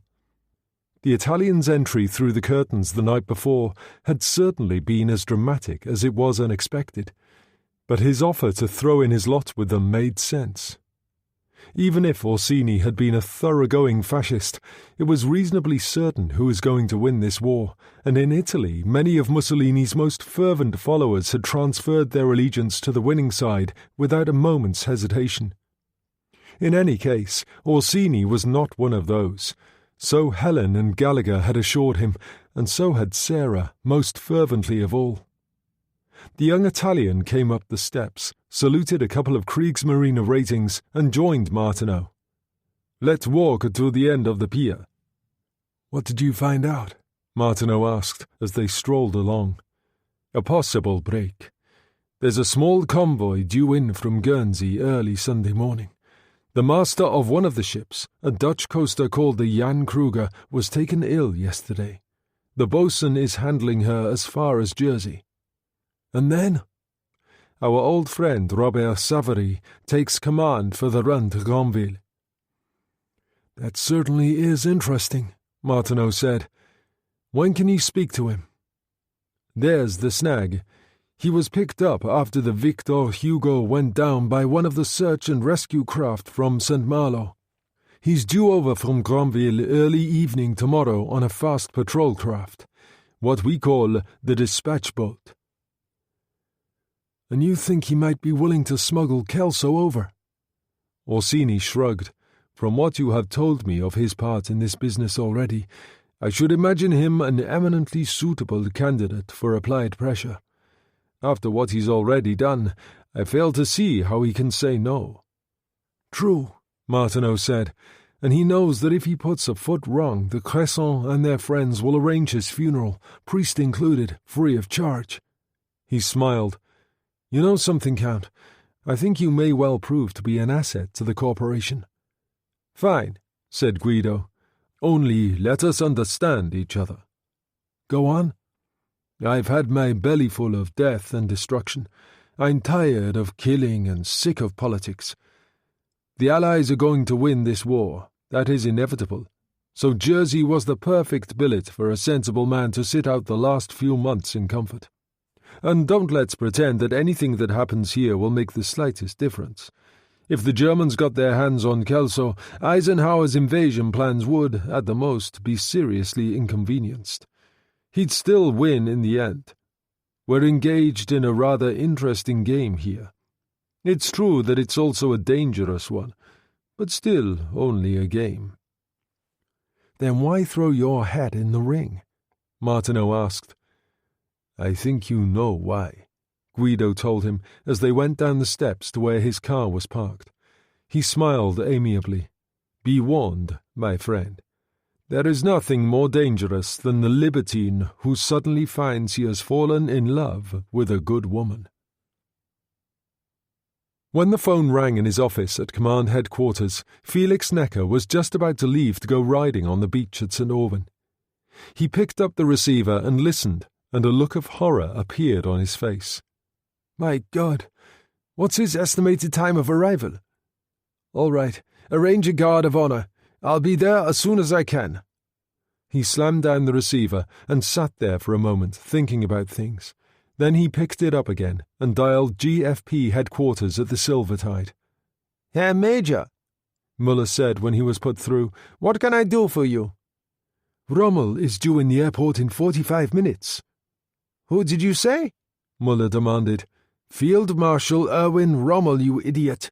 He's arriving with his aide, a Major Hofer from Normandy in a Feisler Storch. But why? Muller demanded. I don't understand. Well, I do, Necker told him. It all makes perfect sense. First of all, his orders for Hein and the others to join General von Schmettau in Guernsey for the weekend, getting them all nicely out of the way so he can fly in out of the blue and take the place apart. I know how Rommel operates, Muller. He'll go everywhere. Check every machine gun post. At least one mystery is solved, Muller said. What's that? The reason for Vogel being here. The whole thing ties in now. Yes, I suppose you're right, Necker said. Anyway, never mind that now. I'll see you at the airport. He put down the receiver, hesitated, then picked it up again and told the operator to connect him with Deville Place. Martineau and Orsini had just returned, and it was Helen who answered the phone in the kitchen. It's for you, she said to Martineau. Major Necker. He took the receiver from her. Vogel here. Good morning, Necker greeted him. I'm sure it will come as no surprise to you to know that Field Marshal Rommel arrives at the airport in just over half an hour. Martineau, concealing his astonishment, said, I see. Naturally, you'll wish to greet him. I'll see you at the airport. Martineau put the phone down slowly as Sarah and Gallagher came in from the garden. What is it, Harry? Sarah demanded. You look awful.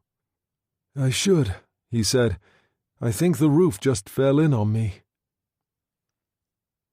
At the Silvertide, Muller was hurriedly changing into uniform in the bathroom next to his office.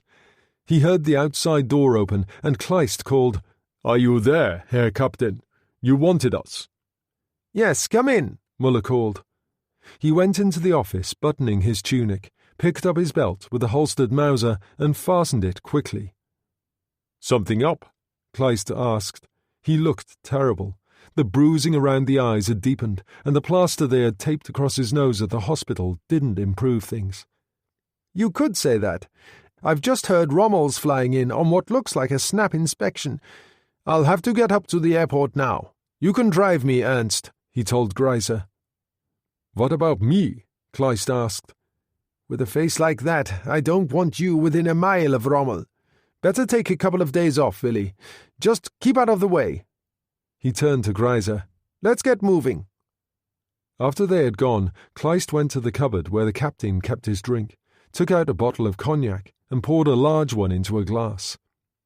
He swallowed it in one quick gulp and went into the bathroom and examined himself in the mirror. He looked awful, and his face hurt. It was all that damned Irishman's fault.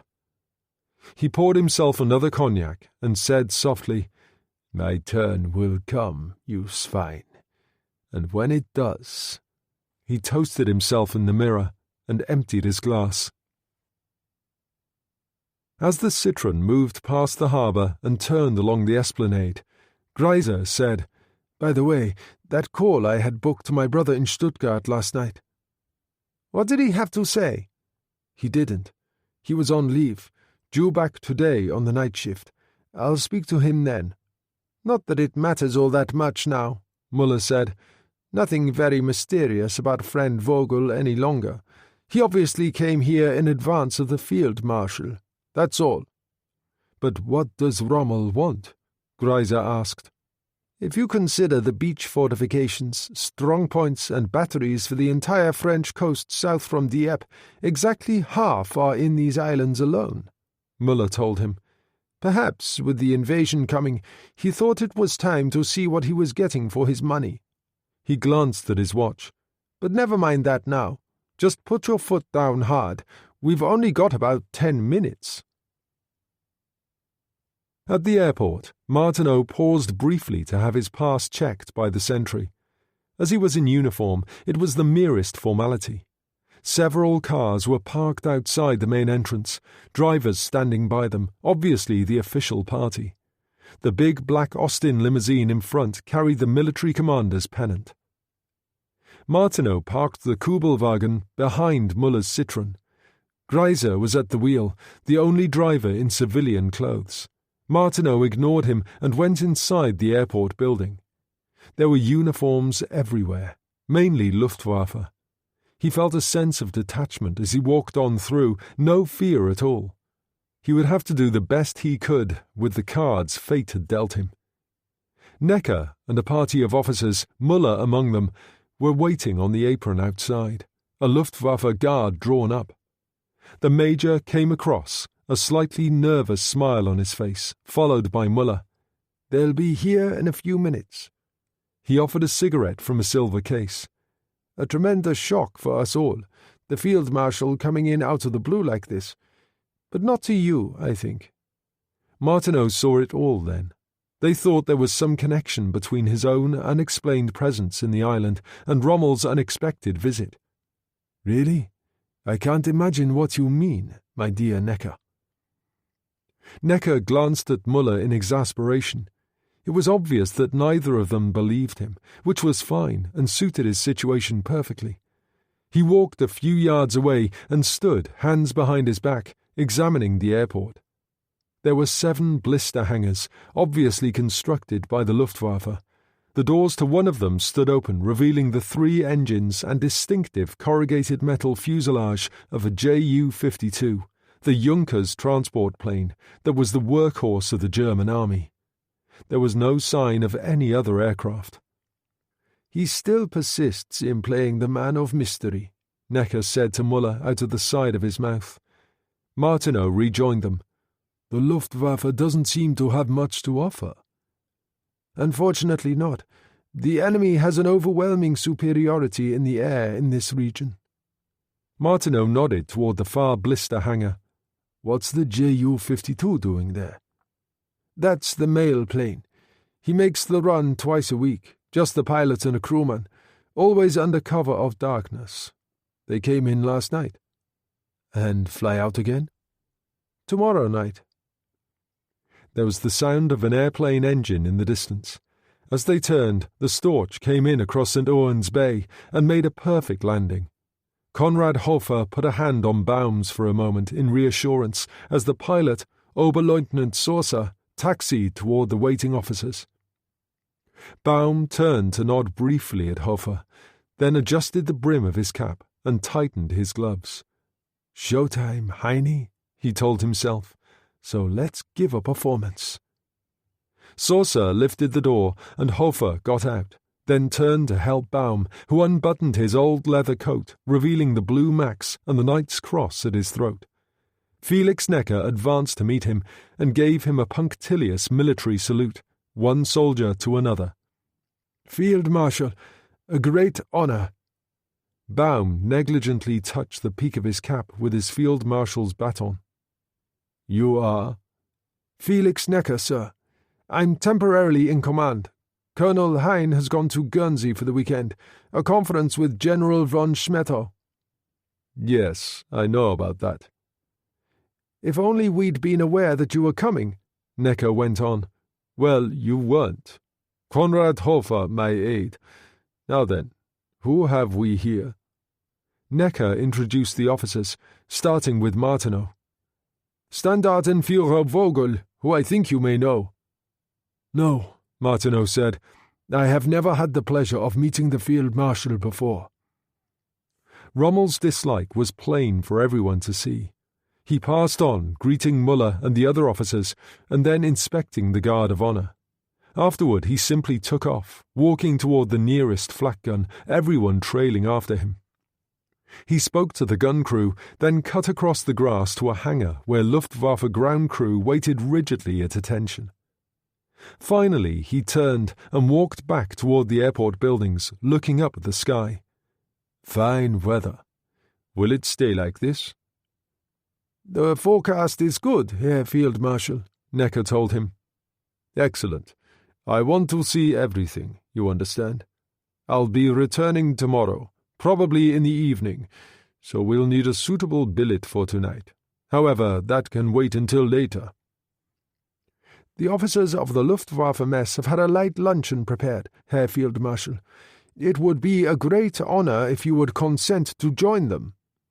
Certainly, Major, but afterward, work. I've a lot to see.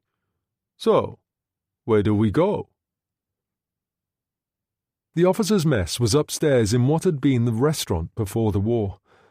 There was a buffet of salad, roast chicken and tinned ham, served rather self-consciously by young Luftwaffe boys in white coats acting as waiters. The officers hung eagerly on the field marshal's every word, conscious of their proximity to greatness. Baum, a glass of champagne in his hand, was more than enjoying himself. It was as if he were somewhere else, looking in, observing. One thing was certain, he was good. We were surprised that you chose to fly in during daylight hours, Herr Field Marshal, Necker said. And with no fighter escort, Muller added. I've always believed in doing the unexpected thing, Baum told them, and you must remember we had Oberleutnant Sosa as pilot, one of our gallant Finnish comrades. He normally flies a Ju-88S night fighter and has 38 Lancasters to his credit, which explains his Knight's Cross. Sosa, a small, vital man of 25 with very fair hair, looked suitably modest, and Baum carried on. I must also tell you that we flew across the sea so low that we were in more danger from the waves than anything the RAF might have come up with. There was a general laugh, and he excused himself and went off to the toilet, followed by Hofer. Martineau had been standing against the wall, observing everything and drinking very little. Muller approached. A remarkable man. Oh, yes, Martineau nodded. One of the few real heroes of the war. And how is your Inspector Kleist? A stupid man, Muller observed, but then I think you know that. More champagne? In the toilet, Baum checked himself in the mirror and said to Hofer, "How am I doing?" Superbly. Hofer was exhilarated. There are times when I really think it's the old man himself talking. Good. Baum combed his hair and adjusted the cheek pads. What about the SS colonel? I didn't expect that. Vogel? Hofer was serious for a moment. I was talking to Necker about him. He just turned up in the island yesterday, backed by a special pass signed by Himmler and the Führer himself. So far he's given no information as to why he's here. I don't know, Baum said. Those bastards always make me feel funny. You're certain his presence here has nothing to do with us? How could it be? Army Group B headquarters only released the news that you were in Jersey an hour ago. So, no need to panic. And back to the fray. Necker said, If you wouldn't mind coming into the CO's office, Field Marshal, General von Schmettau is on the line from Guernsey. Baum sat carelessly on the edge of the desk and took the receiver offered to him. My dear von Schmettau, it's been a long time. General von Schmettau said, An unexpected honor for my entire command. Hein is quite shocked and wishes to return at once. Tell him if he does, it's the firing squad for him, Baum said good-humouredly. Young Necker can show me around just as well. A fine officer. No, this suits me perfectly. Do you intend to visit Guernsey? Not this time. I return to France tomorrow. May we expect you at some future date? The line was crackling now. Of course, and before long, I promise you. Best wishes. Baum put down the receiver and turned to Necker. To work. Coastal defences. That's what I wish to see. So let's get started. In the garden at Deville Place, Sarah sat on the wall looking out over the bay, and Guido leaned beside her, smoking a cigarette. Sarah, he said in English, it's as if I have to get to know you all over again. He shook his head. Whoever told you that you could pass yourself off as a French tart was gravely mistaken. I knew there was something wrong with you from the start. And Harry? Did you think there was something wrong about him? No. He worries me, that one. He plays Vogel too well. I know, she shivered. I wonder how he's getting on. He'll be fine. The last person I'd ever worry about. You like him, don't you? Yes, she said. You could put it that way. Before they could take the conversation any further, Helen and Gallagher crossed the grass to join them. What are you two up to? Helen demanded. Nothing much, Sarah told her. We were wondering how Harry was getting on. The devil looks after his own, Gallagher said. He can take care of himself, that one. More important at the moment is a decision on what to do with Kelso. I think we should move him from the chamber to my cottage. Guido nodded. That makes sense. Much easier to take him from there down to the harbour once I get Savary sorted out. Do you really think it has a chance of working? Sarah demanded.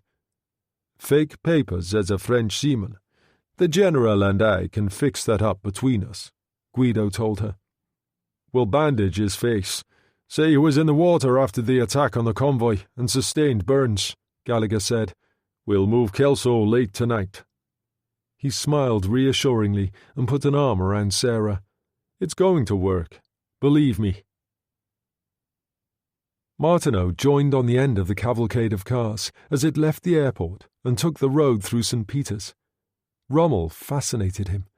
So did the idea of being so close to one of the greatest soldiers the war had produced, the commander of the Westfall himself, the man dedicated to smashing the Allies on the beaches where they landed.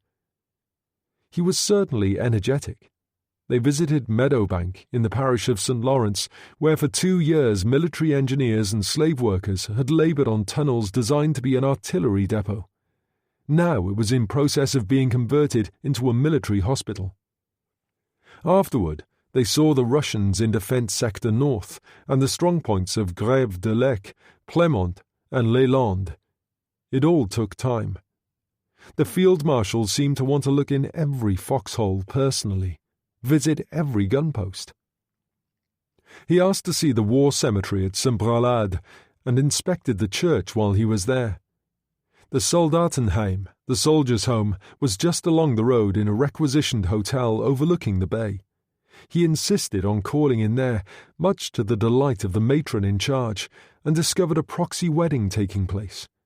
It was a system devised by the Nazi government to take care of the fact that it was increasingly difficult for soldiers on active duty to get married in the normal way any longer, as they seldom got furloughs back home in Germany. The groom was a burly sergeant, and a Red Cross nursing sister stood in for his bride, who was in Berlin. It was very much a Nazi marriage, totally without any religious significance at all. The insistence on the lack of Jewish blood in either the bride or bridegroom was something Baum found especially ironic, but he toasted the sergeant's good health with a glass of schnapps and moved on. By the time they reached St. Alban, it was evening, and most of the party were beginning to flag. Baum, examining the map Necker had provided, noticed the artillery positions on Mont de la Roque and asked to be taken up there.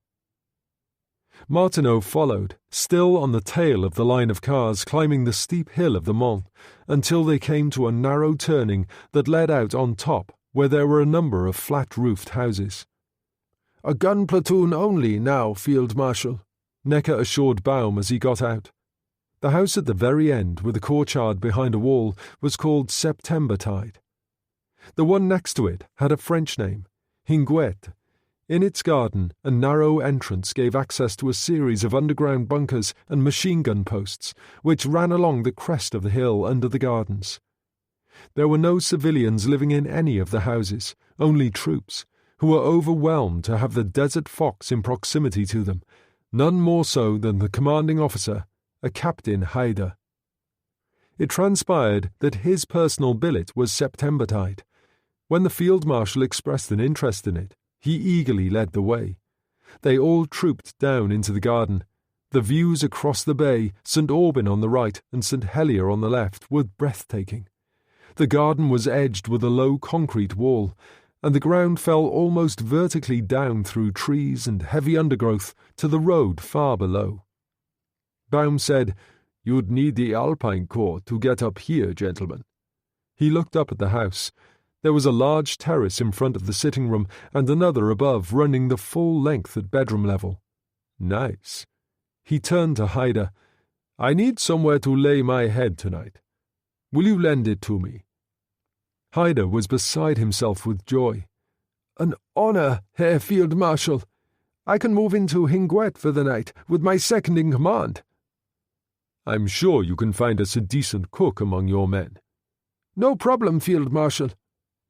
Baum turned to Necker. "You see, my dear Necker, all taken care of. This will suit me very well indeed.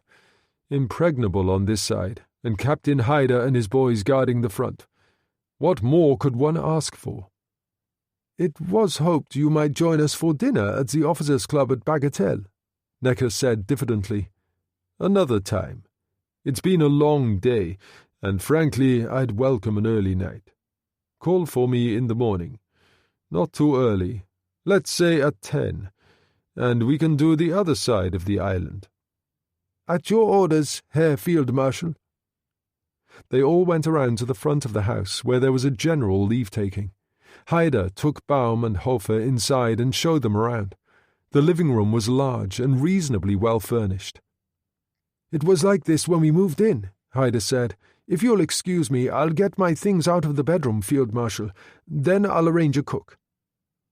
He went upstairs. Baum turned to Hofer. "Did I do well?" "Superb," Hofer said. "And this place is perfect. Just the right amount of isolation. You're a genius, Berger." The evening meal had already started at Deville Place when Martineau got back. He peered in at the window and saw Sarah sitting with Guido and half a dozen other naval officers at the table. He decided not to go in, and instead went round to the back door and let himself into the kitchen. Helen was washing dishes at the sink, and Gallagher was drying for her. "How did things go?" the Irishman demanded. "Well enough. Absolutely no problems, if that's what you mean." "Did you see the great man?" "As close as I am to you, but he made it clear the SS is not exactly his favorite organization." Helen poured him a cup of tea, and Gallagher said, "We've been making decisions while you've been away." He told him how they'd decided to move Kelso. When he was finished, Martineau nodded. "That makes sense to me. We'll make it later, though. Say around 11? "Should be safe enough then," Gallagher said. Martineau went upstairs and lay on the bed of the room he shared with Sarah. Although they slept in the same bed, he had not made love to her again since that first night. There was no particular reason. There just didn't seem to be the need. But no, he wasn't being honest. It wasn't Sarah, it was him. Something inside, some old wound of the spirit that made him afraid to give himself fully. A morose fear that it would all prove to be just another disappointment, or perhaps simply the fear that this strange, enchanting, tough young woman was forcing him back into the real world again, bringing him back to life. He lay on the bed, smoking a cigarette, staring at the ceiling, strangely restless, thinking of Rommel and the energy of the man, and what a target he was. He got up and put on his belt with a holstered PPK. Then he opened his suitcase, found the Carswell silencer, and put it in his pocket. When he went downstairs, they were still eating in the great hall. He went back to the kitchen. Helen looked up in surprise. "You're going out again?" "Things to do." He turned to Gallagher. "Tell Sarah I'll be back soon." The Irishman frowned. "Are you all right? Is something wrong?" "Not in the whole wide world," Martineau assured him. "I'll see you later." And he went out.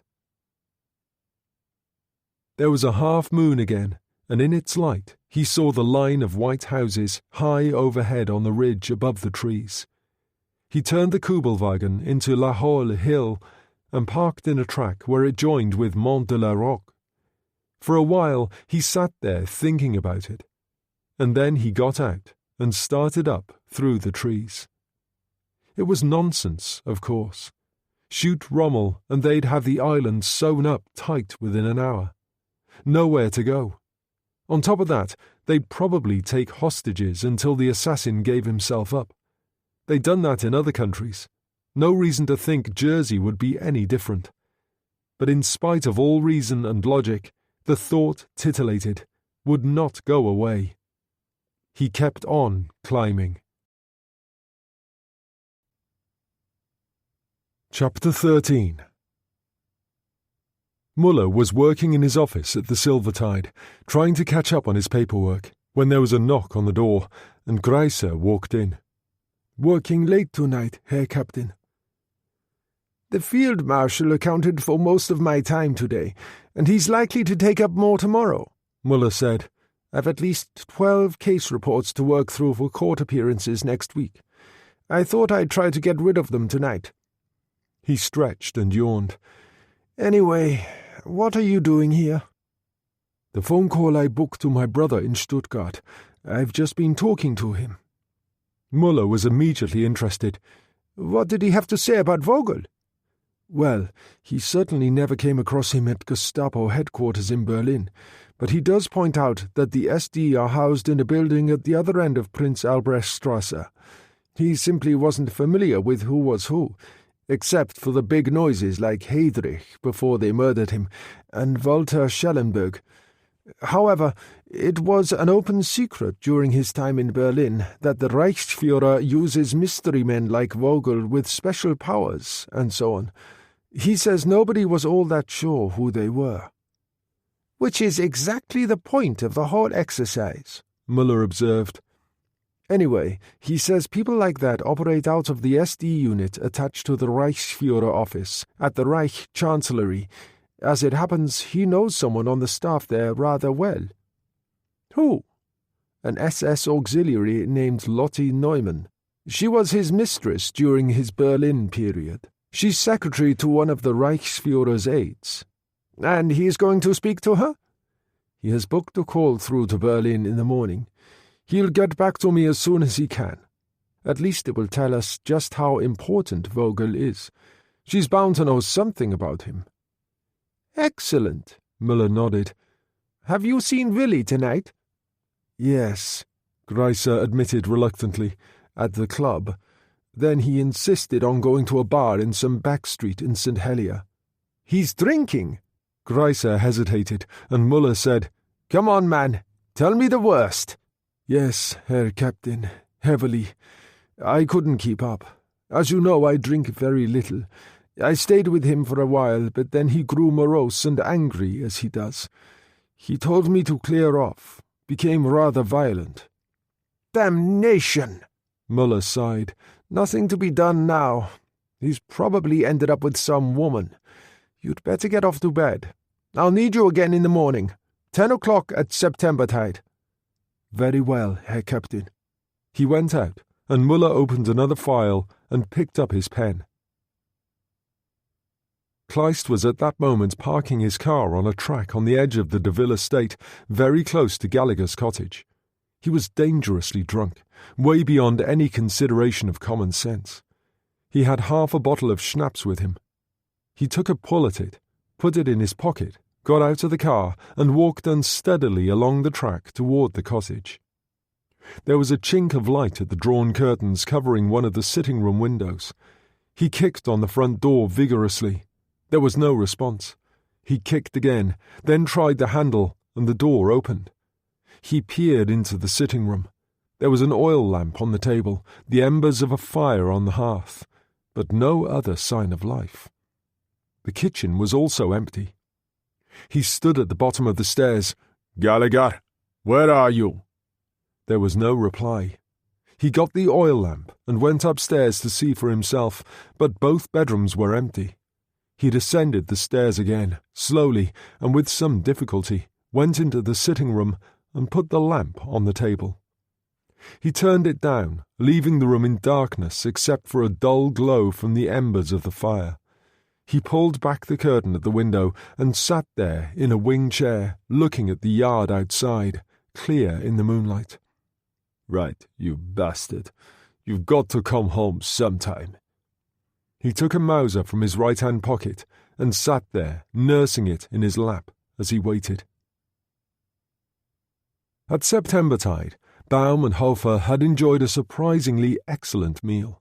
Cold roast chicken, Jersey new potatoes and a salad, washed down with a bottle of excellent Sancerre provided by Captain Hyder.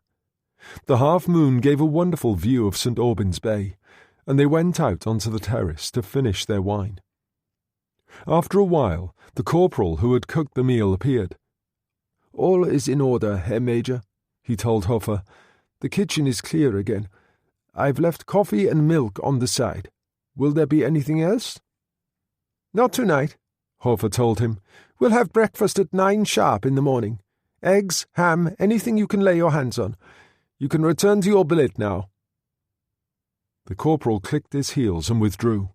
Baum said, "What a night." "My dear Burger, what a day," Hofer told him. "The most remarkable of my life." "And the second act still to come." Baum yawned. "Speaking of tomorrow, I could do with some sleep." And he went back inside. Hofer said, "You, of course, in deference to your superior rank, will take the large bedroom above this, which has its own bathroom. I'll take the small room at the end of the corridor. It overlooks the front of the house, so I'll be more aware of what's going on there." They went upstairs, Baum still carrying his glass of wine. "What time?" he said. "If you're not already up, I'll wake you at 7:30, Hofer told him. "Rommel would be up at 5, but one can take play-acting too far." Baum smiled. He closed the outer door to the bedroom suite, walked through the dressing area into the bedroom itself. It was plainly furnished with 2 wardrobes, a dressing table, and a double bed, presumably left by the owners from whom the house had been requisitioned. The corporal had drawn the curtains at the windows. They were large and heavy, made of red velvet, and touched the floor. When he parted them, he found a steel and glass door, which he opened and stepped out onto the upper terrace. The view was even better at this height, and he could see down into St. Aubyn's harbour in the distance on his right. It was very still, the only sound a dog barking a couple of fields away. The blackout in St. Helier was anything but complete, lights dotted here and there. The sea was calm, a white line of surf down there on the beach. The sky luminous with stars in the moonlight. A night to thank God for. He raised his glass. "L'Chaim," he said softly, and he turned, parted the curtains, and went back inside, leaving the door open. It took Martineau 20 minutes to make his way up through the trees. The undergrowth was thick in places, and the going was rough, but he'd expected that, and there was no barbed wire on the final approach to the garden. He'd noticed that earlier. He still had no idea what he intended, and pulled himself up over the concrete block wall cautiously, aware of voices. He stood in the shadow of a palm tree, and looked up to see Hofer and Rommel on the terrace in the moonlight. "What a night," the field marshal said. "My dear Burger, what a day," Hofer told him. "And the second act is still to come." Martineau stayed in the shadow of the palm tree, astonished at this amazing exchange. It didn't make sense. After they had gone inside, he advanced cautiously across the lawn, and paused by the covered way. A moment later, the field marshal appeared on the upper terrace, and stood at the rail looking out over the bay. He raised his glass. "L'Chaim," he said softly, turned, and went back inside. L'Chaim, which meant to life, the most ancient of Hebrew toasts. It was enough. Martineau stood on the low wall, reached for the railings on the first terrace, and pulled himself over. Heine Baum took the blue max and the knight's cross with oak leaves, swords and diamonds from around his neck, and laid them on the dressing table. He removed his cheek pads and examined his face in the mirror, running his fingers through his hair. "Not bad, Heine, not bad. I wonder what the great man would say if he knew he was being taken off by a Jew boy." He started to unbutton his tunic, and Martineau, who had been standing on the other side of the curtain screwing the Carswell silencer on the barrel of the Walter, stepped inside. Baum saw him instantly in the mirror, and old soldier that he was, reached at once for the Mauser pistol in its holster on his belt, which lay on the dressing table. "I wouldn't," Martineau told him. "They've really done wonders with this new model silencer. If I fired it behind your back, you wouldn't even know about it. Now, hands on head and sit on the stool." "Is this some kind of plot of the SS to get rid of me?" Baum asked, playing his role to the hilt. "I'm aware that Reichsführer Himmler never liked me, but I didn't realize how much." Martineau sat on the edge of the bed, took out a packet of Gitan one-handed, and shook one up. As he lit it, he said, "I heard you and Hofer talking on the terrace. He called you Burger." "You've been busy." "And I was outside a couple of minutes ago when you were talking to yourself. So let's get down to facts. Number 1, you aren't Rommel." "If you say so." "All right," Martineau said. "Let's try again. If I am part of an SS plot to kill you on Himmler's orders, there wouldn't be much point if you aren't really Rommel. Of course, if you are—" He raised the PPK, and Baum took a deep breath. "Very clever. So, you aren't Rommel. I should have thought that was sufficiently obvious by now. What are you, an actor? Turned soldier, turned actor again. Marvelous," Martineau said. "I saw him in Paris last year, and you fooled me. Does he know you're Jewish?" "No," Baum frowned. "Listen, what kind of an SS man are you anyway?" "I'm not." Martineau laid the PPK down on the bed beside him. "I'm a colonel in the British Army."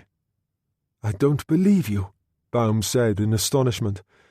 "A pity you don't speak English, and I could prove it," Martineau said. "But I do." Baum broke into very good English indeed. "I played the Moss Empire circuit in London, Leeds, and Manchester in 1935 and 6. "And you went back to Germany?" Martineau said. "You must have been crazy." "My parents," Baum shrugged. "Like most of the old folk, they didn't believe it would happen. I hid in the army using the identity of a man killed in an air raid in Kiel. My real name is Heine Baum. To Rommel, I'm Corporal Erich Berger, 21st Parachute Regiment." "Harry Martineau." Baum hesitated, then shook hands. "Your German is excellent." "My mother was German," Martineau explained. "Tell me, where is Rommel?" "In Normandy." "And what's the purpose of the masquerade, or don't you know?" "I'm not supposed to, but I can listen at doors as well as anyone." Baum took a cigarette from the Field Marshal's silver case, fitted it into the ivory holder Rommel had given him, and lit it. "He's having a quiet get-together with Generals von Stulpnagel and Falkenhausen. A highly illegal business as far as I can make out. Apparently they and a number of other generals, realizing they've lost the war, want to get rid of Hitler and salvage something from the mess while there's still a chance." "Possible," Martineau said. "There have been attempts on Hitler's life before." "Fools, all of them," Baum told him. "You don't approve?" "That surprises me.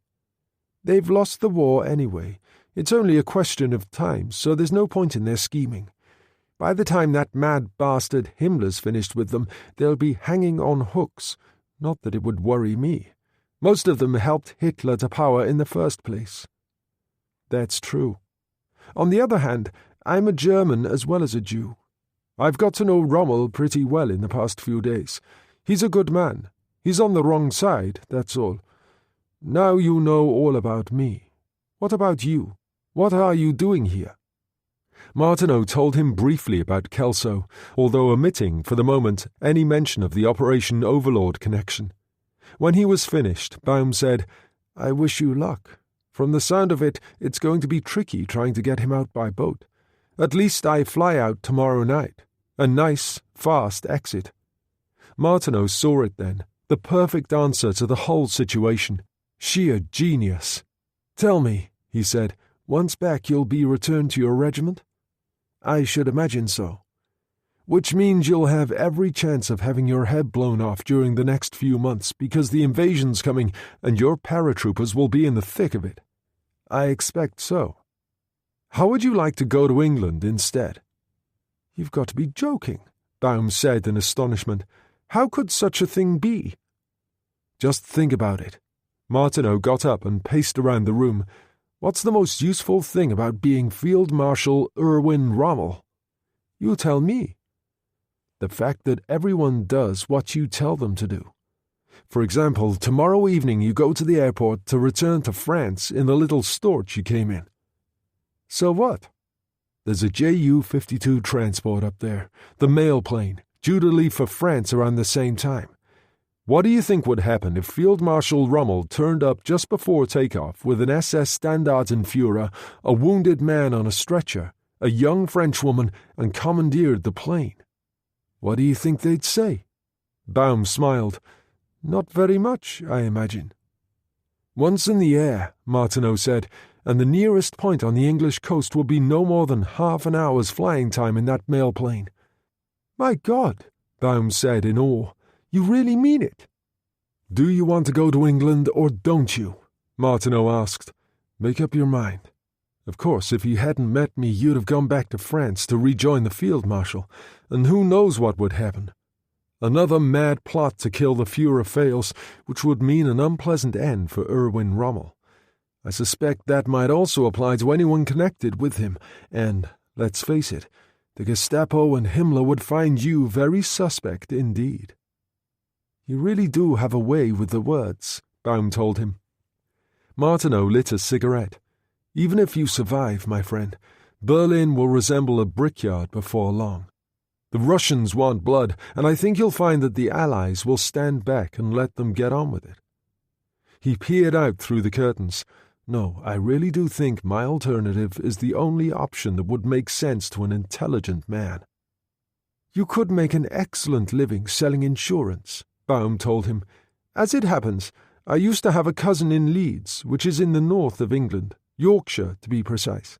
My only relative, if he's still alive. I need someone to say Kaddish for me. That's prayers for the dead, by the way. I know what it is, Martineau said patiently. Do we have a deal? Berlin a brickyard. Baum shook his head and smiled. I like that. That's settled then. Martineau unscrewed the silencer and put the PPK back in its holster. So, what about Hofer? What about him? He's not so bad. No different from the rest of us. I wouldn't like to have to hurt him. I'll think of something. I'll discuss it with my friends. I'll join your tour of the east of the island tomorrow morning. Be more friendly toward me. At a suitable point when Necker is there, ask me where I'm staying. I'll tell you DeVille Place, all about it. Its magical location, wonderful grounds, and so on. You tell Necker you like the sound of it, that you'd like to have lunch there. Insist on it. I'll finalize things with you then. The third act, rewritten at so late a date we don't get any chance to rehearse, Baum said wryly. You know what they say, Martineau told him. That's show business. And he slipped out through the curtain. It was just after midnight when Sean Gallagher and Guido took Hugh Kelso down the narrow stairway to Helen's bedroom. Sarah waited by the partially open door for Helen's signal from the other end of the corridor. It came, and she opened the door quickly. Now, she said. Gallagher and Guido linked arms again and hurried out, Hugh Kelso between them. The back stairs were wider and easier to negotiate, and they were in the kitchen within a couple of minutes. They sat Kelso down, and Helen closed the door to the stairs, turning the key. So far, so good, Gallagher said. Are you all right, Colonel? The American looked strained, but nodded eagerly. I'm feeling great just to be moving again. Fine. We'll take the path through the woods to my place. 10 minutes, that's all. Helen motioned him to silence. I think I hear a car.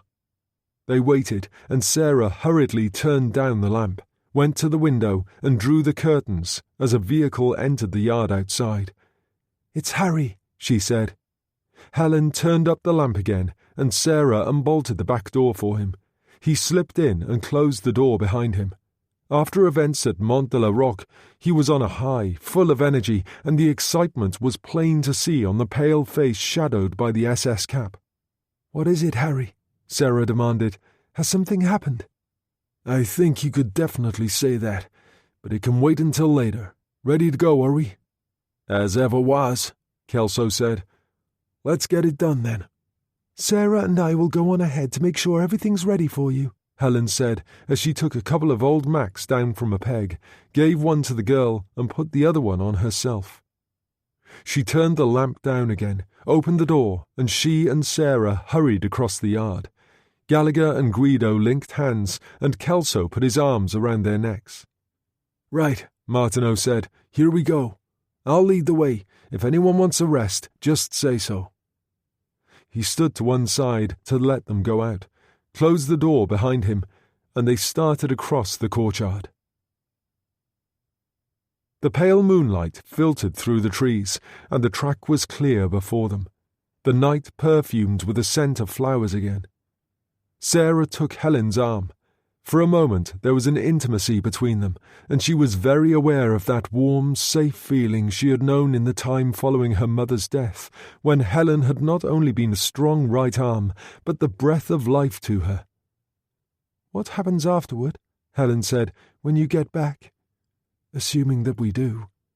"Don't be silly. It's going to work. If ever I met a man who knows what he's doing, it's Harry Martineau. So what happens on your return? Back to nursing?" "God knows," Sarah told her. "Nursing was always only a stopgap. It was medicine I was interested in." "I remember." "But after this, who knows?" Sarah said. "The whole thing's been like a mad dream. I've never known a man like Harry, never known such excitement." "Temporary madness, Sarah, just like the war. Not real life. Neither is Harry Martineau. He's not for you, Sarah. God help him, he's not even for himself." They paused on the edge of the clearing, the cottage a few yards away, bathed in the moonlight. "It's nothing to do with me," Sarah said. "It never was. I had no control over what happened. It's beyond reason." In the cottage, sitting at the window, Kleist had seen them the moment they had emerged from the wood, and it was the intimacy that struck him at once. There was something wrong here, and he got up, moved to the door, and opened it a little. It was then, of course, as they approached, that he realized they were speaking together in English. Helen said, "Loving someone is different from being in love, darling. Being in love is a state of heat, and that passes, believe me. Still, let's get inside. The others will be here in a moment." She put a hand to the door, and it moved. "It seems to be open." And then the door swung. A hand had her by the front of her coat, and Kleist tapped the muzzle of the Mauser against her cheek. "Inside, Frau de Ville," he said roughly, "and let us discuss the curious fact that this little French bitch not only speaks the most excellent English, but would appear to be a friend of yours." For a moment Helen was frozen, aware only of a terrible fear as the Mauser tapped again against her face. Kleist reached and got Sarah by the hair. "And you are expecting others, I gather. I wonder who." He walked backward, pulling Sarah by the hair, the gun still probing into Helen's flesh. "No stupidities, or I pull the trigger." He released Sarah suddenly. "Go and draw the curtains." She did as she was told. "Good. Now turn up the lamp. Let's have everything as it should be." She could see the sweat on his face now, the terror and pain on Helen's. "Now, come back here." His fingers tightened in her hair again. The pain was dreadful. She wanted to cry a warning, but was aware of Helen's head back, the Mauser under her chin. Kleist stank of drink, was shaking with excitement as they waited, listening to the voices approaching across the yard. Only at the very last moment, as the door swung open and Gallagher and Guido backed in, Kelso between them, did he push the women away. "Harry, look out!" Sarah cried, as Martineau slipped in after them. but by then her anguished cry was too late to help anyone. Kelso lay on the floor, and Helen, Sarah, and the 3 men leaned against the wall in a row, arms outstretched. Kleist relieved Martineau of his PPK and slipped it into his pocket. The SS must be doing its recruiting in some strange places these days. Martineau said nothing, waiting coldly for his chance, and Kleist moved on to Guido Orsini, running his hands over him expertly. "I never liked you, pretty boy," he said contemptuously. "All you sodding Italians have ever done is give us trouble. The Führer should have sorted you lot out first." "Amazing." Guido turned his head and said amiably to Gallagher, "It can actually talk." Kleist kicked his feet from under him and put a boot in his side. Then he turned to Gallagher, running a hand over him quickly, feeling for a gun. He found nothing and stood back. "Now then, you bastard. I've been waiting for this." He smashed his right fist into the base of the Irishman's spine. Gallagher cried out and went down. Kleist booted him in the side, and Helen screamed, "Stop it!" Kleist smiled at her. "I haven't even started." He stirred Gallagher with his boot. "Get up and put your hands on your head." Gallagher stayed on his hands and knees for a moment, and Kleist prodded him with a toe. "Come on, move it, you thick piece of Irish dung." Gallagher got to his feet and stood there, a half smile on his face, arms at his sides. "Half Irish," he said, "and half Jersey. As I told you before, a bad combination." Kleist struck him backhanded across the face. "I told you to get your hands on your head." "Anything you say." The gutting knife was ready in Gallagher's left hand, had been for several minutes, skillfully palmed. His arm swung. There was a click as he pressed the button. The blade flickered in the lamplight, catching Kleist in the soft flesh under the chin. Kleist discharged the Mauser once into the wall, then dropped it and fell back against the table, wrenching the knife from Gallagher's grasp. He tried to get up, one hand tearing at the handle protruding from beneath his chin, then fell sideways to the floor, kicked convulsively, and was still. "Oh my God!" Helen said, and turned and stumbled into the kitchen, where she was immediately violently sick. Martineau said to Sarah, "Go and help her." The girl went out, and he crouched down and took his Walter from the dead man's pocket. He looked up at Gallagher. "They teach that trick in the SOE silent killing course. Where did you learn it?" "Another legacy from my old grandfather," Gallagher said. "He must have been a remarkable man." He and Guido got Kelso onto the couch while Gallagher retrieved his knife. It took all his strength to pull it free. He wiped it on the dead man's coat. "Do you think this was an official visit?" "I shouldn't think so." Martineau picked up the empty bottle of schnapps. "He'd been drinking, and he had blood in his eye. He wanted revenge, came up here looking for you, and when you weren't here, he waited." He shook his head. "Poor sod. He almost got lucky for once. It would have been the coup of his career." "But what happens now?" Kelso demanded.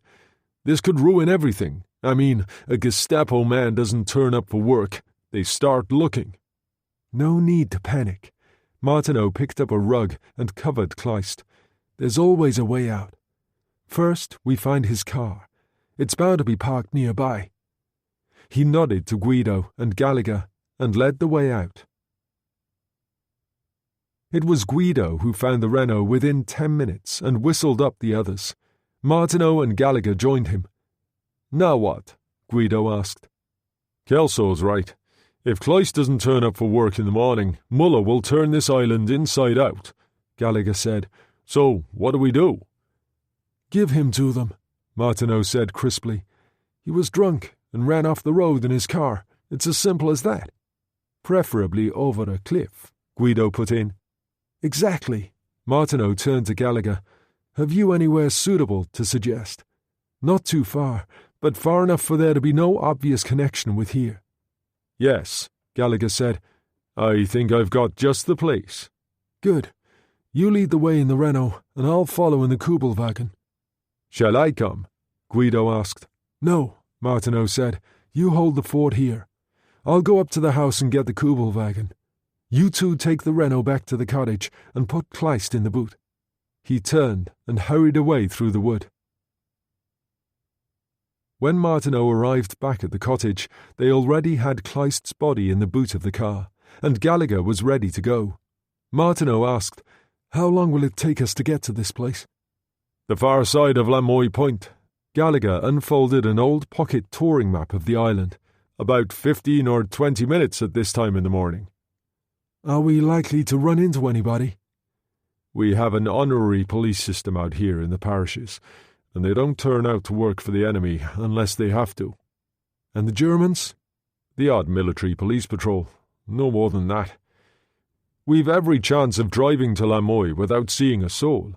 "Right, then let's get moving." Martineau turned to Guido and the two women standing in the doorway. "Wait for us here. There are things to discuss."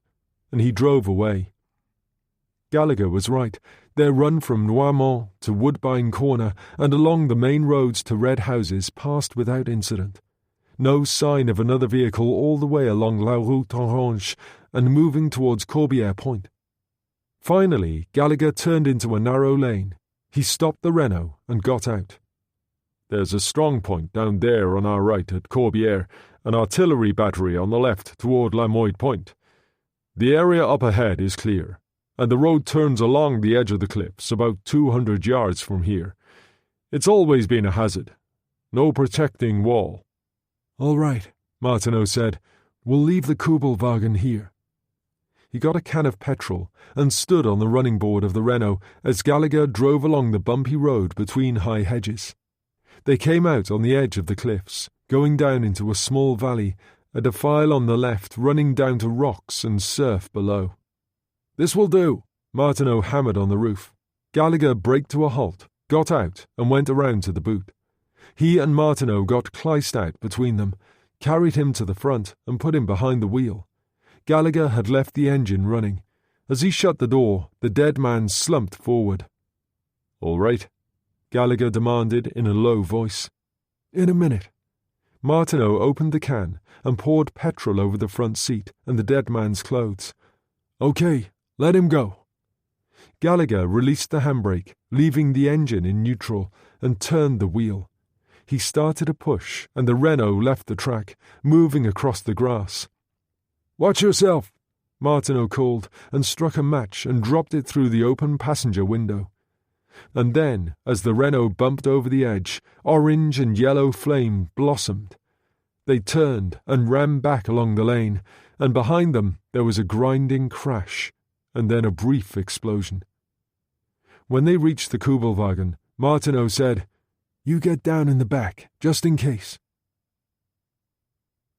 It was too good to last, of course, and 5 minutes later, as he turned from the Corbière Road into Route du Sud, he found 2 military police motorcycles parked at the side of the road. One of them stepped out, hand raised in the moonlight. Martineau slowed at once. "Military police," he whispered to Gallagher. "Stay low." He opened the door and got out. "Is there a problem?" At the sight of the uniform, the 2 policemen jumped to attention. One of them still had a lighted cigarette between the fingers of his left hand. "Ah, now I see. What we might term a smoke break," Martineau said. "Standartenführer, what can I say?" the man replied. "Personally, I always find it better to say nothing." There was something supremely menacing in the way he delivered the words. "Now, what did you want?" "Nothing, Standartenführer. It's just that we don't often see a vehicle at this time in the morning in this sector." "And you were quite properly doing your duty." Martineau produced his papers. "My SD card. Come on, man. Hurry up." He raised his voice, and it was harsh and ugly. The policeman barely glanced at it, hands shaking as he handed it back. "All is in order." "Good. You can return to your duties then." Martineau got back in the car. "As for smoking, be a little more discreet. That's my advice." He drove away. Gallagher said, voice slightly muffled, "How in the hell do you manage to sound such a convincing Nazi?" "Practice, Sean. That's what it takes. Lots of practice," Martineau told him, and he turned into La Route Orange and moved toward red houses. When they got back to the cottage, Sarah opened the door instantly to them. "Everything all right?" "Perfect," Gallagher told her as he followed Martineau inside. "We put the car over a cliff near Lamoille and made sure it burned." "Was that necessary?" Helen shivered, clasping her hands around herself. "We want him to be found," Martineau said, "and if the sentries at the coastal strongpoints in the area are even half awake, they'll have noticed the flames. On the other hand, we don't want him in too good a condition, because if he was, there would be that knife wound to explain." Kelso said, "So you had no trouble at all?" "A military police patrol stopped us on the way back," Gallagher said. "I was well out of sight, and Harry did his Nazi bit.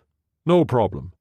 "So all that remains now is for Guido to contact Savary in the morning," Sarah said. "No," Martineau said. "Actually, there's been a rather significant change of plan." There was general astonishment. Gallagher said, "Sweet Jesus, what have you been up to now?" Martineau lit a cigarette, stood with his back to the fire, and said calmly, "If you'll all sit down, I'll tell you." Chapter 14. At 9 the following morning, Gallagher drove down to St. Helier, 2 more sacks of potatoes in the van. He didn't call at the Central Market, but went straight to the Troops Supply Depot in the old garage in Wesley Street. The first trucks went out with military supplies to various units around the island at 8:30, which was why he had chosen his time carefully. Fieldwebel Klinger was up in his glass office eating his breakfast. Sausage, eggs, bacon, all very English. The coffee was real. Gallagher could smell that as he went up the stairs. "Good morning, Herr General. What have you got for me today?" "A couple of sacks of potatoes if you're interested. I'll take canned food in exchange, whatever you've got. And coffee." He helped himself to a piece of bacon from Klinger's plate. "Whenever I see you, you're eating." "And why not? The only pleasure left to me in this lousy life. Here, join me in a coffee." Klinger poured it out. "Why are human beings so stupid? I had a nice restaurant in Hamburg before the war. All the best people came.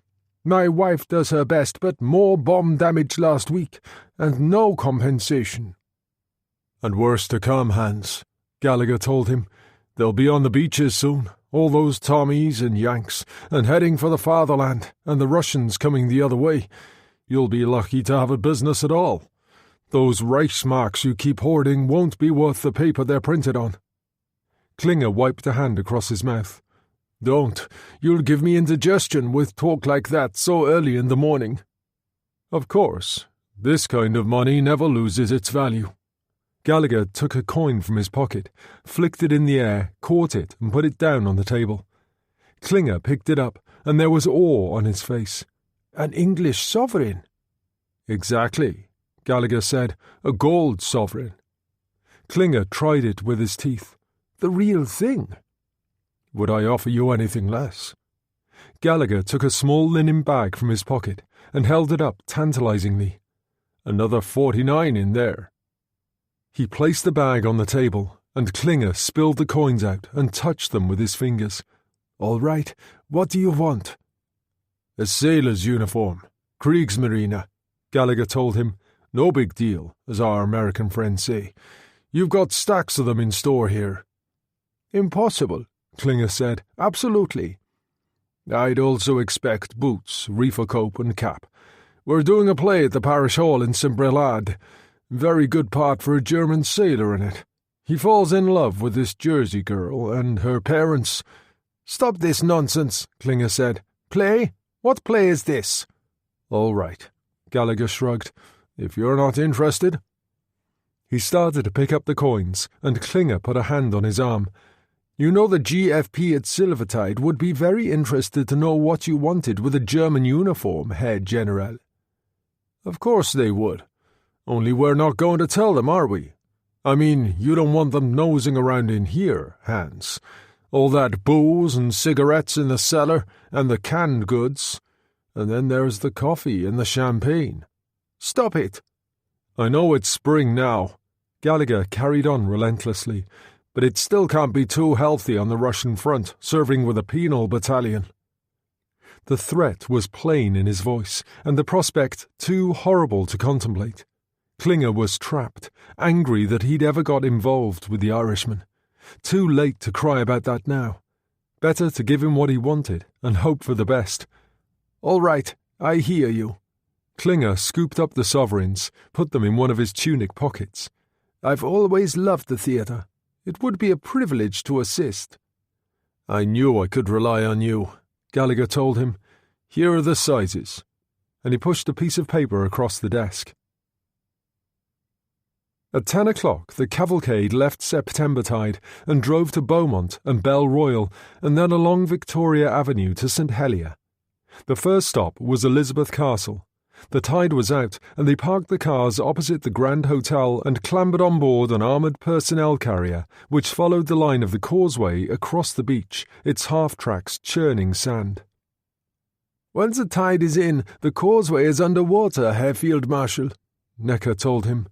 Baum was in his element, filled with excitement at the turn events had taken. He could see Martineau seated at the other end of the truck, talking to a couple of young officers and Muller, and for a wild moment wondered whether he might have dreamed the events of the previous night. Martineau certainly played a most convincing Nazi. On the other hand, he didn't do too bad a job on field marshals himself. The carrier drove up from the causeway through the old castle gate and stopped. They all got out, and Necker said, The English fortified this place to keep out the French in Napoleon's time. Some of the original guns are still here. Now we fortify it further to keep out the English, Baum said.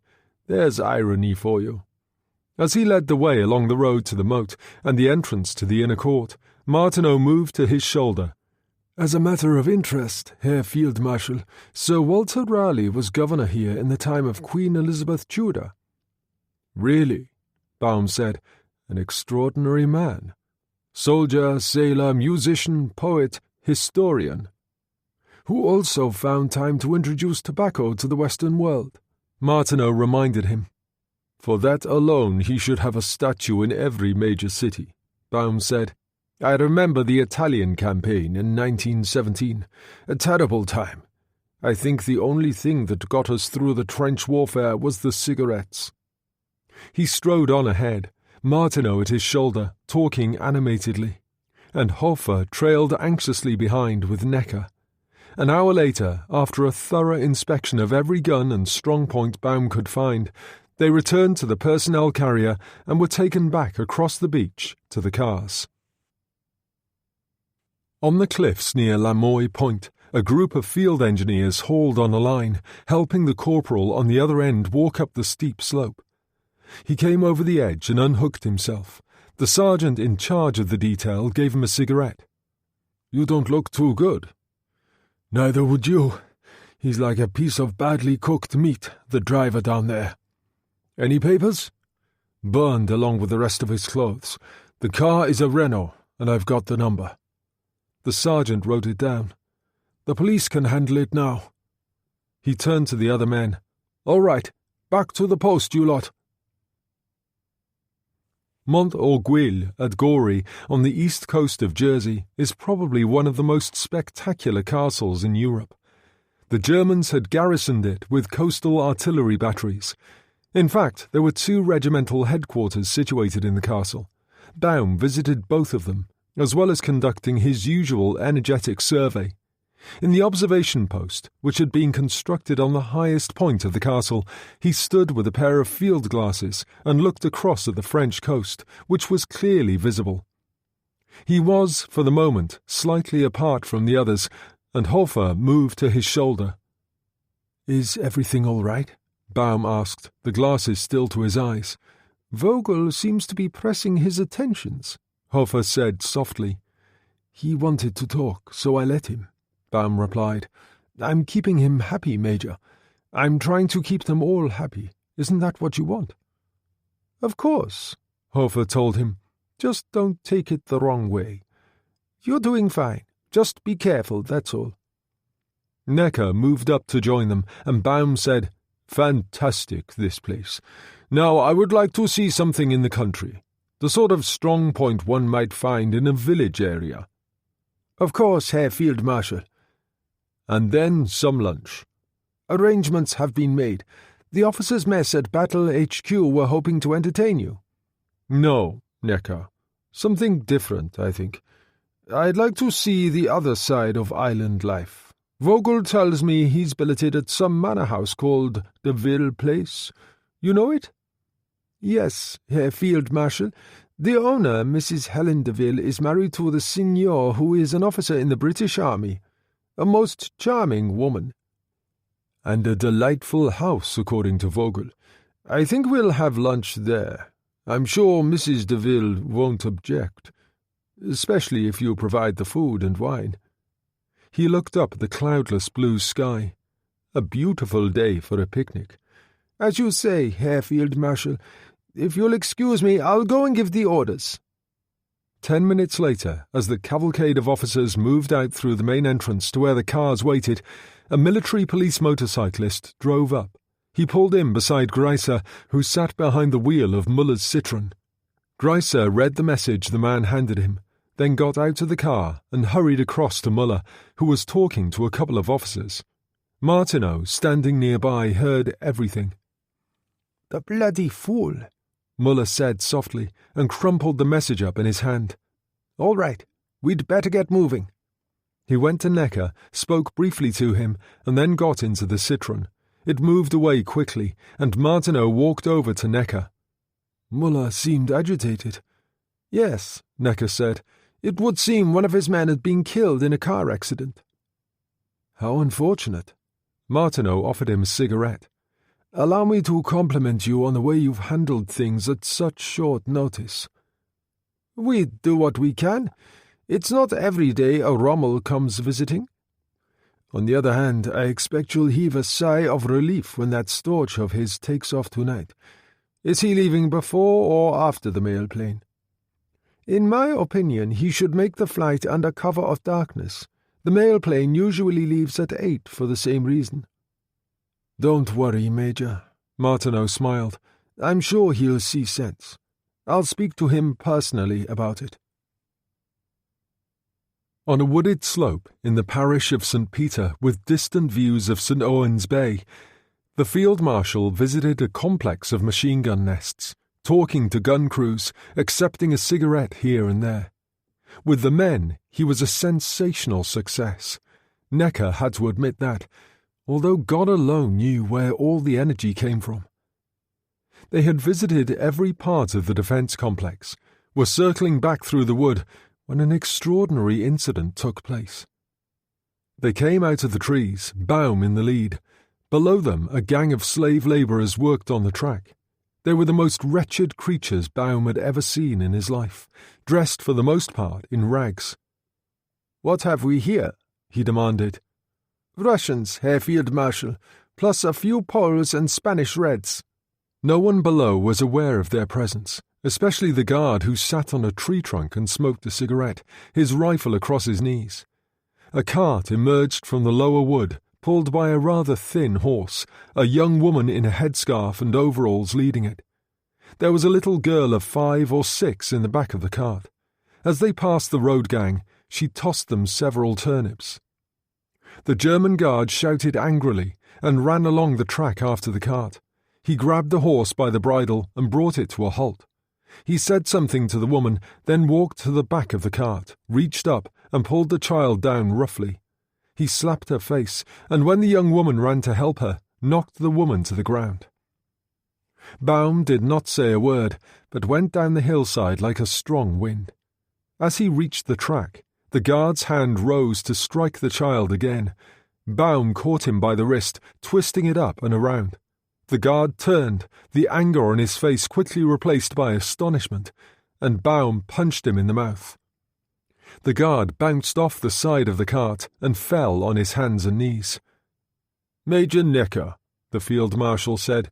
"You will oblige me by arresting this animal."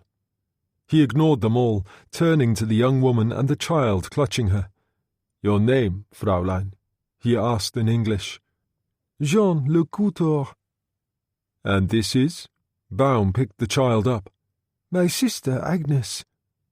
"So?" he nodded. You are a very brave girl, Agnes le Couture.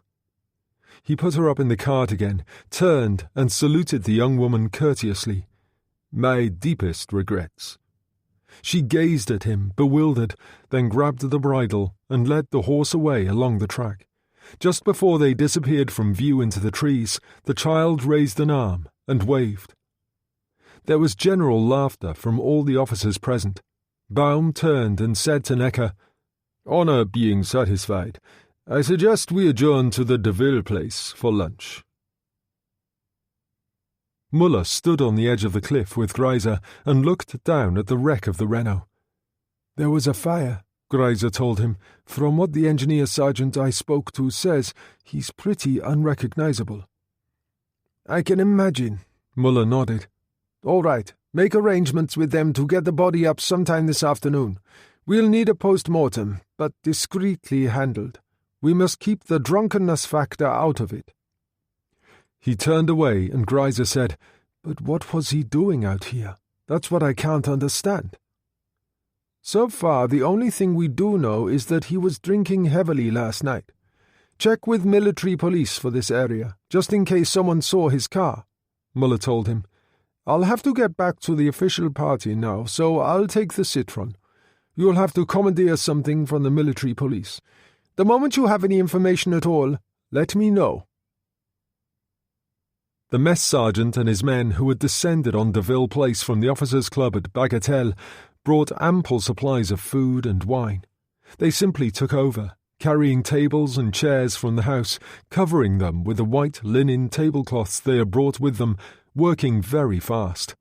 The mess sergeant was polite, but made it clear to Helen that as the field marshal was due at any time, he would appreciate it if she did not get in the way.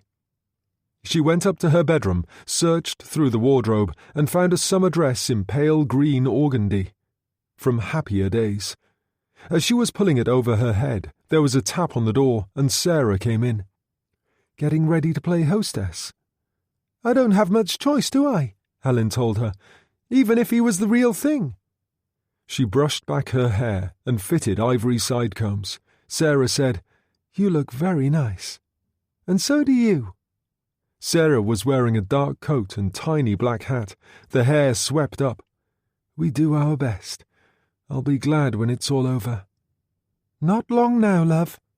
Helen put her arms around her and held her for a moment, then turned and smoothed her dress. You haven't changed your mind, you and Sean. You won't come with us. Good heavens, no. Can you imagine what would happen to Deville Place if I wasn't here? Nothing for Ralph to come home to. And remember that Sean, as he keeps telling us, is a neutral. She applied a little lipstick. I certainly have nothing to worry about. You and Standartenführer Vogel were uninvited guests here. Anyway, there's always Guido in the background to back me up. You're really quite a remarkable woman, Sarah said. All women are remarkable, my darling. They have to be to get by. It's a man's world. She moved to the window. Yes, I thought so. They're here. She turned, smiled. Don't forget that down there among all those officers, you and I are formally polite. French only. I'll remember. Good. Into battle, then. I'll go first. Give me a few minutes. And she went out. When Sarah went into the great hall, she found Guido, Bruno Felt, and 3 other young naval officers, all hovering uncertainly around the front door, peering outside. Ah, Mademoiselle Latour, Guido said in French. You look ravishing as usual. The field marshal has just arrived. They moved out onto the steps. Baum was being introduced to Helen by Necker, and Sarah saw Harry standing at the back of the group of officers. Someone took the field marshal's leather coat, baton and gloves. He turned back to Helen, smoothing his tunic, and spoke in English. This is most kind of you, Frau Deville.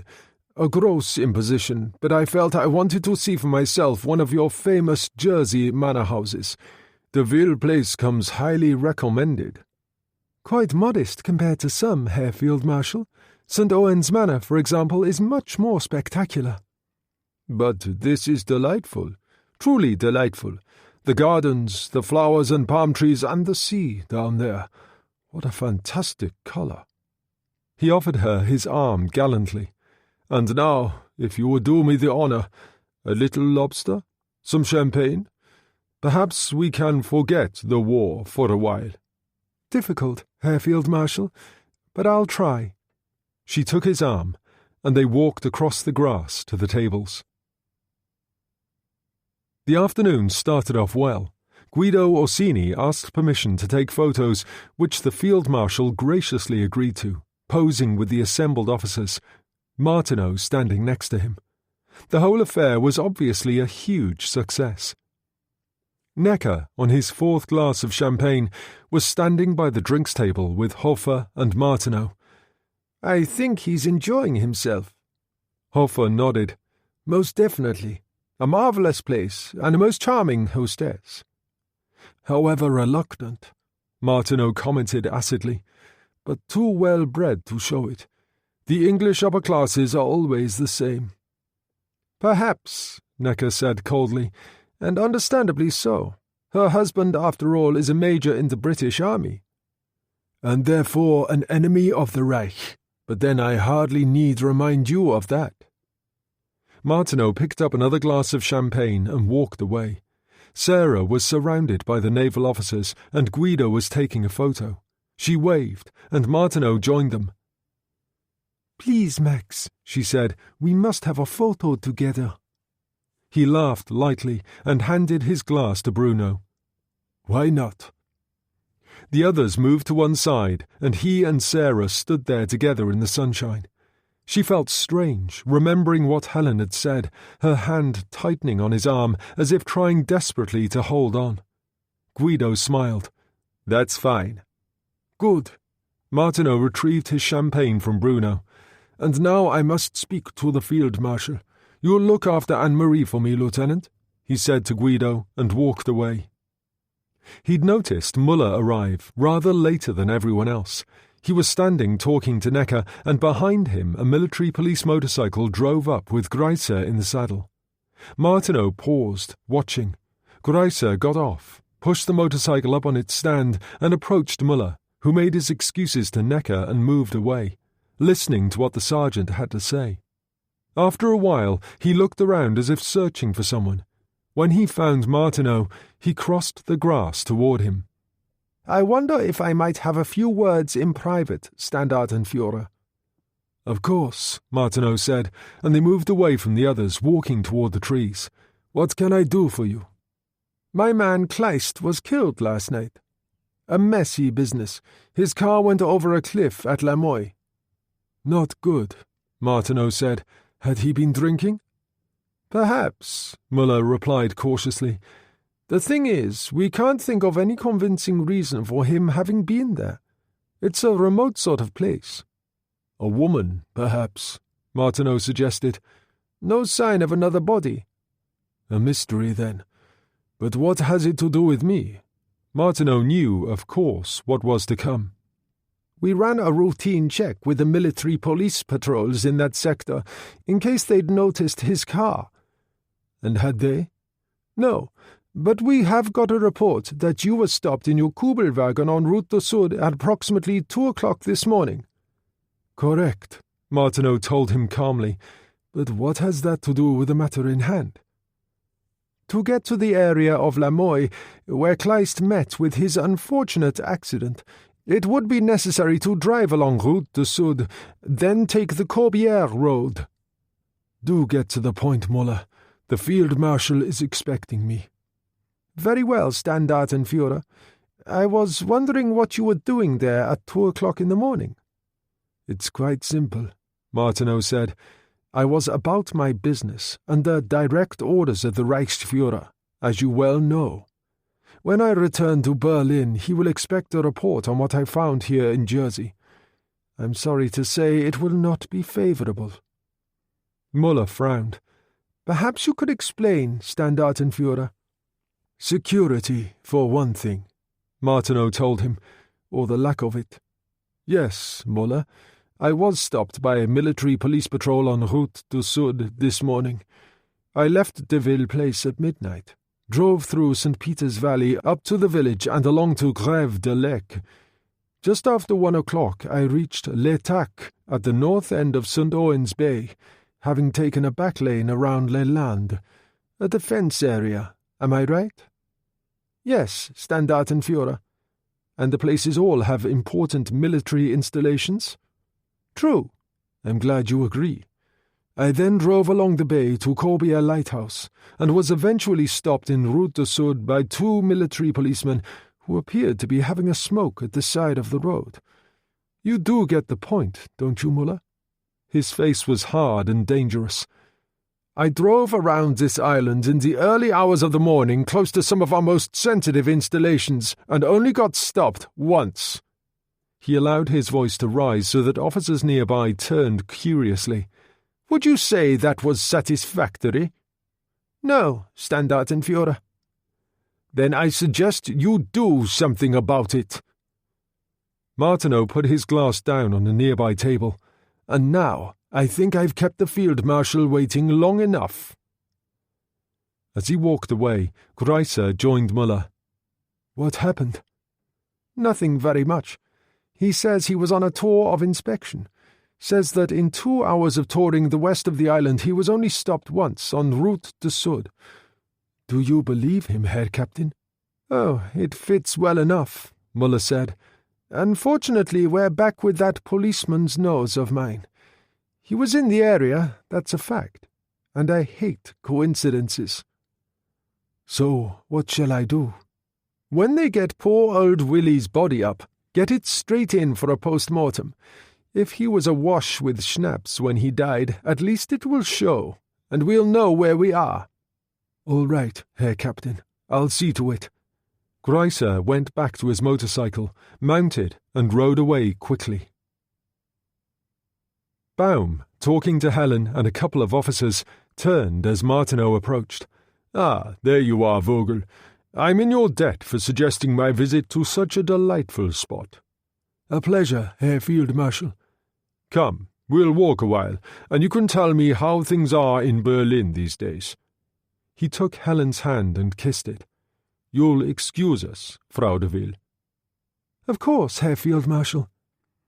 Martineau and Baum turned away and strolled across the grass toward the trees, taking the path that led to the rampart walk with its view of the bay. This whole thing becomes more like a bad play by the minute, Baum said. Yes, well, we don't have time right now to discuss what Brecht might have made of it. This is what happens. The mail plane leaves at 8. They expect you to fly out in the Storch at about the same time. So? I'll turn up at September tide at 7. I'll have Sarah with me, also Kelso in Kriegsmarine uniform, and heavily bandaged. And how does Hofer react? He does exactly as he's told. I've got a syringe and a strong sedative, courtesy of the doctor who's been treating Kelso. An armful of that, and he'll be out for hours. We'll lock him in his bedroom. When does this happen? I'd say the best time would be at the end of your tour, when you return to September tide. Probably around 5 o'clock. Get rid of Necker and the others, but ask me to stay for a drink. But how do I explain his absence at the airport? Simple. Necker will be there with his staff to bid you a fond farewell. It's at that point you announce you intend to fly out in the mail plane. You can't arrange it earlier, because Hofer will want to know what you are up to. You tell Necker that the chief medical officer at the hospital has made representations on behalf of this sailor, badly wounded in the convoy attack the other night, and in urgent need of specialist treatment on the mainland. As you're using the bigger plane, you're giving me and Sarah a lift. And Hofer? Tell Necker that Hofer is following behind, that he's going to fly out in the Storch on his own. And you think all this will work? Yes, Martineau said, because it's actually rather simple. I could have tried something like it without you, using my letter from the Reichsführer, but perhaps the Luftwaffe commanding officer here would have insisted on getting permission from Luftwaffe HQ in Normandy. He smiled. But to Erwin Rommel, nobody says no. Baum sighed, took the cigarette Martineau offered, and fitted it into the holder. I'll never get a role as good as this again. Never. Chapter 15. On the slab in the post-mortem room at the General Hospital, Willy Kleist's corpse looked even more appalling. Major Speer stood waiting while the two medical corporals who were assisting him carefully cut away the burned clothing. Greiser, standing by the door, watched in fascinated horror. Speer turned to look at him. If you feel like being sick, the bucket is over there. Nothing to be ashamed of. Thank you, Herr Major. Captain Muller asked me to tell you how much he appreciates your attending to him personally. I understand, Sergeant. Discretion in a case like this is of the utmost importance. So, we are ready? The last vestiges of clothing were stripped away, and one of the corporals washed the body down with a fine spray, while the other wheeled across a trolley on which a selection of surgical instruments had been laid out. I'd normally start with taking out the brain, Speer said cheerfully, but in this case, speed being of the essence, or so you inform me, we'll have the organs out first, so the lab technicians can get on with their side of things. The scalpel in his right hand didn't seem particularly large, but when he ran it down from just below the throat to the belly, the flesh parted instantly. The smell was terrible, but Greiser hung on, a handkerchief to his mouth. Speer worked at speed, removing the heart, the liver, the kidneys, all being taken away in enamel basins to the laboratory next door. Speer seemed to have forgotten about Greiser. One of the corporals passed him a small electric saw which plugged into a floor socket. When he started on the skull, Greiser could take no more, and removed himself hurriedly to the lavatory, where he was violently sick. Afterward, he sat outside in the corridor and smoked. A young nurse with an Irish accent came up and put a hand on his shoulder. You look awful. I've just been watching them do a post-mortem, Greiser told her. Yes, well, it gets you like that the first time. I'll bring you a coffee. She meant well, but it was not the real thing. Acorn coffee, a taste Greiser found particularly loathsome. He lit another cigarette and walked down to the main entrance and phoned through to Muller at the Silvertide from the porter's desk. It's Greiser, Herr Captain. How are things going? Muller asked. Well, it's hardly one of life's great experiences, but Major Speer obviously knows his stuff. I'm waiting for his conclusions now. They're doing lab tests. You might as well hang on until they're ready.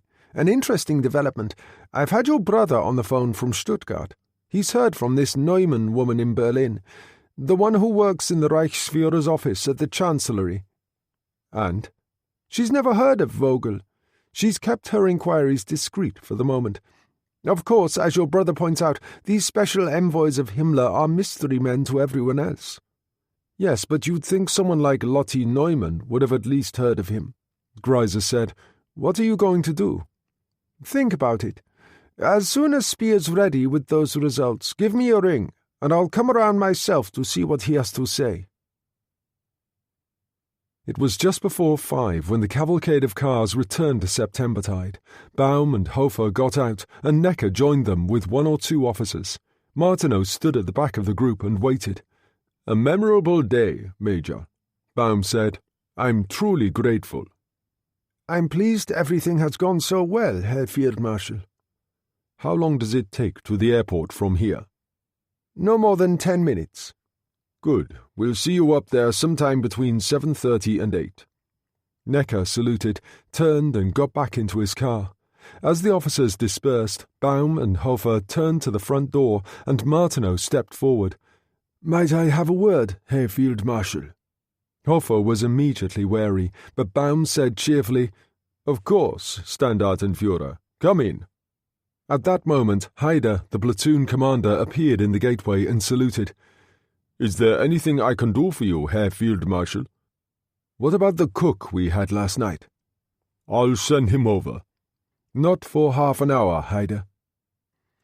He went inside, followed by Hofer and Martineau. They went into the living room. Baum took off his leather coat and his cap and opened the glass door to the terrace. A drink, Standartenführer? That would be very acceptable. Conrad, Baum nodded to Hofer. Cognac, I think. You'll join us?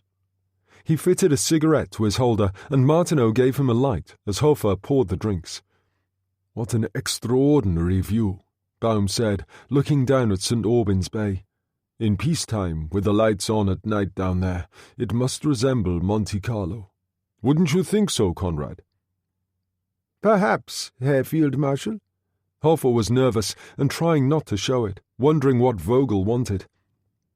To us, gentlemen. Baum raised his glass. To soldiers everywhere, who always bear the burden of man's stupidity.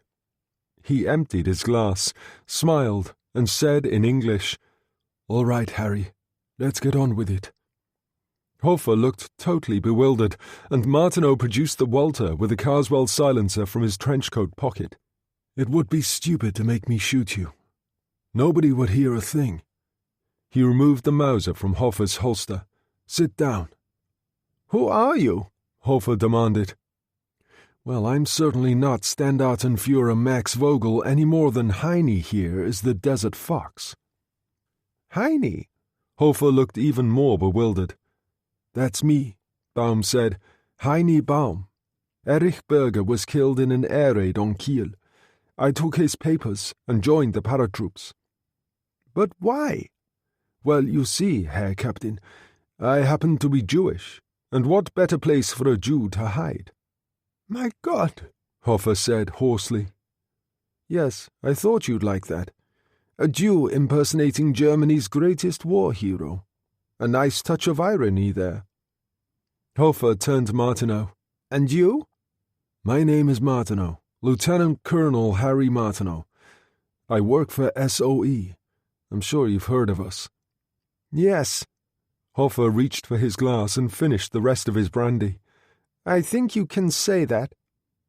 Your boss is a lucky man. I was close to putting a bullet in him last night, after you'd gone to bed. Happily for our friend here, he likes to talk to himself, and I discovered all was not as it seemed. So, what do you intend to do? Hofer asked. Simple. Field Marshal Rommel flies out in the mail plane tonight, not the Storch, which means I can leave with him, along with a couple of friends. Destination England. The young lady? Hofer managed to smile. I liked her. I presume she also is not what she seems? One more thing, Martineau said, but it's important. You might wonder why I don't shoot you. Well, Heine having a bad habit of listening at doors, I know where Rommel has been this weekend and what he's been up to. The assassination of Hitler at this stage of the war would suit the Allied cause very well. In the circumstances, when we get back to England and I tell my people about this business, I think you'll find they keep very quiet. We wouldn't want to make things too difficult for Field Marshal Rommel, if you follow me. More power to his arm. I want you to live so you can tell him that. And how does he explain to the Führer what happened here? I should have thought that rather simple. There's been more than one plot against Rommel's life already by French resistance and Allied agents. The British nearly got him in North Africa, remember? To use Berger to impersonate him on occasion made good sense, and what happened here in Jersey proved it. If he'd come himself, he'd have died here. The fact that Berger has decided to change sides is regrettable, but hardly your fault. Now you say Berger again. I think he means you might overcomplicate things if you introduce the Jewish bit, Heine told him. Something like that. Martineau stood up. All right, let's have you upstairs. Hofer did as he was told, because he didn't have any choice in the matter, and they followed him up and along the corridor to the small bedroom he had been using. Through the half-drawn curtains he could see into the courtyard and over the wall to where Haida stood beside one of the armoured personnel carriers. Obviously you don't intend to kill me, he said. Of course not. I need you to tell all to Rommel, don't I? Martineau replied. Just keep still and don't make a fuss, and you'll be fine. There was a burning pain in Hofer's right arm and almost instantaneous darkness. Baum emptied the contents of the syringe before pulling it out, and Martineau eased the Major down onto the bed, arranged his limbs in a comfortable position, and covered him with a blanket.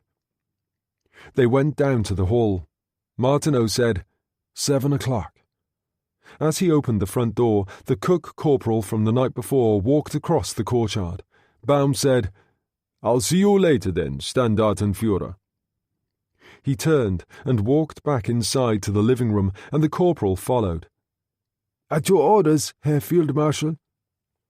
Something simple, Baum said. Scrambled eggs, toast, and coffee, I think. Just for me.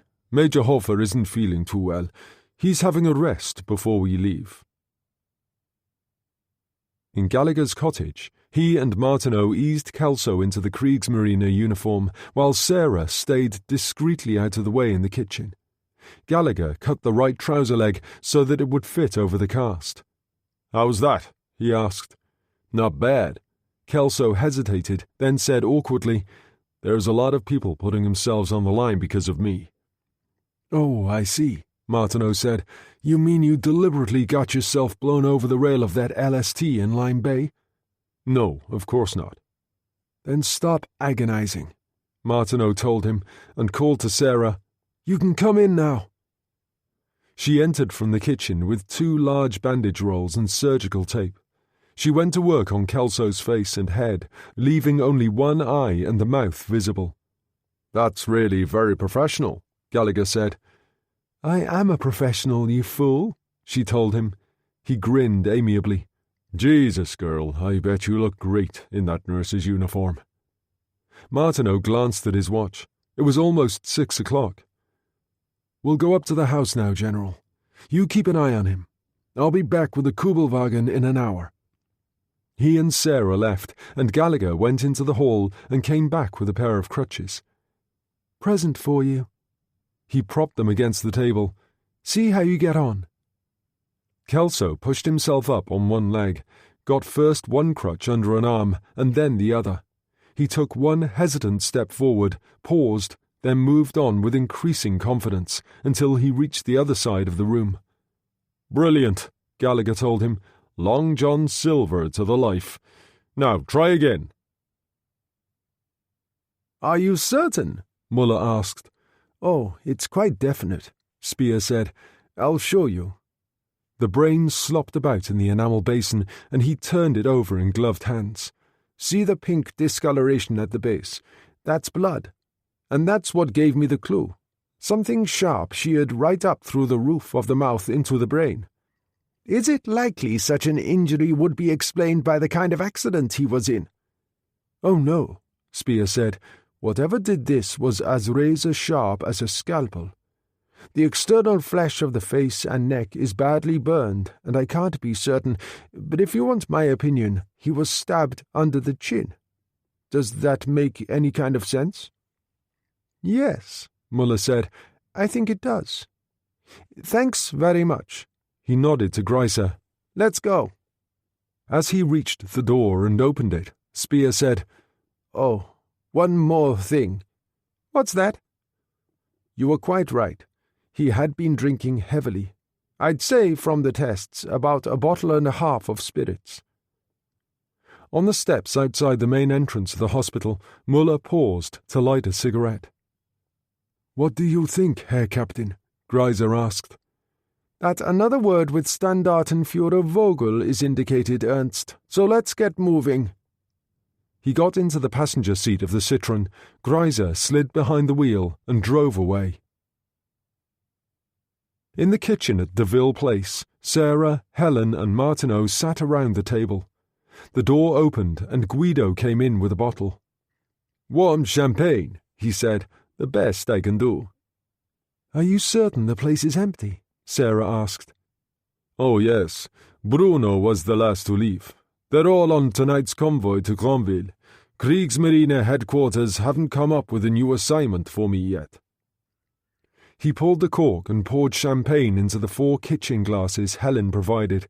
She raised hers. "What shall we drink to?" "Better days," Sarah said. "And life, liberty, and the pursuit of happiness," Guido added, not forgetting love.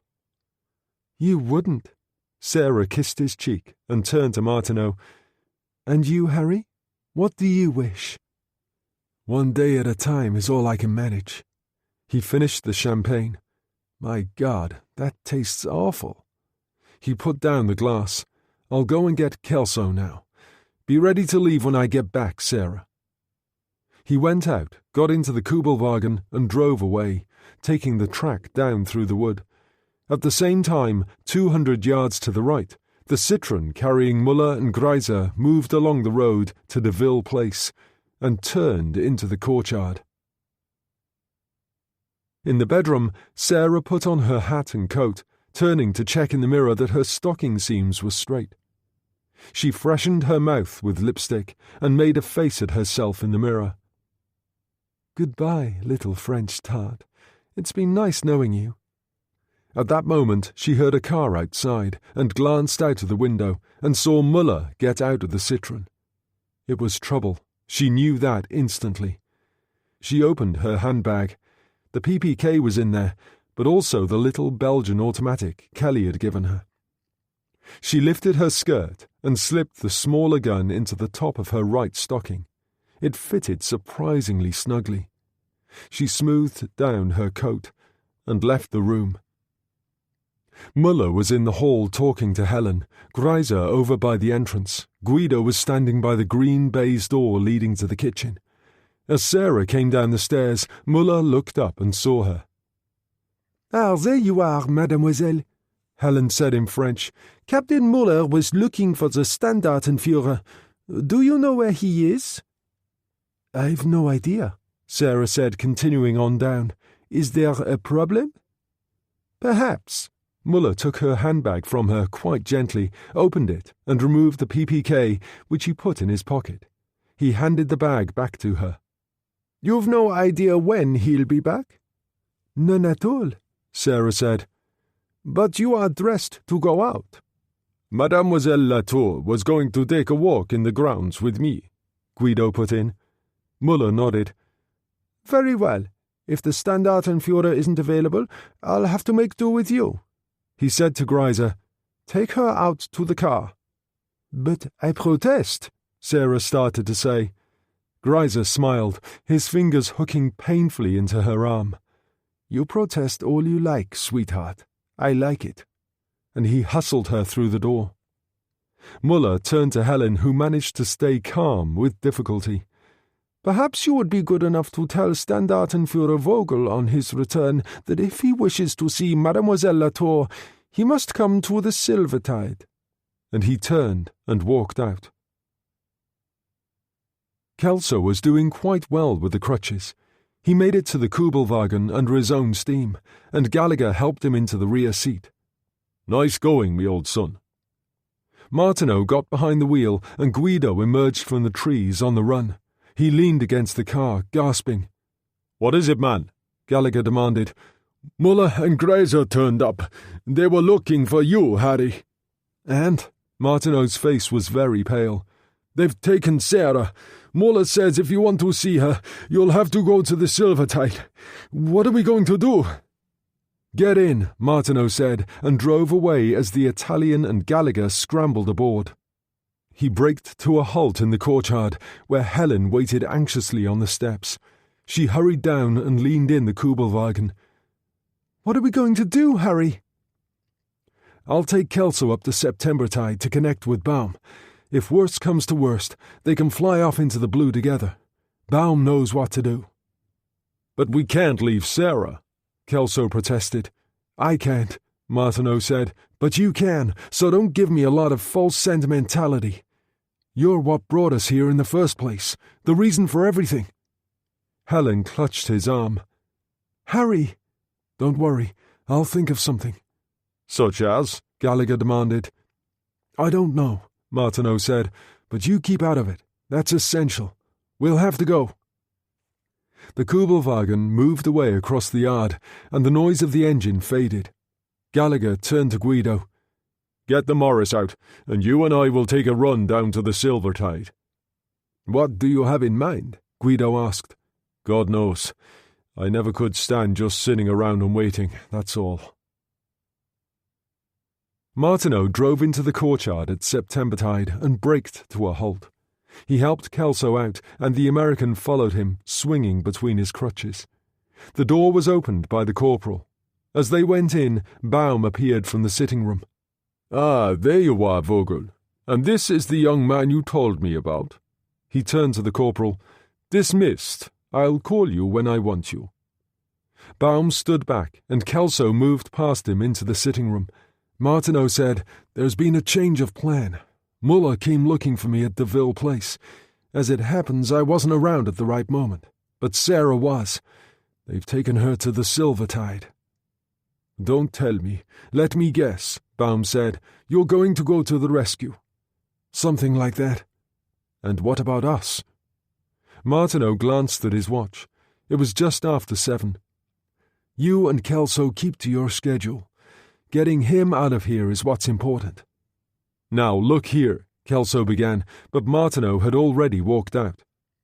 The Kugelwagen roared out of the courtyard. Kelso turned and found Baum pouring cognac into a glass. He drank it slowly. "That's really very good." "What goes on here?" the American demanded. "I was thinking of Martineau," Baum said. "I might have known that under all that surface cynicism, he was the kind of man who'd go back for the girl. I was at Stalingrad, did you know that? I've had enough of heroes to last me for a lifetime." He pulled on his leather trench coat and gloves, twisted the white scarf around his neck, adjusted the angle of the cap, and picked up his baton. "What are you going to do?" Kelso demanded. "Martineau told me that the important thing about being Field Marshal Erwin Rommel was that everyone would do what I told them to do. Now we'll see if he's right. You stay here." He strode through the courtyard into the road, and the men leaning beside the personnel carrier sprang to attention. "One of you get Captain Hyder." Baum took out a cigarette and fitted it in his holder. A sergeant sprang forward with a light. A second later, Hyder hurried out. "Herr Field Marshal." "Get through to the airport. A message for Major Necker. I shall be a little later than I thought. Tell him also that I shall leave for France not in my Storch, but in the mail plane. I expect it waiting and ready to go when I arrive, and I'd like my personal pilot to fly it." "Very well, Herr Field Marshal." "Excellent.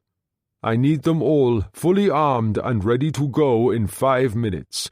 You'll find a wounded sailor in Septembertide. Have a couple of men help him out and put him in the personnel carrier. And they can bring the corporal you loaned me with them too. No sense in leaving him hanging around the kitchen." "But, Herr Field Marshal, I don't understand," the captain said. "You will, Hyder," the Field Marshal told him. "You will. Now, send that message to the airport." Muller had drawn the curtains in his office, and Sarah sat on a chair in front of his desk, hands folded in her lap, knees together. They'd made her take off her coat, and Greiser was searching the lining while Muller went through the handbag. He said, "So, you are from Paintball?" "That's right. Sophisticated clothes for a Breton girl from a fishing village?" "Oh, but she's been around, this one, haven't you?" Greiser ran his fingers up and down her neck, making her flesh crawl. Muller said, "Where did you and Standartenführer Vogel meet?" "Paris," she said. "But there is no visa for Paris among your papers." "I had one. It ran out." "Have you ever heard of the Cherche Midi or the woman's prison at Troyes?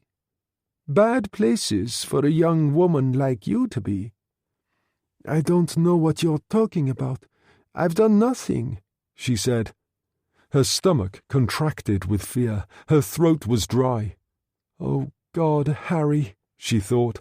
"Fly away. Just fly away." And then the door opened and Martineau walked into the office. There were tears in her eyes, and she had never known such emotion as Greiser stood back, and Harry put an arm around her gently. The emotion she felt was so overwhelming that she committed the greatest blunder of all then. "Oh, you bloody fool," she said in English. "Why didn't you go?" Muller smiled gently and picked up the Mauser that lay on his desk. "So, you speak English also, mademoiselle? This whole business becomes even more intriguing. I think you'd better relieve the Standartenführer of his Walter, Ernst." Greiser did as he was told, and Martineau said in German, "Do you know what you are doing, Muller? There's a perfectly good reason for Mademoiselle Latour to speak English. Her mother was English. The facts are on file at SD headquarters in Paris. You can check." "You have an answer for everything," Muller said. "What if I told you that a post-mortem has indicated that Willy Kleist was murdered last night? The medical examiner indicates the time of death as being between midnight and 2 o'clock. I need hardly remind you that it was 2 o'clock when you were stopped en route du Sud, no more than a mile from where the body was discovered. What do you have to say to that?" "I can only imagine you've been grossly overworking. Your career's on the line here, Muller, you realize that. When the Reichsführer hears the full facts, he'll—" For the first time, Muller almost lost his temper. "Enough of this! I've been a policeman all my life, a good policeman, and I detest violence. However, there are those with a different attitude. Greiser here, for instance. A strange thing about Greiser. He doesn't like women. He would actually find it pleasurable to discuss this whole affair in private with Mademoiselle Latour, but I doubt that she would." "Oh, I don't know." Greiser put an arm around Sarah and slipped a hand inside her dress, fondling a breast. "I think she might get to like it, after I've taught her manners." Sarah's left hand clawed down his face, drawing blood, only feeling rage now, more powerful than she had ever known. As Greiser staggered back, her hand went up her skirt, pulling the tiny automatic from her stocking. Her arm swung up, and she fired at point-blank range, shooting Muller between the eyes. The Mauser dropped from his nerveless hand to the desk. He staggered back against the wall and fell to the floor. Greiser tried to get his own gun from his pocket. Too late, as Martineau picked up the Mauser from the desk. Gallagher and Guido were sitting in the Morris on the other side of the road from the Silvertide when they heard the sound of approaching vehicles. They turned to see a military column approaching. The lead vehicle was a Kubelwagen, with the top down, and Field Marshal Erwin Rommel standing in the passenger seat for the whole world to see. The Kubelwagen braked to a halt. He got out as the soldiers, carried by the other vehicles in the column, jumped down and ran forward in obedience to Haider's shouted orders. "Right, follow me," Baum called, and marched straight in through the entrance of the Silvertide. A moment after Sarah fired the shot that killed Muller, the door crashed open and Baum appeared. He advanced into the room, Haider and a dozen armed men behind him. He peered over the desk at Muller's body. Greiser said, "Herr Field Marshal, this woman has murdered Captain Muller." Baum ignored him and said to Haider, "Put this man in a cell." "Yes, Herr Field Marshal." Haider nodded, and 3 of his men grabbed the protesting Greiser. Haider followed them out. "Back in your vehicles," Baum shouted to the others and held Sarah's coat for her. "Can we go now?" Gallagher and Guido saw them come out of the entrance to the hotel and get into the Kubelwagen, Martineau and Sarah in the back, Baum standing up in front. He waved his arm, the Kubelwagen led off, the whole column following.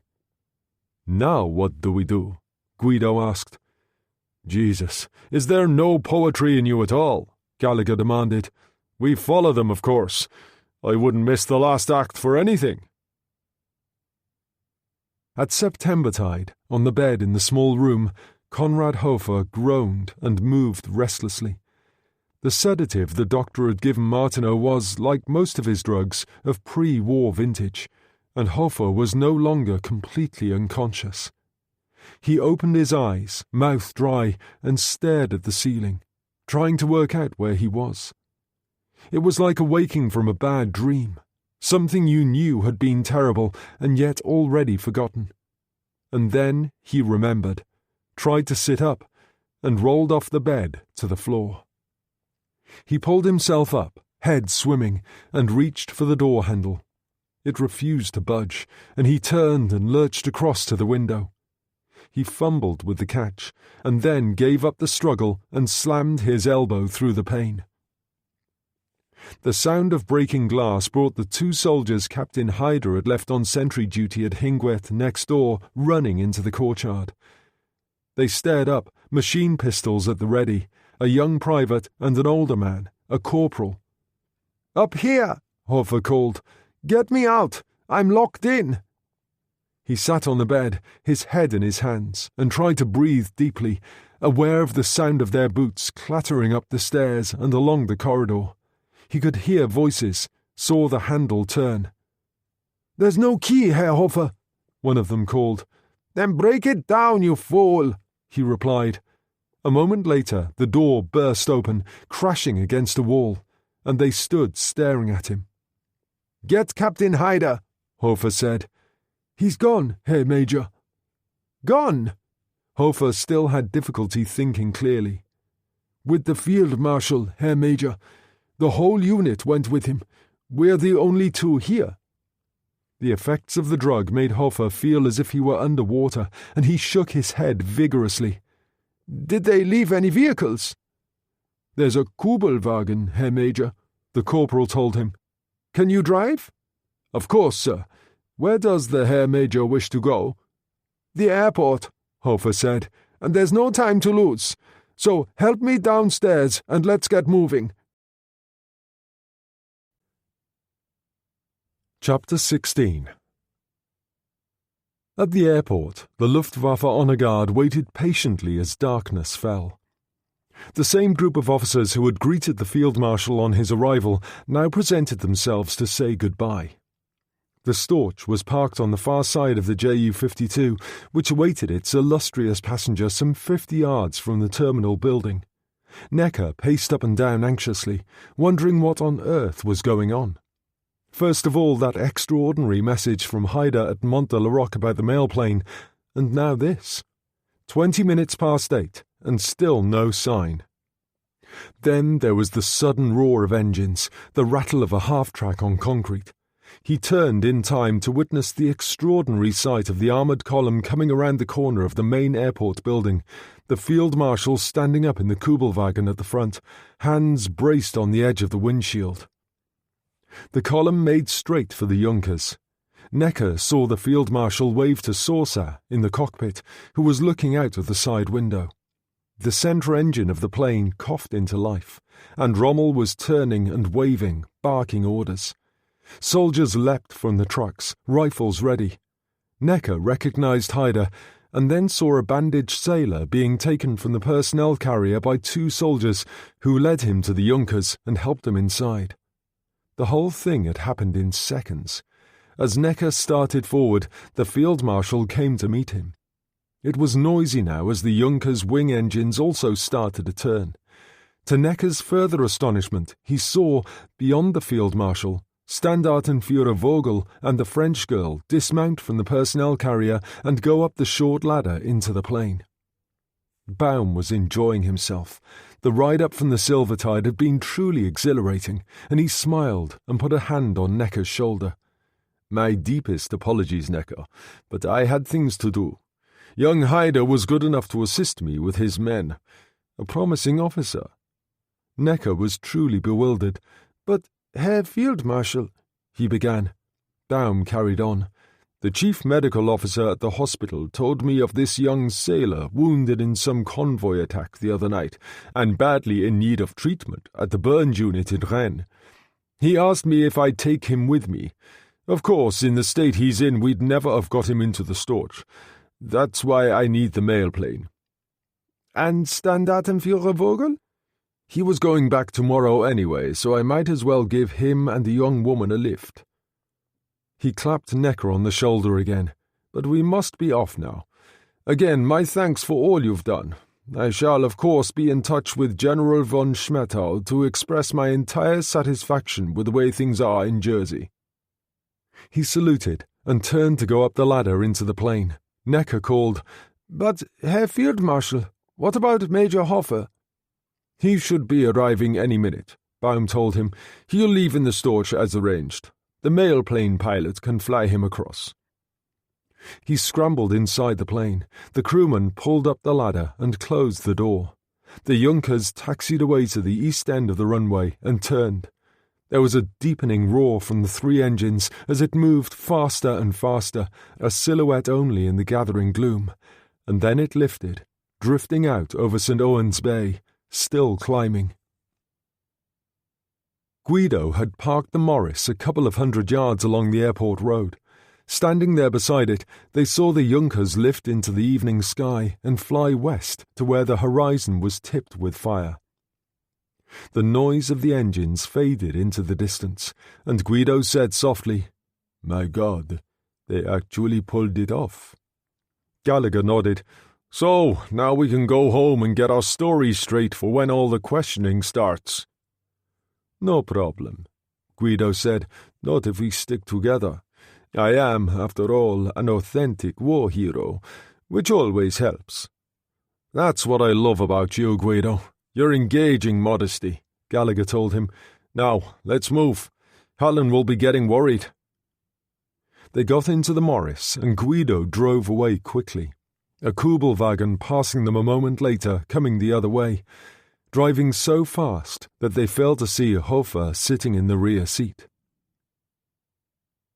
At the airport, most of the officers had dispersed, but Necker was standing by his car talking to Captain Adler, the Luftwaffe duty control officer, when the Kubelwagen came around the corner of the main airport building and braked to a halt. They turned to see Hofer being helped out of the rear seat by the 2 soldiers. Necker knew trouble when he saw it. "Hofer? What is it?" Hofer slumped against the Kubelwagen. "Have they gone?" "Less than 5 minutes ago.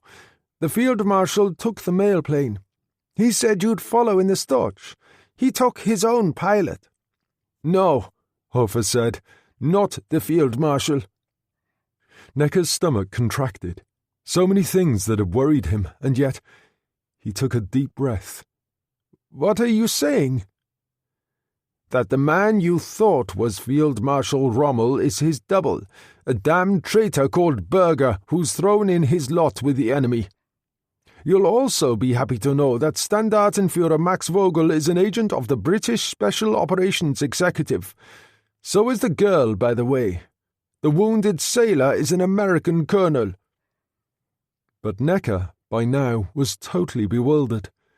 "I don't understand any of this." "It's really quite simple," Hofer told him. "They're flying to England in the mail plane." His head was suddenly clearer, and he stood up. "Naturally, they must be stopped." He turned to Adler. "Get on the radio to Cherbourg. Scramble a night fighter squadron. Now let's get moving. There's no time to lose." He turned and led the way to the operations building. The Junkers was a workhorse and not built for comfort. Most of the interior was crammed with mail sacks, and Kelso sat on the floor propped against them, legs outstretched. Sarah was on a bench on one side of the plane, Baum and Martineau on the other. The crewman came out of the cockpit and joined them. "My name is Braun, Herr Field Marshal, Sergeant Observer.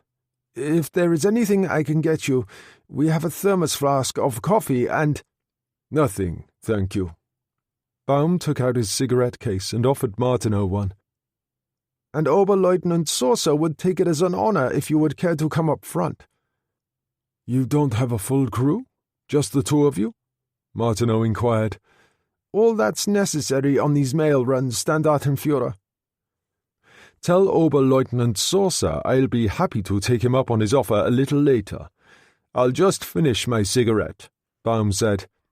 "Certainly, Herr Field Marshal." Braun opened the door and went back into the cockpit.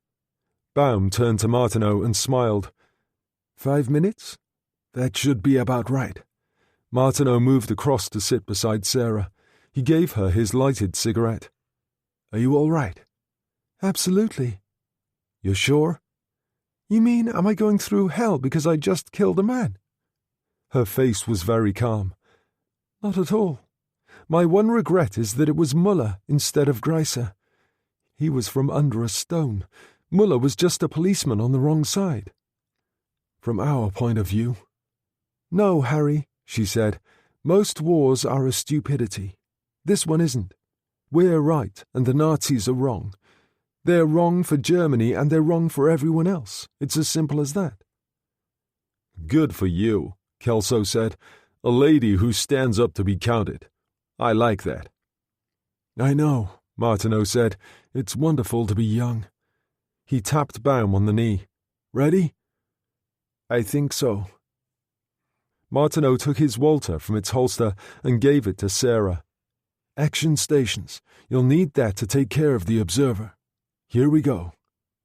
He opened the cabin door and he and Baum squeezed into the cockpit, behind the pilot and the observer. Oberleutnant Saucer turned. Everything to your satisfaction, Field Marshal? I think you could say that, Baum told him. Is there anything we can do for you? There is, actually. You can haul this thing round and fly 40 miles due west until we are completely clear of all Channel Islands traffic. But I don't understand. Baum took the Mauser from its holster and touched it against the back of Saucer's neck. Perhaps this will help you. Later on, when I call you, you'll turn north, Martineau said, and make for England. England? Young Braun said in horror. Yes, Martineau told him. As they say, for you, the war is over. Frankly, the way it's shaping up, you're well out of it. This is crazy, Saucer said. If it helps you to believe that the Field Marshal is proceeding to England as a special envoy of the Führer, why not? Martineau said. Now change course like a good boy. Saucer did as he was told, and the Junkers ploughed on through the darkness. Martineau leaned over Braun. Right, now for the radio. Show me the frequency selection procedure. Braun did as he was told. Good. Now go and sit down in the cabin, and don't do anything stupid. The lady has a gun. The boy squeezed past him, and Martineau got into the co-pilot seat and started to transmit on the frequency reserved by SOE for emergency procedure. In the control room in the tower at Jersey Airport, Hofer and Necker waited anxiously while Adler spoke on the radio. A Luftwaffe corporal came up and spoke to him briefly. Adler turned to the two officers. We've still got them on radar, but they appear to be moving due west out to sea. My God, Necker said. Adler talked into the microphone for a moment, then turned to Hofer. All night fighters in the Brittany area were scrambled an hour ago for operations over the Reich. Heavy bombing raids expected over the Ruhr. There must be something, for God's sake, Hofer said. Adler waved him to silence, listening, then put down the mic and turned, smiling. There is. One Ju-88S night fighter. Its port engine needed a check and it wasn't finished in time to leave with the rest of the squadron. But is it now? Necker demanded eagerly. Oh yes. Adler was enjoying himself. He's just taken off from Cherbourg. But can he catch them? Necker asked. Herr Major, that old crate they're flying in can do 180 flat out. The Ju-88S with the new engine boosting system does better than 400. He'll be with them before they know it. Necker turned in triumph to Hofer. They'll have to turn back, otherwise he'll blow them out of the sky. But Hofer had been thinking about that, among other things. If the mail plane returned, it would mean only one thing. Martineau and the others would be flown to Berlin, and few people survived interrogation in the cellars of Gestapo headquarters at Prinz Albrechtstrasse. That couldn't be allowed to happen. Berger knew about Rommel's connection with the general's plot against the Führer, and so did Martineau. Perhaps he'd even told the girl. Hofer took a deep breath. No, we can't take a chance on their getting away. Herr Major? Adler turned inquiringly. Send an order to the pilot of that night fighter to shoot on sight. They mustn't reach England. As you say, Herr Major. Adler picked up the microphone. Necker put a hand on Hofer's shoulder. You look terrible. Let's go down to the mess and get you a brandy. Adler will call us when things start to warm up. Hofer managed a weak smile. The best offer I've had tonight. And they went out together. Dougal Munro was at his Baker Street desk, working late, when Carter came in with a signal and passed it across. The Brigadier read it quickly and smiled. Good God, this is extraordinary, even for Harry. I know, sir. I've alerted Fighter Command about receiving them. Where do you want them to put down? I suppose Cornwall would be closest. No, let's bring them all the way in. They can land where they started, Jack. Hornley Field. Let Fighter Command know. I want them down in one piece. And General Eisenhower, sir? We'll leave him until Kelso's actually on the ground. Munro stood up and reached for his jacket. And we'll have the car round, Jack. We can get there in just over an hour. With any luck, we'll be able to greet them.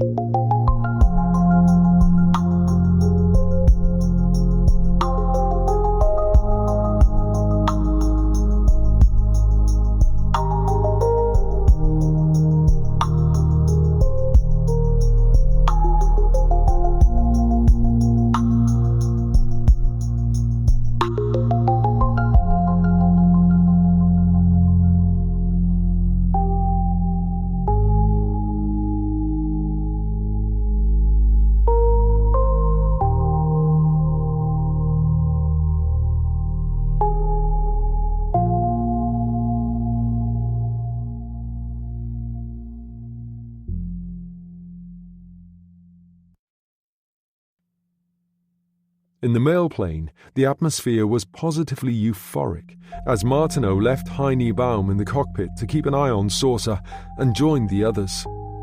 "Everything okay?" Kelso asked. "Couldn't be better. I've made contact with our people in England. They're going to provide an escort to take us in, courtesy of the RAF. He turned and smiled at Sarah, taking her hand. She'd never seen him so excited. Suddenly, he looked 10 years younger. "You all right?" he asked her. "Fine, Harry, just fine." "Dinner at the Ritz tomorrow night?" he said. "By candlelight?" "Even if I have to take my own?" He turned to Braun, the observer. "You said something about coffee, didn't you?" Braun started to get up, and the plane bucked wildly as a great roaring filled the night, then dropped like a stone. Braun lost his balance, and Kelso rolled on the floor with a cry of pain. "Harry!" Sarah screamed. "What is it?" The plane regained some sort of stability, and Martineau peered out one of the side windows.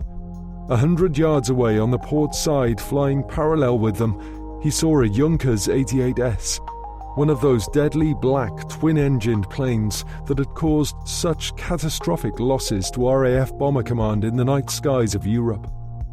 "We've got trouble," he said. "Luftwaffe night fighter." He turned and wrenched open the cabin door and leaned into the cockpit. Saucer glanced over his shoulder, face grim and pale in the cockpit lights. "We've had it. He's come to take us back." "Has he said so?" "No radio contact at all." "Why not? It just doesn't make sense." The Ju-88S suddenly climbed steeply and disappeared, and it was Heine who gave the only possible answer to the question. "Every kind of sense if they don't want us back, my friend." Martineau saw it all then. Something had gone wrong, and it had to involve Hofer. And if that was so, the last thing he'd want was to have them back in Gestapo hands to bring down Erwin Rommel. "What do I do?" Saucer demanded. "That thing can blow us out of the skies. I know, I've been flying one for 2 years now." At that moment, the roaring filled the night again, and the mail plane shuddered as cannon shells slammed into the fuselage. One came up through the floor of the cockpit, narrowly missing Saucer, splinters shattering the windscreen. He pushed the column forward, going down in a steep dive into the cloud layer below, and the Junkers 88S roared overhead, passing like a dark shadow. Martineau fell to one knee, but got the door open and scrambled out. Several gaping holes had been punched into the fuselage of the plane, and 2 windows were shattered. Kelso was on the floor, hanging onto a seat, and Sarah was crouched over Braun, who lay on his back, his uniform soaked with blood, eyes rolling. He jerked convulsively and lay still. Sarah looked up, her face surprisingly calm. "He's dead, Harry." There was nothing to say. Couldn't be. And Martineau turned back to the cockpit, hanging on as the mail plane continued its steep dive down through the clouds. They rocked again in the turbulence as the Junkers 88S passed over them. "Bastard," Saucer said, in a rage now. "I'll show you." Baum, crouched on the floor, looked up at Harry with a ghastly smile. "He's a Finn, remember? They don't really like us Germans very much." The mail plane burst out of the clouds at 3,000 feet and kept on going down. "What are you doing?" Harry cried.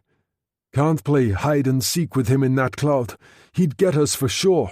Just one trick up my sleeve. He's very fast and I'm very slow, and that makes it difficult for him." Saucer glanced over his shoulder again and smiled savagely. "Let's see if he's any good." He kept on going down, was at 700 or 800 feet when the Junkers 88S came in again on their tail, far too fast, banking to port to avoid a collision. Saucer took the mail plane down to 500 and levelled off. "Right, you swine. Let's have you," he said, hands steady as a rock. In that moment, Martineau saw genius at work, understood all those medals the Finn wore, the Knight's Cross, and a strange feeling of calm enveloped him.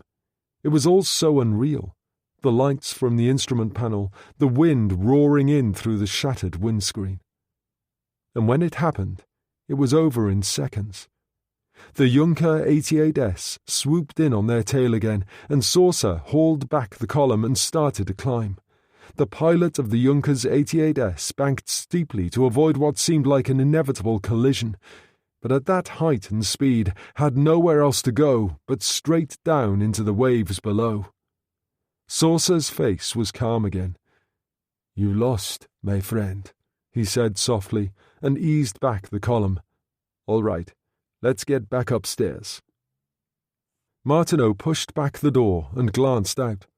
The inside of the plane was a shambles, wind blowing in through innumerable holes, Braun's blood-soaked body on the floor, Sarah crouched beside Kelso. "You two all right?" he called. "Fine, don't worry about us. Is it over?" Sarah asked. "You could say that." He turned back to the cockpit as Saucer levelled out at 6,000 feet. "So, the old girl's leaking like a sieve, but everything appears to be functioning," the Finn said.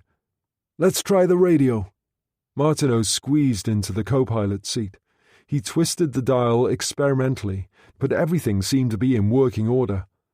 "I'll let them know what's happened," he said, and started to transmit on the SOE emergency frequency. Heine Baum tried to light a cigarette, but his hand shook so much he had to give up. "My God," he moaned, "what a last act." Saucer said cheerfully, "Tell me, is the food good in British prisoner-of-war camps?" Martineau smiled. "Oh, I'll think you'll find we make very special arrangements for you, my friend." And then he made contact with SOE headquarters. At the control room at Jersey, Adler stood by the radio, an expression of disbelief on his face. He removed the earphones and turned slowly. "What is it, for God's sake?" Necker demanded. "That was Cherbourg Control. They've lost the Ju-88S. "What do you mean, lost it?" "They had the pilot on radio. He'd attacked several times. They suddenly lost contact, and he disappeared from the radar screen.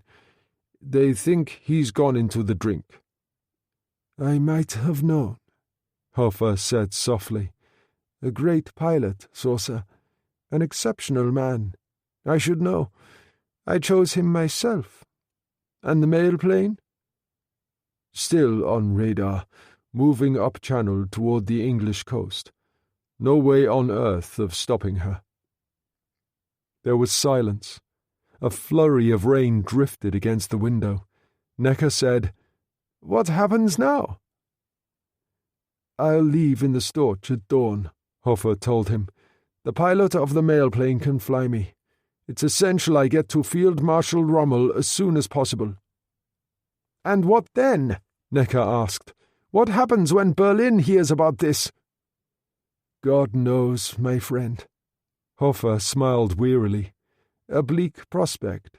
For all of us." About 15 minutes after Saucer had changed course for the second time, Martineau received a response to his message. "Come in, Martineau." "Martineau here," he answered. "Your destination, Hornley Field. Fly at 5,000 feet and await further instructions. Escorts will assist. Should be with you in minutes." Martineau turned to Saucer, who had his headphones on. "Did you get that?" The Finn shook his head.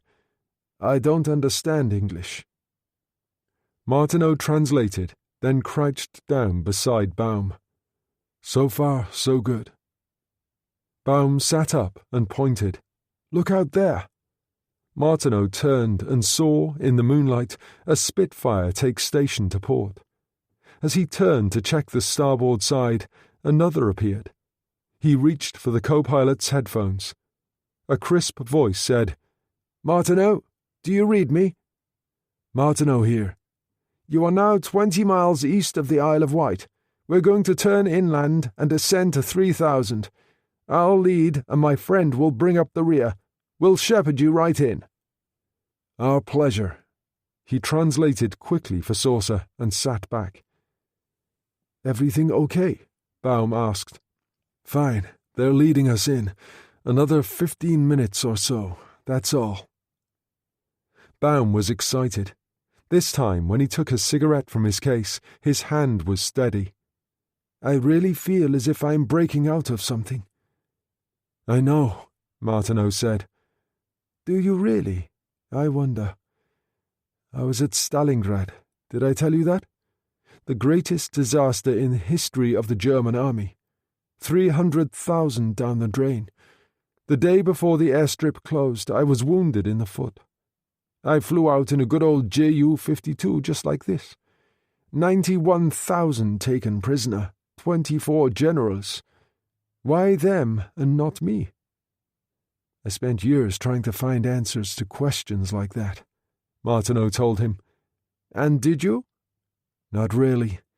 In the end, I decided there weren't any answers. Also, no sense, and precious little reason. He pulled down the earphones as the voice came over the air again, giving him new instructions and a fresh course. He passed them on to Saucer. They descended steadily. A few minutes later, the voice sounded again. Hornley Field, right in front. In you go. The runway lights were plain to see, and this time Saucer didn't need any translation. He reduced power and dropped his flaps to float in for a perfect landing. The escorting Spitfires peeled away to port and starboard and climbed into the night. The Junkers started to slow, and Saucer turned and taxied toward the control tower. He rolled to a halt, switched off the engines. Baum got up and laughed excitedly. We made it! Sarah was smiling. She reached for Martineau's hand and held on tight, and Kelso on the floor was laughing out loud. The feeling of release was fantastic. Baum got the door open, and he and Martineau peered outside. A voice called over a bullhorn, Stay where you are! A line of airmen in RAF blue, each carrying a rifle, moved toward them. There were other people in the shadows behind them, but Martineau couldn't make out who. Baum jumped down onto the runway. The voice called again, Stay where you are! Baum knotted the white scarf around his throat and grinned up at Harry, saluting him, touching the Field Marshal's baton to the rim of his cap. Will you join me, Standartenführer? And then he turned and strode toward the line of men, his baton raised in his right hand. Put the rifles away, you idiots, he called in English. All friends here. There was a single shot. He spun around, took a couple of steps back toward the Junkers, then sank on his knees and rolled over. Harry ran forward, waving his arms. No more, you fools, he shouted. It's me, Martineau. He was aware of the advancing line slowing, and Squadron Leader Barnes was there, telling them to stay back. Martineau dropped to his knees. Baum reached up with his left hand and grabbed him by the front of the uniform. You were right, Harry, he said hoarsely. No sense, no reason to anything. Quiet, Heine. Don't talk. We'll get a doctor. Sarah was crouched beside him, and Baum's grip lightened. Last act, Harry. Say Kaddish for me. Promise. I promise, Martineau said. Baum choked. There was blood on his mouth. His body seemed to shake, and then the hand lost its grip on Martineau's tunic, and he lay still. Martineau got up slowly and saw Dougal Munro and Jack Carter standing in front of the line of RAF men beside Barnes. An accident, Harry, Munro said. One of the lads panicked. An accident, Martineau said. Is that what you call it? Sometimes I really wonder who the enemy is. If you're still interested, by the way, you'll find your American colonel in the plane. He went past them and through the line of airmen, walking aimlessly toward the old Aero Club buildings. Strange, but he had that pain in the chest again, and it hadn't bothered him once in Jersey. He sat down on the steps of the old clubhouse and lit a cigarette, suddenly cold. After a while, he became aware of Sarah sitting a few feet away. What did he mean, say Kaddish for him? It's a sort of mourning prayer. A Jewish thing. Usually relatives take care of it, but he didn't have any. all gone to the bloody ovens. He took the half-smoked cigarette from his mouth and passed it to her. Anyway, now you know. Now your education's complete. No honor, no glory, only Heine Baum out there, lying on his back. He got to his feet, and she stood up also. Someone had brought a stretcher, and they were carrying Baum away. And Kelso was crossing the runway on his crutches, Monroe and Carter on either side of him. "Did I remember to tell you how well you did?" he asked. "No." "You were good. So good that Dougal will probably try to use you again. Don't let him. Go back to that hospital of yours." "I don't think one should ever go back to anything." They started to walk toward the waiting cars. "And you?" she asked. "What's going to happen to you?" "I haven't the slightest idea." She took his arm and held on tight, and as the runway lights were switched off, they moved on through the darkness together. Jersey, 1985. Chapter 17. It was very quiet there in the library, Sarah Drayton standing at the window peering out. "Dark soon. Sometimes I wonder whether the rain will ever stop. A bad winter this year." The door opened, and the manservant, Vito, came in with a tray which he placed on a low table by the fire. "Coffee, Contessa." "Thank you, Vito. I'll see to it." He went out, and she sat down and reached for the coffee pot. "And afterward?" I asked her. "You mean what happened to everybody?" "Well, Conrad Hofer flew out in the Storch the following morning, got to Rommel and filled him in on what had happened." "And how did Rommel cover himself?" "Very much as Harry had suggested. He flew to Rustenburg." "The Wolf's Lair?" "That's right. He saw Hitler personally. Told him intelligence sources had warned him of the possibility of plots against his life, which was why he'd used Berger to impersonate him. He stayed pretty much with the facts. If he'd gone to Jersey himself, Harry would have assassinated him. Berger was dismissed as a rat who deserted the sinking ship." "I'm sure he didn't put it to the Fuhrer in quite those terms," I said. "Probably not. There was an official investigation.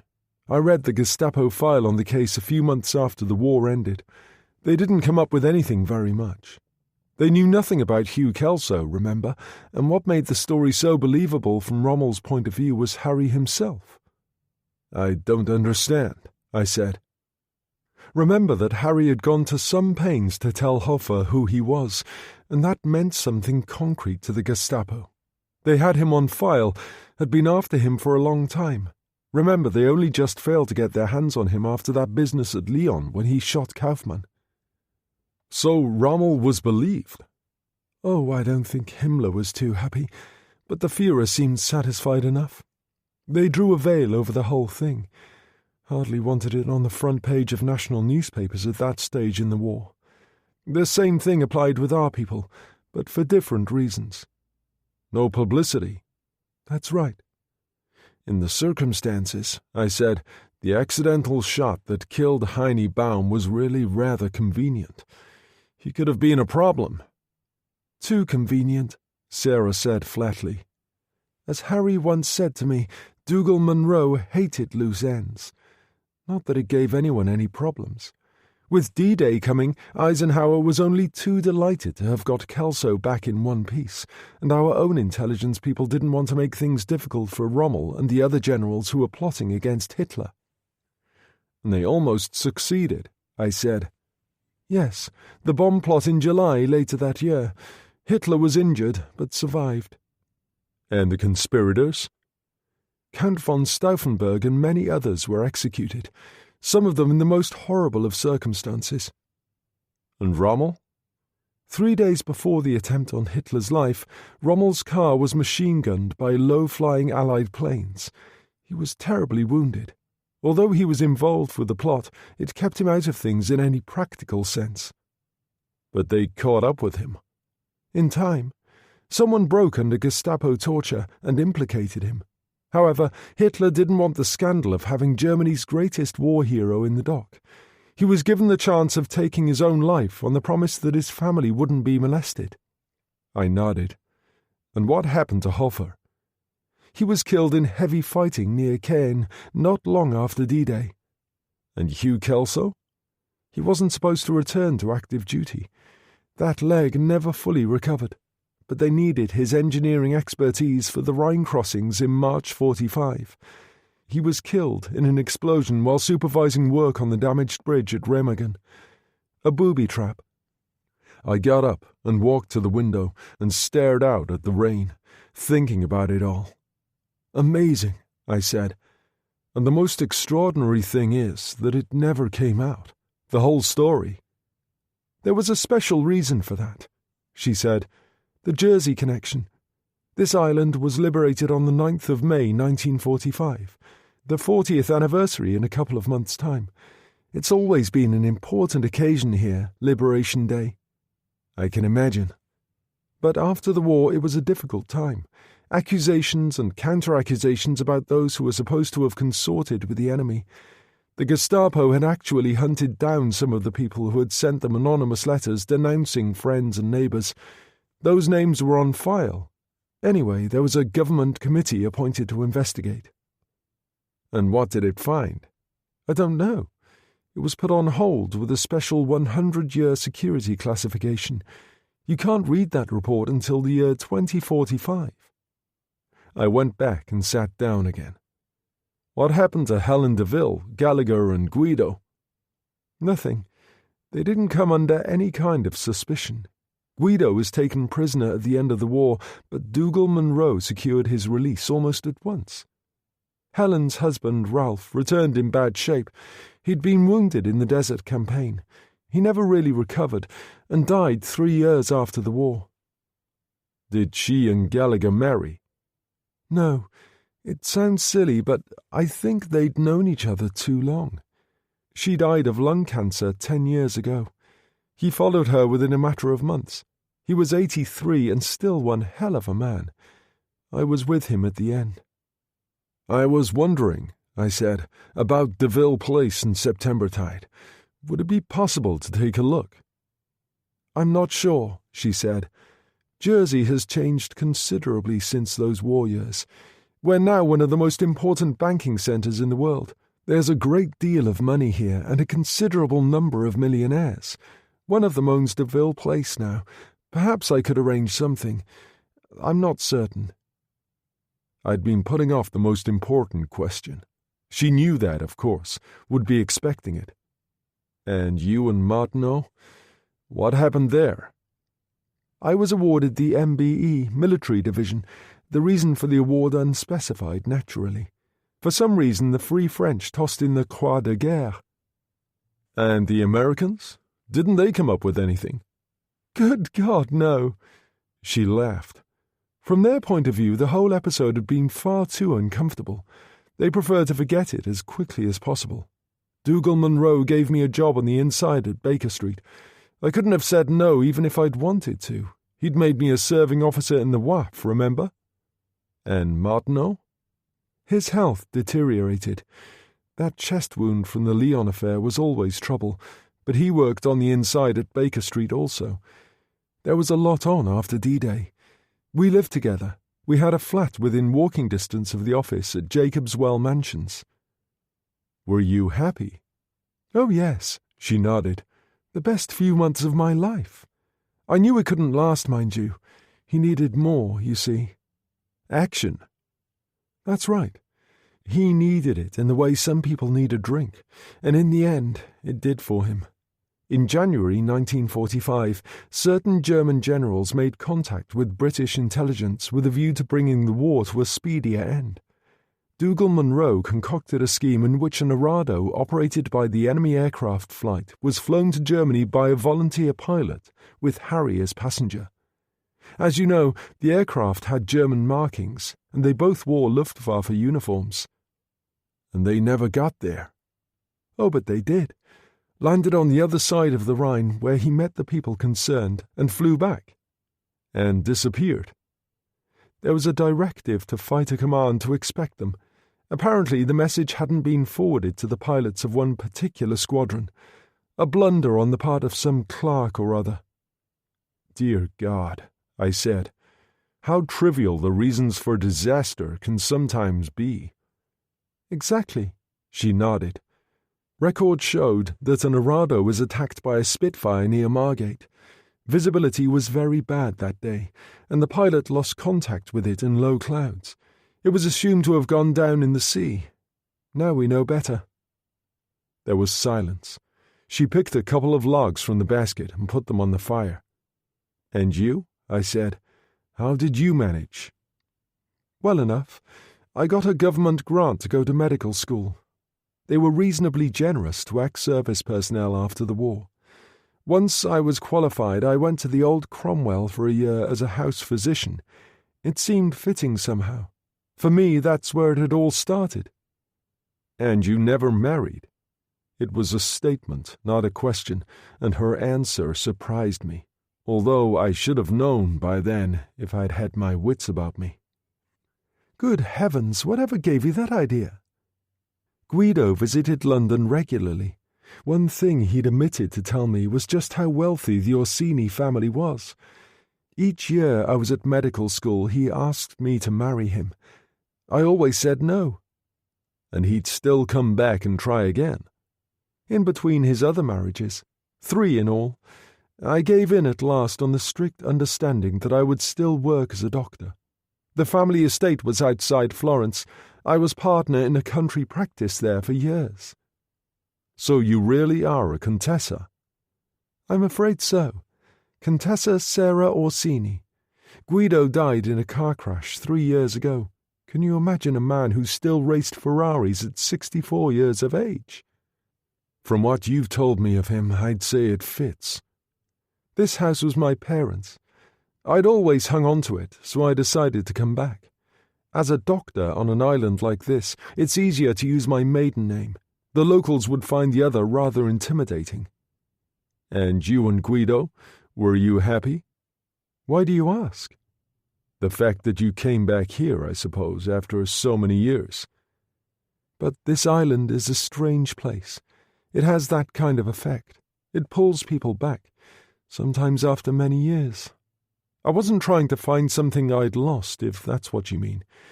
At least, I don't think so. She shook her head. I loved Guido dearly. I gave him a daughter, and then a son, the present Count, who rings me twice a week from Italy, begging me to return to Florence to live with him again. I see. She stood up. Guido understood what he called the ghost in my machine, the fact of Harry that would not go away. Aunt Helen told me there was a difference between being in love and loving someone. She also told you that Martineau wasn't for you. She was right enough there. Whatever had gone wrong in Harry's psyche was more than I could cure. She opened the desk drawer again, took out a yellowing piece of paper and unfolded it. This is the poem he threw away that first day at the cottage at Lulworth. The one I recovered. May I see it? She passed it across, and I read it quickly. The station is ominous at midnight. Hope is a dead letter. Time to change trains for something better. No local train now, long since departed. No way of getting back to where you started. I felt inexpressibly saddened as I handed it back to her. He called it a rotten poem, she said, but it says it all. No way of getting back to where you started. Maybe he was right after all. Maybe he should have died at 17 in that trench in Flanders. There didn't seem a great deal to say to that. I said, I've taken enough of your time. I think I'd better be getting back to my hotel. You're staying at l'Horizon? That's right. They do you very well there, she said. I'll run you down. There's no need for that, I protested. It isn't far. That's all right. I want to take some flowers down to the grave anyway. It was raining heavily, darkness moving in from the horizon across the bay as we drove down the hill and parked outside the entrance to St. Prelad's church. Sarah Drayton got out and put up her umbrella, and I handed the flowers to her. "I want to show you something," she said. "Over here." She led the way to the older section of the cemetery and finally stopped before a moss-covered granite headstone. "What do you think of that?" It read, "Here lie the immortal remains of Captain Henry Martineau, late of the 5th Bengal Infantry, died July 7, 1859. "I only discovered it last year quite by chance. When I did, I got one of those ancestor tracing agencies to check up for me. Captain Martineau retired here from the army in India. Apparently he died at the age of 40 from the effects of some old wound or other. His wife and children moved to Lancashire and then emigrated to America." How extraordinary. When we visited this place, he told me he had this strange feeling of being at home. As we walked back through the headstones, I said, "What happened to all those Germans who were buried here?" "They were all moved after the war," she said, "back to Germany as far as I know." We reached the spot where he had been laid to rest earlier that afternoon. We stood there together, looking down at that fresh mound of earth. She laid the flowers on it and straightened, and what she said then astonished me. "Damn you, Harry Martineau," she said softly. "You did for yourself, but you did for me as well." There was no answer to that. Never could be. And suddenly I felt like an intruder. I turned and walked away and left her there in the rain in that ancient churchyard, alone with the past. The end. That was Night of the Fox by Jack Higgins, read by Andy Creswell. Produced by White House Sound Limited. This has been an audiobook from HarperCollins. Text copyright 1986. Production copyright 2019 by HarperCollins Publishers. All rights reserved. Jack Higgins asserts the moral right to be identified as the author of this work. Thank you for listening.